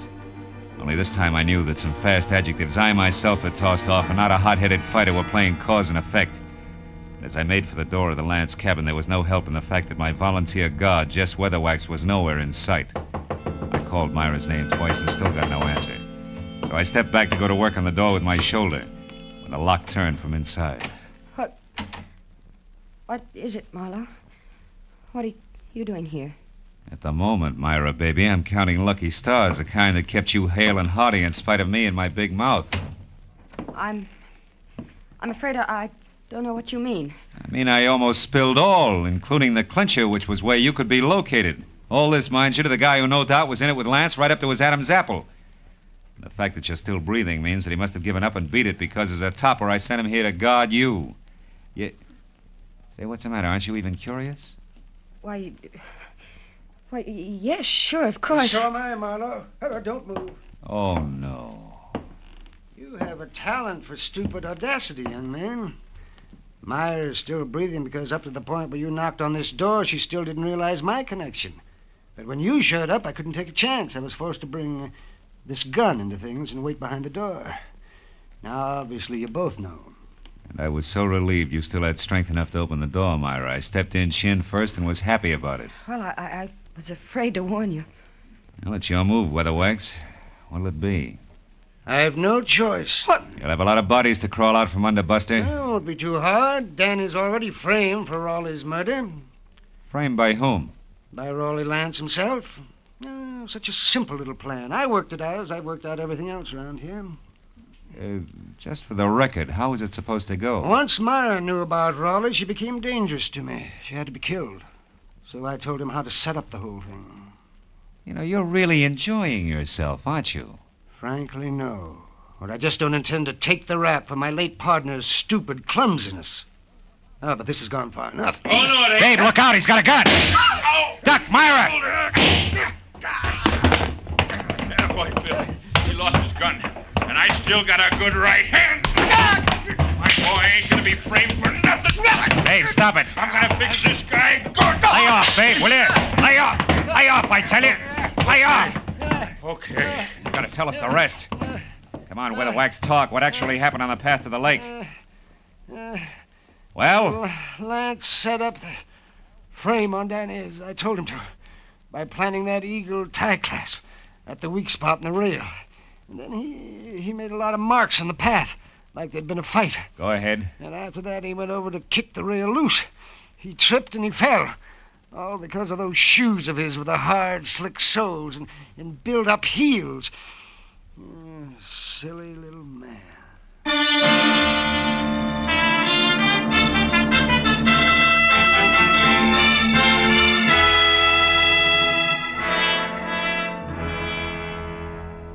Well, it wasn't long until the boys from the sheriff's office arrived with a good doctor, a lot of open notebooks, and an endless supply of questions. But finally, all the pieces were fitted together. The very surprised Danny Eagle, who had done a lot of thinking, was back from a second long walk. And the whole thing had boiled down to me alone at the bedside of a heavy-jawed trainer who had a happy look on his ugly puss for the first time that night. My boy's gonna be champ now, Marlowe. Thanks to you. Oh, thanks to you, babe. We were almost down for the count when you showed up. Hey, how's the shoulder? That's nothing. Hey, look, tell me something. How'd you back old Weatherwax into that corner? Oh, well, I found a ticket stub from his coat pocket with the number A2 on it. Weatherwax claimed that he'd never seen a fight or met Lance until the camp opened up here. But that stub proved that just a month ago, he sat right beside Lance. Yeah, that's right. Yeah. Lance always had seat A1 at the arena. Check. In short, Weatherwax was a liar who dropped his guard. And in this racket, you do that just once and you're out. Yeah. Hey, see that the eagle keeps his guard up, will you, babe? I'm going to be betting on him from now on. Don't give it another thought. Good night, Phil. And I didn't give it another thought. Neither did I think about an arrogant little guy whose phony heels and twisted mind had dumped him into his own trap. Or about a fat gambler who traded in perverted victories and rotten, hopeless defeats. Instead, I thought about the sun coming up over the hills. And a nice big platter with a ham omelet on it. And then a good, solid 8 hours sleep. Nothing else. You know, sometimes I think I have no soul.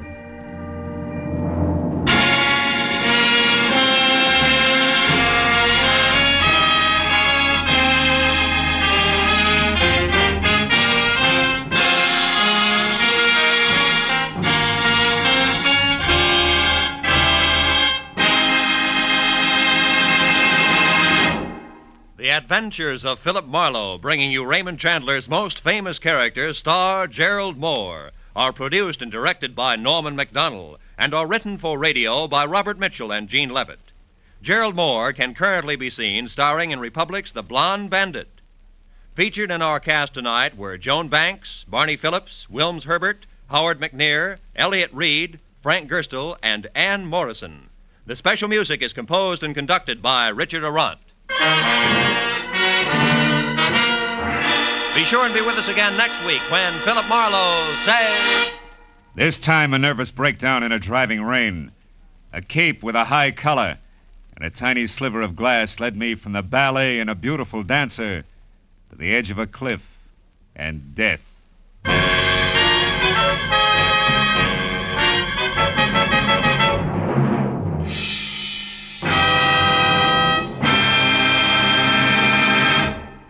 A few months ago, our newspapers and magazines were full of articles and pictures showing the progress we've made during the first half of the 20th century.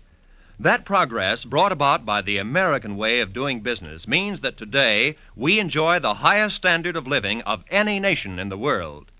We can keep our standards high, and we can increase the benefits for all of us by continuing to produce efficiently under a free economic system.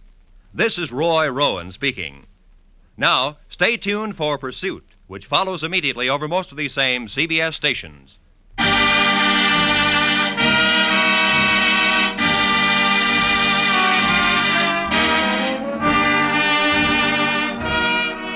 This is CBS, where Burns and Allen are heard every Wednesday night, the Columbia Broadcasting System.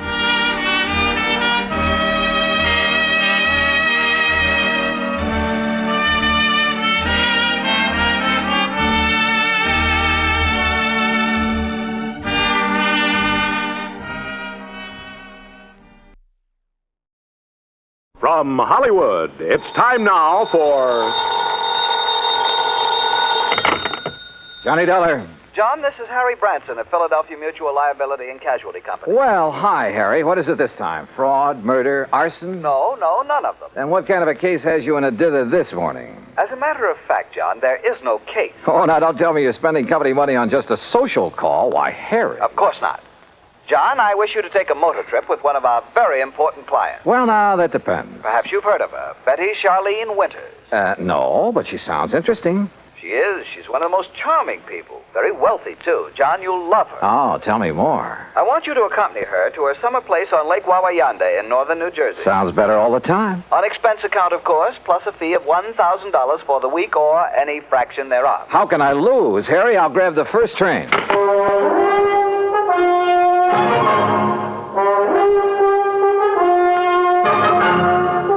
Bob Bailey in the exciting adventures of the man with the action-packed expense account. America's fabulous freelance insurance investigator. Yours truly, Johnny Dollar.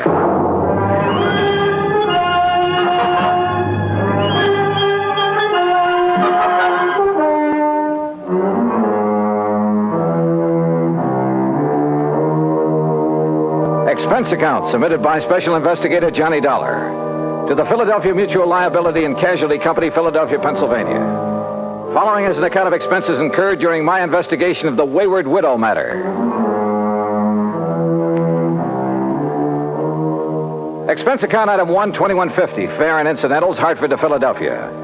At his office on Walnut Street, Harry Branson looked as though he'd been just sitting there waiting for me ever since his phone call. I'll get straight to the point, John. Well, good. You don't mind if I sit down first, though, do you? Oh, no, of course not. As I told you on the telephone, Mrs. Winters is one of our Mrs.? You didn't tell me that. Her husband died just a short time ago. Oh. And you, the old friend of the family, have been consoling the lovely widow, eh? John. Yeah, when you pick him, you really pick him, Harry. Hey, do you remember that little brunette you went for in the last case I handled with you? John, that has nothing whatsoever to do with the matter at hand. Yeah, okay, maybe not. Oh, but you sly dog. I'm betting right now you wish you could make this trip to the lake instead of me. Of course I do. The beautiful forests and mountains up there at this time of the year. Oh, sure. Just for the scenery. All right, now tell me all. Well, the Winters were very wealthy. Betty Charlene Winters still is. Thanks, among other things, to the $500,000 she received on her late husband's double indemnity policy. $500,000? You make this sound more attractive every minute. John, you don't suppose the gorgeous babe helped him have an accident in order to collect that? John, you are being absurd. Am I? Tell me this. Was he older than she? Yes, he was. Aha. And 2 and 2 make 4. And you are making no sense at all. Hey, you have got a case on her, haven't you? Will you please stop this nonsense and listen to me? Now, as I started to say, their lovely home is out between Ardmore and Bryn Mawr. All right, go on.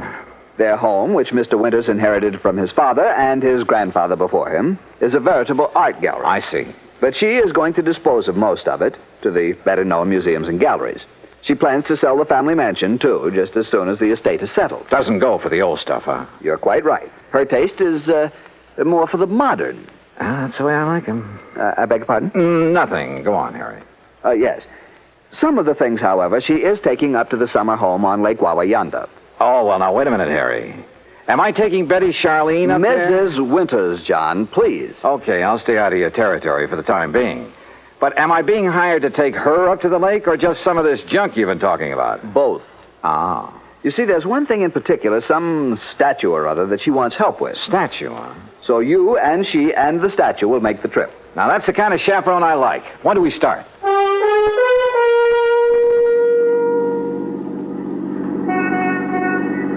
I must confess it's quite a relief to get out of that office for a while. Oh, don't try to kid me, Harry. The only reason you wouldn't let me find my own way out to this winter babe's home. Babe? Honestly, John, you sometimes carry this levity much too far. By the way, how long ago did her husband die? About 4 months ago. Oh, brother, you don't even wait for the ashes to get cold, do you? John, I tell you that... What did he die of? Well, it was an accident. Yeah? In the car during a little trip that they were making south of here. He'd taken over the wheel from the chauffeur. They struck the abutment of a bridge over a tidal creek leading out to Delaware Bay. Oh? He was thrown out, and his body was carried into the bay. It was never recovered. And so our tasty little dish was left with $250,000 life insurance, a huge estate... John, I simply will not listen to any more of this sort of nonsense. Besides, this is the driveway up to the house. Lovely place, isn't it? It was lovely. There must have been over an acre of perfectly tended lawns and gardens. And in the middle, atop a slight rise, was the main house, built of solid white stone of some sort. Old, too, but in beautiful condition. This was wealth, all right, and plenty of it. Harry's year-old car looked almost tawdry in this setting. We stopped, went up the broad front steps and across a wide porch and rang the doorbell. Yes? Oh, Mr. Branson. That's right. Mrs. Winters is waiting for you in the sunroom. Thank you. Come, John. The butler led us through a large reception room, a huge living room, both of them hung with beautiful prints and paintings, through the walnut-paneled library with its high ceiling and hundreds of leather-bound books. Finally, after passing through a long corridor lined with statues and magnificent vases, we entered the spacious sunroom. There, standing in front of a chair at the window, was a chauffeur, and in the chair sat Betty Charlene Winters. Mrs. Winters, may I present Special Investigator John Dollar.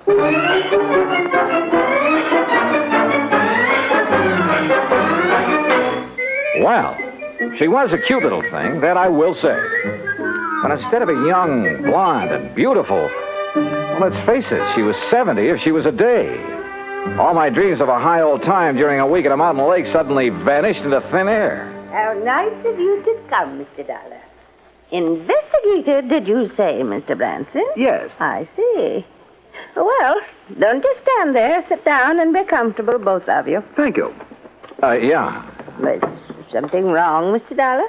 No, not at all. Oh, Haskins here's my chauffeur and general handyman. Hi, Haskins. Mr. Dollar? I've just asked him to get the statue ready for our little trip. You may go now, Haskins. Oh, thank you, madame. No, wait, please. I wonder if I might see this thing we're taking up to the lake, Mrs. Winters. Well, of course, it's right there in the corner behind you, Mr. Dollar. The cherub. Cherub, huh? Oh, This? Isn't it beautiful? Well, it was a cherub, all right. About 4 feet high with a couple of doves fluttering around its feet. At least that's what I gathered from the garish paint on it.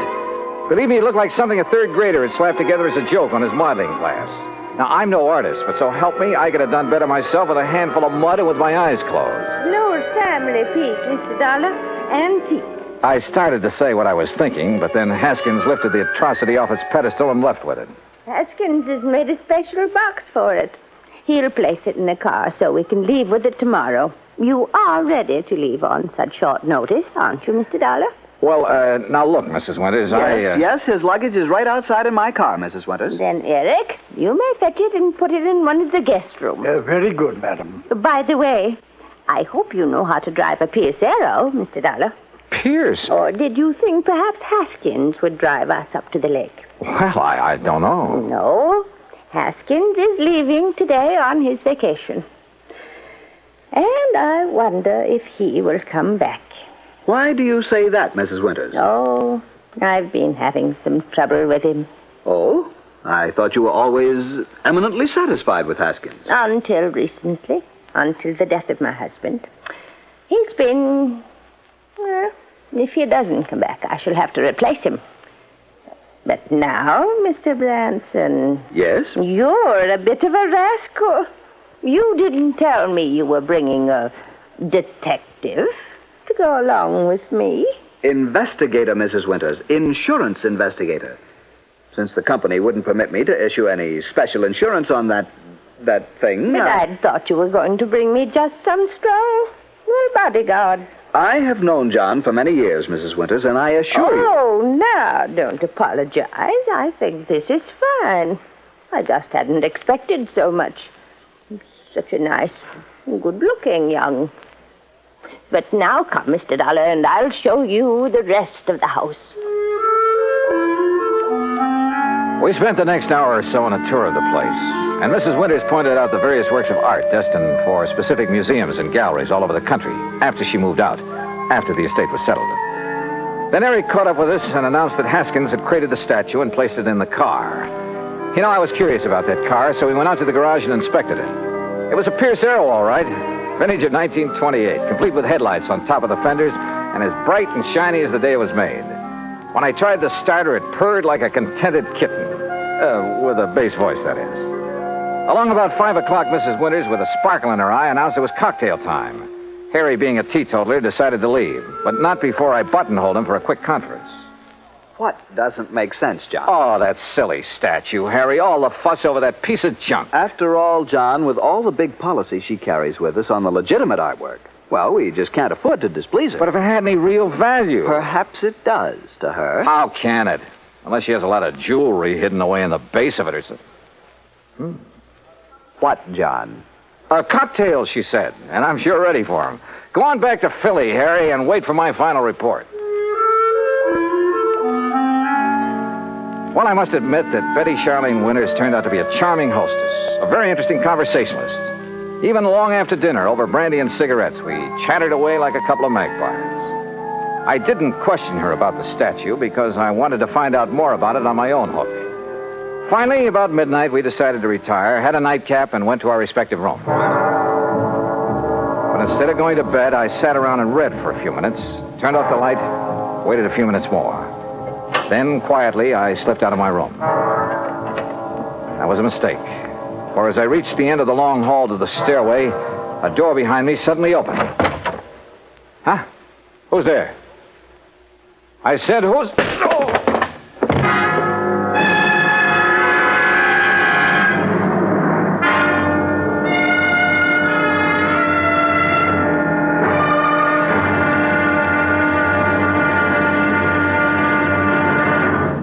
Act Two of yours truly, Johnny Dollar, in a moment. With the bigger, more impressive kaleidoscopic change of events on the world scene today, we sometimes forget the smaller kaleidoscope, the child's toy, with its ever-changing designs and color. The kaleidoscope is a fantastic experience for any child. That is, any child who can see. But what of those children who cannot experience the ecstatic pleasures of form and color in the ever-changing world about them? This problem has bothered many, and many such people have tried to solve it. One-time soldier in the United States Army, Robert Neiman, is one of them. Captain Kenneth Moyer, also of the Army, is another.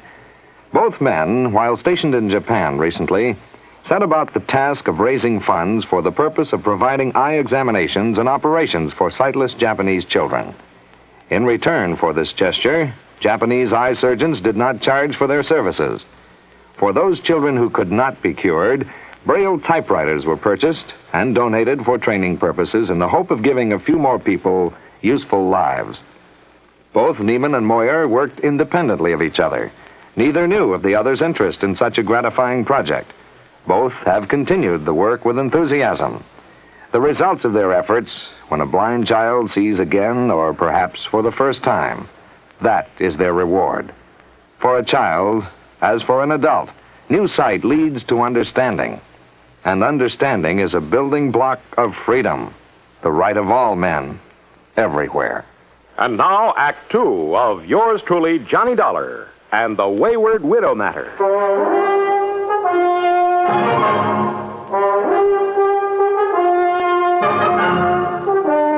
When I came to, it was morning, and I found myself in my pajamas lying comfortably in my bed in the guest room.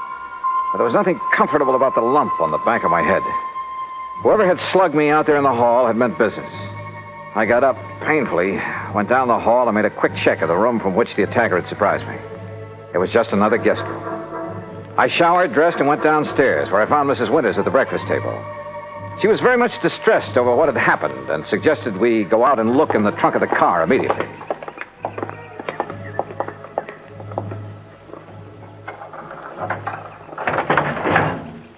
There now. Do you see, Mr. Dollar, the box with the statue in it hasn't been touched. I don't understand it. Where is your chauffeur, Mrs. Winters? Why, Haskins left on his vacation last evening. I thought I told you.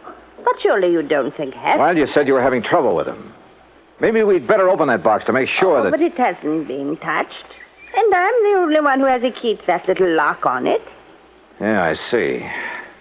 But now it's pretty logical to assume that whoever slugged me last night was interested in... Hey, Mrs. Winters, how long has Eric, your butler, been with you? Why, Eric, the dear boy, has been with me for nearly 30 years. But good heavens, you surely don't suspect him of anything like this. He's a very fine person, Mr. Dollar, and a perfect gentleman.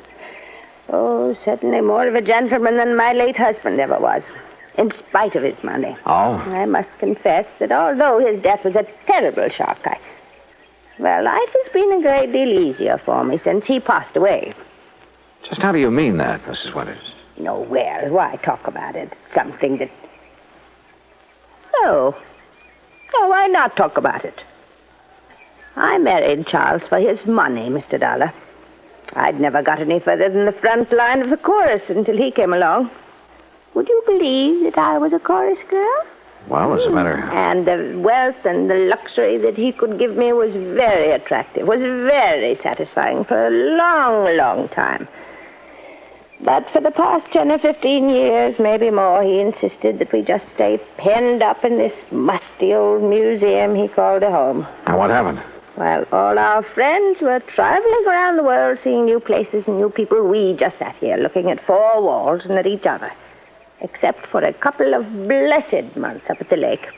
You'll love the place up there, Mr. Dollar. It's new and fresh and modern.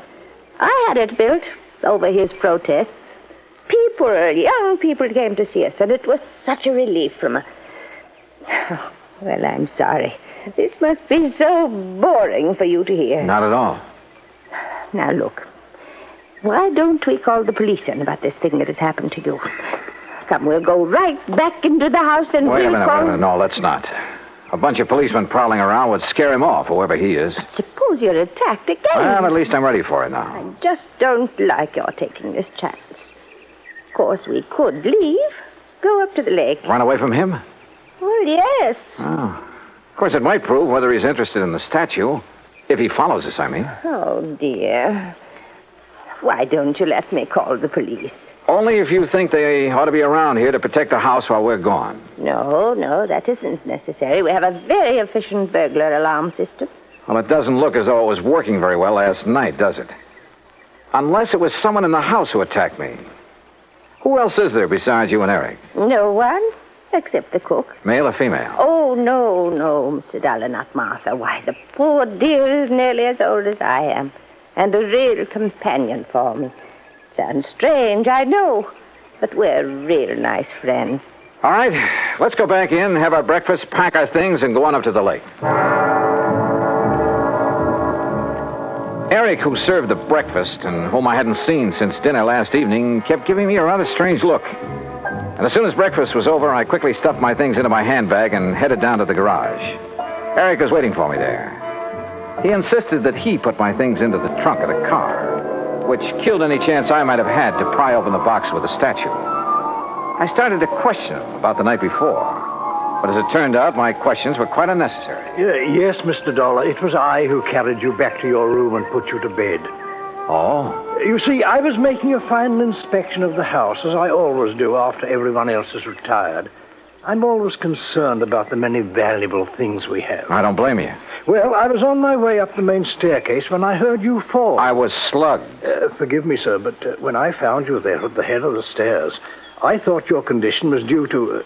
you must pardon me, sir, but was due perhaps to having imbibed too much brandy after dinner? Not a bit of it. Somebody barged out of that guest room and struck me from behind. But I saw no sign of anyone else about. You're sure? Most certain, sir. Was this fancy burglar alarm system you have turned on? Yes, sir. Well, then whoever did it either stayed in the house until this morning or knew the place well enough to get out without setting off the alarm. But I don't see how that would be... Have you called the police, sir? No, and we're not going to. Mrs. Winters and I are leaving for the lake just as quickly as possible. But don't you think this is sufficiently serious to warrant... Don't forget one thing, Eric. It was pretty dark in that hall. The attack might have been intended for you. Good heavens. But why, sir? I don't know. Oh, dear. Oh, there you are. Eric, you may fetch my bags from my room while Mr. Dollar and I planned the trip. Very well, madam. Oh, you don't know how glad I'll be to get there. It's such a relief from this place. And all the things associated with it.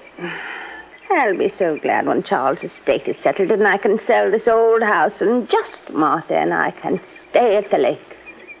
Oh, I know all the paintings and things are all very fine and valuable. But I'm so tired of looking at them. Well, then why do you take this so-called, I beg your pardon, the statue up to the lake? Well, this is different. Oh, yeah, I'll grant you it is a bit different from the other things that... Oh, well, let's talk about it along the way.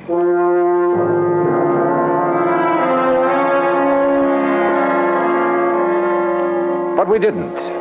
Simply because I didn't bring up the subject again. Why not? Because a couple of pretty wild ideas had begun to peck away at the back of my brain. Ideas just crazy enough to have some basis in fact. The 1928 Pierce Arrow ran like a dream in spite of its advanced age. And Mrs. Winters, in spite of her advanced age, kept the conversation going at a merry clip. There was a sparkling, almost buoyancy about her. And the hunch that had hit me began to grow. We crossed the Delaware River at New Hope on Route 202, and in Lambertville, we stopped at the sign of the Flying Red Horse to gas up the car. That's item 2470. While the attendant was busy with that and checking the tires and battery and so forth, I made some excuse or other and stepped around to the telephone booth at the back.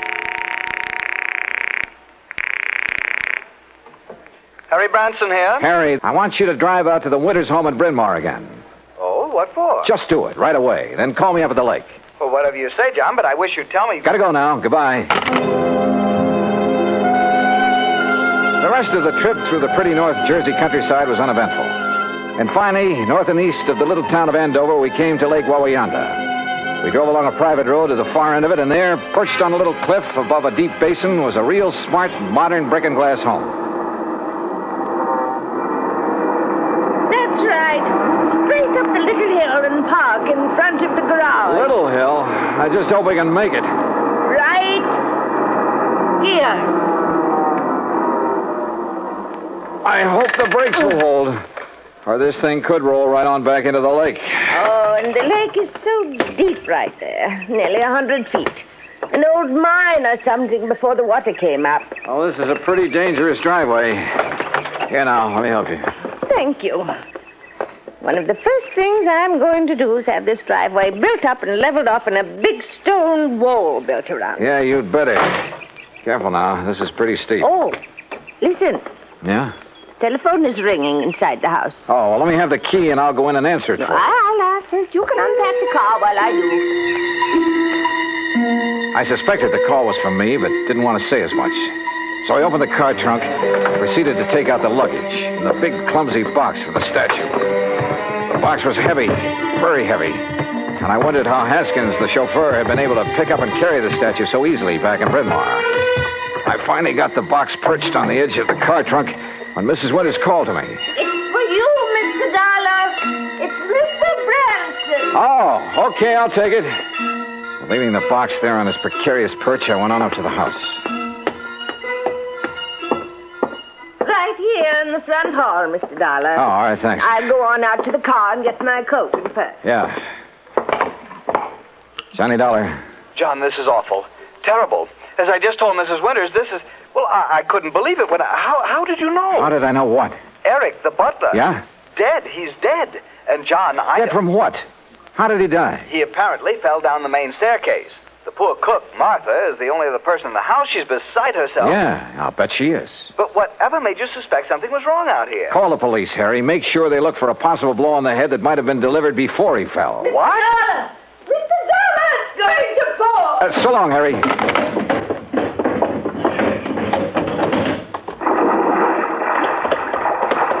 Oh, dear. Oh, Mr. Dollar, oh, dear. Fell off the back of the car, huh? Yes, the big box. I must have bumped it when I reached into the trunk for my weekend case. Bounced right down into the lake, huh? Yes, my beautiful little statue is at the bottom of the lake. Oh, well, don't worry, Mrs. Winters. We'll get it back. I'll have a diver come up here. No.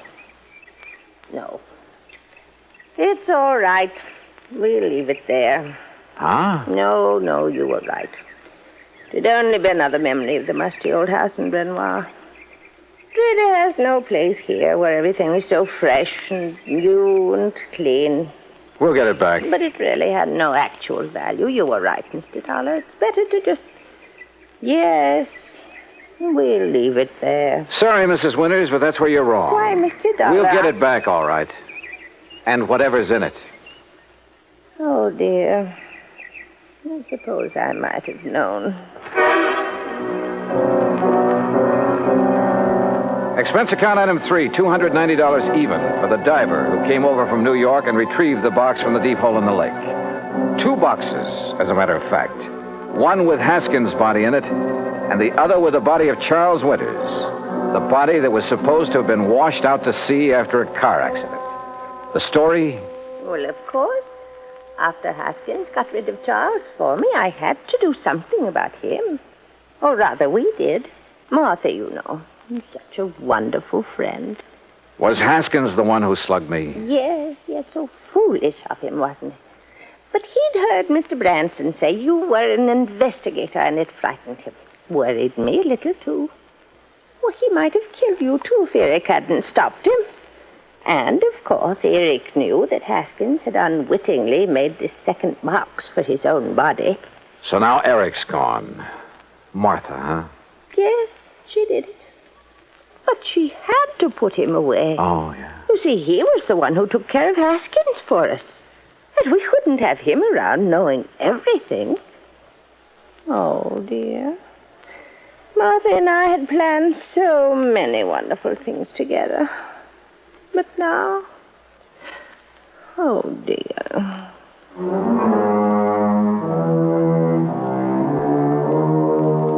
Expense account total, including incidentals and transportation back to Hartford, $365.50. Remarks? Well, I'd rather not say how I feel about a case like this, Harry. A whole crime wave by a couple of apparently sweet old ladies. The legal procedures, and there'll be plenty of them, are up to you and the company, as well as recovery of the insurance paid on poor old Charles Winters. Hey, next time, give me a case that doesn't turn my stomach, will you? Yours truly, Johnny Dollar.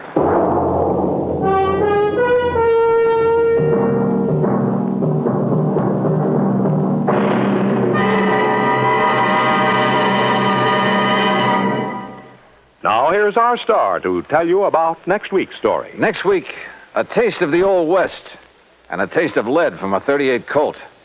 Join us, won't you? Yours truly, Johnny Dollar.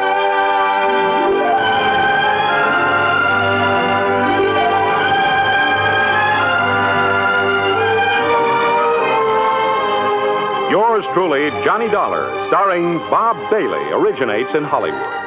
It is produced and directed by Jack Johnstone, who also wrote tonight's story. Heard in our cast were Virginia Gregg, Harry Bartell, Eric Snowden, and Frank Gerstle. Be sure to join us next week, same time and station, for another exciting story of Yours truly, Johnny Dollar.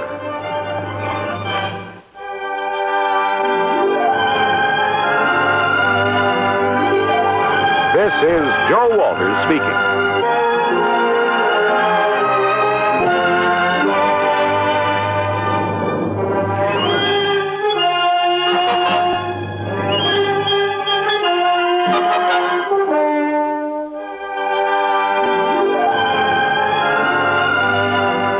This is the United States Armed Forces Radio and Television Service.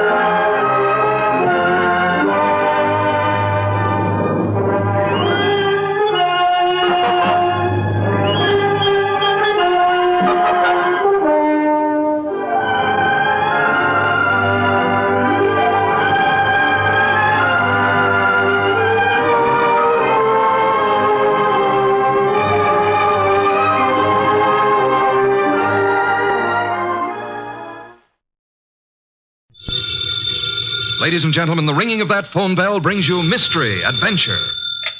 Nero Wolfe's office, Archie Goodwin speaking. Willie Inch, did you say? Just a second. Do you want to talk to a fellow named Willie Inch, which I doubt? No. He says he's got to see you. Got to. Who is he? I'll ask. Mr. Wolfe doesn't recognize your name, Mr. Inch. He wants to know who you are. Just a second, I'll tell him. Mr. Inch says he's a sneak thief. He says you never heard of him, but he's heard of you. Should I tell him to get lost? Wait a minute, Archie. Ask him what he wants. Inch, Mr. Wolfe wants to know what you want to see him about. A phony murder rap. Says a phony murder rap. It'd have to be, wouldn't it, Archie? How do you mean? Phony, I mean. Did you ever hear of a sneak thief committing murder if it could possibly be avoided? Yes, Archie. Tell Mr. Inch. I'll listen to his story.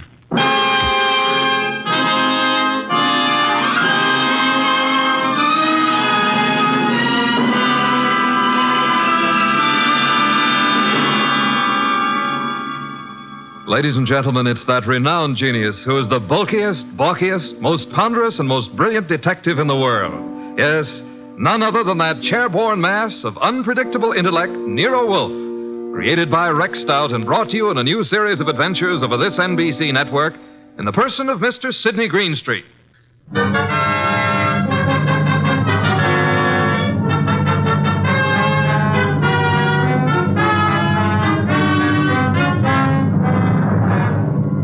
Well, When Mr. Wolfe and I talk about this little difficulty, he calls it the case of Archie Goodwin and how he got hooked.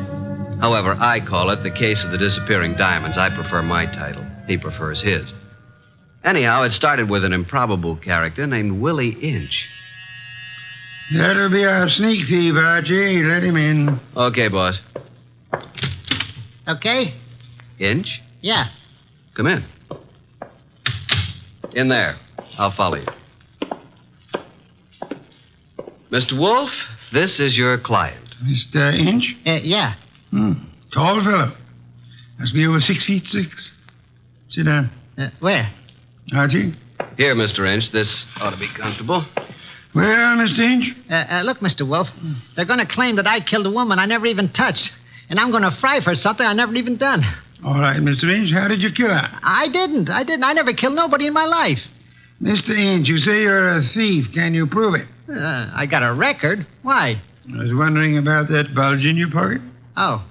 Oh, here? It's a silver cigarette lighter, ain't it? I guess it sort of dropped into my pocket as I was going by. You see the way it happened? Never mind, Mr. Inch. Now tell me how you didn't kill the woman for whose murder you will fry. Well, Mr. Wolfe, sir, it was like this. There was a window half open, you see, and I happened to crawl inside the house. But hey, now. Well, Mr. Inch? This is just between us, ain't it? Possibly. How do you mean? Explain, Archie. Mr. Wolfe said possibly. Oh. Well, okay. So I happened to find myself in the bedroom, see? So I happened to sort of roam around, and I hear there's like a party going on. You know, people and music. So I locked the door. So go on. Let him tell it his own way, Archie. Well, Mr. Inch? So that's the mistake I make. Mistake? Maybe I leave my fingerprints on the door. So? So later, a dame gets herself knocked off in the same room, and they look for fingerprints, and they find mine. I'm it. That's all. I got a record. So the chair. I see. Pitiful case, isn't it, Archie? Very, very mournful. Inch. Yes, sir. I presume you came away with some souvenirs? Oh, nothing. It wasn't worth the trouble. You know, just odds and ends, junk. Have you got the junk with you? Yeah. Let me see. Here. Cigarette case, platinum. Lighter, gold. Vanity case, gold. That's all? Positively. Junk, the man says. I promise nothing, Mr. Inch, but it might be better if you told the truth. Me? You. Oh, well. One square-cut emerald ring. I just happened to find it. Here's something more. A pewter ashtray. Look, the room is dark. I can't see. Piles of coats under beds and hats and handbags. I take what I find. Why didn't you turn on the lights? One of these big standing lamps. You know what I mean. Go on. I bump into it, and it scares the living... I mean, it scares me. So? I turn the switch. It don't work. Archie. That sounds like the law, boss. The law? Stay right where you are, Willie. May I suggest that there is a way to find out, Archie? Okay. We don't want any. Good morning, Goodwin. You remember me, your old friend, Inspector Kramer? Two gentlemen with me are also with the department, Pearlie and Ostrakovich. May we come in? What do you want? We want a murderer, and we want some rocks worth $250,000. Does that answer your question? What makes you think you'll find all those goodies here? Come in, men. We know Willie Inch is here. Where is he? Now, just a second. We're coming with you, Goodwin. Okay, Inspector, come along. Well, Archie? The law. That's Willie Inch. Frisk him. No weapons? Okay, just put the cuffs on him. Inspector Kramer. Oh, yes. Hello, Wolf. I want to tell you something about this man whom you and your men have so bravely captured in my office. You don't need to tell me about him, Wolf. We know about him. Do you indeed? Yes. We know he killed Mrs. Florence Avery March and stripped $250,000 worth of diamonds off her. That's all we need to know. I didn't do no such a thing. Where's the ice, Willie? I never even seen none, honest. Take him away, boys. I'll make the charge when I get back to my office. Wait. Mr. Wolfe, sir. Take him. Look, I ain't done nothing, I tell you. Inspector Kramer. Yeah. We're going to have a little talk now, aren't we? If necessary. How do you mean?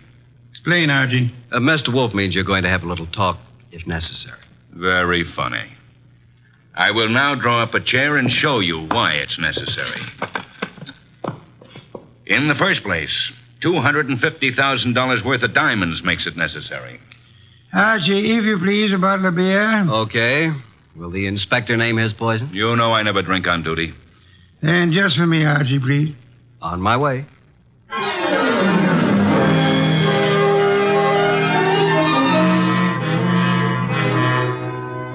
While I opened a bottle of imported beer, it occurred to me that I had something to be grateful for. At least I wasn't in Willie Inch's enormous shoes. And as I went back to the office, I had time to wonder why Mr. Wolfe would stick his fat neck out for a no-good like Willie. Thank you, Archie, and sit down, Archie. Inspector Kramer has a theory that may amuse you. Nero Wolfe's office. It's for you, Inspector. Hello, Kramer.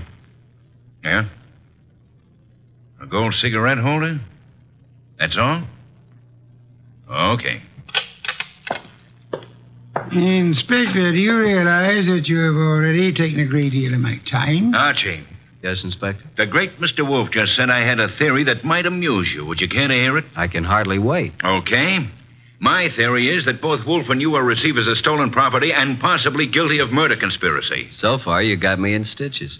Willie Inch, with a record as long as your arm, robs the home of Mrs. Florence Avery Marsh. He strangles her with a silk scarf, takes the diamond she's wearing, grabs everything else that's lying around, and then what? Is it a question? I'll tell you what. He will, too. Archie, listen. Then Inch brings the stuff here, the stuff that's piled on Wolfe's desk, and the diamonds. You want me to tell you where the diamonds are? They're in that safe right there. Inspector Kramer, I know nothing about the diamonds. They are not in the safe, and they are not in the house. Now, you can take my word for it, or you can get a search warrant and make a fool of yourself. I'm going to have lunch.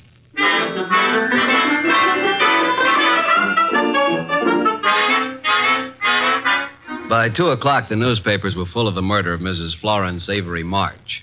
The suspect was already in custody, caught at the home of Nero Wolfe, well-known private investigator. Some of the stolen jewelry had been recovered, but not the diamonds. Then we had a visit from Mr. Anson Stark, who had opened Mrs. March's door and found her dead. Stark was a big athletic guy of about 30 or so, with the large, capable hands of a surgeon or a laboratory worker. He seemed annoyed at the inconvenience we caused him, but that was only natural. That's the story, Mr. Wolfe. I don't see how I can add anything more to it. You had known Mrs. March for several years, huh? Casually. When you broke the door open, was it difficult? Not very. You were the first into the room? There were 3 or 4 of us. We pushed in together. You saw the body of Mrs. March immediately? She was lying across the bed that was heaped with coats and hats and handbags. You knew she was dead? Of course not. In fact, somebody else discovered that she had been choked to death. And who discovered that the diamonds were gone? I don't know. I didn't. Were there many diamonds, Mr. Stark? No, just a few, but big ones. She wore them on a pendant around her neck. Mr. Stark, I want to thank you again for having been so patient. I have been patient, Mr. Wolfe. I have my own business to attend to. Which is? Oh, I have a small but hopeful enterprise. Electronics, tubes for radio and television, mostly experimental. Well, that reminds me, Mr. Stark. When you entered the bedroom, was the light on or off? Let me see. Of course, it was on. It must have been on. Why? Just curiosity, Mr. Stark. Oh? Anything more? That's all, except thank you for coming here. Archie, will you take Mr. Stark to the door?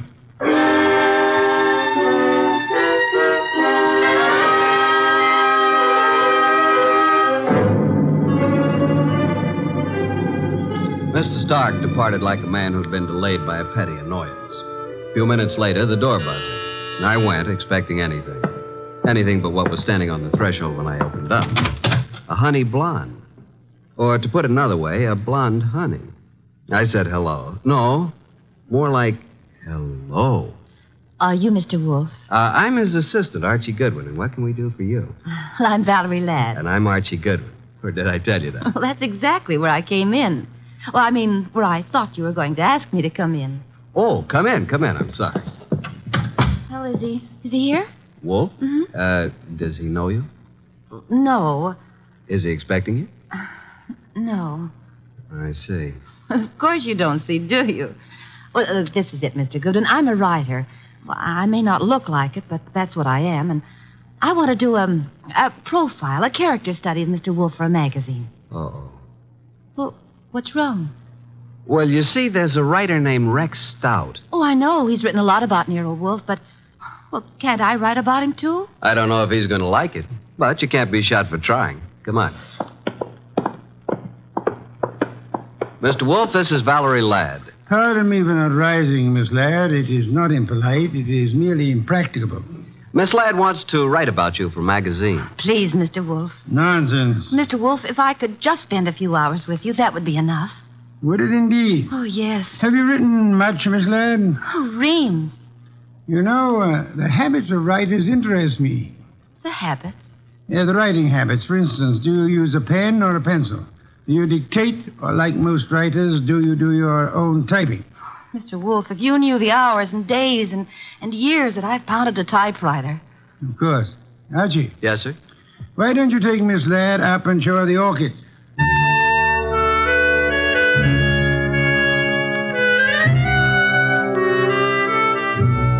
You never know about Nero Wolfe. At least I never do. This was something I would have bet against 1,000 to 1. Couldn't understand it. But I certainly couldn't complain.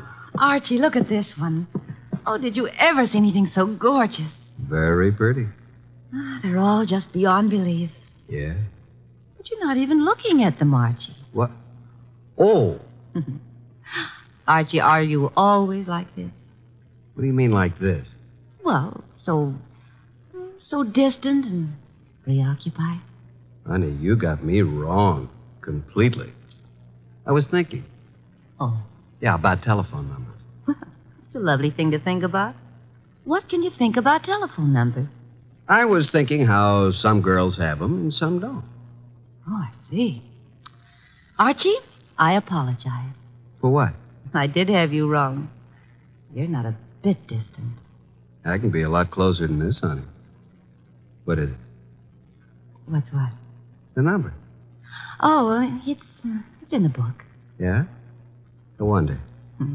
Sound as if you don't believe me. Oh, I believe you, but here's a telephone book here. Let's look it up together, shall we? Archie. Yeah. I'm afraid I lied to you. I was afraid of that, too. Are you angry? Well, I can take no for an answer, honey. Even when it's hard to take. Archie, I've changed my mind. I want you to have my number. And I want you to use it, too. You know, honey, I'm beginning to take an interest in this dialogue. Let's have it. Okay. Olympia 93659. And a very, very pretty number it is. Valerie Ladd. 2 D's? Mm-hmm. Olympia 93659. Honey blonde. Gorgeous. Oh. Spelled gorgeous. There.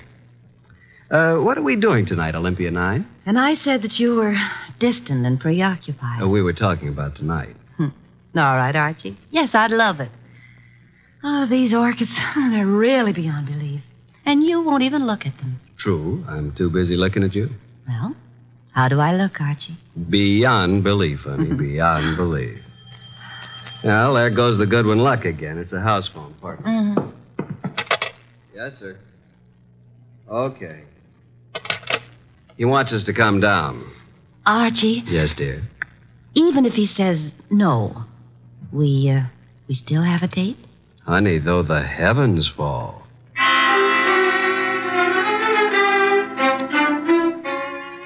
When we entered the office, Mr. Wolfe was frowning over a sheet of letter paper in his hand. He looked up and tossed the paper to me. That is a peculiar thing, Archie. The sheet of letter paper just arrived. Since Miss Ladd is interested in detection, show it to her. Thank you. Well, some sort of code, isn't it? QWERTYUIOP. That's all. What do you suppose it means? You're kidding. Archie. Oh. What? Did I say something wrong? No. Miss Ladd, I'm sorry, but I'm afraid I haven't time for an interview just now. Goodbye, Miss Ladd. Oh, but Mr. Wolfe. Goodbye. Archie? Say goodbye to Mr. Wolfe and let's go, honey. Goodbye. That's the way things can be around here. Well, here's the door, and shall we pause for station identification?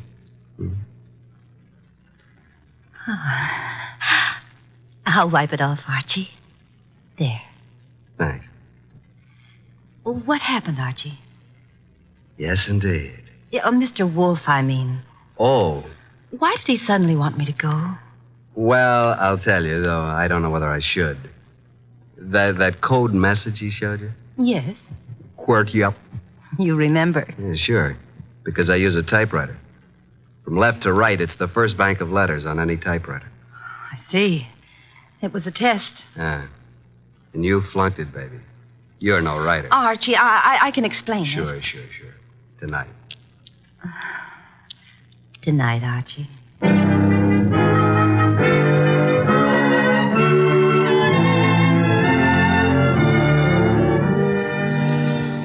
You do believe me, don't you, Archie? Oh, of course, baby, of course. Well, it's just that I was there at the party, when poor Florence was murdered. Then I read in the paper about, how they caught the man at Nero Wolfe's. And I always wanted to be a writer, so I thought if I could get an exclusive interview that would be a good way to start my career, wouldn't it? Yes, it would. Pardon me a second, will you, Valerie? I got to make a phone call. There's a booth. It'll only take a minute or two.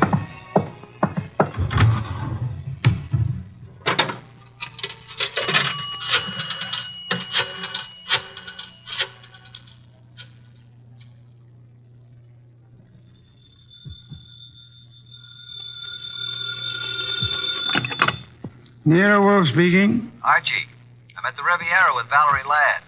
I'm happy for you, Archie. I will remind you that I have not seen you since Valerie left the house.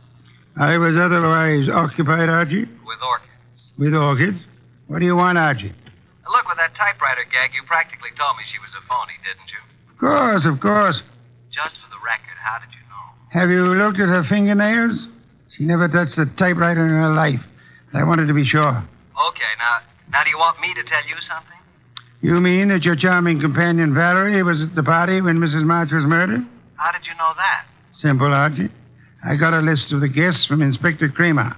Among them was the name of Valerie Ladway. Simple? Ladway. Ladd. Yeah, sure. Okay, what am I supposed to do about it? Just hang on, Archie. Just hang on.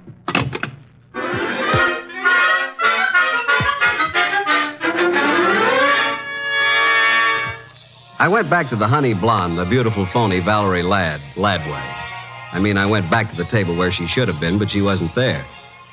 I sat down and waited. Looked at my watch, 11:24. 11:32, no Miss Ladway. 11:45, I finally realized that not only Valerie, but her coat and bag were also absent. I called the waiter.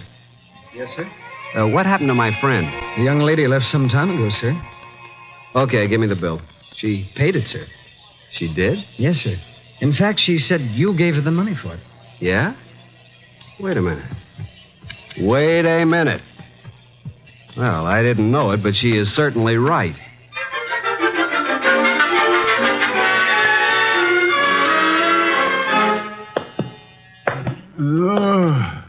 Oh, my.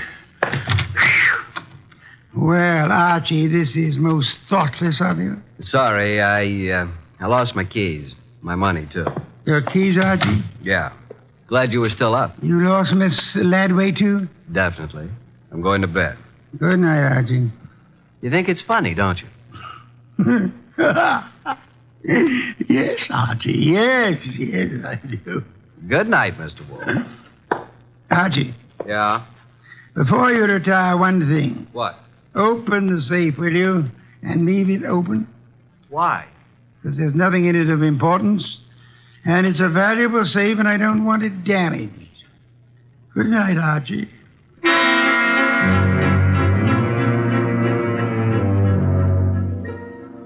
At about 2 o'clock in the morning, I thought I heard a noise. I got up, put on the rest of my pajamas, picked up my gun, and went down to the office. The man had his head in the safe, and everything was scattered all over. I stepped inside the door. Put your hands behind your back and stand up. Huh? Okay. Now, just what are you after, Bud?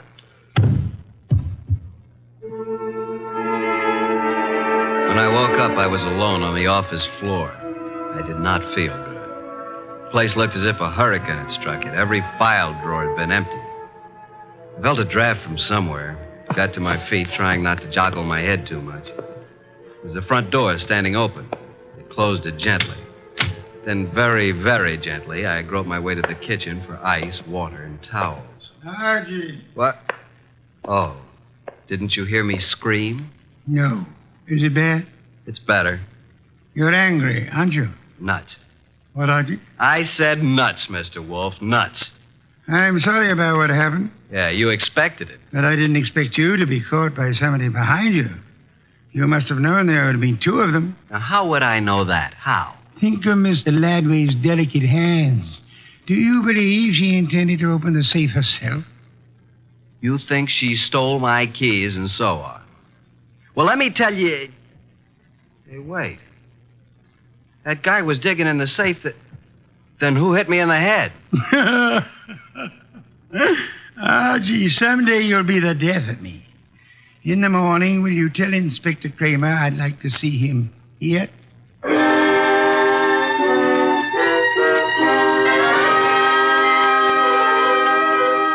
Fuming and protesting, Kramer arrived about 1:30. When I let him into the office, Mr. Wolfe was gazing thoughtfully at the ground floor plan of the house of the late Mrs. Florence Avery March.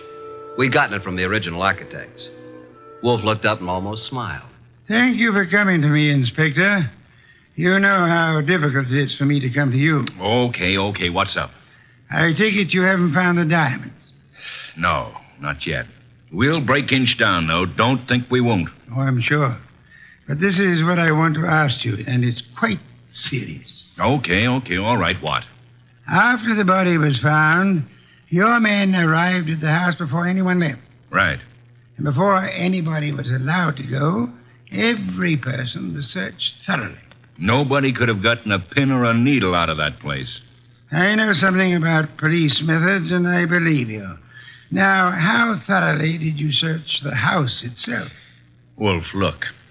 We've got that floor plan you're studying now. There are no hidden closets. Every square inch of that house has been examined. The diamonds aren't there. Willie Inch killed the dame and snatched the diamonds. What he did with them, we'll find out. Possibly. Goodbye, Inspector. At approximately 3:15, the postman arrived with an envelope for me.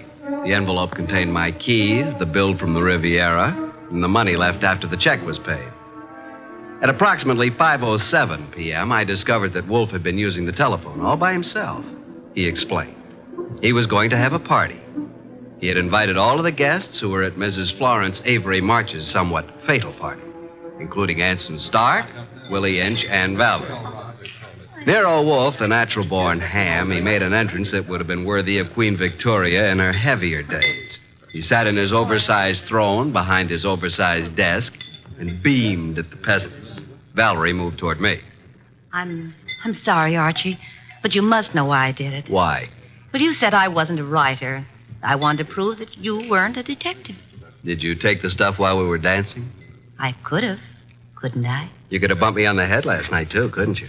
Oh, Archie. Let it go. It was humiliating, though. Ladies and gentlemen, I'm sure you realize the purpose of this party. We want to know who killed Mrs. March and what became of her diamonds. Mr. Inch. Yeah? When you visited the room where the body was found, the room was dark? The bulb was burned out. I tried to turn it on. If there had been a body on the bed, would you have seen it? Maybe. With all those coats, maybe not. Sure. Mr. Stark? Yes, I said the light was on. Perhaps I was wrong. What of it? You're engaged in the manufacture of tubes for radio and television, huh? I told you that. Inspector Kramer. Yeah, what? A light bulb was found in the wastebasket in the room where Mrs. March died. Yeah. Like you said, we tried the bulb in the socket and it worked. So what? One more question. Does anybody remember whether Mr. Stark was carrying a bundle or a package under his arm when he arrived at Mrs. March's party? Oh, I do, Mr. Wolfe. I think he had a box of flowers. That's true. I did bring flowers. No, Mr. Stark. That box contained 2 parts of a light bulb and some adhesive. During the party, you strangled Mrs. March, put the diamonds into the light bulb, assembled the thing, and screwed it into the lamp socket.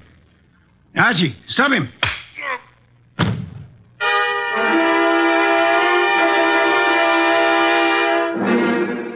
Really, Archie, it was quite simple.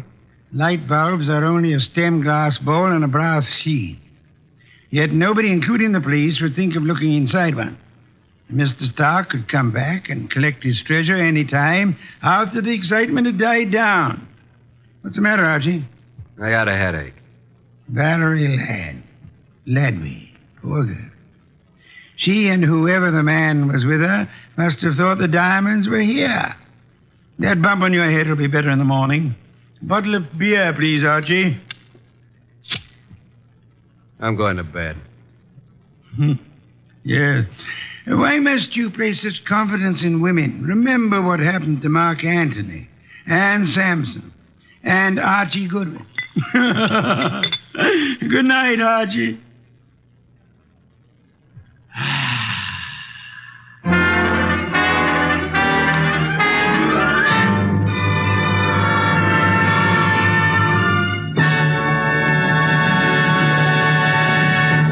You have been listening to The New Adventures of Nero Wolfe, starring Sidney Greenstreet.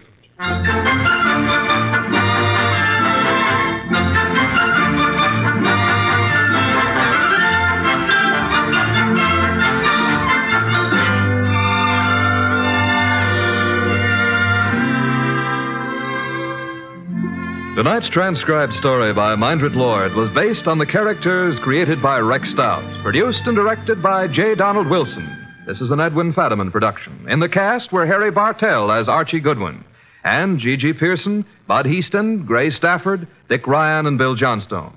Next week at this same time, Nero Wolfe and Archie will bring you The Case of the Midnight Ride.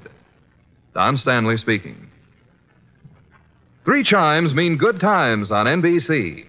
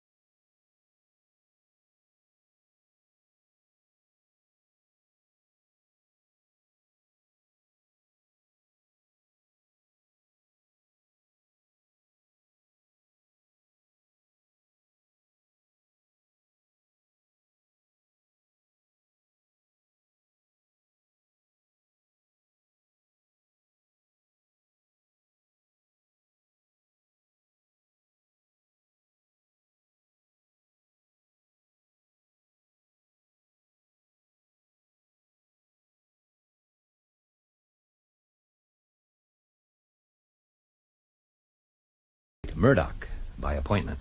Oh, yeah. First of all, Mr. Marlowe. Sit down, please. Thanks. First of all, Mrs. Murdoch wanted me to ask you for a few references. References? Certainly, references. Does that surprise you? You mean she hired me as a private detective without knowing anything about me? She got your name from the manager of a branch of the California Security Bank, but he doesn't know you personally. Get your pencil ready. A vice president of the same bank, George S. Leake. Then State Senator Houston Oglethorpe.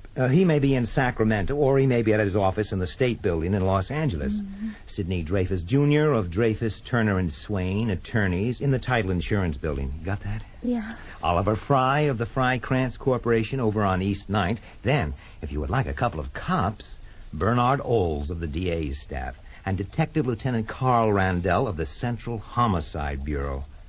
You think maybe that would be enough? Don't laugh at me. I'm only doing what I'm told.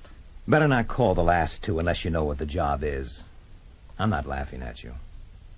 Hot, isn't it? It's not hot for Pasadena. Excuse me. While she was telephoning hither and yon, I looked her over. Her blondish hair was drawn back so tightly over her narrow head that it almost lost the effect of being hair at all. Her chin looked unstable. The whole face had a sort of off-key neurotic charm that only needed some clever makeup to be striking. She didn't wear any. When she finished her call, she asked me to wait and went out. I went round her desk, looked in the drawers. It wasn't any of my business. I was just curious. It wasn't any of my business that she had a small Colt automatic in the drawer. I shut the drawer and waited to be taken into the presence of Mrs. Murdoch. Mr. Marlowe, would you come this way? Mrs. Murdoch reclined on a chaise lounge with a glass of port in her hand and the bottle handy at her elbow. She had a lot of face and chin.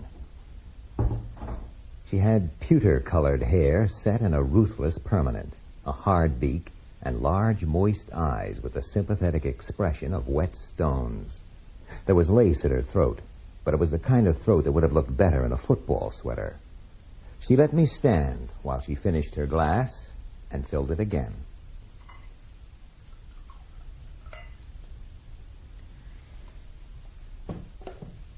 Sit down, Mr. Marlowe. Please do not light that cigarette. I'm asthmatic. I've never had any dealings with private detectives. And what are your charges? To do what, Mrs. Murdoch? It's a very confidential matter, naturally. I charge $25 a day and, of course, expenses. It seems high. No, it isn't.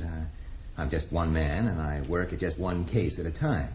I take risks, sometimes quite big risks, and I don't work all the time. Of course, you can get detective work done at any price. And what is the nature of your expenses? Little things that come up here and there. You never know. I should prefer to know. You'll have a chance to object. And how much retainer would you expect? $100 would hold me. I should hope it would. From people in your position, Mrs. Murdoch, I don't necessarily have to have a retainer. Mr. Marlowe, I'm a strong-minded woman, but don't let me scare you. Because if you can be scared by me, you won't be much use to me. My asthma. I drink this wine as a medicine. That's why I'm not offering you any. Sure. Now, here is the situation. Something of considerable value has been stolen from me. I want it back, but I don't want anybody arrested. The thief happens to be a member of my family by marriage, my daughter-in-law. A charming girl, tough as an oak board. I have a damn fool of a son, but I'm very fond of Leslie.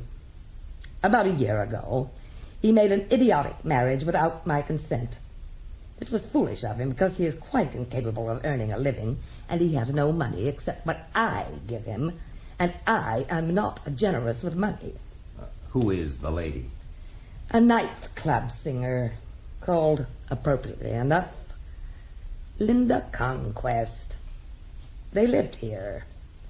We didn't quarrel because I don't allow people to quarrel with me in my own house. I paid their expenses. No doubt the lady found life rather dull. No doubt she found my son dull. I find Leslie dull myself. At any rate, she moved out abruptly a week ago without a forwarding address or a goodbye. And you say she took something? A coin. A rare gold coin called a brasher doubloon, the pride of my late husband's collection. It is a mint specimen, said to be worth over $10,000. But pretty hard to sell. I didn't miss the coin until yesterday. I should not have missed it then, as I never go near the collection, except that a man called Morningstar called up, said he was a dealer, and was the coin for sale. I was curious. Why? If the man was a dealer of any repute, he would know that the coin was not for sale. My husband provided in his will that no part of the collection might be removed from this house. I told Mr. Morningstar as much and hung up. Then I went upstairs and found the coin had gone from its locked case. Just what do you want done? In the first place, I want the coin back. In the second place, I want an uncontested divorce for my son, and I don't intend to buy it. I dare say you know how these things are arranged. I may have heard. I'll have to talk to your son. Leslie knows nothing. Not even that the doubloon has been stolen. I don't want him to know. When the time comes, I'll handle him. He will do exactly what I want him to. Oh, he hasn't always. His marriage was momentary impulse. It takes 3 days to have that kind of impulse in California, Mrs. Murdoch. Young man, do you want this job or don't you? If I'm told the facts and allowed to handle the case as I see fit. This is a delicate family matter. It must be handled with delicacy. If you hire me, you'll get all the delicacy I have. But I take it you don't want your daughter-in-law framed. I'm not delicate enough for that. You'll do, Mr. Marlowe. Well, I'll need a photo of the lady and some information. In the desk drawer. I know almost nothing about Linda. She once shared an apartment with another entertainer, Lois Magic. They worked together at a place called the Idle Valley Club, owned by a man named Morley, I believe. Leslie knows it far too well. I will ask him if he knows the address of this Lois Magic. Oh, this lady is quite a looker. One thing, if I find that the lady did not steal the coin, that ends this investigation as far as I'm concerned. She stole it all right, and I don't intend to let her get away with it. Paste that in your hat, young man. And I hope you are even half as rough as you like to act. Because these nightclub girls are apt to have some very nasty friends. Oh, I like them nasty. The nasty ones have simple minds. Well, I'll report to you when there is anything to report, Mrs. Murdoch. You don't like me very much, do you? Does anybody?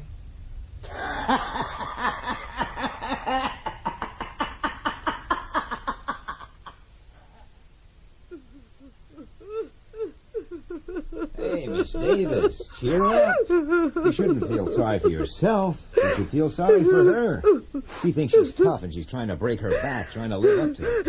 There's no need to cry. Oh, don't touch me, please. I never let men touch me. And don't say those things about Mrs. Murdoch. I only want to do my best for her. Yeah. What do you know about a Miss Lois Magic? She only came here once with Mr. Vanier. What does she look like? Blonde, very appealing. You mean sexy? Well, in a nice, well-bred sort of way, if you know what I mean. I know what you mean, but I never got anywhere with it. I can believe that. Know where Miss Magic lives? No.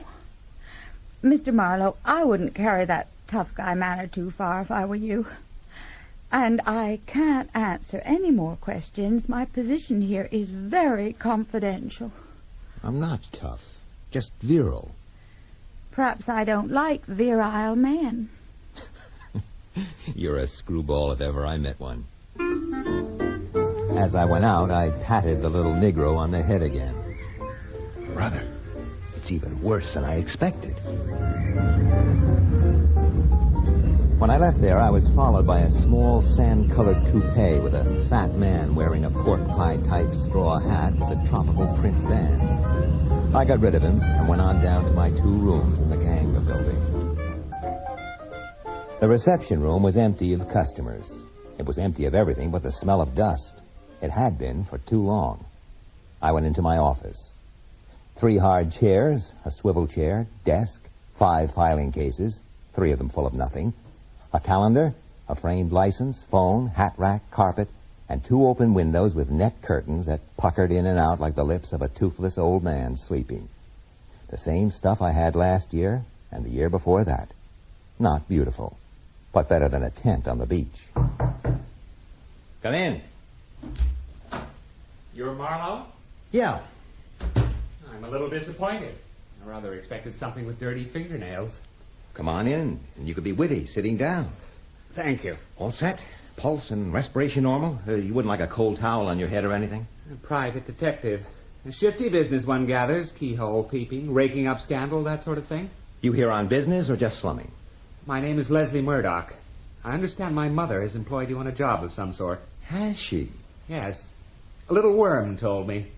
Often trodden on, but still somehow surviving, like myself. You were hired to find my wife, aren't you? Marlowe, I'll try very hard, but I don't think I'm going to like you. I'm screaming with rage and pain. Why should my mother want Linda found? Why should she pay? My mother hates to spend money. She thinks money is part of her skin. Who said she did? But you implied... Merle said... Merle talks out of turn. You wouldn't tell Mother. Anyhow, Mother couldn't do without Merle. She has to have somebody to bully.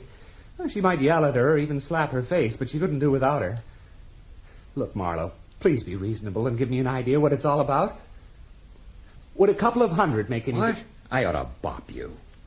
If a man in my line of work is handed a job, does he go around answering questions about it to anyone that gets curious? For a man in your line of work to turn down $200, there must be a lot of electricity in the air. Listen, Marlowe, I love my wife. I know she doesn't love me. She hasn't really had a lot of fun being married to me. You're just too modest. Maybe it's not Linda. Maybe it's something else. Maybe it's Morny. Maybe it is. I didn't think Mother knew about that. Did he call her? He promised not to. Just how much are you into him for? I owe him $12,000. What kind of a lad is Morny? Tough? I suppose he is. He used to be in pictures, screen heavy. Linda just sang at his Idle Valley Club, you know. And if you are looking for her, you'll have a hard time finding her. She's not buried in the backyard, I hope. Will this show you I'm serious? You'd better get a bigger gun, Leslie. That thing wouldn't shoot bees. Get this straight. If anybody tries to push Linda around, he'll have to push me around first. Tuck the gun back in your garter. It's a waste of time talking to you. All you do is wisecrack. I'm going. Well, I'll see you out. Afraid I'll steal your antiques? I don't think you are worried about your wife. I think you know where she is. She didn't run away from you. She ran away from your mother. Perhaps she'll get a job and make enough money to support you. You bastard! If you want to hit somebody, do yourself a favor and pick a midget. An old midget. Let me go. How come your old man didn't leave you any money? If it's any of your rotten business, Jasper Murdoch was not my father. My father was a man named Horace Bright, who lost all his money in the crash and jumped out of his office window. Now, if you're satisfied, I'll be on my way. I'm doing you a favor. A gun-toter oughtn't to insult so easily. You better ditch it. I'm sorry I took a swing at you. Probably wouldn't have hurt much if it had connected. Oh, that's all right.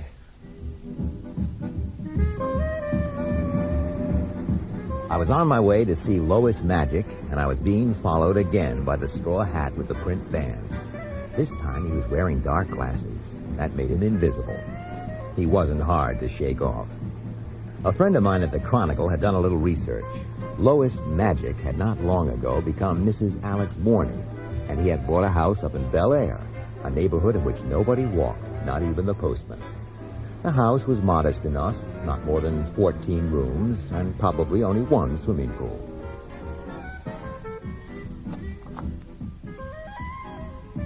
At the side of the house, a chauffeur, who looked like an overgrown jockey, was washing a Cadillac. According to him, nobody was home.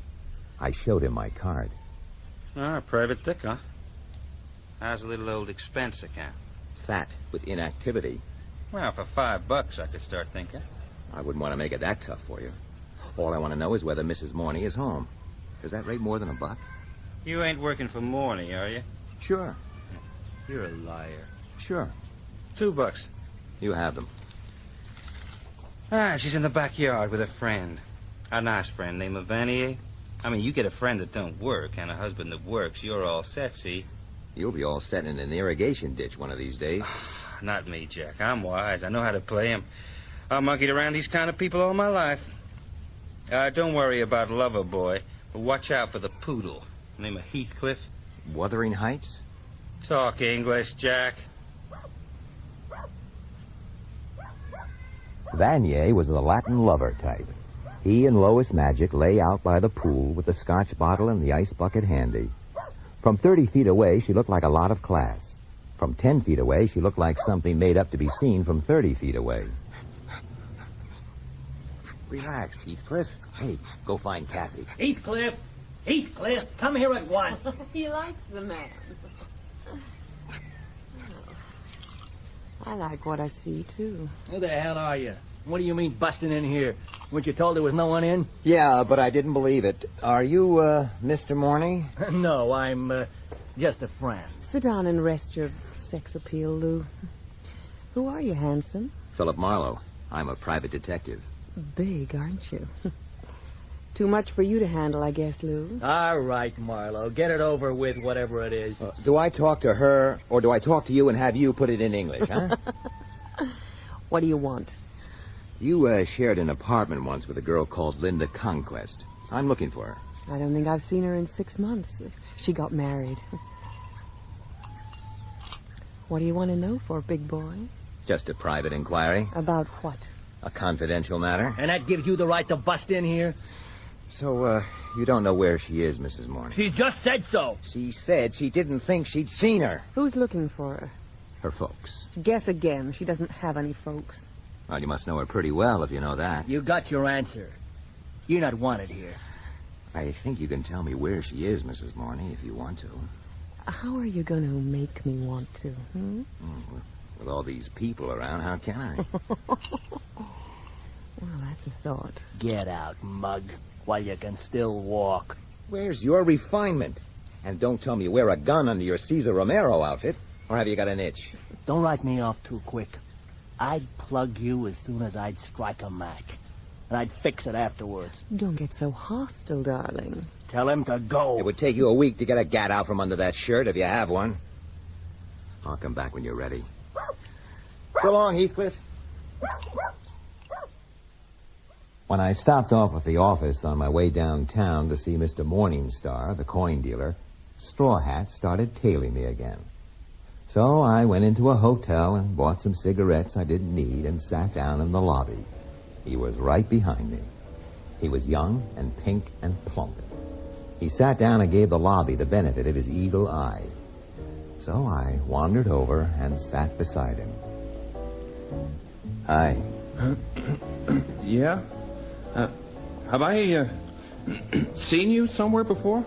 Only over in Pasadena this morning and now this afternoon. Oh. I guess I must be lousy. Boy, you stink. Maybe it's the hat. It's a pretty tough dollar in this town. You ruin yourself with taxi fares, or if you use your own car, you have to stay too close. You don't have to climb into the guy's pocket. Did you want something with me? I figured to find out if you were smart enough to be worth talking to. I'm very smart. It would be a shame not to talk to you. That's my card. George Anson Phillips, confidential investigator. I used to be a deputy up at Ventura. I knew you when you were working on the Gregson case 6 years ago. Remember? No. Oh. Well, when I saw the guy go into your office, I figured he had hired you. Which guy? Leslie Murdoch. I'm working for his wife. I figured we might pool our resources, maybe make a deal. Divorce? So she says. But I wonder. I don't like it. Can we talk? Well, I have an appointment now. Come to my apartment after. I'll write it down. It's Court Street, on Bunker Hill. Sorry, I haven't been in the chips lately. Listen. A very tall guy has been tailing me. Well, not now, though. Anything to do with you? No. Just to make sure. Your client, she's a tall blonde with careless eyes, huh? Well, I wouldn't call them careless. And just between the two of us, this divorce stuff is a lot of hooey. It's something else, isn't it? Something I don't like more every minute I think about it. Here. Don't wait around if I'm out. This is the key to my place. What time will you be there? About 4:30. You sure you want to give me this key? Well, why not? We're in the same racket. Yeah. So we are. The Belfont building, where Morningstar had his office, had only one elevator working. In it sat an old man on a piece of burlap folded on top of a wooden stool. He looked as if he had been sitting there since the Civil War and had come out of that badly. Okay, Pop? I hear in New York they got elevators that just whiz. Do 20 floors at a time. That's New York. Ah, the hell with New York. I like it here. Must take a good man to run them fast babies. All those cuties do is push buttons. But take a Model T job like this. Takes a man to run it. Yeah. Morning Star. At the back. Thanks for your help, Pop. Keep breathing.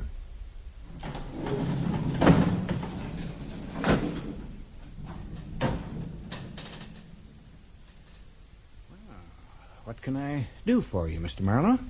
Tell me about the Brasher doubloon, Mr. Morningstar. It's an interesting coin. Among the most valuable of early American coins is gold, about the size of a $50. Made for the state of New York in 1787. It was not minted. There were no mints till 1793, so it was pressure molded by a private goldsmith named Ephraim Brasher, or Brashear. What's the pressure molding process? Well, the two halves of the mold were engraved in steel, mounted in lead, and a gold blank pressed between them. Slow process. And not exact. Always slight variations. So it would be safe to say, by modern methods of microscopic identification, no two coins would be identical. How many of these coins are there? Nobody knows. Perhaps 1,000. But very few in mint condition. They're the valuable ones. How valuable? Handled by a reputable dealer with a history of the coin, $10,000. And without history? Rare coins do turn up in odd places, but not often. With the coin you mentioned, the implication of theft would be strong. That's $5, please. Huh?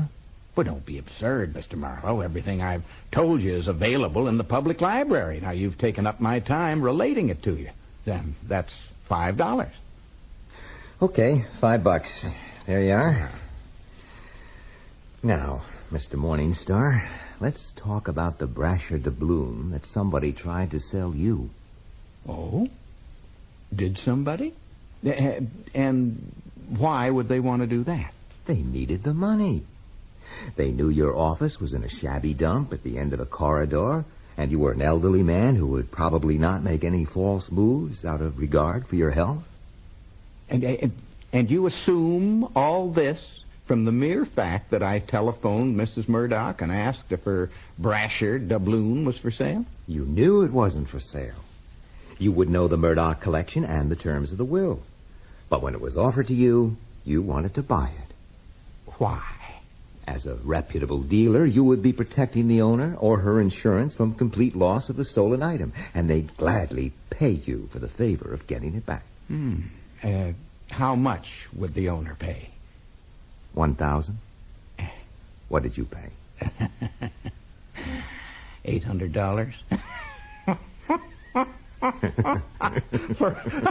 For a mint uncirculated Brasher doubloon, $800. Yeah, you're a very smart young man. Yeah. Let's have the coin. You take me for a fool? It's not my office. Come back at 11 tomorrow with the money. Have it in used bills. Used 20s will do. An occasional 50 will do no harm. What did she look like? Who? The girl who sold you the coin. Oh, well, he was middle-aged, heavy set, 5'7", about 170 pounds. Said his name was Smith. Blue suit, green shirt, no hat, brown handkerchief in his outer pocket, hair dark. Oh, yes, a scar 2 inches long down the side of his jaw. Left side. What about the hole in his right sock? I omitted to take his shoes off. Damn careless of you. Don't think that I don't know how to protect myself, Mr. Marlowe. I hope you do, because what you're handling is dynamite. I left Morningstar smiling. What I did next was a cheap trick, a sucker play, but it worked because his secretary was out. I tramped off and then sneaked back into his outer office and listened on her extension. He called a Mr. Anson in Court Street, Bunker Hill, who wasn't in. The same Court Street where lived the pink and innocent George Anson Phillips, who had been hired by a tall blonde, when in her picture, Linda Conquest had dark hair, and who had given me his key because he was worried and wanted to see me. Court Street. Classic baseball, but it's a good thing. Frankie and Johnny were... Shut up! Shut up! Shut up! The couple across the hall from Philip's apartment were enjoying themselves. They hadn't seen me. They didn't know what day of the week it was. I felt sick. The apartment had seemed empty till I pushed at the bathroom door, which stuck, and then I smelled the smell. Phillips was crumpled up and jammed into the little room. He had a bloody bruise on the right side of his head, and his mouth was full of blood. I kept smelling the cordite fumes. I rubbed off any prints of mine and got out. There was nothing for me here. I was a fool even to look at the manager's sign. I should have got out. Yeah? What you want? Anson, room 204 upstairs. He's not in. What should I do? Lay an egg? Beat it. Drift. $5. Look, I run a nice, respectable place here. Who are you? That's my card. Well, Pollock. Insurance. Oh, I didn't figure Anson for no crook. Hell, they come in all shapes and sizes. Only been here a month. If it looked like a wrong G, he wouldn't have been here at all. What say we frisk the apartment while he's out? Mr. Palermo wouldn't like it. Who's he? He owns the building, a lot of others. Practically owns the district. It's the vote out, you know. Not a guy to crowd. Okay. Let's go up and frisk the apartment. Oh, don't get me sore at you. That would bother me like 2 cents of nothing. Let's go up and frisk the apartment. You said something about a 5? That was hours ago. Let's go up and frisk the apartment. Look, I was sitting here having myself a beer or 2 or 9, what the hell. I wasn't bothering anybody. Looked like it might be a nice evening. And then you come in. Let's go up and frisk the apartment. If it's the only way to get you out of here, let's go.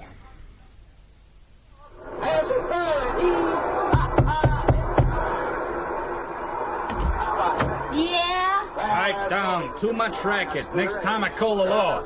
Hey, Hans. What? The guy says to pipe down. Do you want to stalk him? Hey, you. Buzz off. I just come in from lunch. I had a lousy lunch. I wouldn't want nobody to push muscle at me. You heard me, Hench. Dim that radio and make it sudden. Why, dude? Very neat with the blackjack. Why, thank you. He's going for a gun under his pillow. Yeah, I can fade that, too. Fast draw. Thank you. Hey. Drop the gun, Hench. Hey. This ain't my gun. Mine's a Colt 32. This ain't my gun. Look. Allow me. Go ahead. Let's see it. This ain't my gun. This has been fired recently. That's an automatic. It ain't my gun. A shot has been fired from this, and there's a dead man across the hall. What? Better get some law. Phillips was shot in the throat with a medium caliber gun and a soft-nosed bullet. A gun like this and bullets like is in here. Now tell me again, Hench. Lieutenant, it ain't my gun. Then how did it get under your pillow? We went out about 3:30 to get something to eat. You can check that at the hash house. We must have left the door unlocked. Tell me about the gun. I had a gun, yeah, but it was a revolver, not an automatic. It had a piece broken off the rubber grip. Somebody swiped my gun and left that one. You gotta believe me. You saw him take this gun from under the pillow, Marlowe? Yeah, that's right. Mm-hmm. Okay, Hans, now say the radio killed the noise of the shot, and you had left your door open. The killer hears you go out. Yeah? And he wants to ditch the gun, so he walks into your apartment and slips it under your pillow. And then, imagine his surprise, he finds another gun, your gun, there waiting for him. The one with the broken grip, yeah. So he swaps. Now why, huh? Why take the risk? Why the fancy pants? You don't have any boys who can bounce me hard enough to make me tell it different. Oh, I need a drink. I need a drink bad. Oh, jeez, I wish I could remember better. Well, we're going to have to hold you until we trace your gun. Lieutenant Spangler will take you downtown. Hey, get on up, babe. We got to take a ride. Huh? She needs a drink. Let's go. Come on, babe. Oh, you bum. Yeah. Let's go. All right.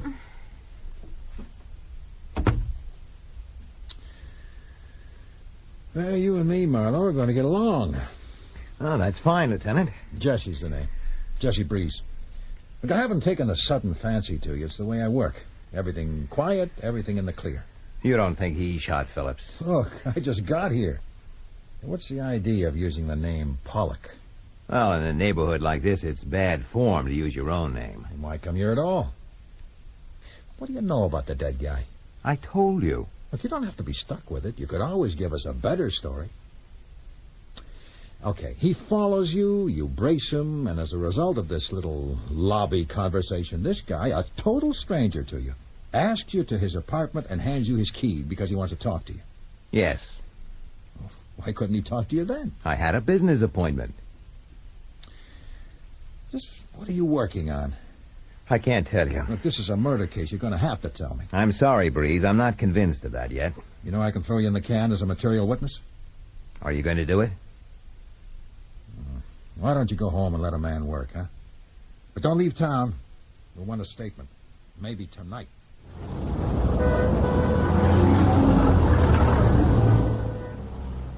It was 6:45 when I let myself into my office and found the package.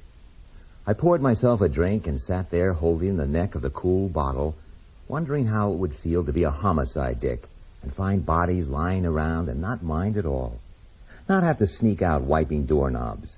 Not have to ponder how much I could tell without hurting a client and how little I could tell without too badly hurting myself. I decided I wouldn't like it. The package had my name and address neatly hand-printed in ink. It was a cardboard box full of cotton wool, and inside that a bright gold coin about the size of a $50. The date was 1787, and in small letters at the bottom of one side was the name Brasher. I was looking at the Brasher doubloon. There was no note with it. Nothing. I slipped it down with the tobacco in my pouch, got a shoulder holster out of my desk, and strapped on a Colt .38 automatic, and was ready to leave.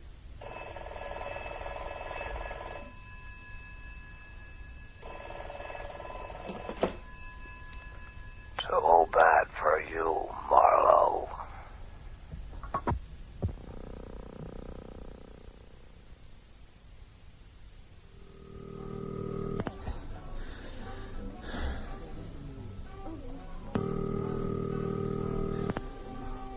Mrs. Murdoch's residence? Merle, you oughtn't to have told him. Who? Your friend, Leslie. You shouldn't have told him. She hired me. How dare you suggest that, Mr. Marlowe? Let me talk to Mrs. Murdoch. Where are you? In a drugstore, in a very hot phone booth. Wait a moment. I need air. This is Mrs. Murdoch. Mrs. Murdoch, could you identify the doubloon? I suppose so. I don't know. The dealer, Morningstar, claims to have seen it. I'm going to call on him now. He says it was offered to him for sale, just as you suspected. I see. He won't say who offered it, but it may have been a fellow called George Anson Phillips, who claims to be a private eye. Do you know him? Why should I? Get to the point, Marlowe. I've agreed to pay $1,000 for the return of the article, if you want me to do that. This is all very unnecessary now, Marlowe. You see, the coin has been returned to me. What? Hold the wire.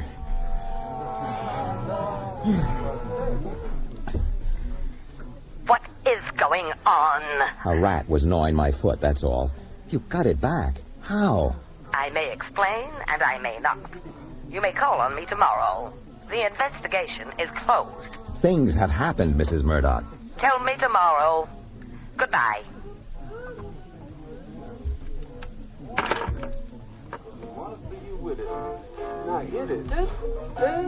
You all right, sir? A double scotch on the rocks, no ice. This is a drugstore, sir, not a bar. Huh? Oh, yeah, so it is. I mean, so it isn't. I've had a shock, pal. Give me a cup of weak coffee and a thin ham sandwich on stale bread. No, I better not eat yet either. Goodbye. Hollywood's full of them.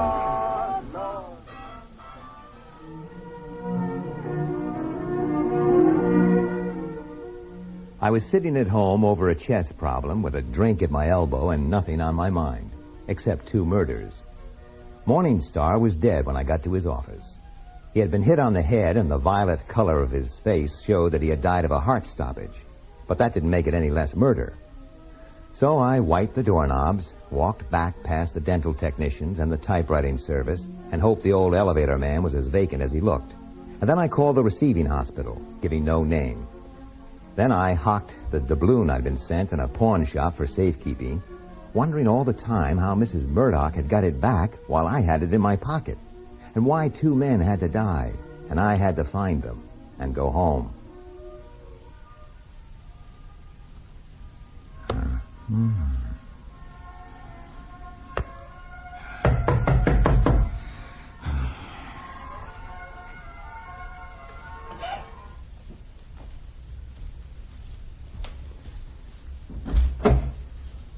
Oh, what brings you here, Lieutenant?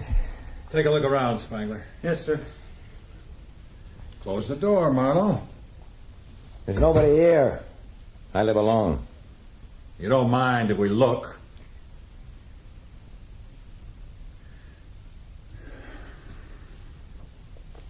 Spangler? Nobody here. Satisfied? Let me show you out. We didn't come here to get tough, Marlowe. Oh, that's fine. So you prowl all around my apartment without asking my permission.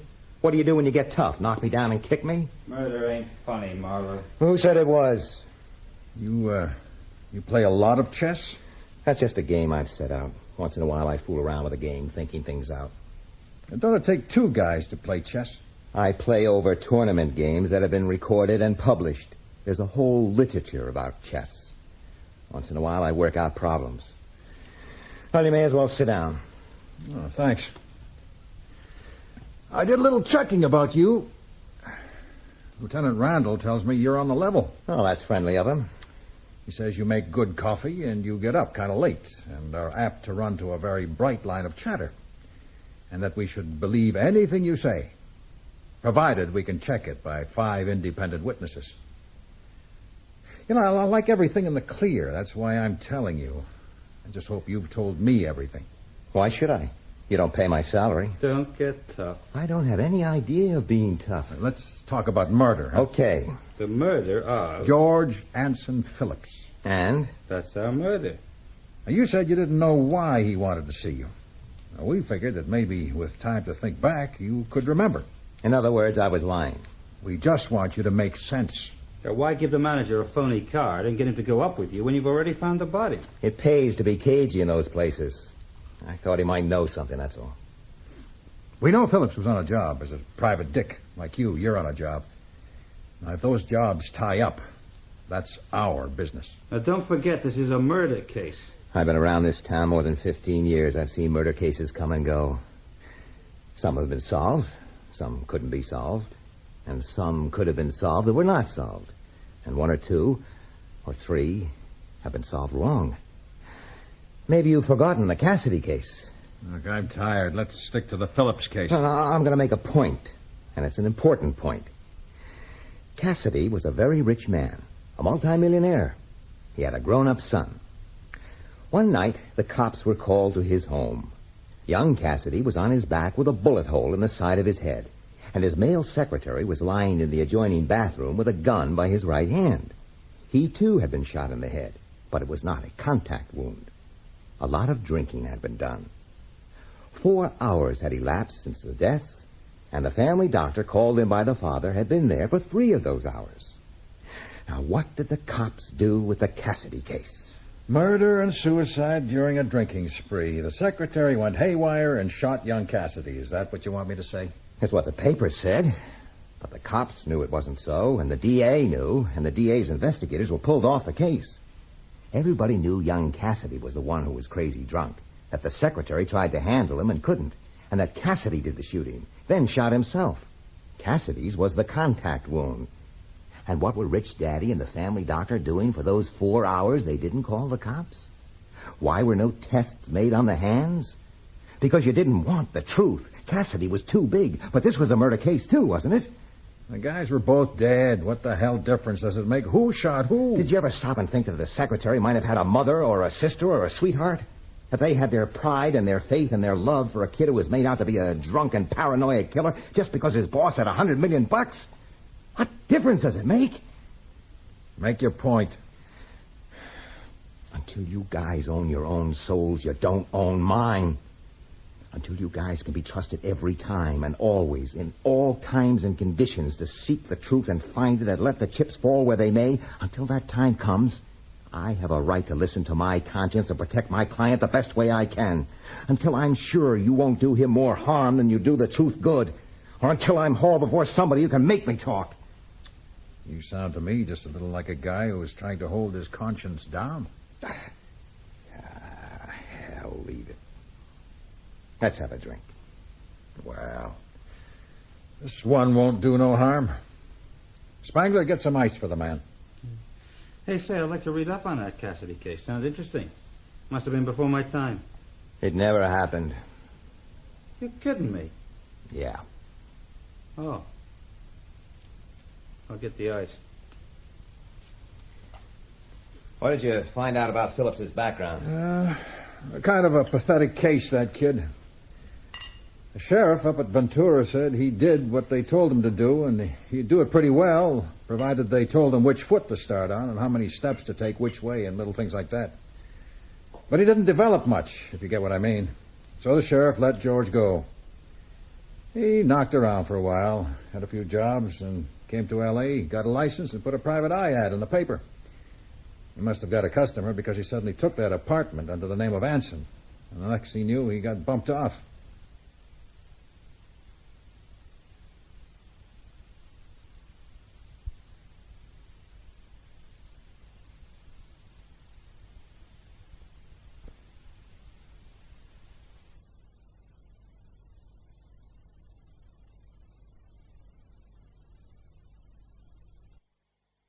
Pat McCracken, Johnny, Universal Adjustment Bureau. Well, hiya, Pat. 1, 2, 3 in a row. Now, what's that supposed to mean? Mysterious disappearances. 3 weeks ago, you were out looking for the beneficiary of a big policy by the name of Jonathan Doe. Yeah, so what happened? He turned out to be a man who never existed. I know. And then last week, it was Elmer Loomis. Find him, find his body, find out who murdered him. Only his disappearance was rigged by himself to get away from his wife. Not very cleverly done, however. Well, this one was, Johnny. Everybody at first. Where? Kerr's Ferry, New York. Little town along the Hudson over near Yonkers. Well, if you know it was a fake, what do you want me to do about it? Find him. Bring him in so we can prefer charges against him. What kind of charges? Perpetrating fraud against the insurance company. What else? What if he hasn't collected? I'm afraid I don't get it. You will. Come on down here to the office and I'll tell you about it. His policy a big one? Very. Then you won't quibble over the size of my expense account. I didn't say that. Well, of course, that's what you meant. Johnny? Okay, Pat. I'll be over in a few minutes.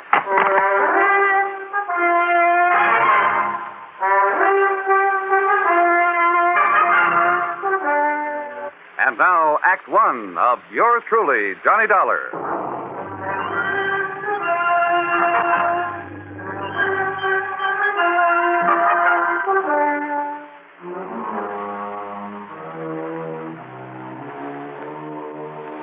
Expense account submitted by Special Investigator Johnny Dollar to the Universal Adjustment Bureau, Home Office, Hartford, Connecticut. Following is an account of expenses incurred during my investigation of the little man who was there matter.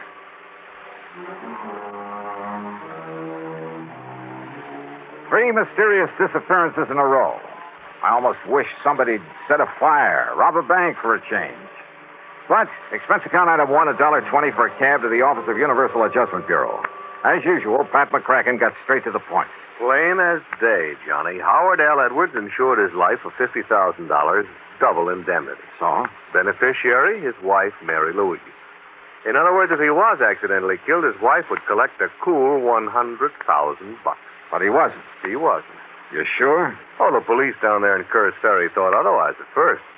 You know, when they discovered the way his car had toppled over into the Hudson River just above Sound. Is that the way he staged it? Uh-huh. But when they found out that Edwards and his wife were stony broke and had been for months, that if it wasn't for the finance company that had starved by now, well, that's what wised them up. But, Pat, if they haven't found him or his body... Him, Johnny, him. According to the police, his wife finally broke down and confessed that they had planned a disappearing act for quite some time. Ah. Oh, sure.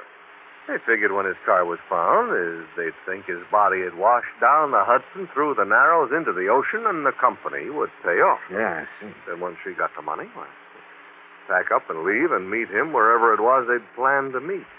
Would the company have paid off without a body, without absolute proof of death? That might depend on the court, on how smart a lawyer she got hold of. But what if they did have to wait for 7 years for the statute of limitations to run out? Yeah, I see what you mean. Oh, this kind of fraud has been tried before, Johnny. Sometimes, I'm afraid, probably, it's been got away with. So, with $100,000 in... So, if I find him, I get that nice fat fee we were talking about. That's right. That's exactly... No! Look, and you take it easy with that freewheeling expense account, will you, for once? Why, Pat, I never do. Would you find him for us, huh, Johnny? Just bring him in so we can throw the book at him. Okay. Give me his address, whom to contact in Curtis Ferry, and I'll see what I can do. Expense account item 2, $4.85 for a tank full of gas. I decided to use my own car, not to save money for the company, but to save time for myself. My first contact down on Curtis Ferry was Police Sergeant Ben Ringler, who had been in charge of the case right from the beginning. Headquarters was the back room of a small brick building that served as City Hall. All right. You know how the highway skirts the edge of the river just about town? Well, it was rainy and wet that night. He missed the curve, skidded over the edge, and rolled down into the river. At least that's what he tried to make it look like. You mean he deliberately ran that car into the river? Sure he did. There wasn't a sign of a skid mark. Sergeant, how long after it happened did you find the car? Wife said he'd left home after dinner the night before. But after midnight, she called us.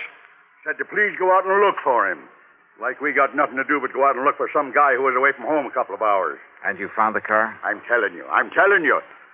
Some kid who was fishing down there seen the wheels of the car sticking out of the water early the next morning after the rain. Uh-huh. In other words, it's possible that if there had been skid marks, the rain might have obliterated them. Oh, stop kidding yourself. Him and his wife were so broke they... What did Howard Edwards do for a living? Called himself an inventor. And listen, him and his wife even already had the house up for sale. So? Well, don't you see? As soon as she collected the insurance money, she could leave town and nobody think nothing of it. Mrs. Edwards admit all this to you? Oh, are you kidding? Well? Of course not. But when she let slip about their planning a disappearance, well, dollar, no matter how you look at it, 2 and 2 makes 4. So don't worry, she'll admit it before I'm through with her. I've cracked harder nuts than her in my time. Maybe I'd better see and talk to her. Sure, go ahead. Make her break down and tell you where he's gone. If you can. Now, just what do you mean by that? You young kids think you're pretty smart. But, mister, you just try to get anything out of her. Oh, I can try. Yeah? Good luck, Dollar. You're going to need it.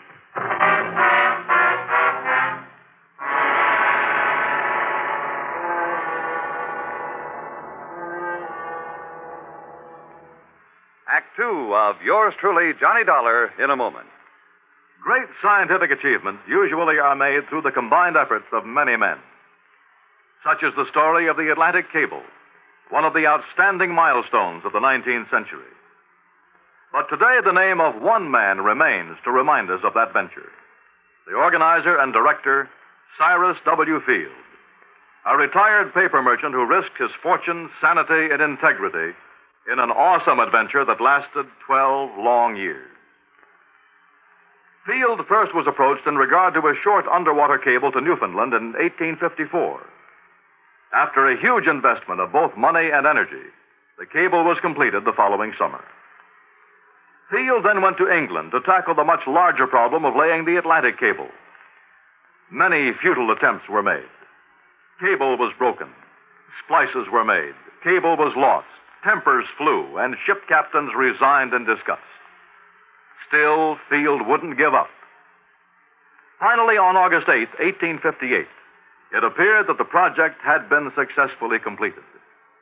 Cyrus Field went ashore and walked 15 miles to the nearest telegraph station. There he wired his wife, the Associated Press, and President Buchanan.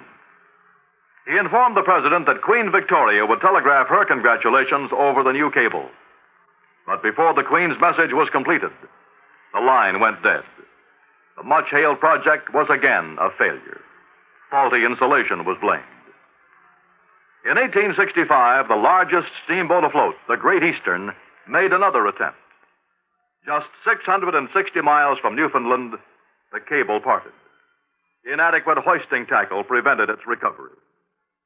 Field broke down and wept like a child. And yet, the very next year, he sailed with the Great Eastern for one more try. This time, every failure had been studied, every provision made. On July 27th, 1866, Cyrus Field landed at Heart's Content. After personally cabling the unbelievable news, he immediately boarded the Great Eastern, retrieved the broken cable of the year before, spliced it, and laid the second Atlantic cable.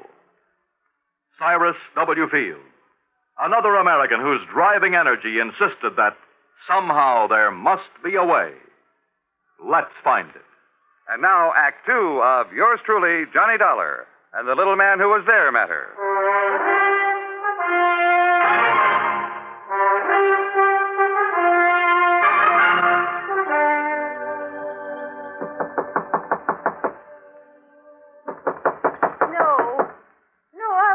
Mrs. Edwards? Please go away.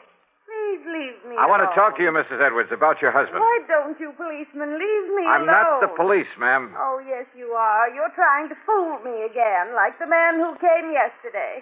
Like the one who kept calling me on the telephone all My name night. is Johnny Dollar from the insurance company. The insurance? You sure of that? Yes, ma'am. Now, if you put your foot in the door like that Peter Barskin yesterday... No. Here. Here are my credentials, Mrs. Edwards. Johnny Dollar, insurance and... Oh, please come in, Mr. Dollar. I'm so glad you've come. Maybe you can help to find Howard. I just can't believe he's dead. Well, that seems to agree with the police theory, Mrs. Edwards. Oh, the police. They've been terrible. They've been trying to drive me out of my mind, make me see a lot of things that aren't so.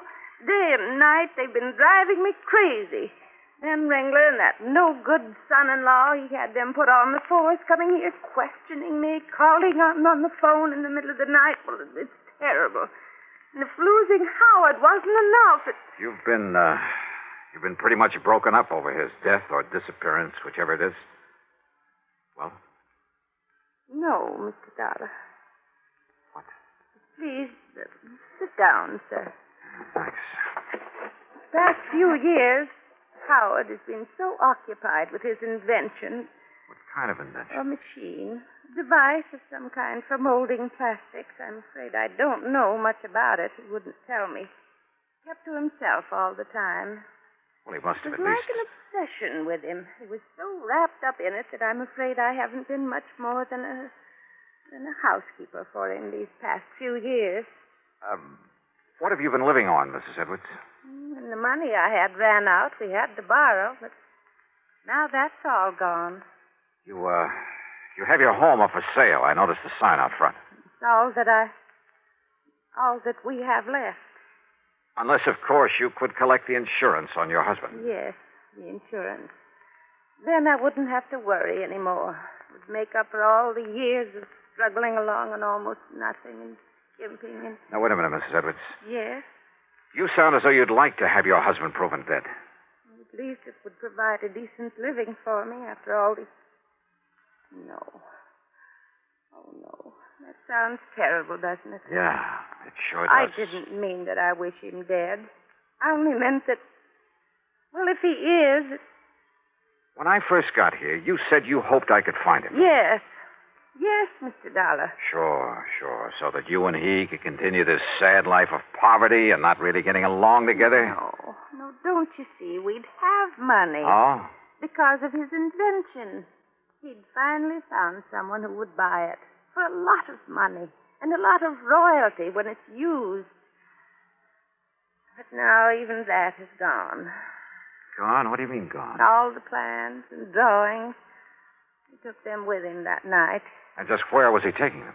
To the man, the company, whatever it was he was selling it to. At least I think he was. In the middle of the night? Now they're all gone, somewhere in the Hudson River. You told the police about this? Yes, I told Ben Ringler. He found no sign of them in the car? No. And that son-in-law, that Peter Moskin, Said I was lying about those papers. All right, Mrs. Edwards, listen to me. Yes. Considering the relationship of you and your husband, wouldn't it be logical for him to leave you, sell his invention for whatever he could get, and live happily on the money all by himself? And just leave me with nothing? Yeah. No, in spite of... Oh, no, Mr. Dollar, he wouldn't do that. I didn't say leave you with nothing. All he had to do was make it look as though he'd been killed. Make it look? That's right, in a car accident. Oh, no. Well, that's the way you planned it, isn't it? Then you'd both be taken care of, free of each other and with plenty of money. No, Mr. Dollar. Didn't you admit to the police that you two planned his disappearance? Oh, no. I told him, Ben Ringler and that son-in-law. Told him what? That before Howard knew his invention would work, that he could sell it, Howard did talk of going away so he could work on it undisturbed without me under his feet. That's all I said. But Ben told your insurance company. Ben made it sound like... Oh, don't you believe me, Mr. Dollar? I'll see you later. Item 3, $1 even for a bite to eat at the local lunch wagon. Then I went back to headquarters where I found not only Sergeant Ben Ringler, but his son-in-law, Patrolman Peter Baskin. I found him very busy playing checkers. Come on, Pete. Crown me. Yeah, Pop. There you are. And now you can give up. Like Dollar is on this case of his. I'll set him up again. Didn't get a thing out of Miss Edwards, did you? Maybe I did. Just like I told you would. Huh? You mean you did get something out of $1? Where's the chief of this police department? Been away a couple of weeks. I'm in charge. Well, if he had any sense of duty, he'd be back here. Hey, what do you mean by that? Pete, I mean that you and your father-in-law have considered only 2 possibilities. Have we? The first was accidental death. Now, listen, I told you... Yeah, you told me. You eliminated that. Sure did. The other was deliberate disappearance. And that's what it was. But there's another, Ben. The one I'm going to work on. Yeah, what's that? Sonny? Murder. What? That's right. Murder. Act 3 of yours truly, Johnny Dollar, in a moment. Our Constitution is a flexible document. It has changed with the changing years to meet changed conditions. An example is the way in which we elect our United States senators. When the Constitution was ratified, and for 125 years thereafter, the people could not elect their own senators. Instead, the senators were chosen by the state legislatures. The Founding Fathers believed in democracy, but they did not want their new republic to be wrecked by irresponsible mob rule.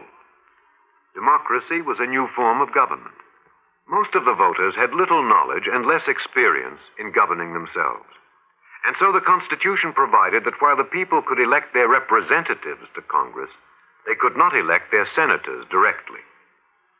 A century and a quarter of experience in self-government made such a safeguard against mob rule obsolete. And by 1912, the people were ready to demand the right to elect their senators by popular vote. They received this right in the 17th Amendment to our Constitution. This amendment illustrates how our Constitution lives and grows in our changing world, to the end that this country of yours and mine shall be our country under God. And now Act 3 of yours truly, Johnny Dollar. I learned from Sergeant Ringler and his smarty-pants son-in-law that Mr. Edwards' car had been left untouched where they'd hauled it out of the river north of Kerr's Ferry. It was late in the afternoon, but item 4, there in police headquarters, 30 cents for a phone call to another headquarters, the 18th Precinct down in New York. This is Lieutenant Singer. Hey, Johnny Dollar, Randy, I want you to do something for me. Johnny, long time no see. Yeah, listen, will you? Have you got somebody in the crew who can come up here to Kerr's Ferry and give me a hand? Somebody who knows something about fingerprints? Well, now, Johnny, it's about 20, 30 miles outside our jurisdiction. So what? Well, of course, some guy who's off duty may be a real top man like Marty Levitt. How soon can you get here? Well, what's it all about, How Johnny? soon? It's getting late. It's getting dark. Well, a little over an hour if he can catch a train. But what kind of case... Okay, Randy, thanks. Now, look, Dollar. You think we can't handle these things good enough ourselves? Yeah, Dollar. Yeah, that's exactly what I think. It was dark by the time Marty Levitt arrived, but he had a flashlight in his kit, and I brought along my own. So I drove him out to where the car sat up between the highway and the river. His examination was quick and efficient. And when he'd finished... No, I don't get it. What? What'd you say? Holy. That's a wonder a lot of cars and trucks don't miss that curve. What is to this one, Johnny? I don't get it. What do you mean, Marty? Johnny, I haven't uncovered a single fingerprint, except for some old ones on the gas cap, under the hood, that sort of thing. And except for Mr. Edwards' own prints on the steering wheel and gear shift lever. No. Huh? Steering wheel, gear shift, light switch, door handles, everything wiped clean. Well, of course, this wreck was in the river a few hours. So I don't care if it was in there a week. They'd still be on it. There aren't even any prints from whoever hauled it out of the river. Marty? Sure, Johnny. Somebody carefully wiped them off. And people don't do that without a reason. So, where do you go from here? Yeah.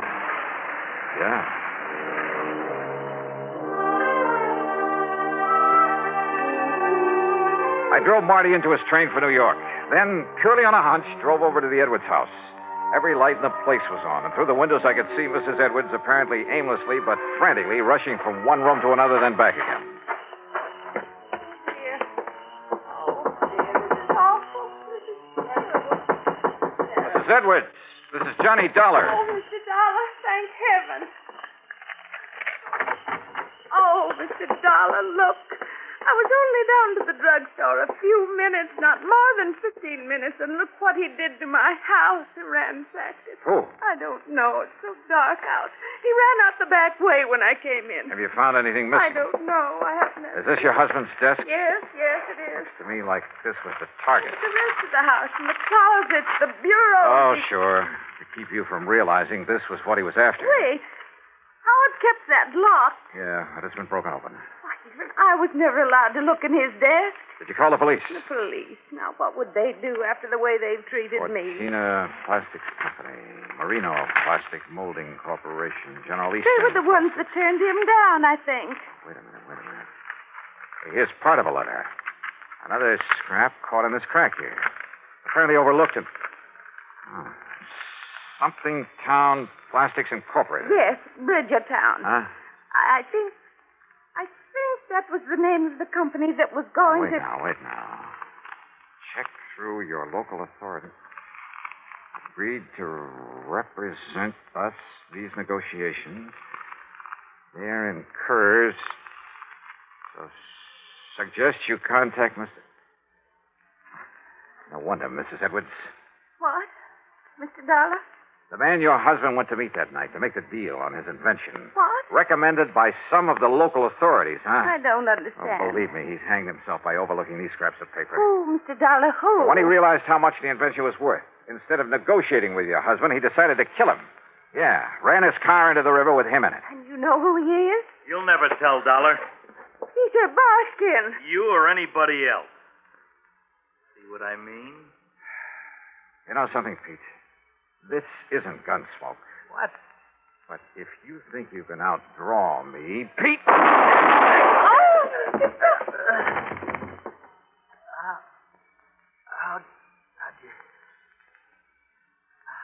How'd you find out? Matter of fact, Pete, I didn't know it was you until you came in here waving this gun. Johnny Dollar, as acting chief of police for the town of Kerr's Ferry, I arrest you for the... Oh, put that thing down, Ben, or do you want some of the same? No, Dollar. Toss it over. On the floor. Okay. And I not only suspect that Kerr's Ferry is going to have a new police force, but who knows? You and Pete might even share the same electric chair. Sure, it's up to the courts. But when the state police came in and found the papers on the invention hidden away in Pete's house... Oh, that invention, by the way, now belongs to Mrs. Edwards. To say nothing of the insurance money, $50,000. So, Pat, I'll let you off the hook real easy. Expense account total, including some more gas for my car to get me back to Hartford, $12.34. Yours truly, Johnny Dollar.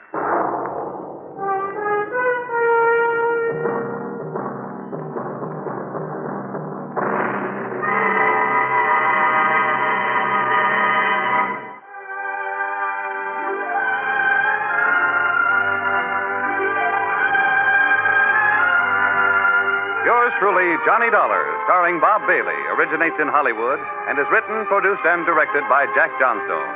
Heard in our cast were Virginia Gregg, Larry Dobkin, Ralph Moody, Gil Stratton, Herb Vigran, and Vic Farah. This is Jim Matthews speaking.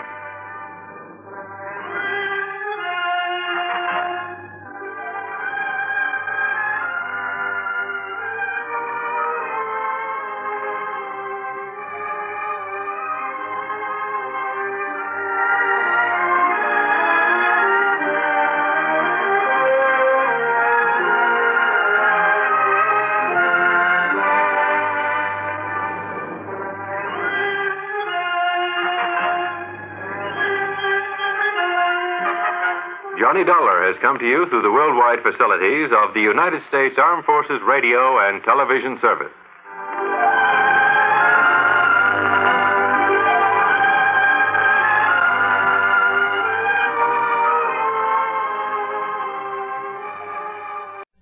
Stay tuned for Nero Wolfe.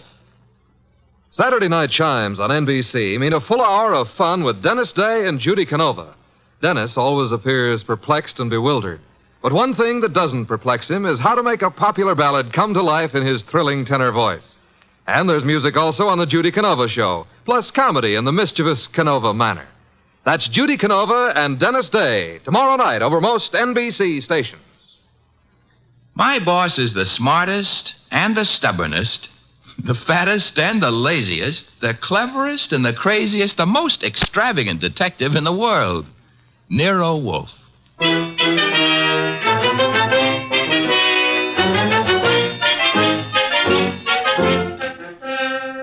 It's the transcribed adventure of The Case of the Careworn Cuff, with that brilliant, eccentric private detective, orchid fancier, and gargantuan gourmet, Nero Wolfe, starring Sidney Greenstreet.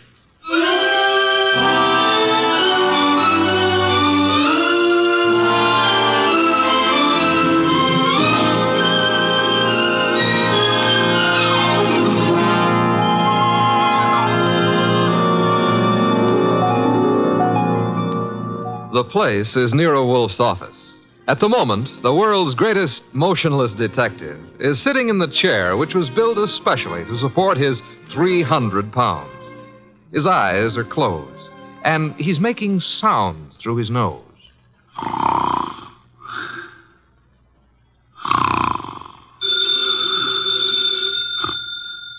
Archie. Archie. Archie! Yes, Mr. Wolfe, what is it? The phone, if you please, Mr. Goodwin. But it's on your desk, only 8 3/4 inches from your left elbow. All you have to do is lean forward. Found it, Archie. What do you think I am, an athlete? Hello. No, wrong number, mister. Well, I'm sorry, Mr. Wolfe, if that old phone awakened you. Wrong number, and I was not asleep. I was merely concentrating. On what? We're out of work. There's nothing to concentrate on. May have escaped your errant attention, Archie. But there are other subjects for thought besides murder. Mm-hmm. Sure, blondes. And blondes. You're right at that, brunettes. Phooey. That's not a nice thing to say about any girl, even if she does happen to be a brunette. Archie. Yes, sir? Go away. You annoy me. Suppose I did. Who'd get your beer for you? Fritz. Tonight happens to be Fritz's night off. However, you can always get your beer for yourself. Don't be an idiot. There are exactly 23 steps between here and the kitchen. As you very well know, I abominate strenuous physical activity. 23 steps times 2 is 46. You could walk very slow. Nonsense. Now that you mention it, I happen to be mildly thirsty, Archie. Would you... Now that I mention it, you'd better let the beer go for tonight. Why? Our stock is running low. You being careless? I've been careful, because something else is also running low. What? Money? Fiddlesticks, there's plenty in the bank. Sure, but very little of it is yours. Mr. Wolfe, do you remember that batch of orchids you bought last week? Course I do. Magnificent and very rare specimen. I got a magnificent bill for him this morning, too. It was large? It was large. Confound it, Archie. I shall have to do some work. You turned down half a dozen cases in the last few weeks. One of them may still require me. Most of them hired other detectives. However, there is a Mr. Wenceslas who might still be in need. His problem is what? As I remember, he's being followed by midgets. He wanted you to do something about it. Not that he minded the midgets so much. It was the elephants they were riding. The man needs a psychiatrist, not a detective. Anyone else? I can check my files, but I don't think... Ha-ha! Saved by the bell. Another cliche like that, and I shall... Answer the phone yourself? Assassinate. You see what it is. Okay. Hello? Yes, Mr. Wolfe is in. Yes, he'll be in. He always is. What? But... That was a Mr. Charles Porter. He was in a hurry. He's on his way over right now. Should be here in 10 minutes. Prospective client, I trust? $1,000 worth of prospective client. Splendid, Archie, my beer. Okay, but, look, I'm not sure you're going to accept his offer. Indeed? What does he want me to do for his paltry fee? That's the point. If I heard him right, he wants you to do nothing.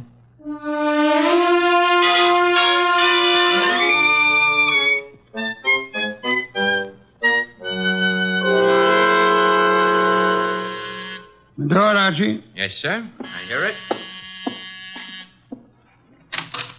Mr. Porter?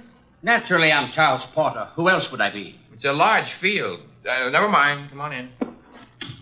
I'm Archie Goodwin. Where is Wolfe? Mr. Wolfe is in here. Mr. Wolfe, this is Mr. Porter. Good evening. Fat, aren't you? It's moderately noticeable. Archie, a chair for Mr. Porter. Don't bother. I'm too impatient to sit. When I have business to take care of, I take care of it quickly. Very well. Send him out of the room. Mr. Goodwin, nonsense. He's my assistant. He remains. I don't like it. Archie, show Mr. Porter out. Now, wait. There's no need to get temperamental. Perhaps I'm a little abrupt. Rude. I'm a worried man. And impatient. You're wasting time, Mr. Porter. I suppose I am. The reason I came to you... Young man, what are you doing with that notebook? Getting ready to make marks in it. But... Oh, never mind. Mr. Wolfe, you have a client named Dorothy Spencer. Have I? There's no need to be coy about it. I happen to know. Then you know. I want you to drop her. Drop her? Refuse to handle her case. Close the books on her. You know what I mean. Why should I? The girl has no money. I have. It doesn't answer my question. Perhaps this will. Appear to be a small package of dollar bills. It happens to be $1,000. Archie, will you? I will. It is $1,000. Thank you. Mr. Porter. Yes? You're paying me $1,000 in order that I refuse to act for Miss Spencer. Nothing more. That's right. What does she suspect you of? I said nothing about... Well, that is... You must know that as well as I do. Possibly. Nevertheless, what does she suspect you of? Being a blackmailer. Whereas your occupation really is? I'm a musician. Pianist. I'm appearing nightly at the Windsor Hotel. Archie, have you made out a receipt for Mr. Porter? Yep. Give it to him and show him to the door. Okay. Mr. Porter? Mr. Wolfe, I want your assurance that the entire affair is definitely finished. My association with Miss Spencer, you mean? You have my assurance that it is. You will forgive a classical illusion. The carver. Thank you. Good night. Mr. Wolfe, I have a secret about Mr. Porter. He smells. Some perfume or other. More important, his right coat cuff is more worn than his left cuff. And a carver happens to be a musical term meaning start again from the beginning. Oh? Porter thought it'd been finished. Therefore, Mr. Porter is a liar. His ignorance of common musical term indicates that he's not a musician. The worn right coat cuff, that he is an office worker. That's kind of leaping to a deduction. But even if Porter's a liar, Mr. Wolfe, there is something else. He paid you $1,000 to drop a client named Dorothy Spencer. Mr. Wolfe, you never had a client with that name.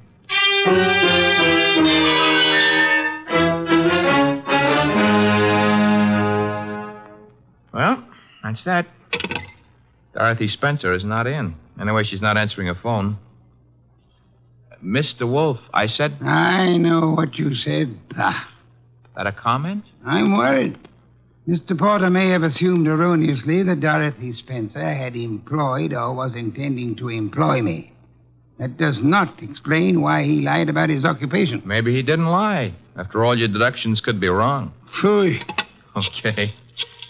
Take care of that right now. I'm phoning her. Hello? Windsor Hotel? Get me the manager's office. Thanks. Could you tell me if a Charles Porter plays the piano at... Uh-huh. She sounds blonde. I see. Thanks a lot. What do you do after work?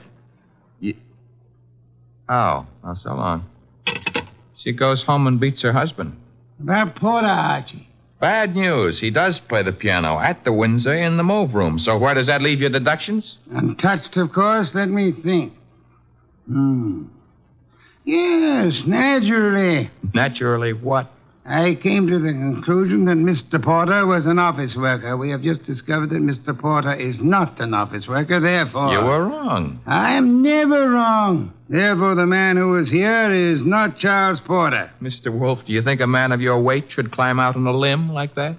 Fiddlesticks. Look up Porter in the phone book and call him. Okay. Take a second. Archie, the phone company's best friend. Yep, here he is. What do I ask him?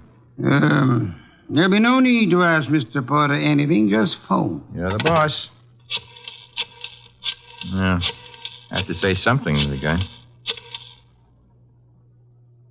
Hello. I'd like to speak to Charles Porter. So would you. Who's... Oh, Stebbins, huh? Yeah, that's right, Archie. Oh. No, don't bother why I called. It's a coincidence. Goodbye. You know who that was? No. That was Sergeant Stebbins, Sergeant Pearlie Stebbins. I might add, as though you didn't know, that Stebbins happens to be a sergeant in homicide. Indeed. You expected this. I still don't know what your conversation was about. It was about Charles Porter, who maybe was a liar, but who isn't going to tell any more lies on account of he was just shot to death.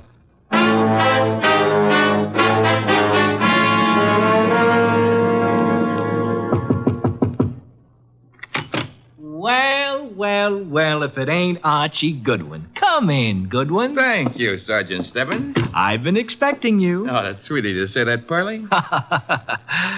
Why did you phone Porter? His right coat cuff was more worn out than his left. So for that, you had to kill him? No, actually, I killed him because he didn't know his da capo. Hey. Yeah, hey. He don't look good anymore, huh? Guys who stop bullets with their face never look good. Pearlie, you've been robbed. I did... That corpse is not Porter. Now, relax, Goodwin, relax. His fingerprints were on file and they check. His girlfriend says he's Porter. If he could get up and talk, he'd tell you he was Porter. And what makes you think he isn't? Well, because when he visited us earlier tonight, he looked different. Not much, but... You said girlfriend? Yes, I said girlfriend. She's in the next room mopping up. She kind of broke down when we brought her here. You brought her here?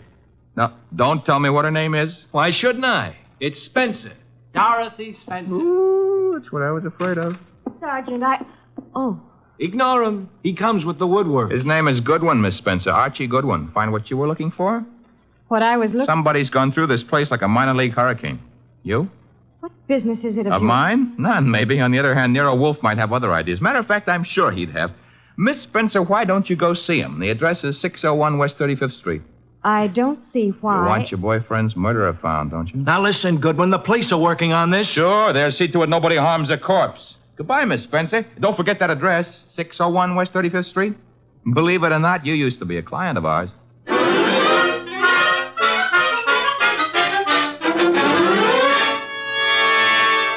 Oh, Mr. Wolfe, you're getting to be so brilliant, it's boring. Boy. That is, All right. Tonight you deserve it. I'll get you another can of beer. But this is the last one. What's your promise to do some exercise, like maybe standing up and sitting down 5 minutes a day? Thank you. And why should I indulge in such idiotic behavior? Well, after a while, you might be able to see your shoes. I've already seen them. Oh, that was 20 years ago. Things have changed. No more buttons. Hey, that must be Dorothy Spencer. She's undoubtedly young and beautiful. You deduced that from the way she pressed the buzzer? I deduced that from the gleam in your eye, Bah. Bah, all you want. I'm going to keep that gleam shining. Hello, Miss Spencer. Come in. Thank you. Mr. Wolfe. Is the large sitting down gentleman behind the desk? This is Dorothy Spencer, Mr. Wolfe. You will forgive me not rising. It is due to a necessary conservation of energy rather than rudeness. Archie, a chair. Sure. Here you are, Miss Spencer. Thanks. Now then, Miss Spencer, have the police found anything but dust in Mr. Porter's closet? Why, no. You were engaged to Mr. Porter? I was. That ring you're wearing he gave it you? Yes. May I see it? Well, all right. Here. Thank you. Expensive. Very expensive. You may have it back. Miss Spencer, why are you marrying Charles Porter? I loved him. Phooey. Mr. Porter, according to Archie's description, was twice your age with considerably less than half your attractiveness. Love may perhaps be blind, but it is not astigmatic. I don't know what you mean. What were you searching for under the nose of the police? Nothing. Nothing at all. How did your fiancé earn his money? He played the piano at the... Phooey. What he earned there in a year wouldn't begin to pay for the ring he gave you. Would you like to try again? I don't know how he made his money. I suggest that you do. I suggest that he earned money by the same method that he induced you to consider marrying him. Blackmail. Oh, but... Why was he blackmailing you? Old letters I'd written when I was too young to know any better. Your motives for murdering Porter would be twofold, then.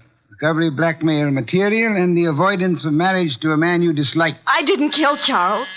Your doorbell, Archie. Get Miss Spencer into the kitchen. Once. Must be the police. Yeah, let's go, Miss Spencer. Right through that door. And stay there until I call you. Front door, Archie. Mr. Wolfe, do I know Dorothy Spencer's here? You know nothing. A simple role for you to play. I haven't got time to resent that insult right now, but wait until the next time you drop a collar button. Well, bless my soul, if it isn't dear old Inspector Kramer. How is the homicide department? Where's Wolfe? Big surprise. He's sitting. Mr. Wolfe? Good evening, Inspector. Where's Dorothy Spencer? This is not the Bureau of Missing Persons. The district attorney would like to talk to her. I shall tell her so the next time we meet. Yeah, that could be right now. She's in this house. I don't see her. Mind if I look around for myself? You have a search warrant, of course. It so happens no, but... Archie, the inspector's leaving.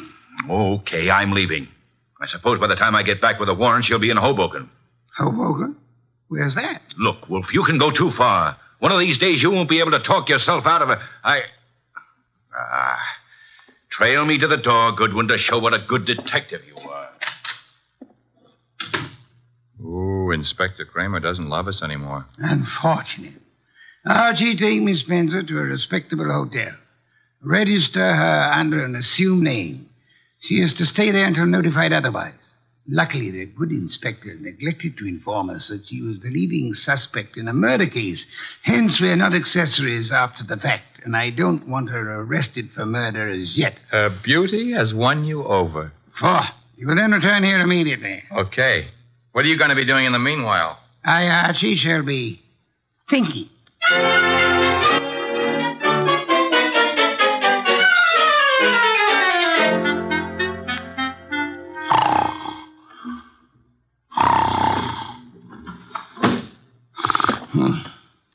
Archie? No. No, not Archie. Our impatient and non-musical friend came in through the window. How are you, Mr. Not Porter, of course. Where's the girl? Question is beginning to bore me. I don't know. I think she's here. So did the police. I might add that they were slightly closer to the truth. Incidentally, what makes you think she was Porter's accomplice? She must have been. Nonsense, she wasn't. Porter was blackmailing her, just as he was blackmailing you. In her case, it was letters. In yours, a previous criminal record, perhaps, that your employers might be interested in. I want to know where she is. Maybe this would help you remember. Good heavens, don't point a pistol at me. It annoys me. The police, I should think, opened the door for them like a good fellow. Oh, no. I'm leaving. But if I don't find that girl, I'll be back. Knock the blasted thing down if it isn't open. All right, well, I've got the search warrant. Also, no doubt, a fine tooth comb. Bah. By the way, Inspector. All right, boys, cover the house. All right, Inspector. Yeah, what did you want? As your men go through the house, will you have one of them shut the back window? I've just had a burglar, and I suspect he left it open. Unless the matter is attended to, the house might be filled with fresh air. Yeah, what's the matter with that? Fresh air, deadly poison. It clogs the lungs. And may I point out that the warrant you're clutching in your hot little hand is not a lease on the house. Finish your search quickly, if you please, and then... why not try Hoboken?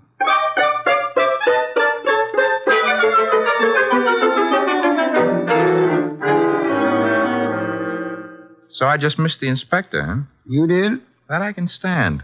I'm sorry about the burglar, though. Perhaps we can arrange to have you meet him in the morning. He left his calling card with name and address on it? He dropped his handkerchief here on my desk. Oh. It's a handkerchief. It smells. So it does. But, all of our unknown friends' clothes carry the odor. Therefore... Yeah? You will go out immediately to the nearest drugstore, buy a specimen of every cake of soap manufactured in this country.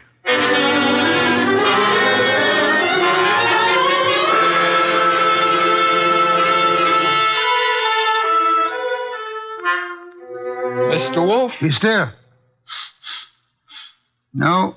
I never realized just how many different brands of soap are made in this country. You should listen to the radio more often. So far, we've sniffed at 37 cakes. None of them smell like porter. Let's see. 38. Hey. Let me have it, Archie. Yes, the soap. It's labeled orchid ovals. I should say basely mislabeled. Orchids have no odor. Our task for the evening is finished. Why? All we know is the guy washes with a basely mislabeled soap. No, the odor would not have been so persistent in that case. Unquestionably, our visitor works for a soap company that makes orchid ovals.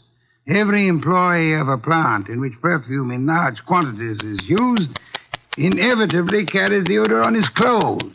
Oh. And you already deduced he works in an office. Uh-huh. I go see him in the morning? You do? You know, Mr. Wolfe, what with hiring rooms for girls and paying visits to a perfume factory, I'm beginning to feel like a maiden aunt. No one would ever mistake you for a maiden aunt, Archie. Thanks. Is that another deduction? Maiden aunts rarely need a shave.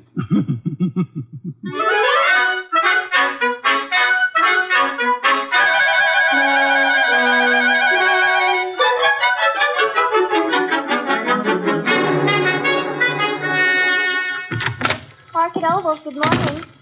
One moment, please. Oh, can I do anything for you, sir? Yeah. That is, let's postpone that question and slip in another one. I'm looking for one of your office people. In his 40s, 5'10", brown hair and eyes, speaks in a sharp, quick voice. He owes you money, too. Who owes me money? Mr. Wheeler, the man you were describing. He owes everybody money, in spite of the fact that he's office manager and makes lots and lots of money. How much does he owe you? Oh, not an awful lot. It won't break me if I don't get it. Is he in yet? Well, he was, but he went home. He was sort of sick. Sort of? He got a phone call from somebody and rushed out. Too bad. Well, I better scram. Well, you didn't answer my question yet. I'm off at 5. My name's Gwen. Goodbye.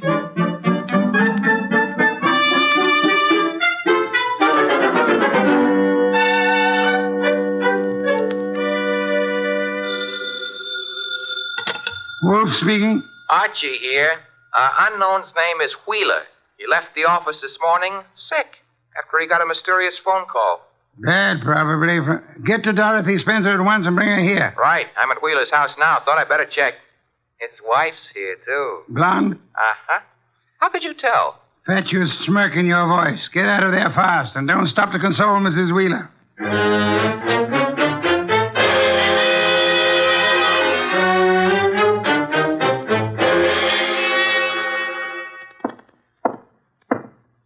(908) Room 909. Miss Dorothy Spencer.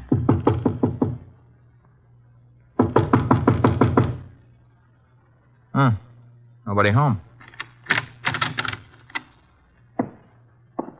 Shut that door behind you, Goodwin. Never mind pulling triggers. I'll shut it. Oh, Archie. I would prefer silence.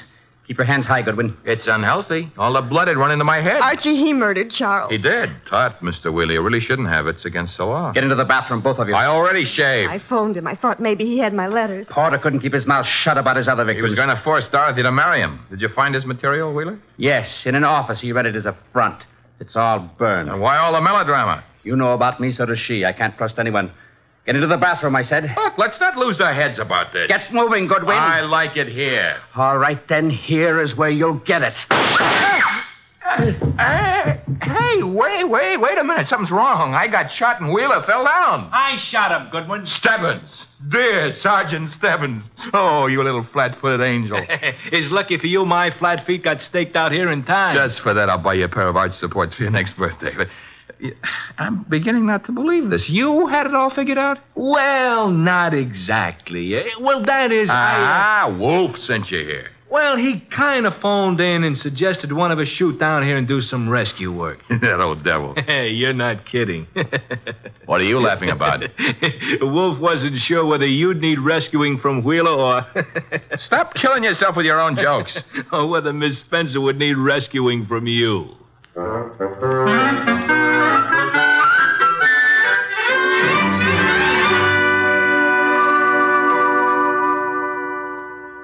You've been a very foolish young woman, Miss Spencer. I suggest that in the future you exercise more care in your correspondence. Oh, I shall, Mr. Wolfe, but how can I ever thank you? Well, one way would be to listen wide-eyed while he explains how he solved the case. I have no intention. Oh, come on, Mr. Wolfe. Stop stalling. Please, Mr. Wolfe. Well, I'd be very happy to. As a matter of fact, I'd like to see anyone try to stop me. A man came to me, offered me $1,000 to drop a client I didn't have. Why? Because obviously he wished to direct my attention to that client. Me? You, Miss Spencer. Now then, he identified himself as Charles Porter, a musician. But I tested him and discovered that he knew nothing of music. The da capo routine. Precisely. Therefore, he was an imposter. His purpose? Yeah? To indicate by no means subtly that enmity existed between Porter and Dorothy Spencer. Huh? Thus, when Porter was found murdered, I would presumably be convinced that Dorothy Spencer, balked in her effort to enlist my aid against Porter, had resorted to most foul and bloody murder. Most foul and bloody murder is very fancy, Dorothy. Shows he likes you. I thereupon asked myself, why should an unknown seek to convince me that Dorothy Spencer was Porter's murderer? And you answered yourself? One reason only, because he himself intended to murder Porter, as he did. For which peccadillo he has, thanks to Sergeant Stebbins' accuracy with a revolver, already paid with his own life. Quodirat demonstrandum. Latin for that's what you wanted to know. I think you're wonderful, Mr. Wolfe, and I'm going to... Be careful. Kiss you. Archie, Miss Spencer is a very dangerous young woman. Today I feel brave. Do you, Archie? Very brave. What are you doing tonight? Nothing. Let's do it together. Bah. Oh, is that Mr. Wolfe? I said bah. Would you very much mind conducting your romance elsewhere? I would not. And do so at once. I have a very important matter to attend to. Goodbye, Mr. Wolfe. Goodbye. Night, sir. Very important. Very important.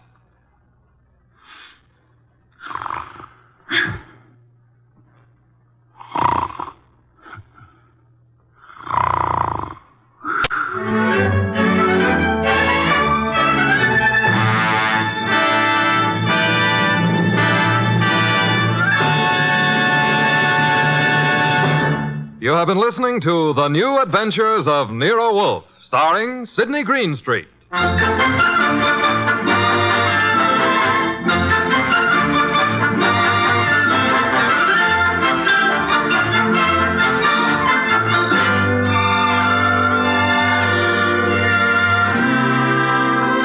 Tonight's transcribed story was based on the characters created by Rex Stout, produced and directed by J. Donald Wilson. In the cast were Lamont Johnson as Archie Goodwin, and Jane Webb, Peter Leeds, Bill Johnstone, and Wilms Herbert. Next week at this same time, Nero Wolfe and Archie will bring you The Case of the Dear Dead Lady. Don Stanley speaking.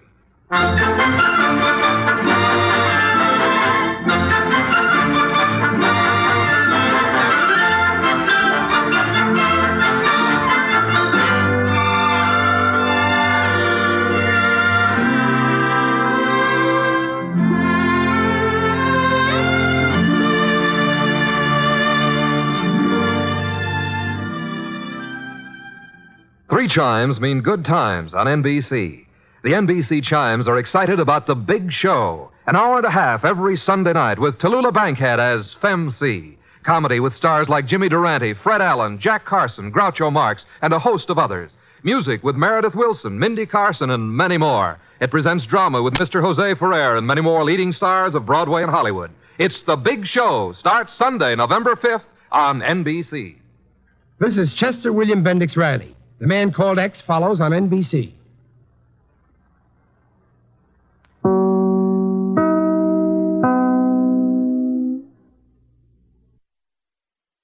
We delay the start of our scheduled program to bring you a bulletin from CBS News. The Associated Press quotes an authoritative source in Tokyo as saying that some United States combat troops have been alerted to go into action in South Korea at a moment's notice. According to this authoritative source, the deteriorating military situation in southern Korea may force the United States to commit ground forces to the battle. This bulletin came to you from CBS News. We now resume our scheduled program. Get this and get it straight. Crime is a sucker's road, and those who travel it wind up in the gut of the prison of the grave.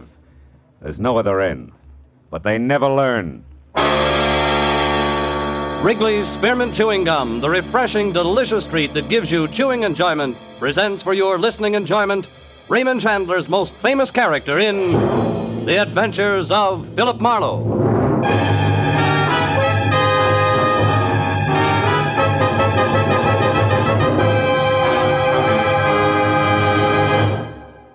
To make every day more enjoyable, treat yourself often to refreshing, delicious Wrigley's Spearmint Chewing Gum. Here's a taste treat you can enjoy indoors, outdoors, at work, or at play. The cool, long-lasting mint flavor refreshes you. The smooth, steady chewing helps keep you fresh and alert. Adds enjoyment to whatever you're doing. Wrigley's Spearmint Chewing Gum. Healthful, refreshing, delicious. Now, with Gerald Moore, starred as Philip Marlowe, the makers of Wrigley's Spearmint Chewing Gum are glad to bring you tonight's exciting story, The Pelican's Roost.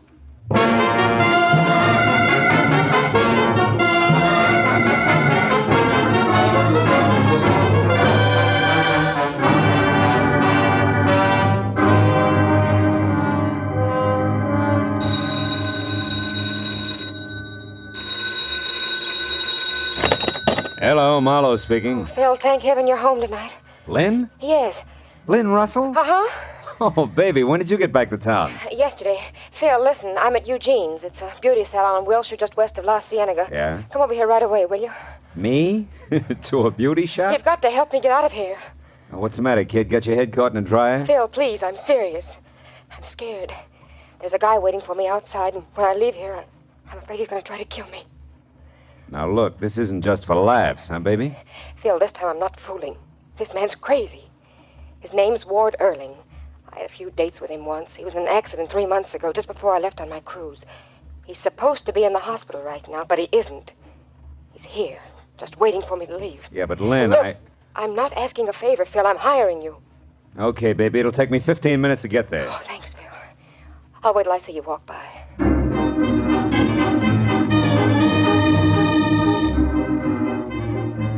I drove out to Wilshire Boulevard and kept telling myself that I could trust Lynn Russell. Why? Because I like her. She was a glossy brunette, born with all the natural equipment of a top model and a covey of oil wells in her own name. She rushed at life, but she'd always been smart enough to stop short of real trouble. Well, it was 9:30 when I got to the section of Wilshire's Miracle Mile that housed Eugene's beauty shop. I drove by, saw no one outside, so I pulled into an alleyway, parked, and walked back slowly. As I passed in front of the show window, I winked at a gilt mannequin with purple hair. And when I heard the door open behind me, I stopped and lit a cigarette. Lynn Russell hurried by without a word, ran to a cab at the corner, and drove away. And that was all there was to it. I turned around, headed back to my own car, and got as far as the handle on the door. Oh! I fell against the car as the blow came again. Oh! It made syrup of my legs. I oozed down onto the pavement and stayed there. I know you. You're Marlowe, the private detective. Okay. So I'm Marlowe. Well, let me tell you something, Marlowe. I've spent 3 months flat on my back because of an accident that wasn't an accident. I'm going to get even with her, you understand? I don't care what it costs. Palmer Sloan or anybody else can hire a dozen like you, and it won't stop me, so stay out of my way. I climbed up my front fender hand over hand, got back on my feet. In time to catch a glimpse of a new convertible emerald green with what must have been Ward Earling at the wheel. Well, there was no use trying to follow in the condition I was in, so I headed for Lynn's place with all my windows open. The cool air helped. I pulled up in front of a wrought iron arch labeled Garden Court Bungalows and followed a flagstone trail back to number 4, which was Lynn's. I felt almost normal again, until I saw her front door. It was standing half open, framing a man against the dark interior who was trying his best to see inside. This time the advantage was mine, and I took it. Take your hands off me. Get inside. Oh, just a minute. Get in. Now turn on the lights. Lynn. I doubt she's home. Miss Russell is not in the habit of sitting around in the dark. Oh, you know her habits, huh? I do. And you? I know she has bad taste in men. I wonder if I should resent that. You don't qualify. What are you to Lynn? When she wants someone to help her lift a martini glass, she calls on me. We've been going on like that for years. Just tell me your name, Junior, and he's off on the small talk. My name is Sloan, Palmer Sloan. Now it's your turn, Mr. Muscles. Never mind. Lynn! Lynn! By what right are you snooping around like this? Just who are you, anyway? Here. Here's my card. Lynn hired me tonight. Oh. So you're Marlowe the detective? Yeah. Marlowe the detective. Any idea where she is? It's important. None whatever. I had a date to meet her here, which never means very much to her. Why did she think she would need you tonight? Because she was afraid of a guy. One who gave me a crack on the skull, and incidentally, doesn't think much of you either. Oh? Ward Earling. Ever hear of him? Earling? Yeah. Well, yes. But Earling's still in the hospital. He met with an accident, you know, something about brakes slipping on a car, and he was crushed. Accident's not what he calls it, and he's got a gun, just for emphasis. What's his connection with Lynn? Oh, help yourself, Marlowe. Lynn won't mind. Get your snoot out of that glass and answer me. She discovered him, like all the others.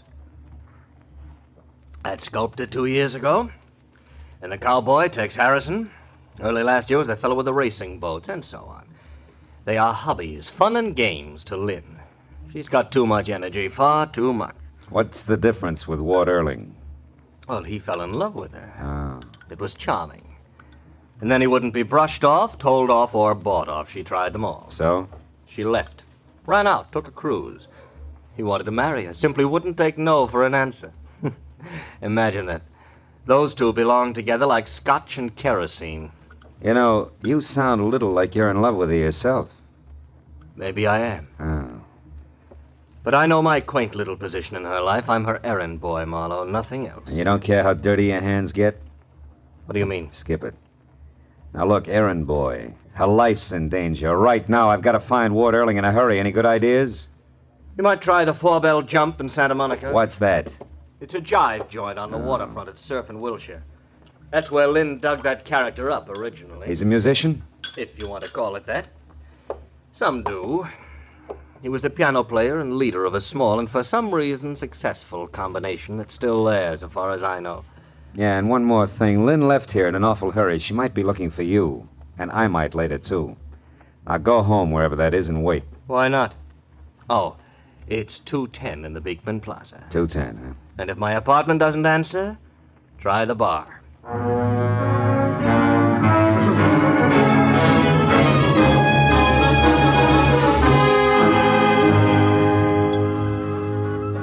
When I pulled onto the parking lot at the 4-bell jump, the first thing I saw was the nose of the emerald green car Earling had been driving peeking out from the side of a building. I checked it and found out it was registered to one William Freeman. Well, that meant nothing, so my next stop had to be inside. The club was a low-ceiling mixture of dusty fishnets, the smell of bad bar whiskey, and noise.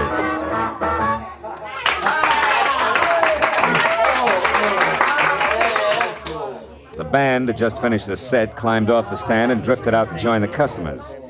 I saw the name Howdy Bub Freeman stenciled on the bass drum.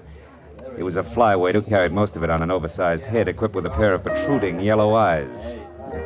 Stuck out even further when I followed him out into a back room. Hey, Bub. Yeah? Is that your car around the side, the green one? Yeah, brand new. Nice, huh? Too nice to loan out. Better come again. Where's Ward Erling? I thought he was the piano man here. Ward, he used to be. He's in the hospital now. Had a bad accident a while back. Who says it was an accident? What? It was an accident. I say so. Of course it was. I saw it. The brake slipped in his car. It rolled down an incline, pinned him against the wall. Is that so? Who says he's in the hospital? I do. Hey, look, what's your grift? You're a liar, Bub. Erling borrowed your car tonight. Man, you're dragging me. I'll see you around. Come back here! Look, I got no beef with you, mister. Where can I find Ward Erling? Why don't you go off somewhere and drop dead? Where is he? Come on, little man, before I shake it out of you. You look like you shake awful easy. Where's Erling?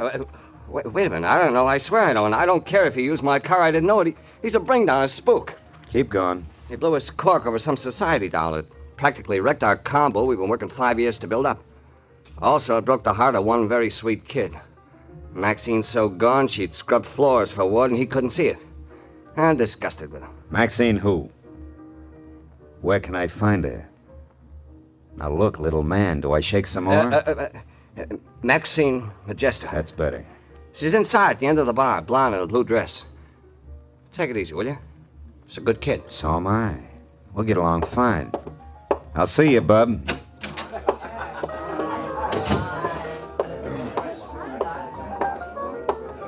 What'll it be for you, mister? Scotch. Oh, that one's taken. Lady will be right back. Oh, I'm sorry. Water or soda? Water. Right. There you go. Thanks. Hey, Larry. Huh? Your phone's broken? I didn't get my nickel back. Oh, you want me to freshen up that drink, Maxine? No, thanks, Larry. This is fine. Maxine, Yeah? maybe you can help me. Maybe. No.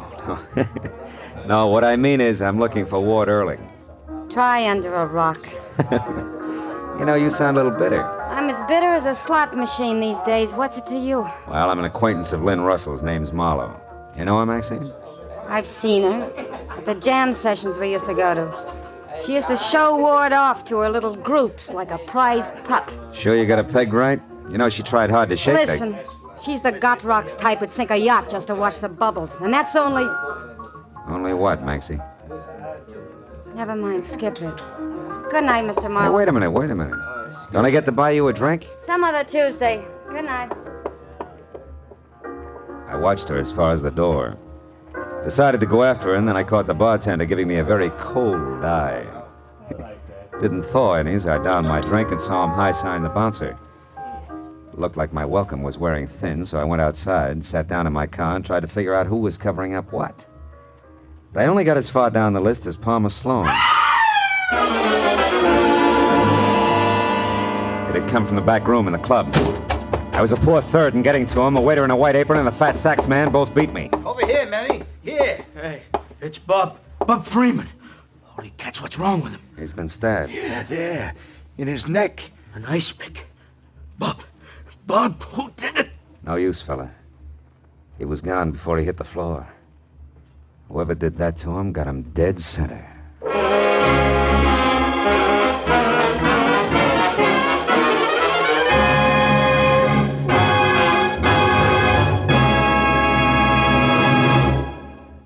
To make every day more enjoyable, treat yourself often to refreshing, delicious Wrigley's Spearmint Chewing Gum.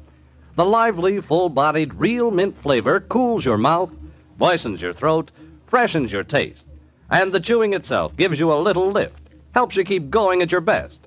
So for real chewing enjoyment that's refreshing and long-lasting, always keep Wrigley's Spearmint Chewing Gum handy. Healthful, delicious Wrigley's Spearmint Gum will make every day more enjoyable. Now with our star, Gerald Moore, the second act of Philip Marlowe and tonight's exciting story, The Pelican's Roost.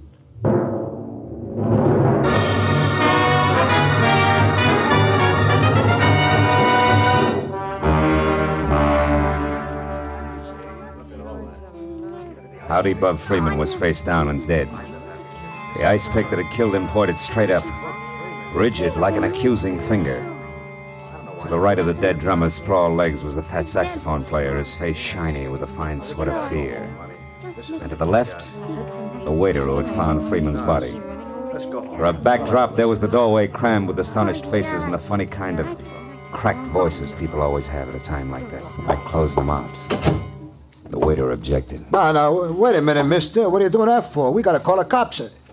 Hey, you ain't the cops, are you? No, I'm a private detective. Name's Marlowe. Well, that ain't good enough. We gotta get the law Shut about up, this. Dave. What? Mr. Marlowe will tell you anything you want to know. My name's Lager, Manny Lager. Bub Freeman was a good friend of mine. Even if he's the reason Ward Earling went to the hospital? What'd you say? That from my corner, Freeman dead only adds one way. He put Ward Earling in splints to keep him from wrecking the band by running off with Lynn Russell on a 90-day cruise. Oh, yeah, sure. And to get even, Earling put an ice pick in his neck. Tossed it right from his hospital window. You don't keep up with the news, do you, Lager?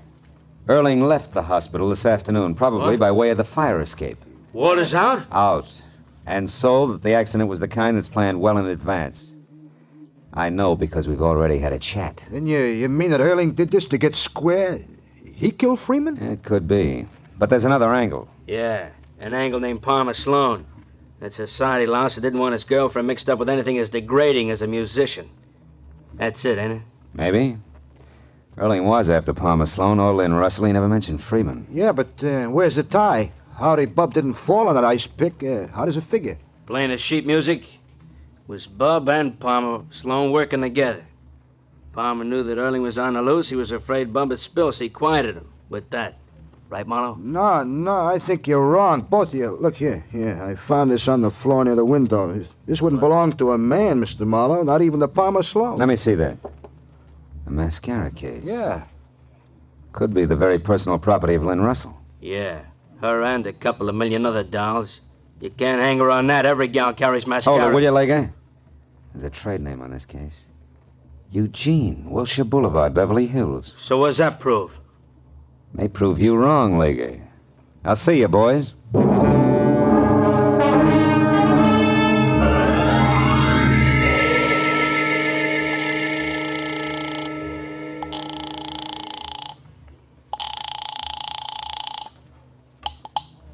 Hello.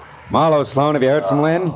No, Marlowe, I haven't, and I probably won't, so please let's not call here Save every it for the hour. country club, Palmer, and get a good grip on this. The drummer at the Four-Bell Jump's been murdered.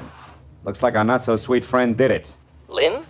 Oh, you're out of your mind. Yeah, I'm out of my mind. Now tell me, if she did this, have you any idea where she would head? Well, no, Marlowe, no, I don't. No. The boat is tied up. Her car is in the garage for repairs. Okay, suppose she didn't take a car or a boat. Would it be by...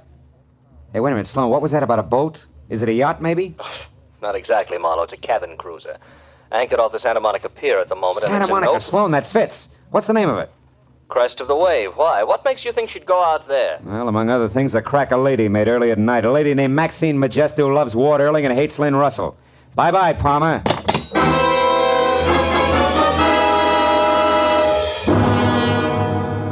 I made it to the fog-veiled Santa Monica Pier in less than 10 minutes. Then was another 5 getting out to the breakwater that joined the end at right angles to form a protecting L for the 50-yard boats moored within. Boats that ran from the kind of sleek yachts that good girls stay away from to a leaky rowboat with a rusted outboard labeled Faithless. And all were moored in a series of slips connected up front by a narrow, wet catwalk that did not have a guardrail. Except for a quiet old man with his pipe and pass, the end of the pier was deserted. No light showed on any of the boats. When I'd gone along the catwalk as far as the crest of the wave, a neat chrome-finished 50-footer, I had a clammy, uncomfortable feeling that said I was too late. But that disappeared in the next minute when I spotted Maxine Majesto standing alone on deck.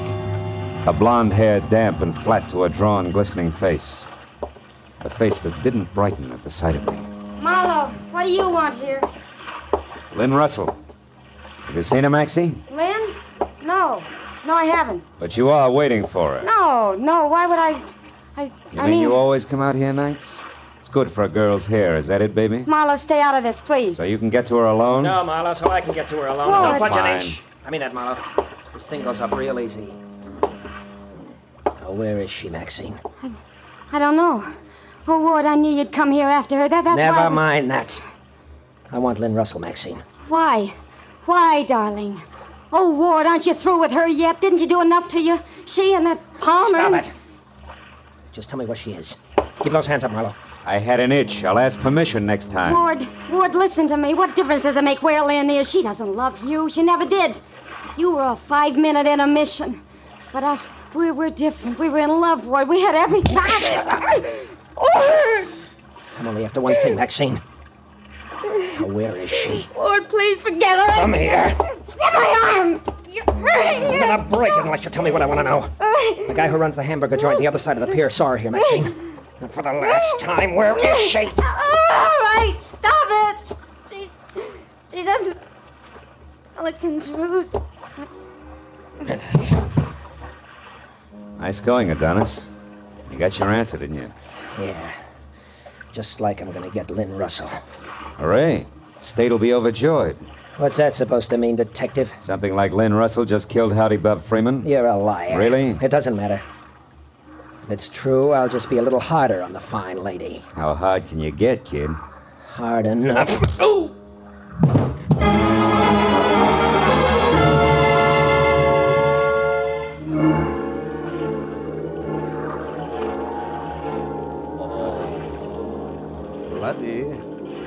Laddie, come now.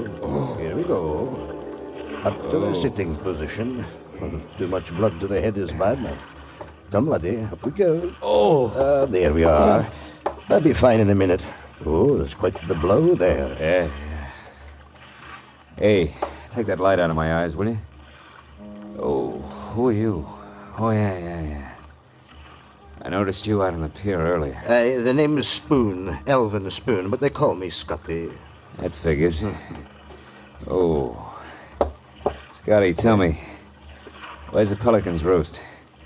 Was it a nightclub or what? Nightclub? Oh, no. It's far from that. How far? What is it? The Pelican's roost is the old fishing pier. In Santa Monica? A collection of rotting wood at the foot of 2nd Street? Aye, but what business could a man have there, laddie? The dirtiest. Thanks for your help, Scotty. Are you... Wait a minute. What be it? Something you dropped? Yeah. Something I dropped while being dropped.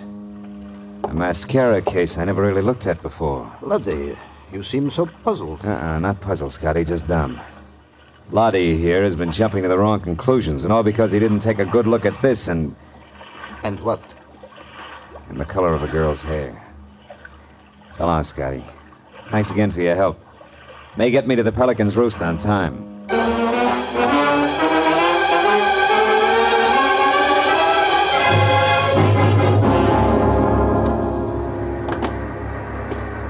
The nickname for the cockeyed assortment of barnacled pilings that complained with every surge of the sea and complained again with the undertow that always followed was no misnomer. At least 1,000 sleeping pelicans called it home. And now as I moved out along the splintered, lopsided boards that here and there gave way, I tried to be careful. Not to wake too many of the birds and stir them to flight, because that would give me away.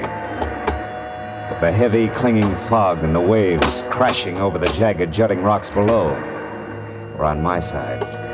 I made it out to within 20 yards of the end of the pier without being seen. There I slipped my .38 out of my shoulder holster and went forward, a slow foot at a time, until I saw Lynn Russell. Alive and alone, huddled near a slick, oily piling, a face in her hands, a body trembling with her tears. What I didn't see was the man who had come up beside me and taken aim. My hand! How dumb can one man get, Marlowe? A beating on the sidewalk, a beating on the boat, and now this. 3rd time's a charm, Adonis, haven't you heard? Oh, Phil. Phil, your hand, it must hurt terribly. Don't waste your sympathy, Lynn. The gentleman here thinks you're a killer. He thinks you knocked off Howdy Bub Freeman because you and Bub planned my accident, and you were worried about Bub talking too much. Phil, how could you believe that? Oh, it was real easy, Lynn. You had the motive, and that plus a box of mascara that came from your beauty shop just about sold me. I don't understand. What about the mascara? Well, it was found near Freeman's body. But it wasn't until a few minutes ago that I found something else. The mascara is brown, and that fits a blonde, not a brunette. What are you trying to say, Marlowe? My guess is that Maxine Majesta's that blonde. She happens to use the same brand as you, Lynn. It's a good guess, Marlowe. Maxine, Swell guess. I did kill Bub. We both planned your accident, Ward. Bud because he didn't want you to ruin everything you two worked so hard for, and I because I'd rather have you in the hospital than with her. Stay back, Maxine. He has a gun. So do I, but I'm still a hit. You see, Marlowe, I got here before you did. I've been watching them. He had all the chance in the world to shoot, but he didn't, and he won't. And that's why you only got shot in the hand. He's not a killer. You only hit the killer's temper. And he's just learned that revenge is hollow unless you are a killer. Don't, Maxine. Shut up, both of you! You killed Bub. Yes, I did. He was afraid you'd find out everything. He thought his only chance was to tell you what we did and put the blame heavy on me. You scum. You put me in the hospital, nearly killed me just to keep me for yourself. Yeah, it's called love. Stupid, wasn't I, Ward? Selfish. And I lost. But if I can't have you, nobody...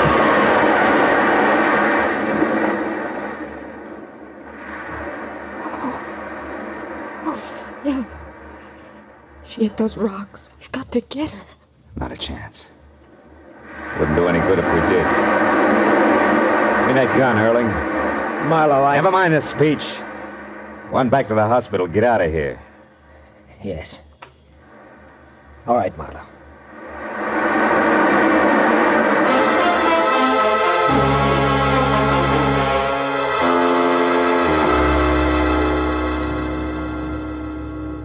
It was midnight when I called the Santa Monica police, and when all the paperwork was done, it was 3 in the a.m. Lynn and I drove by the old pier and sat looking at the rotten timbers. Tried not to talk about the poor kids somewhere underneath them. Lynn, Yes, Phil. how do you feel about everything? I don't. Just numb. Maybe that's the best way. Numb. Anesthetized. Insulate our hearts, our sensibilities. That way nothing can get to you. Yeah. Then just as we think we're all snug in cotton wool, life explodes the insulation, the heart ends the anesthesia, and we're back grabbing at brass rings. Phil, I want to go home. Okay, kid. But remember, there may not always be a way home.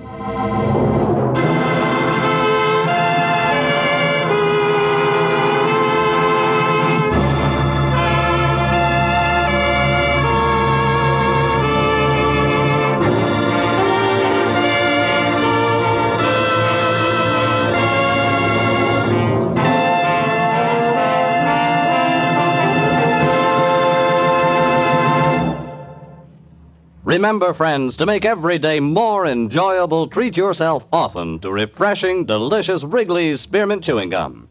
There's lots of cooling, real mint flavor in every stick.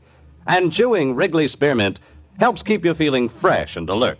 You feel better, work better, get more fun out of doing things. So indoors, outdoors, wherever you go, keep some healthful, refreshing Wrigley's Spearmint Chewing Gum handy. To make every day more enjoyable, treat yourself often to delicious Wrigley's Spearmint Chewing Gum.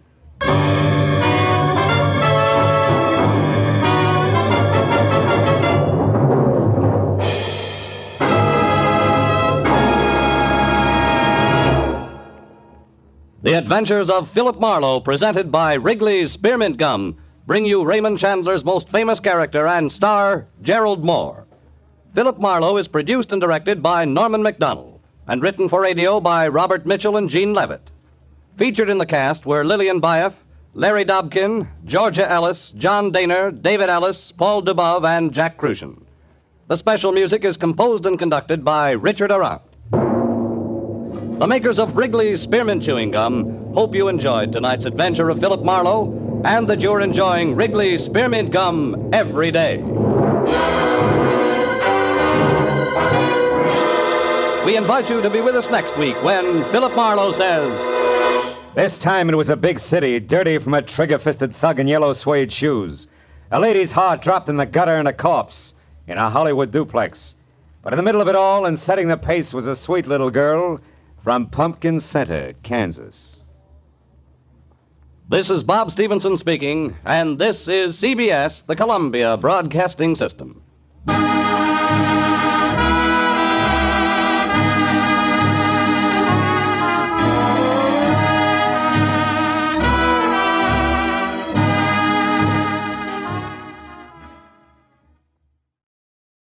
WROW in Albany, New York.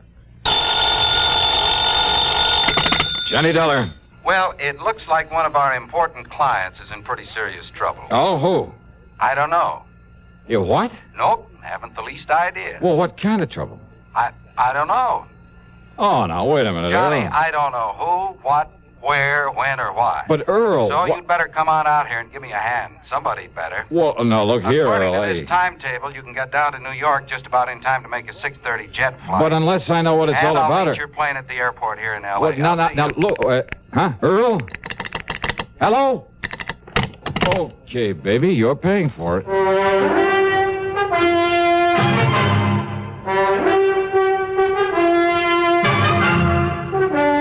CBS Radio brings you Bob Bailey in the exciting adventures of the man with the action-packed expense account, America's fabulous freelance insurance investigator. Yours truly, Johnny Dollar.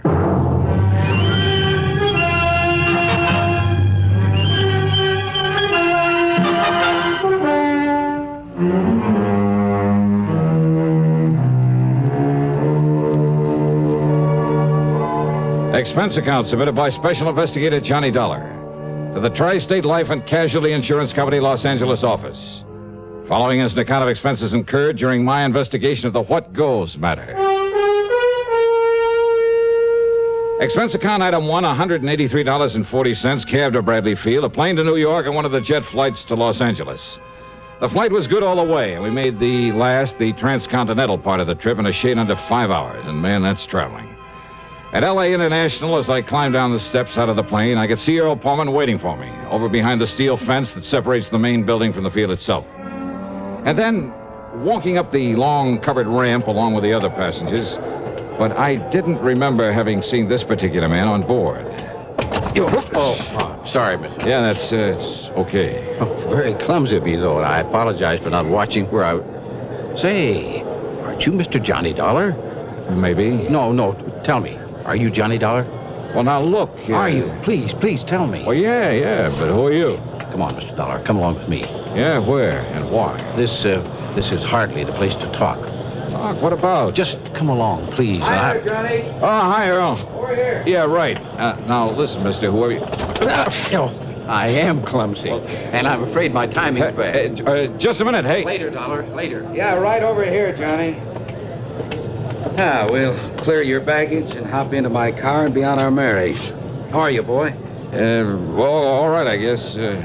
Yeah, fine, Earl, fine. Well, you don't look it.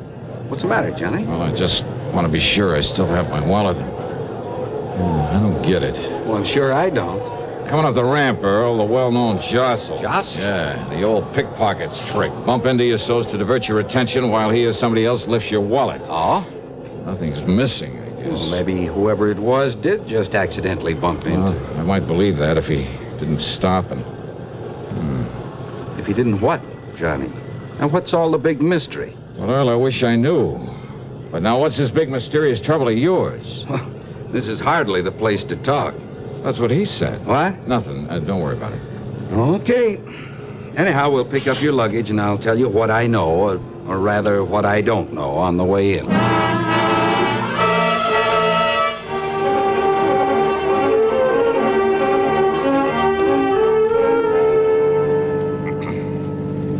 Oh, yeah, we love it out here, Johnny. Bought ourselves a nice new home out on Bundy Drive in West L.A., actually Brentwood. Yeah, but what and goes my with office this, is right nearby Westwood.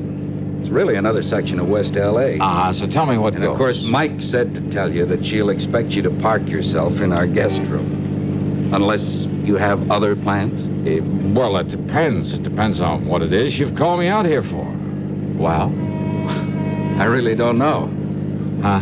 Johnny, I got this phone call early this afternoon. Now, he wouldn't give me his name. But he swore by all that's good and holy that he's a client of ours. He said that we wrote his life insurance policy. That was before I came out here, of course, for $250,000. Oh? Yes. And he was so sincere and so worried about something that I was sure it wasn't just a gag. Well, I guess that's pretty obvious since I wasted no time in calling you and asking you to come all the way out here. Yeah, well, what else did he tell you?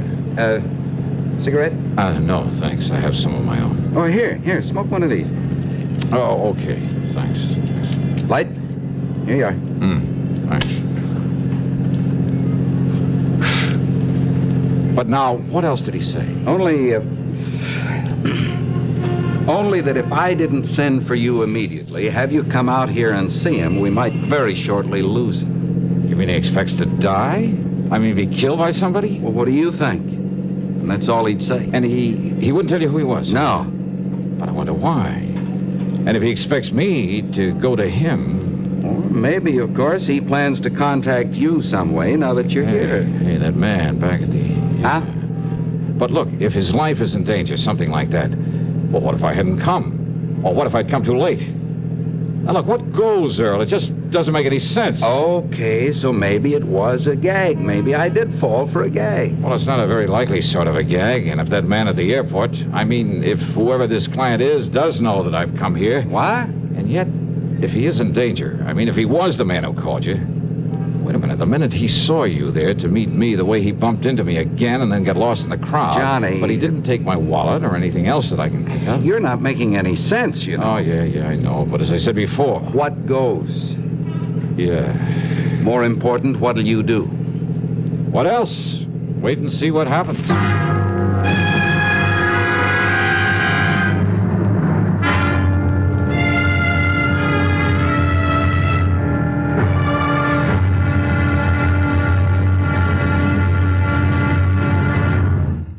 How are your children going to dress up this Halloween? As clowns, ballet dancers, skeletons, hobos, cowboys? Whatever their costumes may be sure you snap their picture before they go out as well as when they're making their rounds through the neighborhood. But be sure you have lots of Sylvania Blue Dot flashbulbs on hand, because only with Flash can you catch all the fun, color, and excitement of Halloween. Only with Flash, both inside and outdoors, even after dark, can you get all the sharp, clear details. Then, too, flash bulbs work with any film, any time, anywhere, with any camera.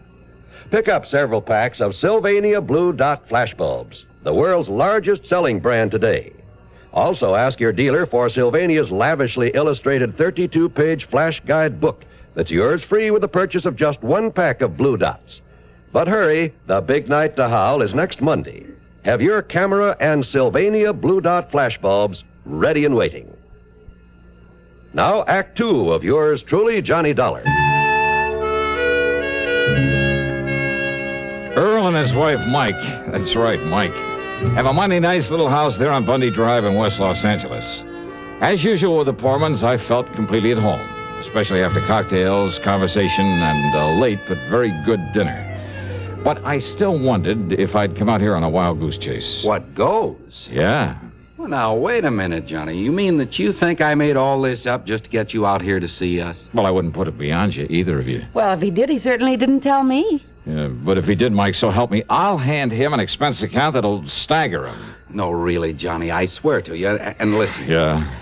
If this unknown client of ours actually is in some kind of trouble... Yeah, well, why didn't he tell you on the phone? And why didn't he give you his name? Why insist that only I get on the job? I don't know, but now listen. Oh, I'm listening. If somebody is out to kill him, well, maybe that man who bumped you out at the airport, who tried to get you to go along with him... Until he spotted you in the crowd when you called to me. But if he's one of your own clients... Look, I haven't met 1/10 of our clients since I took over the office out here. And besides, what I'm trying to say is that maybe the man you saw out there isn't. Huh?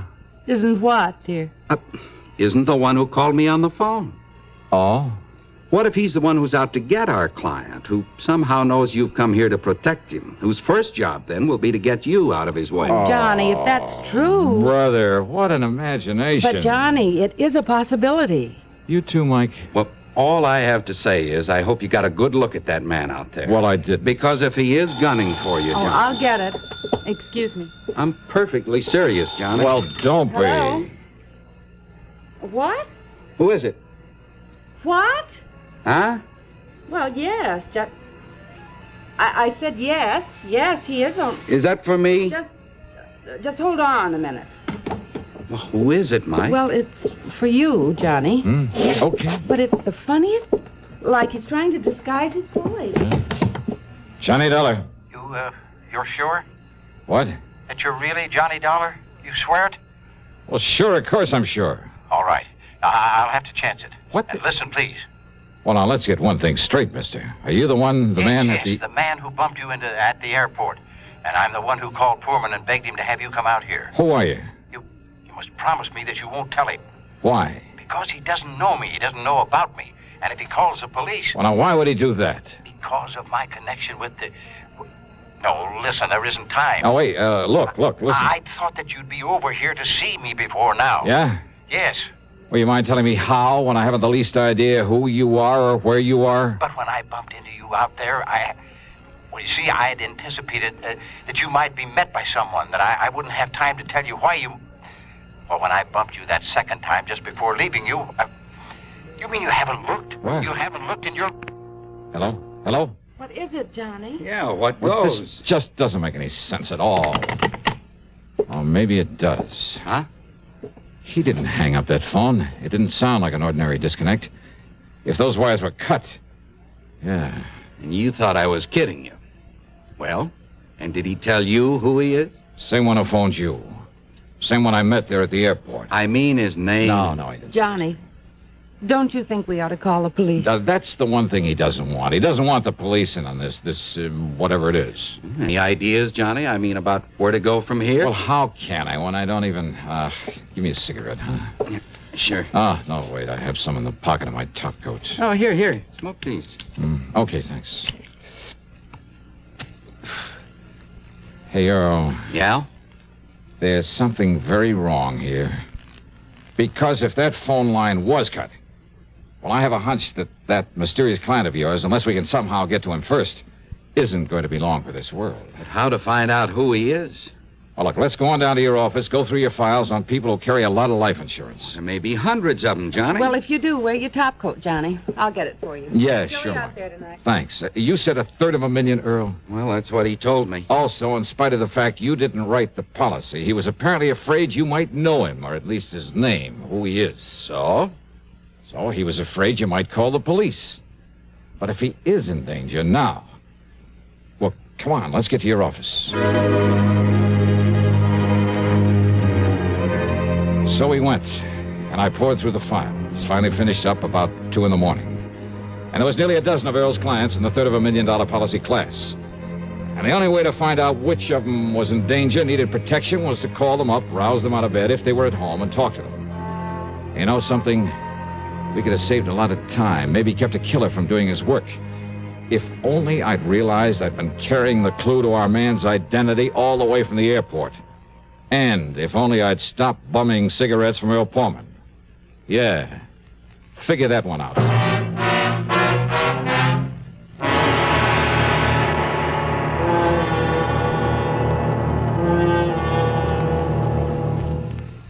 Maybe you're about to hit the jackpot. Maybe you're on the point of inheriting $500,000 or finding oil. Chances are, though, that none of these lovely things will happen. Chances are, if you want a bonanza in the future, you'll have to save for it. Now, there are a number of ways to do that. Some people stuff their mattresses, stash their cash behind a loose brick in the fireplace, or slip it under a floorboard. None of these methods make sense because that kind of money isn't making a cent for you. Not only that, it may get lost or stolen. Wouldn't you like your savings to make more money for you? Wouldn't you like to have them theft-proof, loss-proof in every way? Of course you would. And you can the United States Savings Bond way.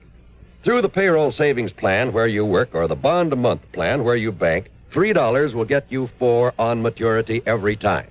Nicest thing of all, it's literally impossible to lose your money. If Baby tears your bonds into confetti and drops them out the window, you can recover your cash plus interest in United States Savings Bonds. Now, Act 3 of yours truly, Johnny Dollar, and the What Goes Matter.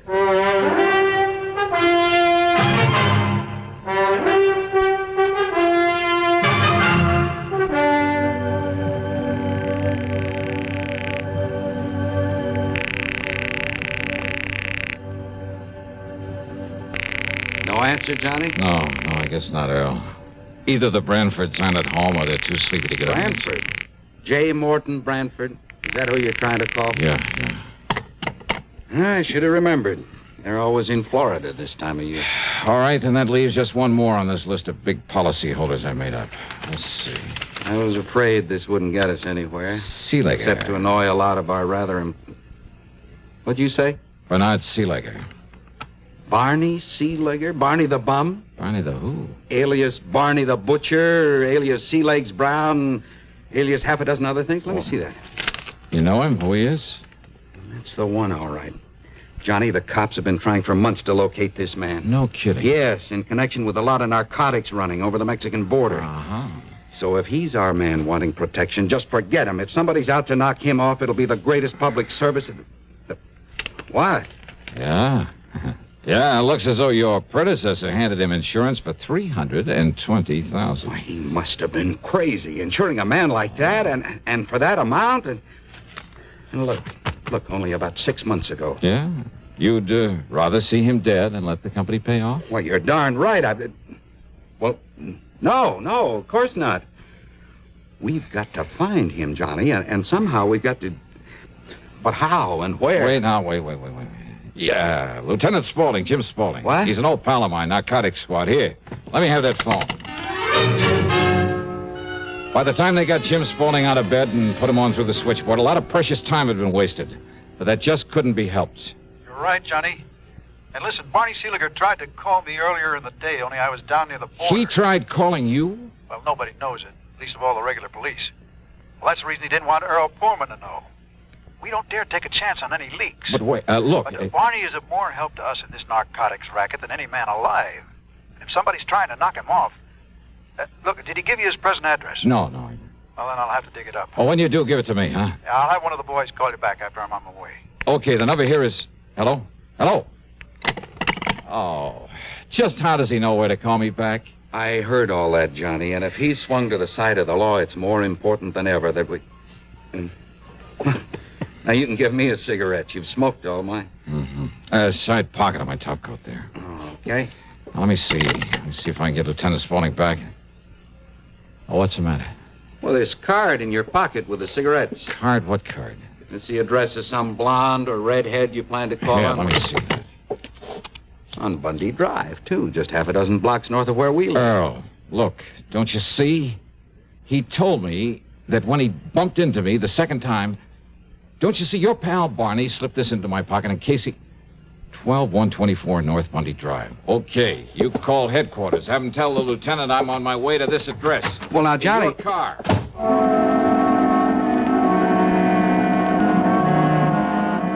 12124 North Bundy was a small, solid-looking house almost hidden by the remains of a neglected orange grove.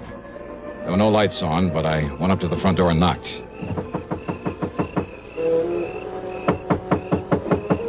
No answer. And of course, it was possible that Barney Seelegger had called me from somewhere else. But this was the address he'd been so careful to slip into my pocket. Then I noticed where the power and telephone lines led over to a service box at a rear corner of the house.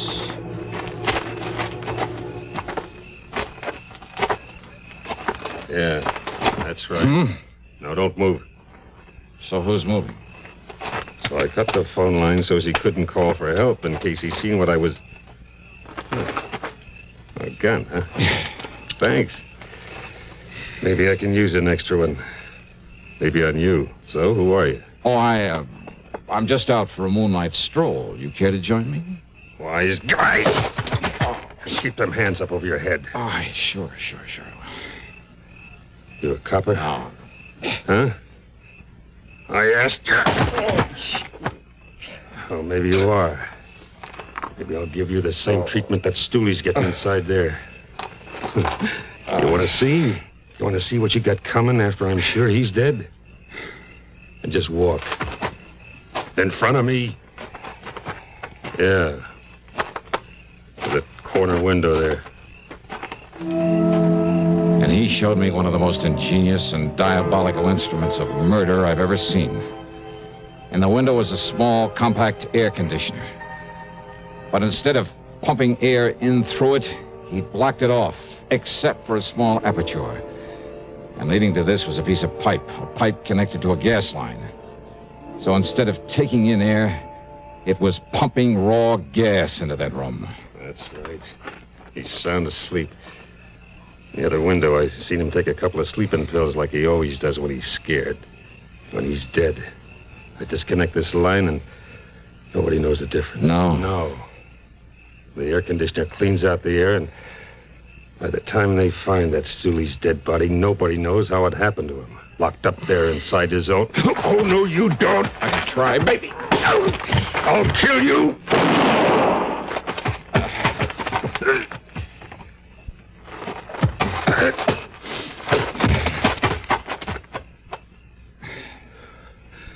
All right. All right now, mister. You should have known better. Yeah? Well, you just listen. Yeah? Because now I'm going to kill you with your own gun. Now!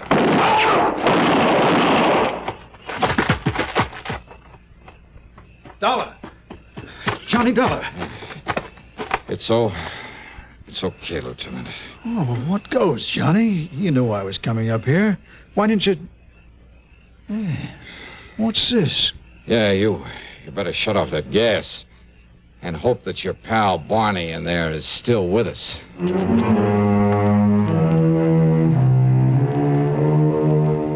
Yeah, Barney was still alive, but barely. Which is more than you can say for his would-be assassin. One of the lieutenant's bullets had caught him square in the head. So, that is that. Expense account total, including incidentals, and the trip home to Hartford, $368.50. Yours truly, Johnny Dollar.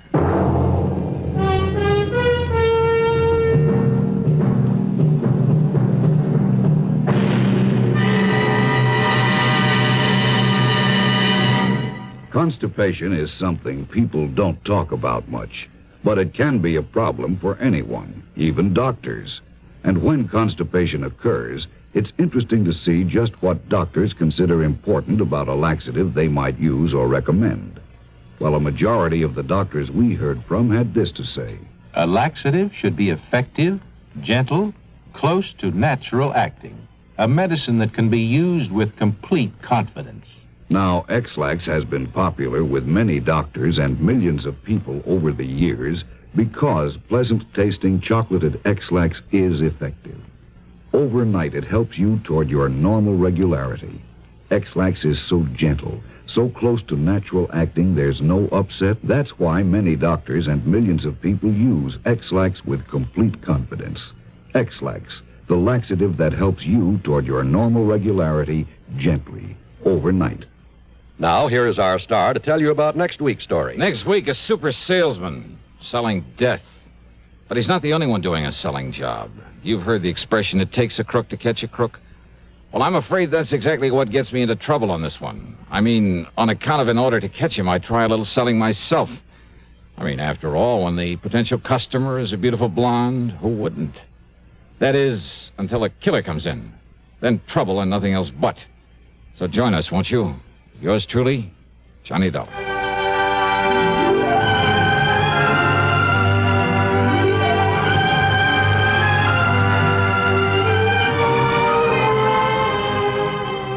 Yours truly, Johnny Dollar, starring Bob Bailey, originates in Hollywood and is written, produced, and directed by Jack Johnstone. Heard in our cast were Virginia Gregg, Vic Perrin, Forrest Lewis, Frank Gerstle, and Chet Stratton. Be sure to join us next week, same time and station, for another exciting story of yours truly, Johnny Dollar.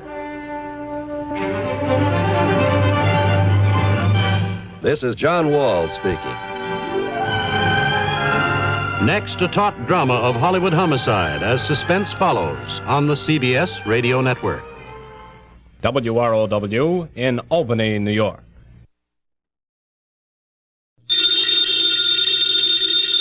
Ladies and gentlemen, the ringing of that phone bell means mystery, adventure. Nero Wolfe's office, Archie Goodwin speaking. You're up. And you've lost your... Oh. Archie, the answer is no. Hold on a second. The answer to what is no, Mr. Wolfe?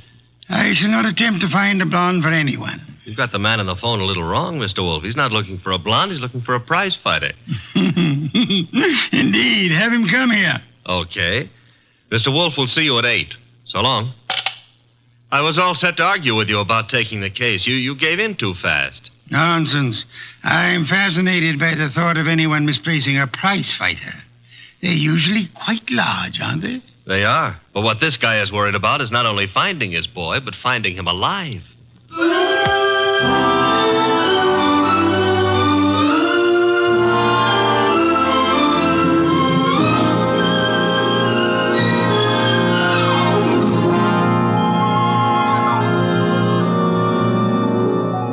Ladies and gentlemen, it's the bulkiest, balkiest, smartest, and most unpredictable detective in the world. That chair-born genius, Nero Wolfe, created by Rex Stout and brought to you in a new series of adventures over this NBC network in the person of Mr. Sidney Greenstreet.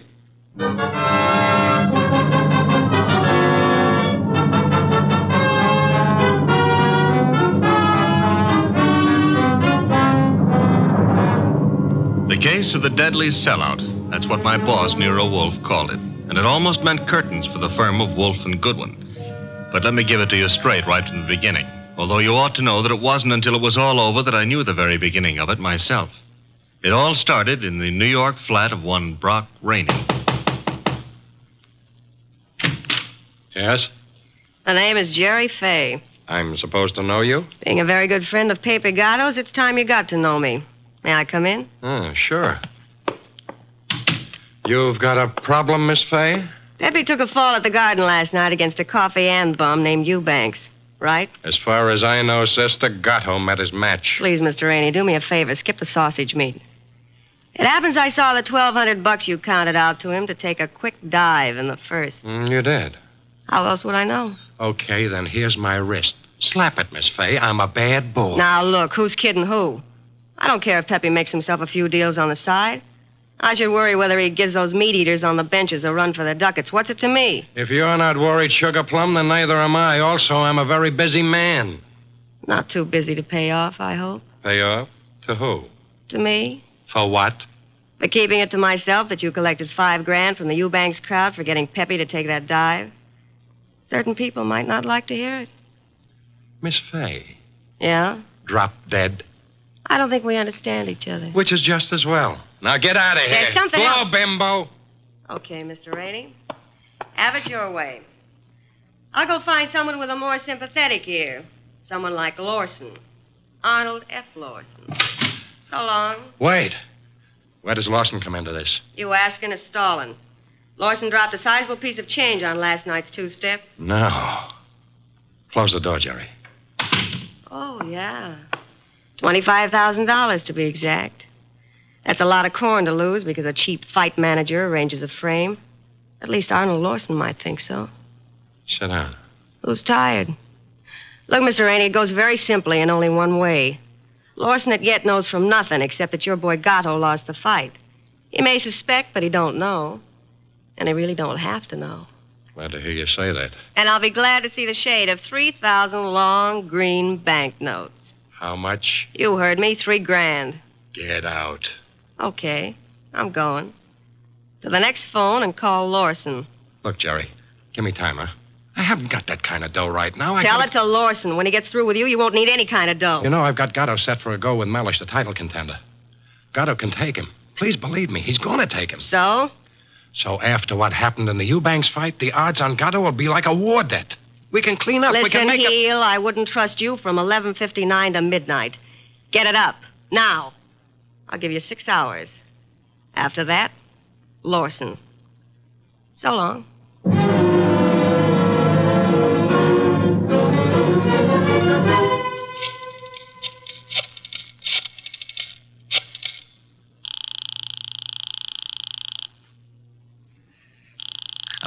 Come on.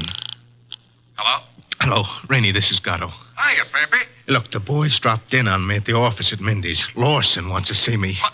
Lost? Look, Bum, I'm the one with the cauliflower ears. You heard me, and what do I do? Nothing. But... Don't go near him. Stay home. Let me take care of it. How? What do you do? I don't know yet, Pepe, but I'll find a way. How did he find out? Your girlfriend. What? She wouldn't do that. She hates the guy. Hate him or love him, she told him. I can't believe it. I suggest you call our little doll Jerry and give her your regards for the double cross. Meanwhile, stay put in your apartment. Don't move. But, Rainey... Hello. Hello.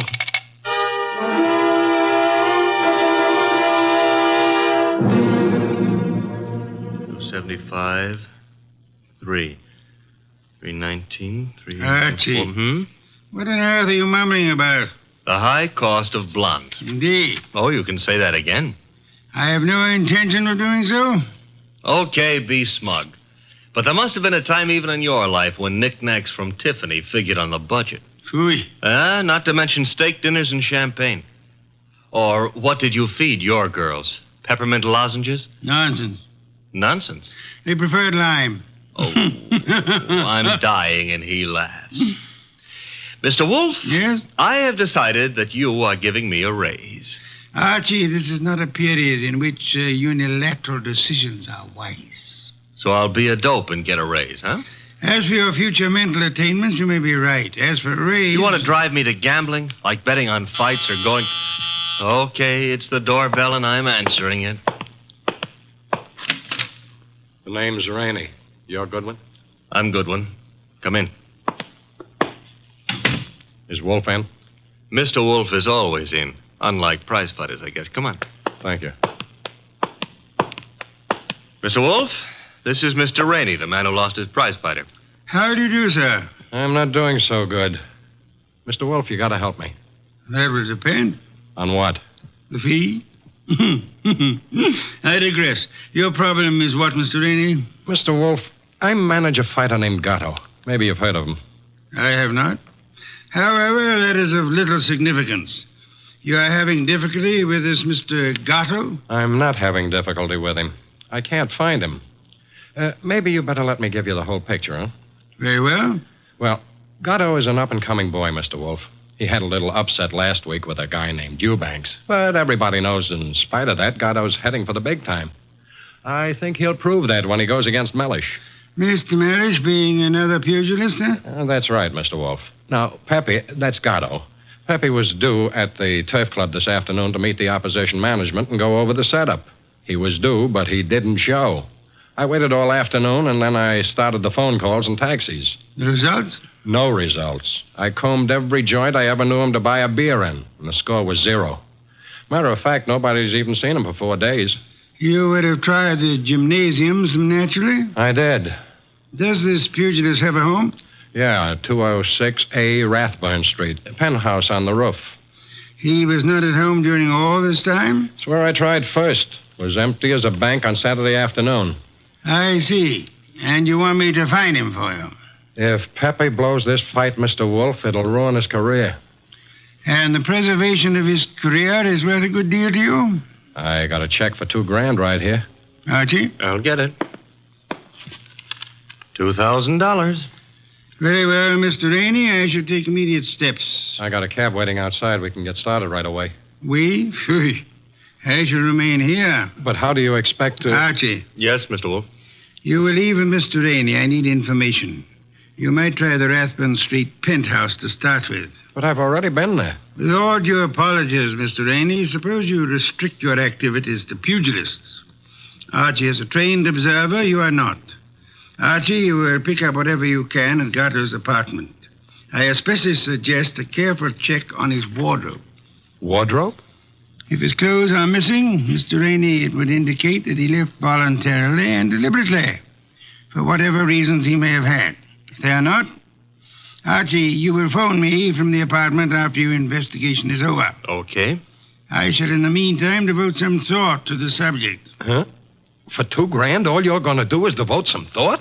Mr. Rainey, if I were not a modest man, I would point out to you that you're getting quite a... a bargain.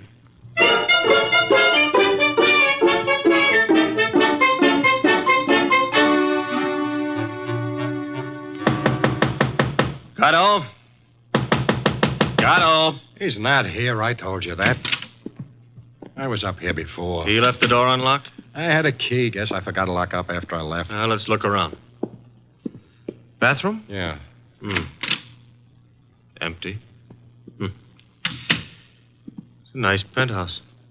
That a closet? Yeah. What do you think? He's playing hide and seek? Try it. Okay. Anything in there? Nothing I'm looking for. What's that you found? A hat. Well, let's see. A lady's hat. Yeah, smart and expensive. Label reads a Madame Yetta original. That bunch of lace and feathers cost somebody a fast $50. Yeah, probably one of his girls left it behind. And maybe she'll call for it. Come on, we'll take a gander out on the roof. I took a gander out there. It's bare as a bone. What have we got over there with the chimney? Where? Over there. Just an old awning. Got blown down in the storm last month. Be right with you. What are you doing? Looking under it. Oh, brother. You found him? Yeah, we found him, chum. A little late. 2 holes in his dorsal development and dead as a clay pigeon. Yeah. Well, what have you got to say? Well, now at least the bookies will cancel all bets. We both save our dough. Yeah. I got to phone Mr. Wolfe.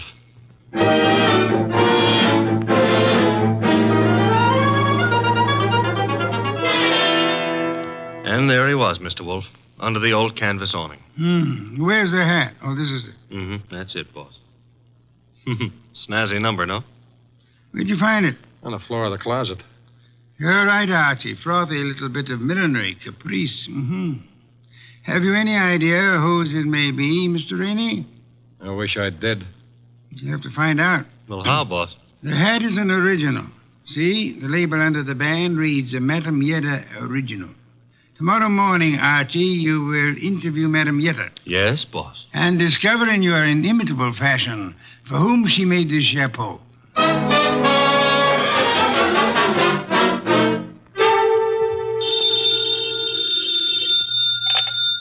Hello? Archie again, Mr. Wolfe. Per your instructions, I have just talked to Madame Yetta. What did you learn? Madame Yetta tells me she made that hat for a Mrs. Lawson. Who is Mrs. Lawson? Wife of an ex-beer hustler who's in the chips and puts on airs. Lives in a penthouse of the Bradford Arms. I was just about to hop a cab and go up there, boss. Good. Keep this up, Archie. And through sheer practice, you may yet develop a full-blown intelligence. Well, I'm trying, Mr. Wolfe. And after the Lawsons, I do what? Return here immediately and hurry. How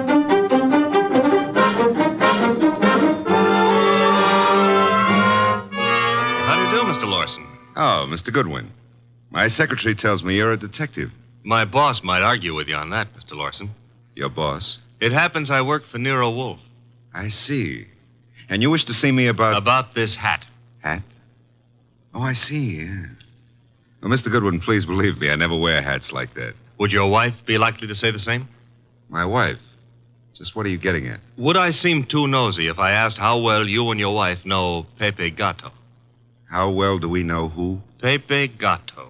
The pug? No, not such a pug. No, huh? I lost $25,000 on him in the Eubanks fight. If you ask me, he laid down like a dog. And did you talk it over with him? Talk it over with him. Never seen the man in my life. Not even at the fight? No, I placed the bet over the telephone. I'd scarcely have anything to do with a character like Gatto, Mr. Goodwin. You surely won't from here on out, Mr. Lawson. What do you mean? Gatto is dead. You don't say. He was murdered last night. Murdered? And what would you say, Mr. Lawson, if I told you that this hat is your wife's and that it was found in a closet in Gatto's apartment? Now, wait a minute. Let me get this straight. Are you implying... Not implying. Facts are sticking out. What time was this dumb brute done away with? Oh, I'd set it at somewhere between 5 and 7 p.m. last night. Well, you said it very conveniently. Thanks. Why? My wife and I drove out of the city at 4:30 yesterday afternoon. Didn't get back until 2 this morning. And this hat? It took wings and flew into Gatto's closet? Is that the answer? No, that's not the answer. Then what is? This is. A month and a half ago, I was with Celia on a bus top. She was wearing that hat, and the wind blew it off her head. I see.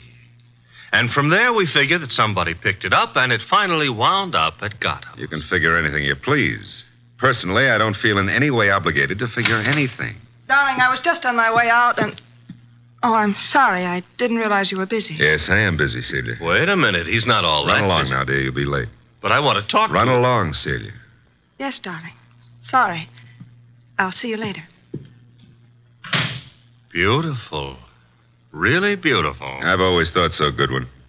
You, didn't give me much of a chance to talk to her, did you, Lawson? If I didn't, it's for your own good. My good? I don't get it. Celia's a sensitive person, and I won't have her bothered.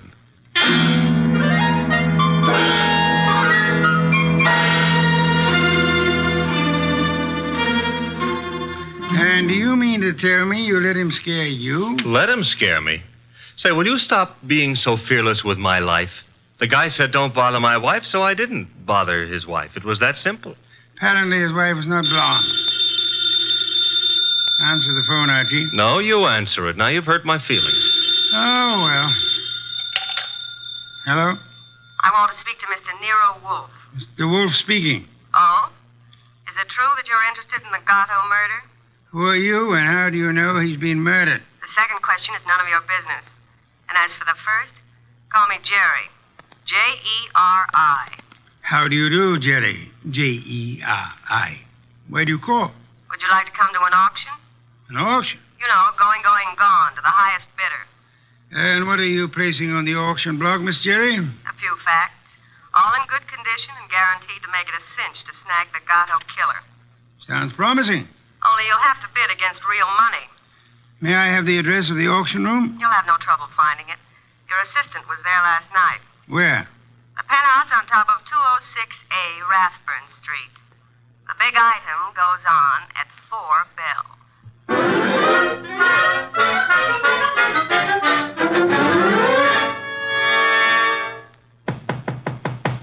Yeah?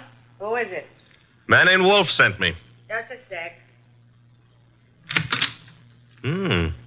You're Jerry, huh? I was expecting the man named Wolfe. Unfortunately for me, honey, when he's expected, I usually show up. Come on in. You? See, I'm the legs of the combination. He's the brains. It makes a nice on the nose as our custom. Where are the rest of the bidders? Any second now. Mm-hmm. How many besides me are coming? One. Small auction. But big action. How'd you happen to decide on this? I knew Gatto pretty good. And you were fond of him pretty good, huh? How did you guess? Well, you've got a key to this place of his, or you couldn't let yourself in. It adds, no? Gee, you should have been a detective. Just what I keep telling Mr. Wolfe. Look, tell me, Jerry, darling, this other person who's coming to the auction, who? The killer? You don't say. You sure the killer isn't here already? Look, I didn't kill him. The story you would like me to believe is that you witnessed the killing, huh? Called the killer and Mr. Wolfe and said, come on, kids, you can get me either to talk or shut up, depending on who pays the most. That it? Something like that. Mm-hmm. Okay, prove you know what you're talking about. Who is the killer? Is it Block Rainey? Should also have your head examined, pretty boy. I talk for dough and only for dough. Not that I'm mercenary or anything, Okay, tell me this. How come you saw the killer in the act? Simple. I was here with Gatto. Called me to come see him. While I was here, the shot came through the window there from the roof. You know something, sweetheart? What? I can't understand how a girl like you, a pretty nice girl under all that paint and powder and Broadway shellac, how you could do a thing like this. You were in love with Gatto, I know that. Everybody does. And still you're willing to keep your mouth shut if the killer pays enough. How come? What's the matter, honey? Did I hit a tender spot? I don't think you understand. Sure, I was in love with the goof. Then along comes this other dame. She's rich and beautiful, and she has everything to give him. Ooh, do I know her? Of course you do. She... Oh! Jerry! Oh! Jerry.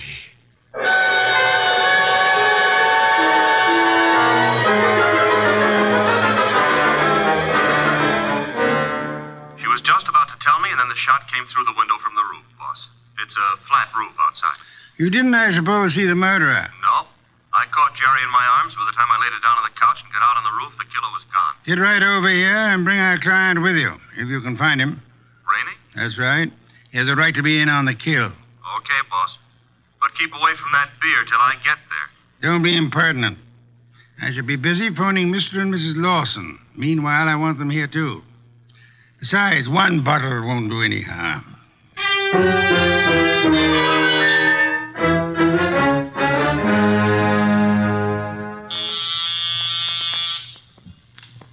There they are. Let them in, Archie. You remain seated, Mr. Rainey. Okay, Mr. Wolfe. Well, come in, Mr. Lawson. Come in. Mr. Wolfe here? He's here. Nice of you to come. Anything to help the law. Ah, Mr. Lawson. Your wife didn't come. No, Mr. Wolfe. She was out when you called. Sorry, I forgot to tell you. I left word with the butler, however. Mr. Lawson, about 20 minutes ago, a girl named Jerry Fay was killed. So? She was killed in your neighborhood, in a flat formerly occupied by one Pepe Gato. Well, where would that be? Maybe your wife knows where the flat would be. How dare you, sir? No histrionics, please.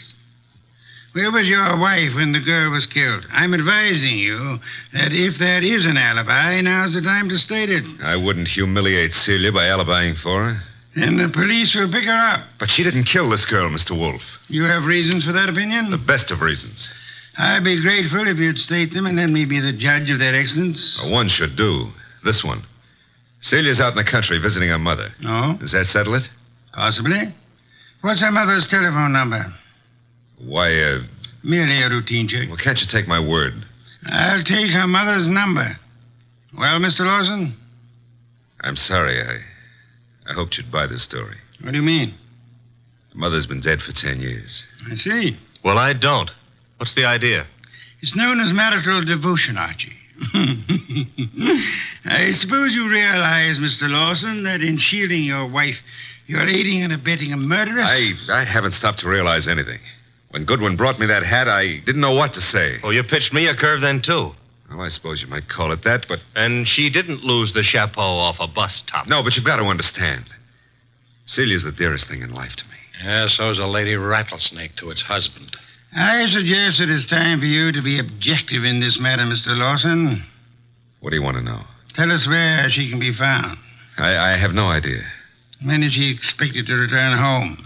Never. Oh? You see, we had an argument. I doubt that I'll ever see her again. Then we're quite on our own, Archie. To do what? To make a journey to Gatto's apartment. Gatto's apartment? She probably has a key to that popular abode. But she wouldn't go there, boss. On the contrary, I am of the opinion that that's just where she would go. Give me my hat.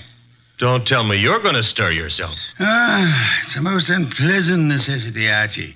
But the lady in question is dangerous and not at all hesitant about indiscriminate gunplay. Get out the car, Archie. We'll make the journey to Rathbun Street penthouse with the hope that Celia Lawson will show up in time to mourn her lost love. You want me to go along with you, too, Mr. Wolfe? Yes, indeed, Mr. Rainey, I do.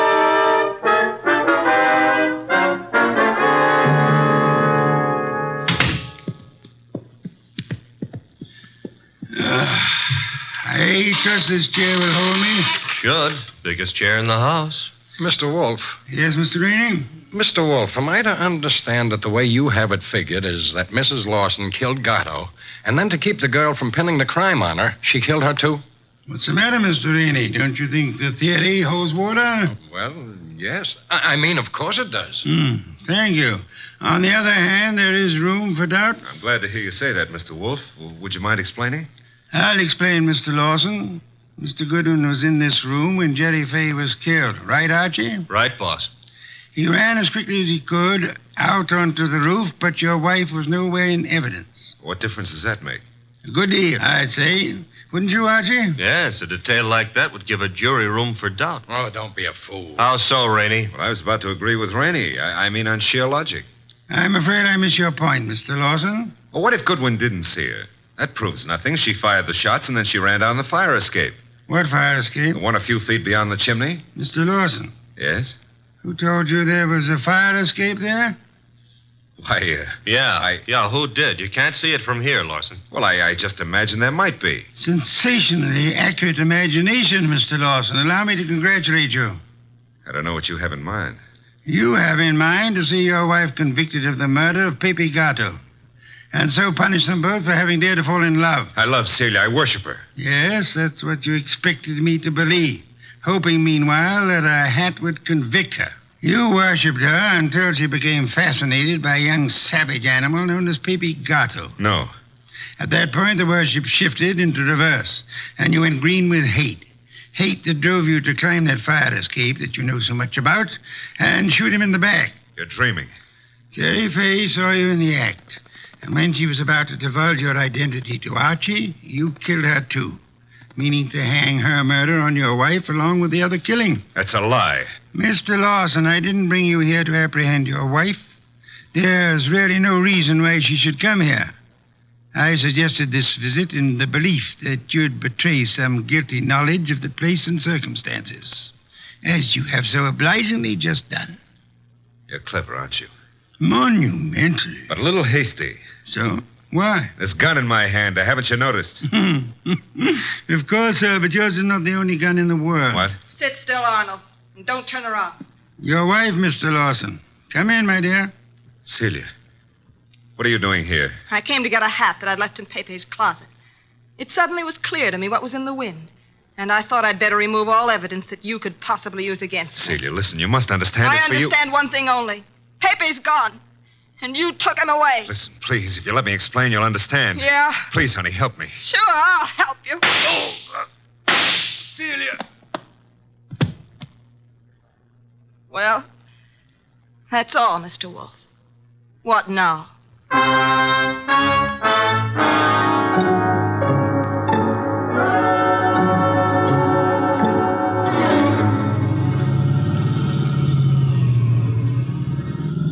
Archie, why is it when you drive it always gets so crowded outside? Will it go tough on her, boss? Why not? She killed a man in cold blood. Though she actually saved our lives while doing so. I hope that helps her at the trial. I hope so, Archie. After all, if she hadn't done what she did, what would have happened to the lobster bisque? What lobster bisque? The lobster bisque that Fritz is making for dinner. Hurry, Archie. It really can't be appreciated unless it's eaten hot.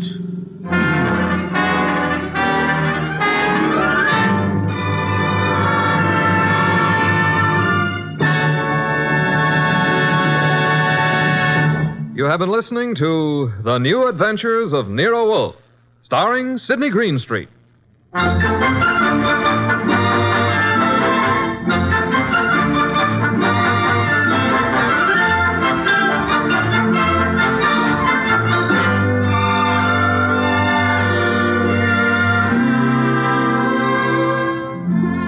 Tonight's transcribed story was based on the characters created by Rex Stout. This is an Edwin Fadiman program, produced and directed by J. Donald Wilson.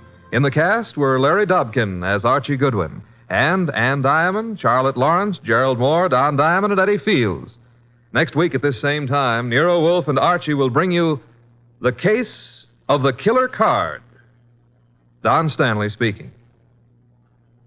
3 chimes mean good times on NBC.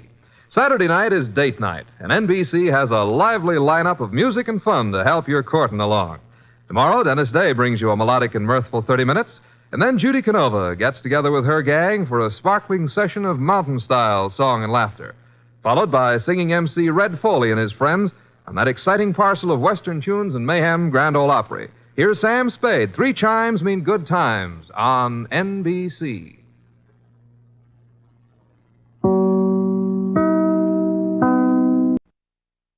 Get this and get it straight. Crime is a sucker's road, and those who travel it wind up in the gut of the prison of the grave. This time a bride-to-be, a corpse in a plush bungalow in a southern drawl behind a gun, all had one thing in common. They moved through the same deep shadow. It happened like this. From the pen of Raymond Chandler, outstanding author of crime fiction, comes his most famous character in The Adventures of Philip Marlowe.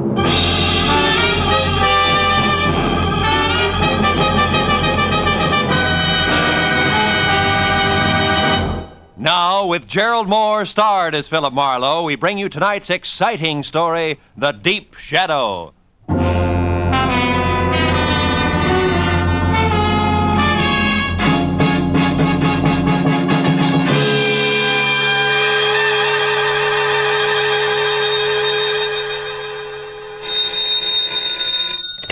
Hello.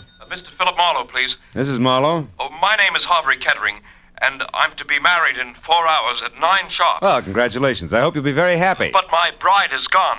Disappeared. I need your help. Now, look, if you've been left waiting at the altar, I can't... No, it's nothing like that. She's in trouble, Mr. Marlowe, I'm sure. Oh? Shirley loves me.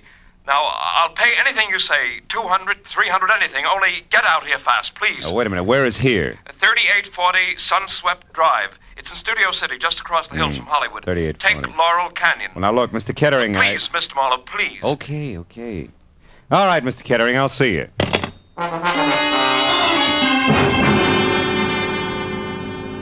The address he gave me turned out to be a healthy chunk of old Spain. A whitewashed house that spread out for at least 100 yards under a pink-tiled roof. I was admitted by a butler with owl eyes, no shoulders, and a small bay window, and we played follow the leader over cool marble, ankle-deep Persian rug and inlaid Philippine mahogany. Finally, I was ushered into the ballroom, which was big enough for a highlight match. It was decked out for a wedding, from the champagne buckets and dead-over-ice lobsters to a pink rose-covered canopy at the center.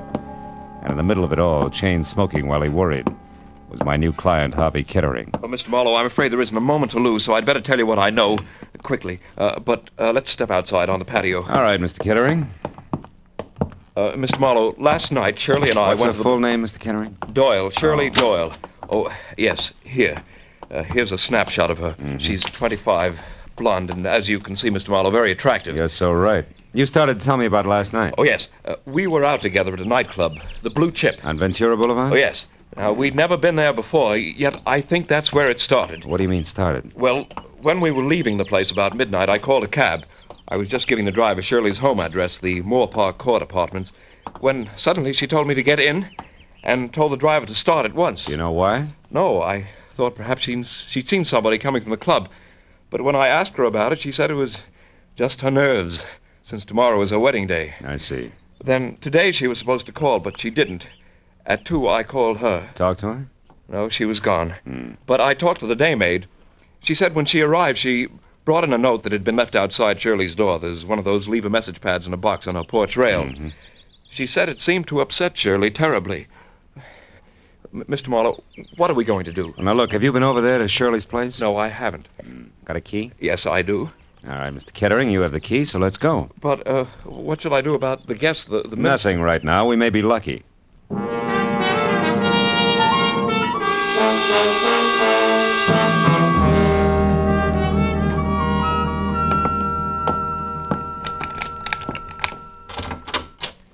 There are only 3 rooms, Mr. Marlowe. What do you suggest we do? Well, first, let's look for that note. She may have left it here somewhere. Oh, you try the bedroom. I'll start with the wastebasket. Full of papers. All right. Just as you say, Mr. Marlowe. Yeah, sure. Endicott Clinic. 321 North Rossmore. Say, Kettering, what does Shirley do for a living? Oh, she was a receptionist, Mr. Marlowe, at a medical clinic on Rossmore. Well, that figures. Mr. Marlowe. What? Mr. Marlowe, I found it. The note the maid spoke of, it's the same paper written with a soft pencil like the one attached to that box outside. It was on her dresser. Now, give it here. Let's see it. Dear Shirley Doyle, guess who I ran into last night? Francis Dragato. Suggest you meet me at the corner of Ventura and Woodsett Boulevard at 10:30. Not signed, huh? Is Francis spelled with an E? Yeah, the girl's name. I've never heard Shirley mention any Francis Dragato. And a public street corner wouldn't be much of a place to check 5 hours after people met, would it, Mr. Marlowe? No, I suppose not. Mr. Marlowe, what have you got? What is it? Oh, a page torn out of the classified directory, a listing of theatrical agencies. Line through by pencil from A down to C. The last one crossed out is Capital Artist. Yeah, that makes Drake Talent Agency next. Well, she never had anything to do with show business, Mr. Marlowe. What do you think it means? I don't know. You going to check with the Drake Agency? No, my first stop's going to be where you were last night, the Blue Chip.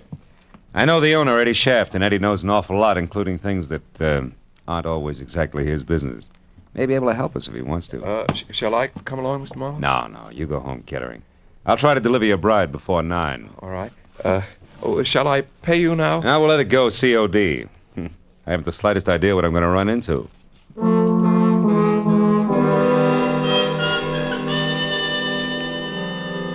The snapshot of Shirley Doyle my client had given me reminded me of the kid you went to school with. You know, she had the kind of well-scrubbed look you knew was quick to smile, but I knew that she could be in a lot of trouble if she was tied in at all with the dapper Eddie Shaft.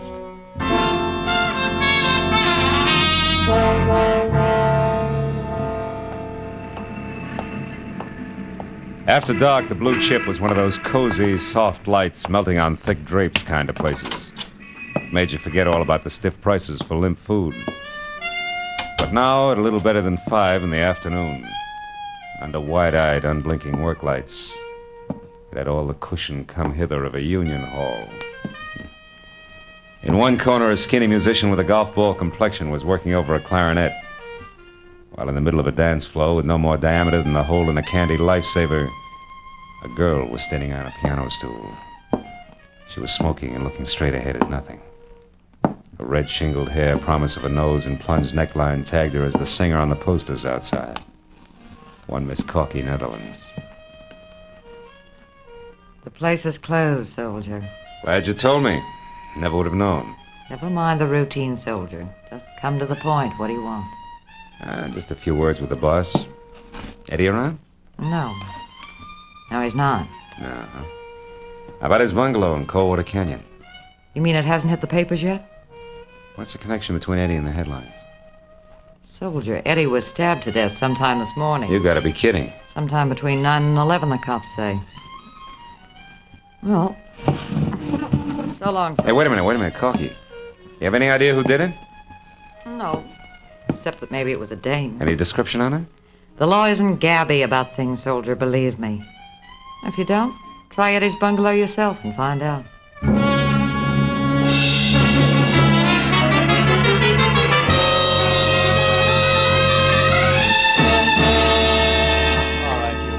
Hustle up, will you? Oh, yeah, and Mooney, don't forget to have that fingerprint crew go over his other car on that back porch rail. Okay, Lieutenant. Hey, can they start the body downtown now? Yeah, I guess so. We're not going to get any smarter staring at it. Hiya, Matthews. Huh? Oh, hello, Phil. What brings you up here? Curiosity. I was in the neighborhood. What's the setup? I hear it's supposed to be a woman. Could be.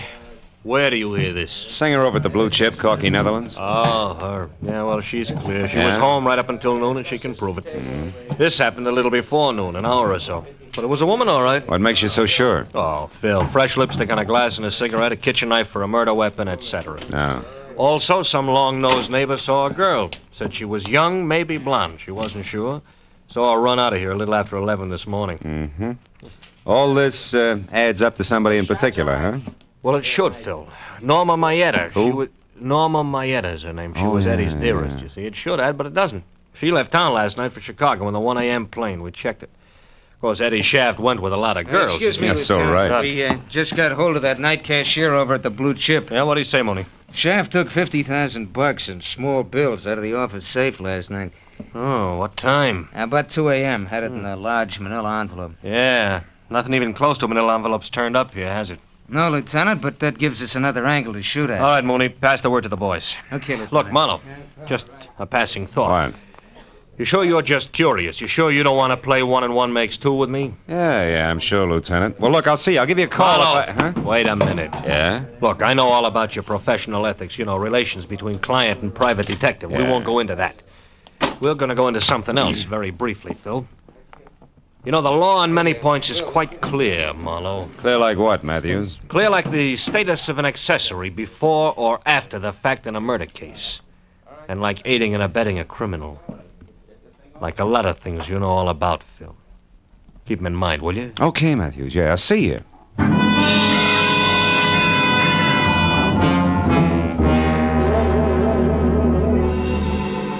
Since the lieutenant hadn't mentioned Francis Dragato, I didn't see why I should. All of which made it a good time for me to cross my fingers and check the name, which had been on deck on the list in Shirley's apartment. The Drake Talent Agency. The place, which was on Sunset Strip, was strictly coy colonial, from a miniature Mount Vernon front to an oversized mirror-polished brass knocker on the front door that said my tie was crooked. And I was sure that the gentleman who answered the door noticed it. He was impeccable. In cocoa brown gabardine, white high-at-the-throat tab shirt, and also cocoa brown silk tie. And at the bottom, there were thick-soled cordovans with leather laces. At the top, a crew cut over jet black horn rims. He took the glasses off, and long, soft fingers toyed with one stem while he talked. Yes, sir? My name is Philip Marlowe. I'd like to talk to Mr. Drake. I'm Mr. Drake. Oh? What was it you wanted, Mr. Marlowe? Well, I'm not exactly sure. You see, Hey, Drake, this picture here is Corky, Netherlands, right? The third one over, yes. She's a client of ours. But this picture isn't what you came to talk about, is it, Mr. Marlowe? What's her home address?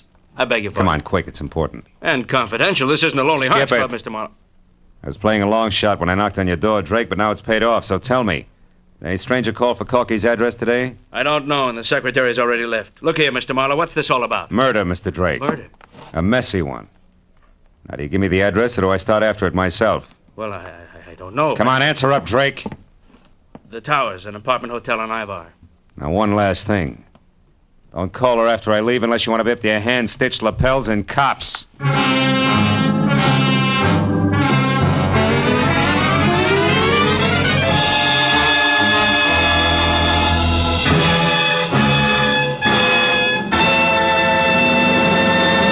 In just a moment, the second act of Philip Marlowe. But first, you might think that after several years with Gracie Ellen, George Burns had seen everything, done everything, been everything. But this Wednesday night, you'll find George in a brand new role, that of a Florodora girl, with costume and complications by Gracie Ellen. The Burns and Allen Show is heard every Wednesday on most of these same CBS stations, along with the Bing Crosby Show and the Groucho Marx program. Now, with our star, Gerald Moore, we return to the second act of Philip Marlowe and tonight's story, The Deep Shadow.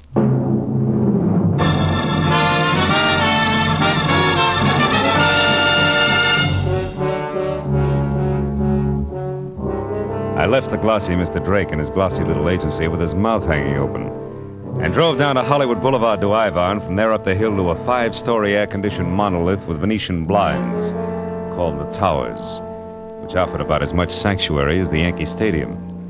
I parked heading downhill and walked in across the buzzing green and silver lobby draped with pale pink curtains and blasé women to the elevator and rode up to the 3rd floor. Corky Netherland's apartment was the 4th down the hall to the right, and quiet, but the door was ajar 2 inches. So I rapped hard enough to swing it all the way open. The answer sounded like a cry for help from the bottom of a well. When it came again, I went in, and it took me a few seconds to realize that the noise was coming from a closet. And when I got it open, Corky Netherlands reeled out, looking like she'd been through a threshing machine. She was here. She was after the money. Who was after what money, Corky? Who? There's some dame. I didn't know her, but she... There she is. Shirley! Miss Doyle, wait a minute! It was Shirley Doyle. She'd been hiding inside near the door. She grabbed a handy, oversized ashtray and let it fly at us, then beat it. I made it to the hall just as the elevator door closed, so I took the stairs and raced it down to the lobby. I got out on the street in time to see Shirley with a large manila envelope in one hand pile into a sleek new Hudson and take off. I ran to my car to follow her, but that was as far as I got. I was stopped cold by a nasty little gun in the hands of a southern accent behind a pair of strictly Hollywood dark glasses. Be a good boy, honey, and hold it. Now, look, right sister, there. who do you think you are? Now, What are you... I'll ask the questions if you don't mind. Why are you in such a fuss over the girl who just made off there? I was trying to get her out of a jam, believe it or not. Well, now, isn't that the darndest coincidence you ever saw? So am I. Only you want to catch her, and I want her to get away. But I guess that's life, isn't it, honey? Yeah, in the raw. You said it. We got big business together, her and me. And it sure don't include you. Just a minute. This ad's like you could be Francis Dragato. Francis who? Dragato. Me? Yeah. Oh, that name's much too fancy for the likes of me, honey. I reckon we can break it up now. So why don't you just give me the keys there in your hand? My keys? Come on, give. Yeah, well... That's a good boy. Now, don't try anything silly. And, don't fret, honey. I'll leave your car 2 or 3 blocks down the street here. Look, maybe you ought to go back upstairs and console little sugar child up there. Maybe take her to a movie or something. You know, to cool her off. Well, that's a nice, fresh thought. I'm loaded with them. Yeah, you're Try loaded. me again sometime. So long. Dames. Someday I'm going to get a case where there's no dames connected. Either directly or indirectly. Parking my car 3 blocks away, that's fine. Just fine. Hey, going up.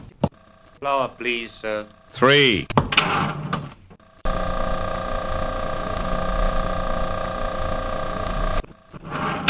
Did you catch her, Marlowe? Did you get her? No, she got away. Which leaves you and me, Corky, to make cozy conversation about that mention of dough you slipped on when I let you out of the closet.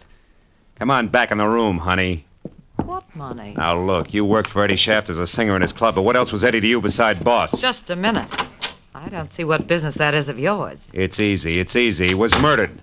The cops have already talked to me, soldier. I'm clean. Those negotiations can be reopened at any time. For one thing, you forgot to tell them anything about dough, and yet they're very interested in 50,000 missing bucks. That 50 grand was right here in the apartment, wasn't it? Well, You can't blame a girl for trying, Marlowe. No, not unless she tries too hard. Now, what does the name Francis Dragato mean to you? Francis Dragato? Okay, skip it. Where'd you get the dough? Eddie gave it to me to keep for him. Why you? I thought Norma Maeda had the inside track with Eddie. Not after he fell in love with me. Oh, no, that's not good enough, baby. There was a double cross. Where was it? Now, look, Corky, you might as well be smart about it, huh? All right, I didn't kill him. But if you can get that dough back for me, I'll split it with you. Right down the middle. I'm listening. That club of his is dying on its feet. The blue chip's going broke. Eddie and Norma Maeda raised $50,000 to keep it going. But Eddie decided to get out from under. He got rid of Norma by sending her to Chicago in a trumped-up deal. And he put all that cash in one lump and gave it to me to hold. We were going to run out together. Only somebody got to him, nailed him, and that left you holding the bag with $50,000 in it. That's nice. Except then a girl who belongs in this mess like a great-grandmother belongs in a high hurdle race stepped in and took it away from you. With the help of a southern accent and dark glasses. Who are you calling? Friend of mine at Homicide. Why, you... Sit down and shut up. So far you've been lucky, Corky. Don't push it. Darren Matthews, Homicide. Marlowe Matthews, listen, on that Eddie Shaft case. Yeah, what about it? I got a couple of things you might be of help to you. Now, look, item 1.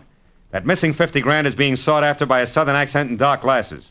A woman? Yeah, and she pulled a gun on me. Item 2. The name Francis Dragato, it ties in. D-R-A-G-O-T-T-O. Ring any bells? Dragato. That's what I said. Yeah, wait a minute. Oh, yeah, I remember, yeah. Yeah, but it's nothing, Marlowe. It's ancient history. Dragato I knew was a third-rate burglar, shot and killed resisting arrest down the Sandbar district about 5 years ago, way back when I was a prowl car sergeant. Look, what about this Tell me, Dragato have a wife? No, I think there was a daughter around. Name though. Francis? I don't remember that good, Marlowe. Look, what is this Dragato business anyway? Well, so far it's a hunch. That's what I thought. Climb off of it and get down to facts, will you? Who's the dame after that Eddie Shaft money, or where did you run into her? I lost her on Ivar. That's not what I asked you, I know that's not what you asked, but anything else would be a breach of my client's confidence. All right, look, Marlowe, I'm real serious. I'm going to give you just 1 hour to notify your client and get down here and spill. After that, I'm putting out a call to have you picked up for withholding evidence. Matthews ain't kidding this time. You, didn't say goodbye. That's quite a tightrope you walk, Marlowe. Yeah, sometimes. You're good. And I'm a girl of my word. You get that money back for me and it's 50-50. You're my only chance. Don't kid an old kidder, baby. You're a girl of 2 words. Double and cross. Good night, Corky.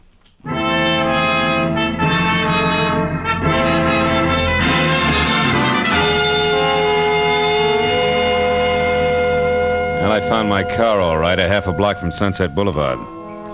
It took 20 minutes to get from there to the Sandbar district. And it was downhill all the way. It was a neighborhood squeezed and cramped in by a solid wall of massive factories, and as festered as the bottom of a bent garbage can.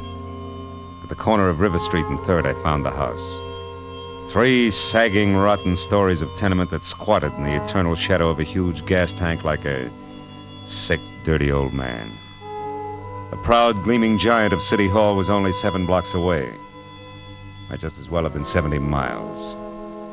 I went up to the door and knocked, and finally it inched open, just far enough for a face the color of dishwater to peek out. She hissed at me for a minute through the gap where her front teeth should have been, and then told me she was Ma Hargis, the manager, motioned me inside. The living room looked like something swept out the back door of a down-at-the-heel museum. So, you want to know about the Dragotas, huh? Yeah, they lived here, didn't they? Maybe not. Cops got the old man about 5 years ago? It's possible. What became of his daughter? Where's Francis Dragato? Why? What are you being so cagey about, Ma? Because a bird that asks questions has got an angle, always.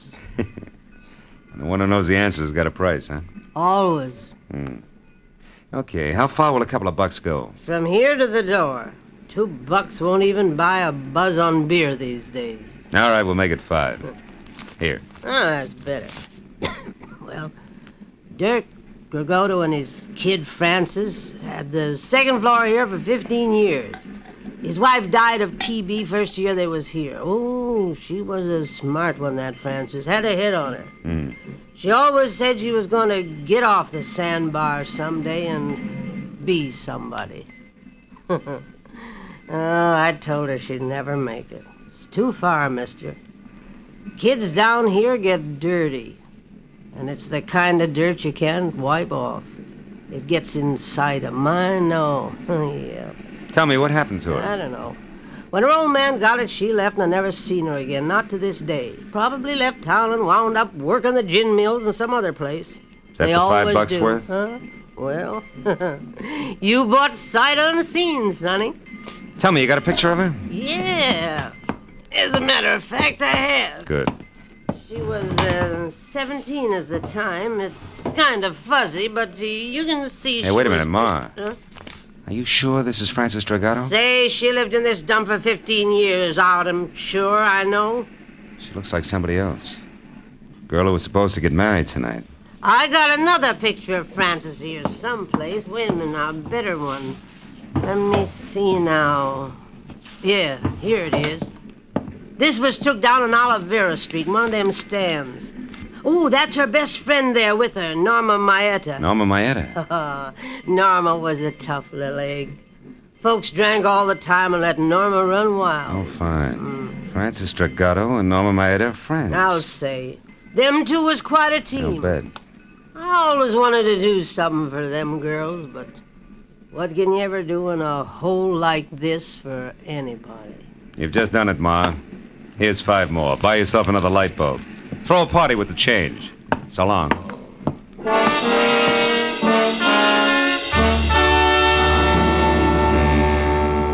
The eyes of one young woman and the chin and mouth of another, side by side, smiling into a camera, had cleared up a lot of questions.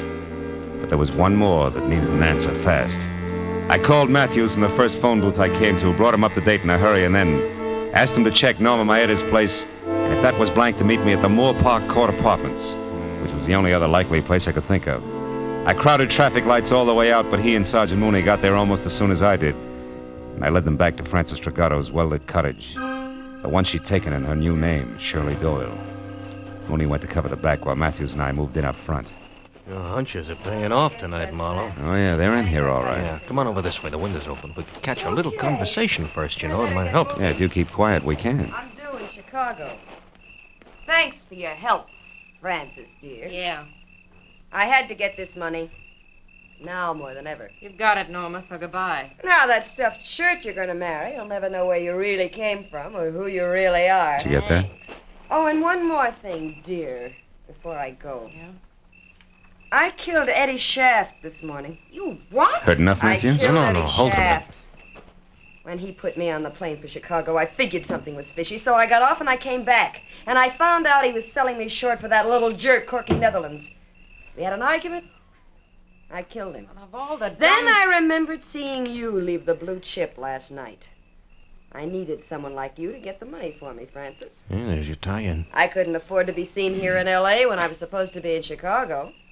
Not with a murder on my neck. But you were seen by that man who chased me at the hotel. Who, Marlowe? He's still looking for a southern drawl and dark glasses.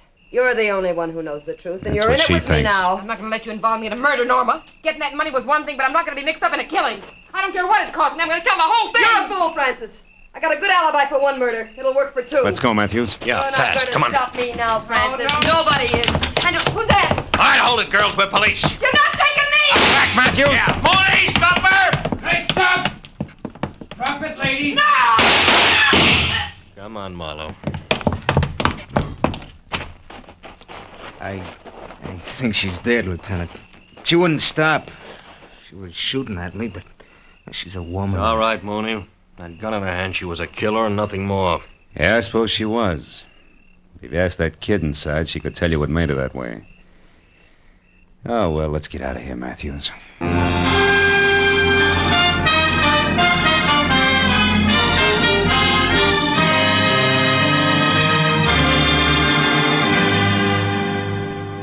I can't thank you enough, Mr. Marlowe, for bringing Shirley, that is Frances, back to me safely. Oh, believe me, Mr. Kettering, it was a real pleasure. And you, Lieutenant Matthews, for your cooperation on withholding the publicity aspects of this horrible Oh, thing. no, it's okay, Mr. Kettering. Glad to help out. We're going to be married, you know, right away. Shirley told me the story and wanted to postpone the wedding, but I wouldn't hear of it. Good. After all, I'm not marrying her for the past. I'm marrying her for the future. Yeah. Best wishes, Mr. Kettering. Yeah. Maybe tomorrow when Shirley's calmed down. Give her my congratulations, will you?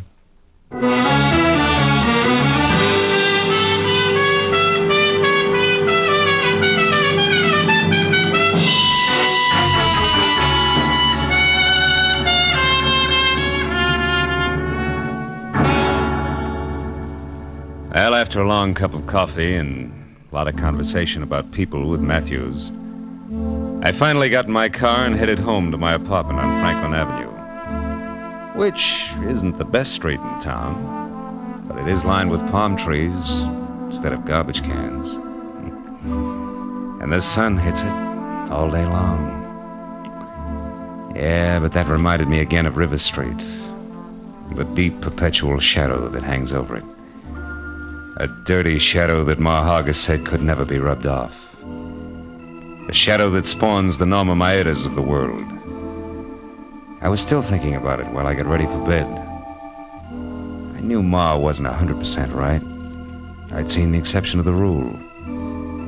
But she was 99% right. Just enough to disturb my sleep. Oh, well. One guy can't change things, can he?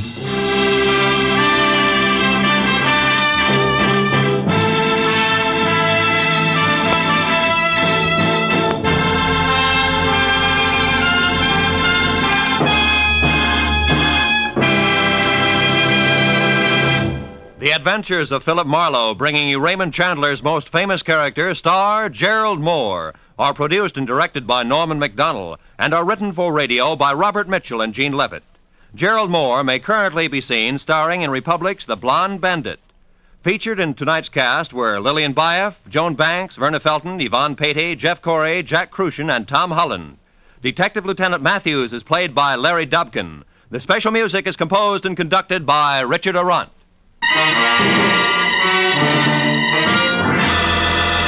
Be sure and be with us again next week when Philip Marlowe says...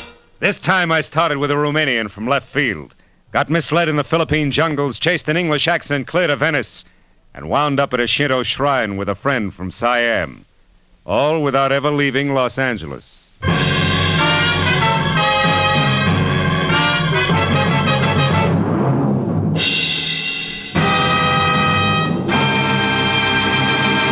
Dr. Christian, the kindly physician of River's End, has a most unusual case placed in his hands this Wednesday night on CBS. His patient, a 16-year-old girl who's in love with an older man, and the man, Dr. Christian himself. CBS cordially invites you to hear this Dr. Christian story, The Rainbow Trail, on most of these same CBS stations this Wednesday night. This is Roy Rowan speaking. This is CBS, the Columbia Broadcasting System.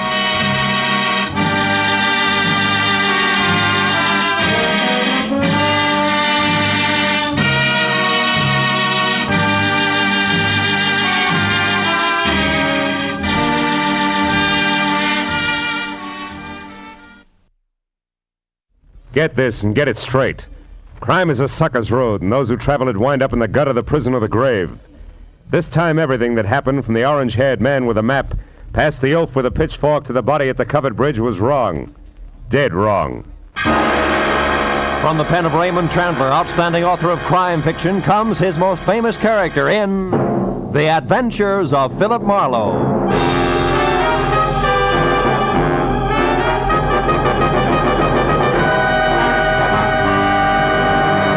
Now, with Gerald Moore starred as Philip Marlowe, we bring you tonight's exciting story, The Covered Bridge.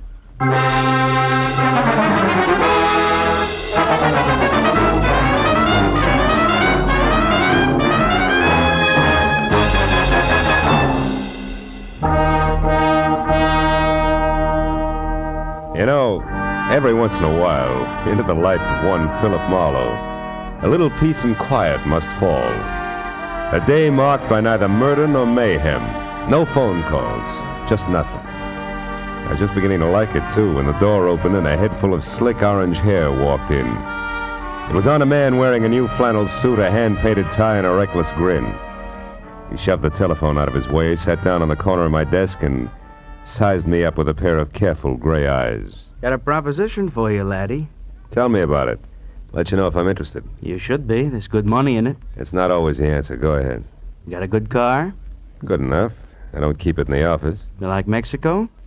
Look, is this a social call or a quiz program? Well, this is business. I asked you a question.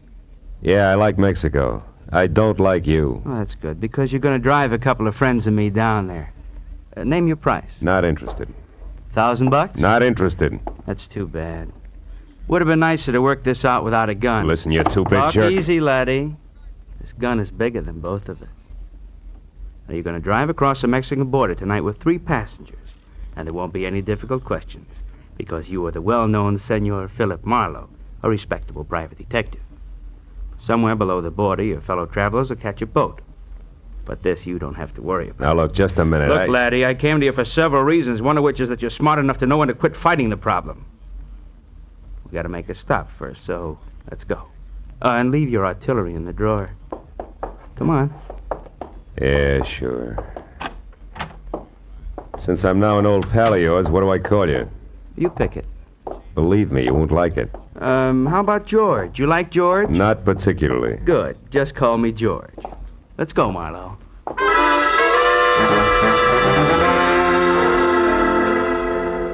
We nodded at the elevator girl, waved goodbye to the kid in the parking lot, and headed south on Highway 101. All with the front of that Mauser nudging my kidney. It was screwy, but I was on my way to Mexico. Don't get ambitious, Marlowe. Not too fast, not too slow. Just keep it rolling nice and steady. I did what I was told and watched for a break. For every foot of 100 miles down the coast. At Oceanside, we cut inland past Escondido and up into the citrus country. Once he dug a little map from his pocket and studied it while we headed into the hills where farms were farther apart. George was busy looking for a turnoff when my chance came, and it came fast. My foot slammed down hard on the brakes. George's head smacked the windshield, and the gun slipped out of his hand. I dropped 2 wheels in the ditch, but I got the gun. He took one look, then jumped out and ran in a low crouch for the back of the car. Before I could follow him, I heard the truck coming. It was a big 2-section job rolling fast. It topped the rise just as George pivoted toward the road. The truck driver must have seen him just as he hit me, because the air brakes locked on all 26 wheels at the same time.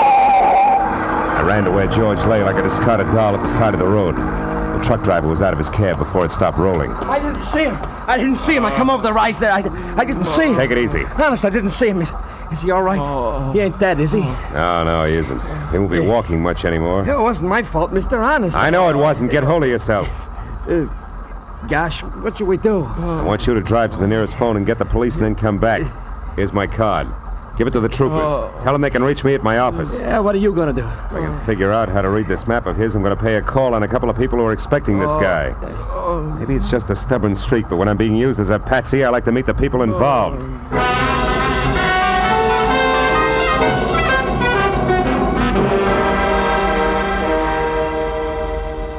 As I drove, I studied the map, and 2 miles down the highway, I found the first landmark, a dead tree.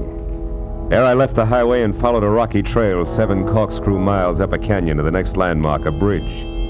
One that looked like it had been lifted out of some rustic Connecticut woods and dropped across the California gorge purely by mistake.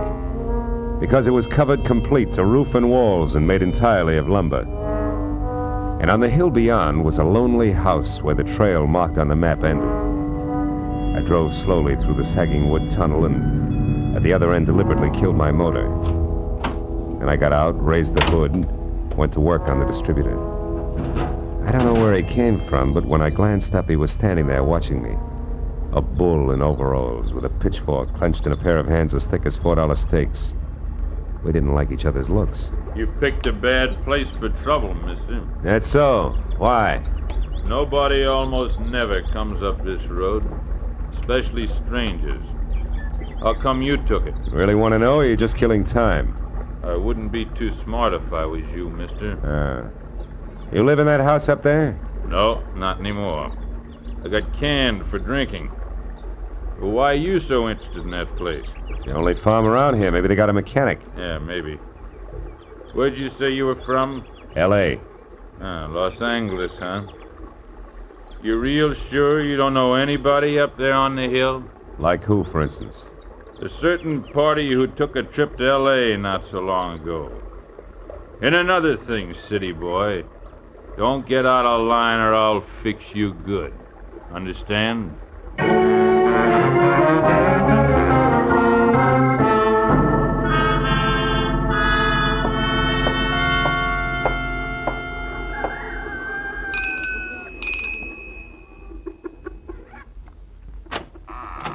Yes?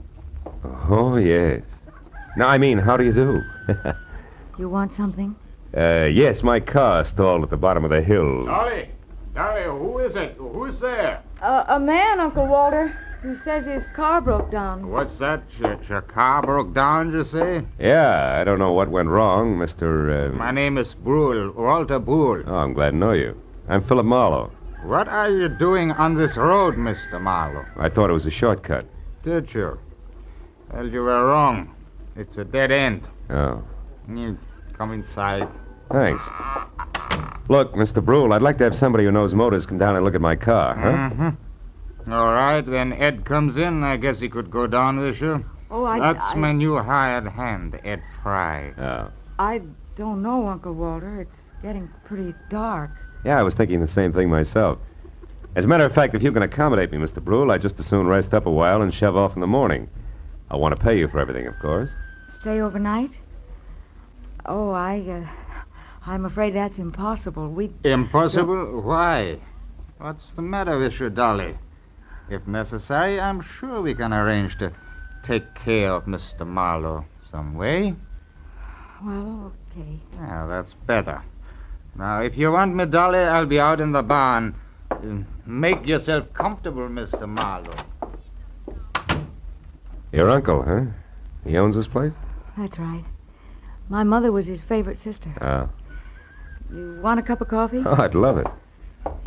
Haven't had any farm kitchen coffee in ages. You don't seem to have many visitors up this way, Dolly, huh? No, not many. Nice farm, though. Stinks. Is that why you run off to L.A. now and then? How did you know about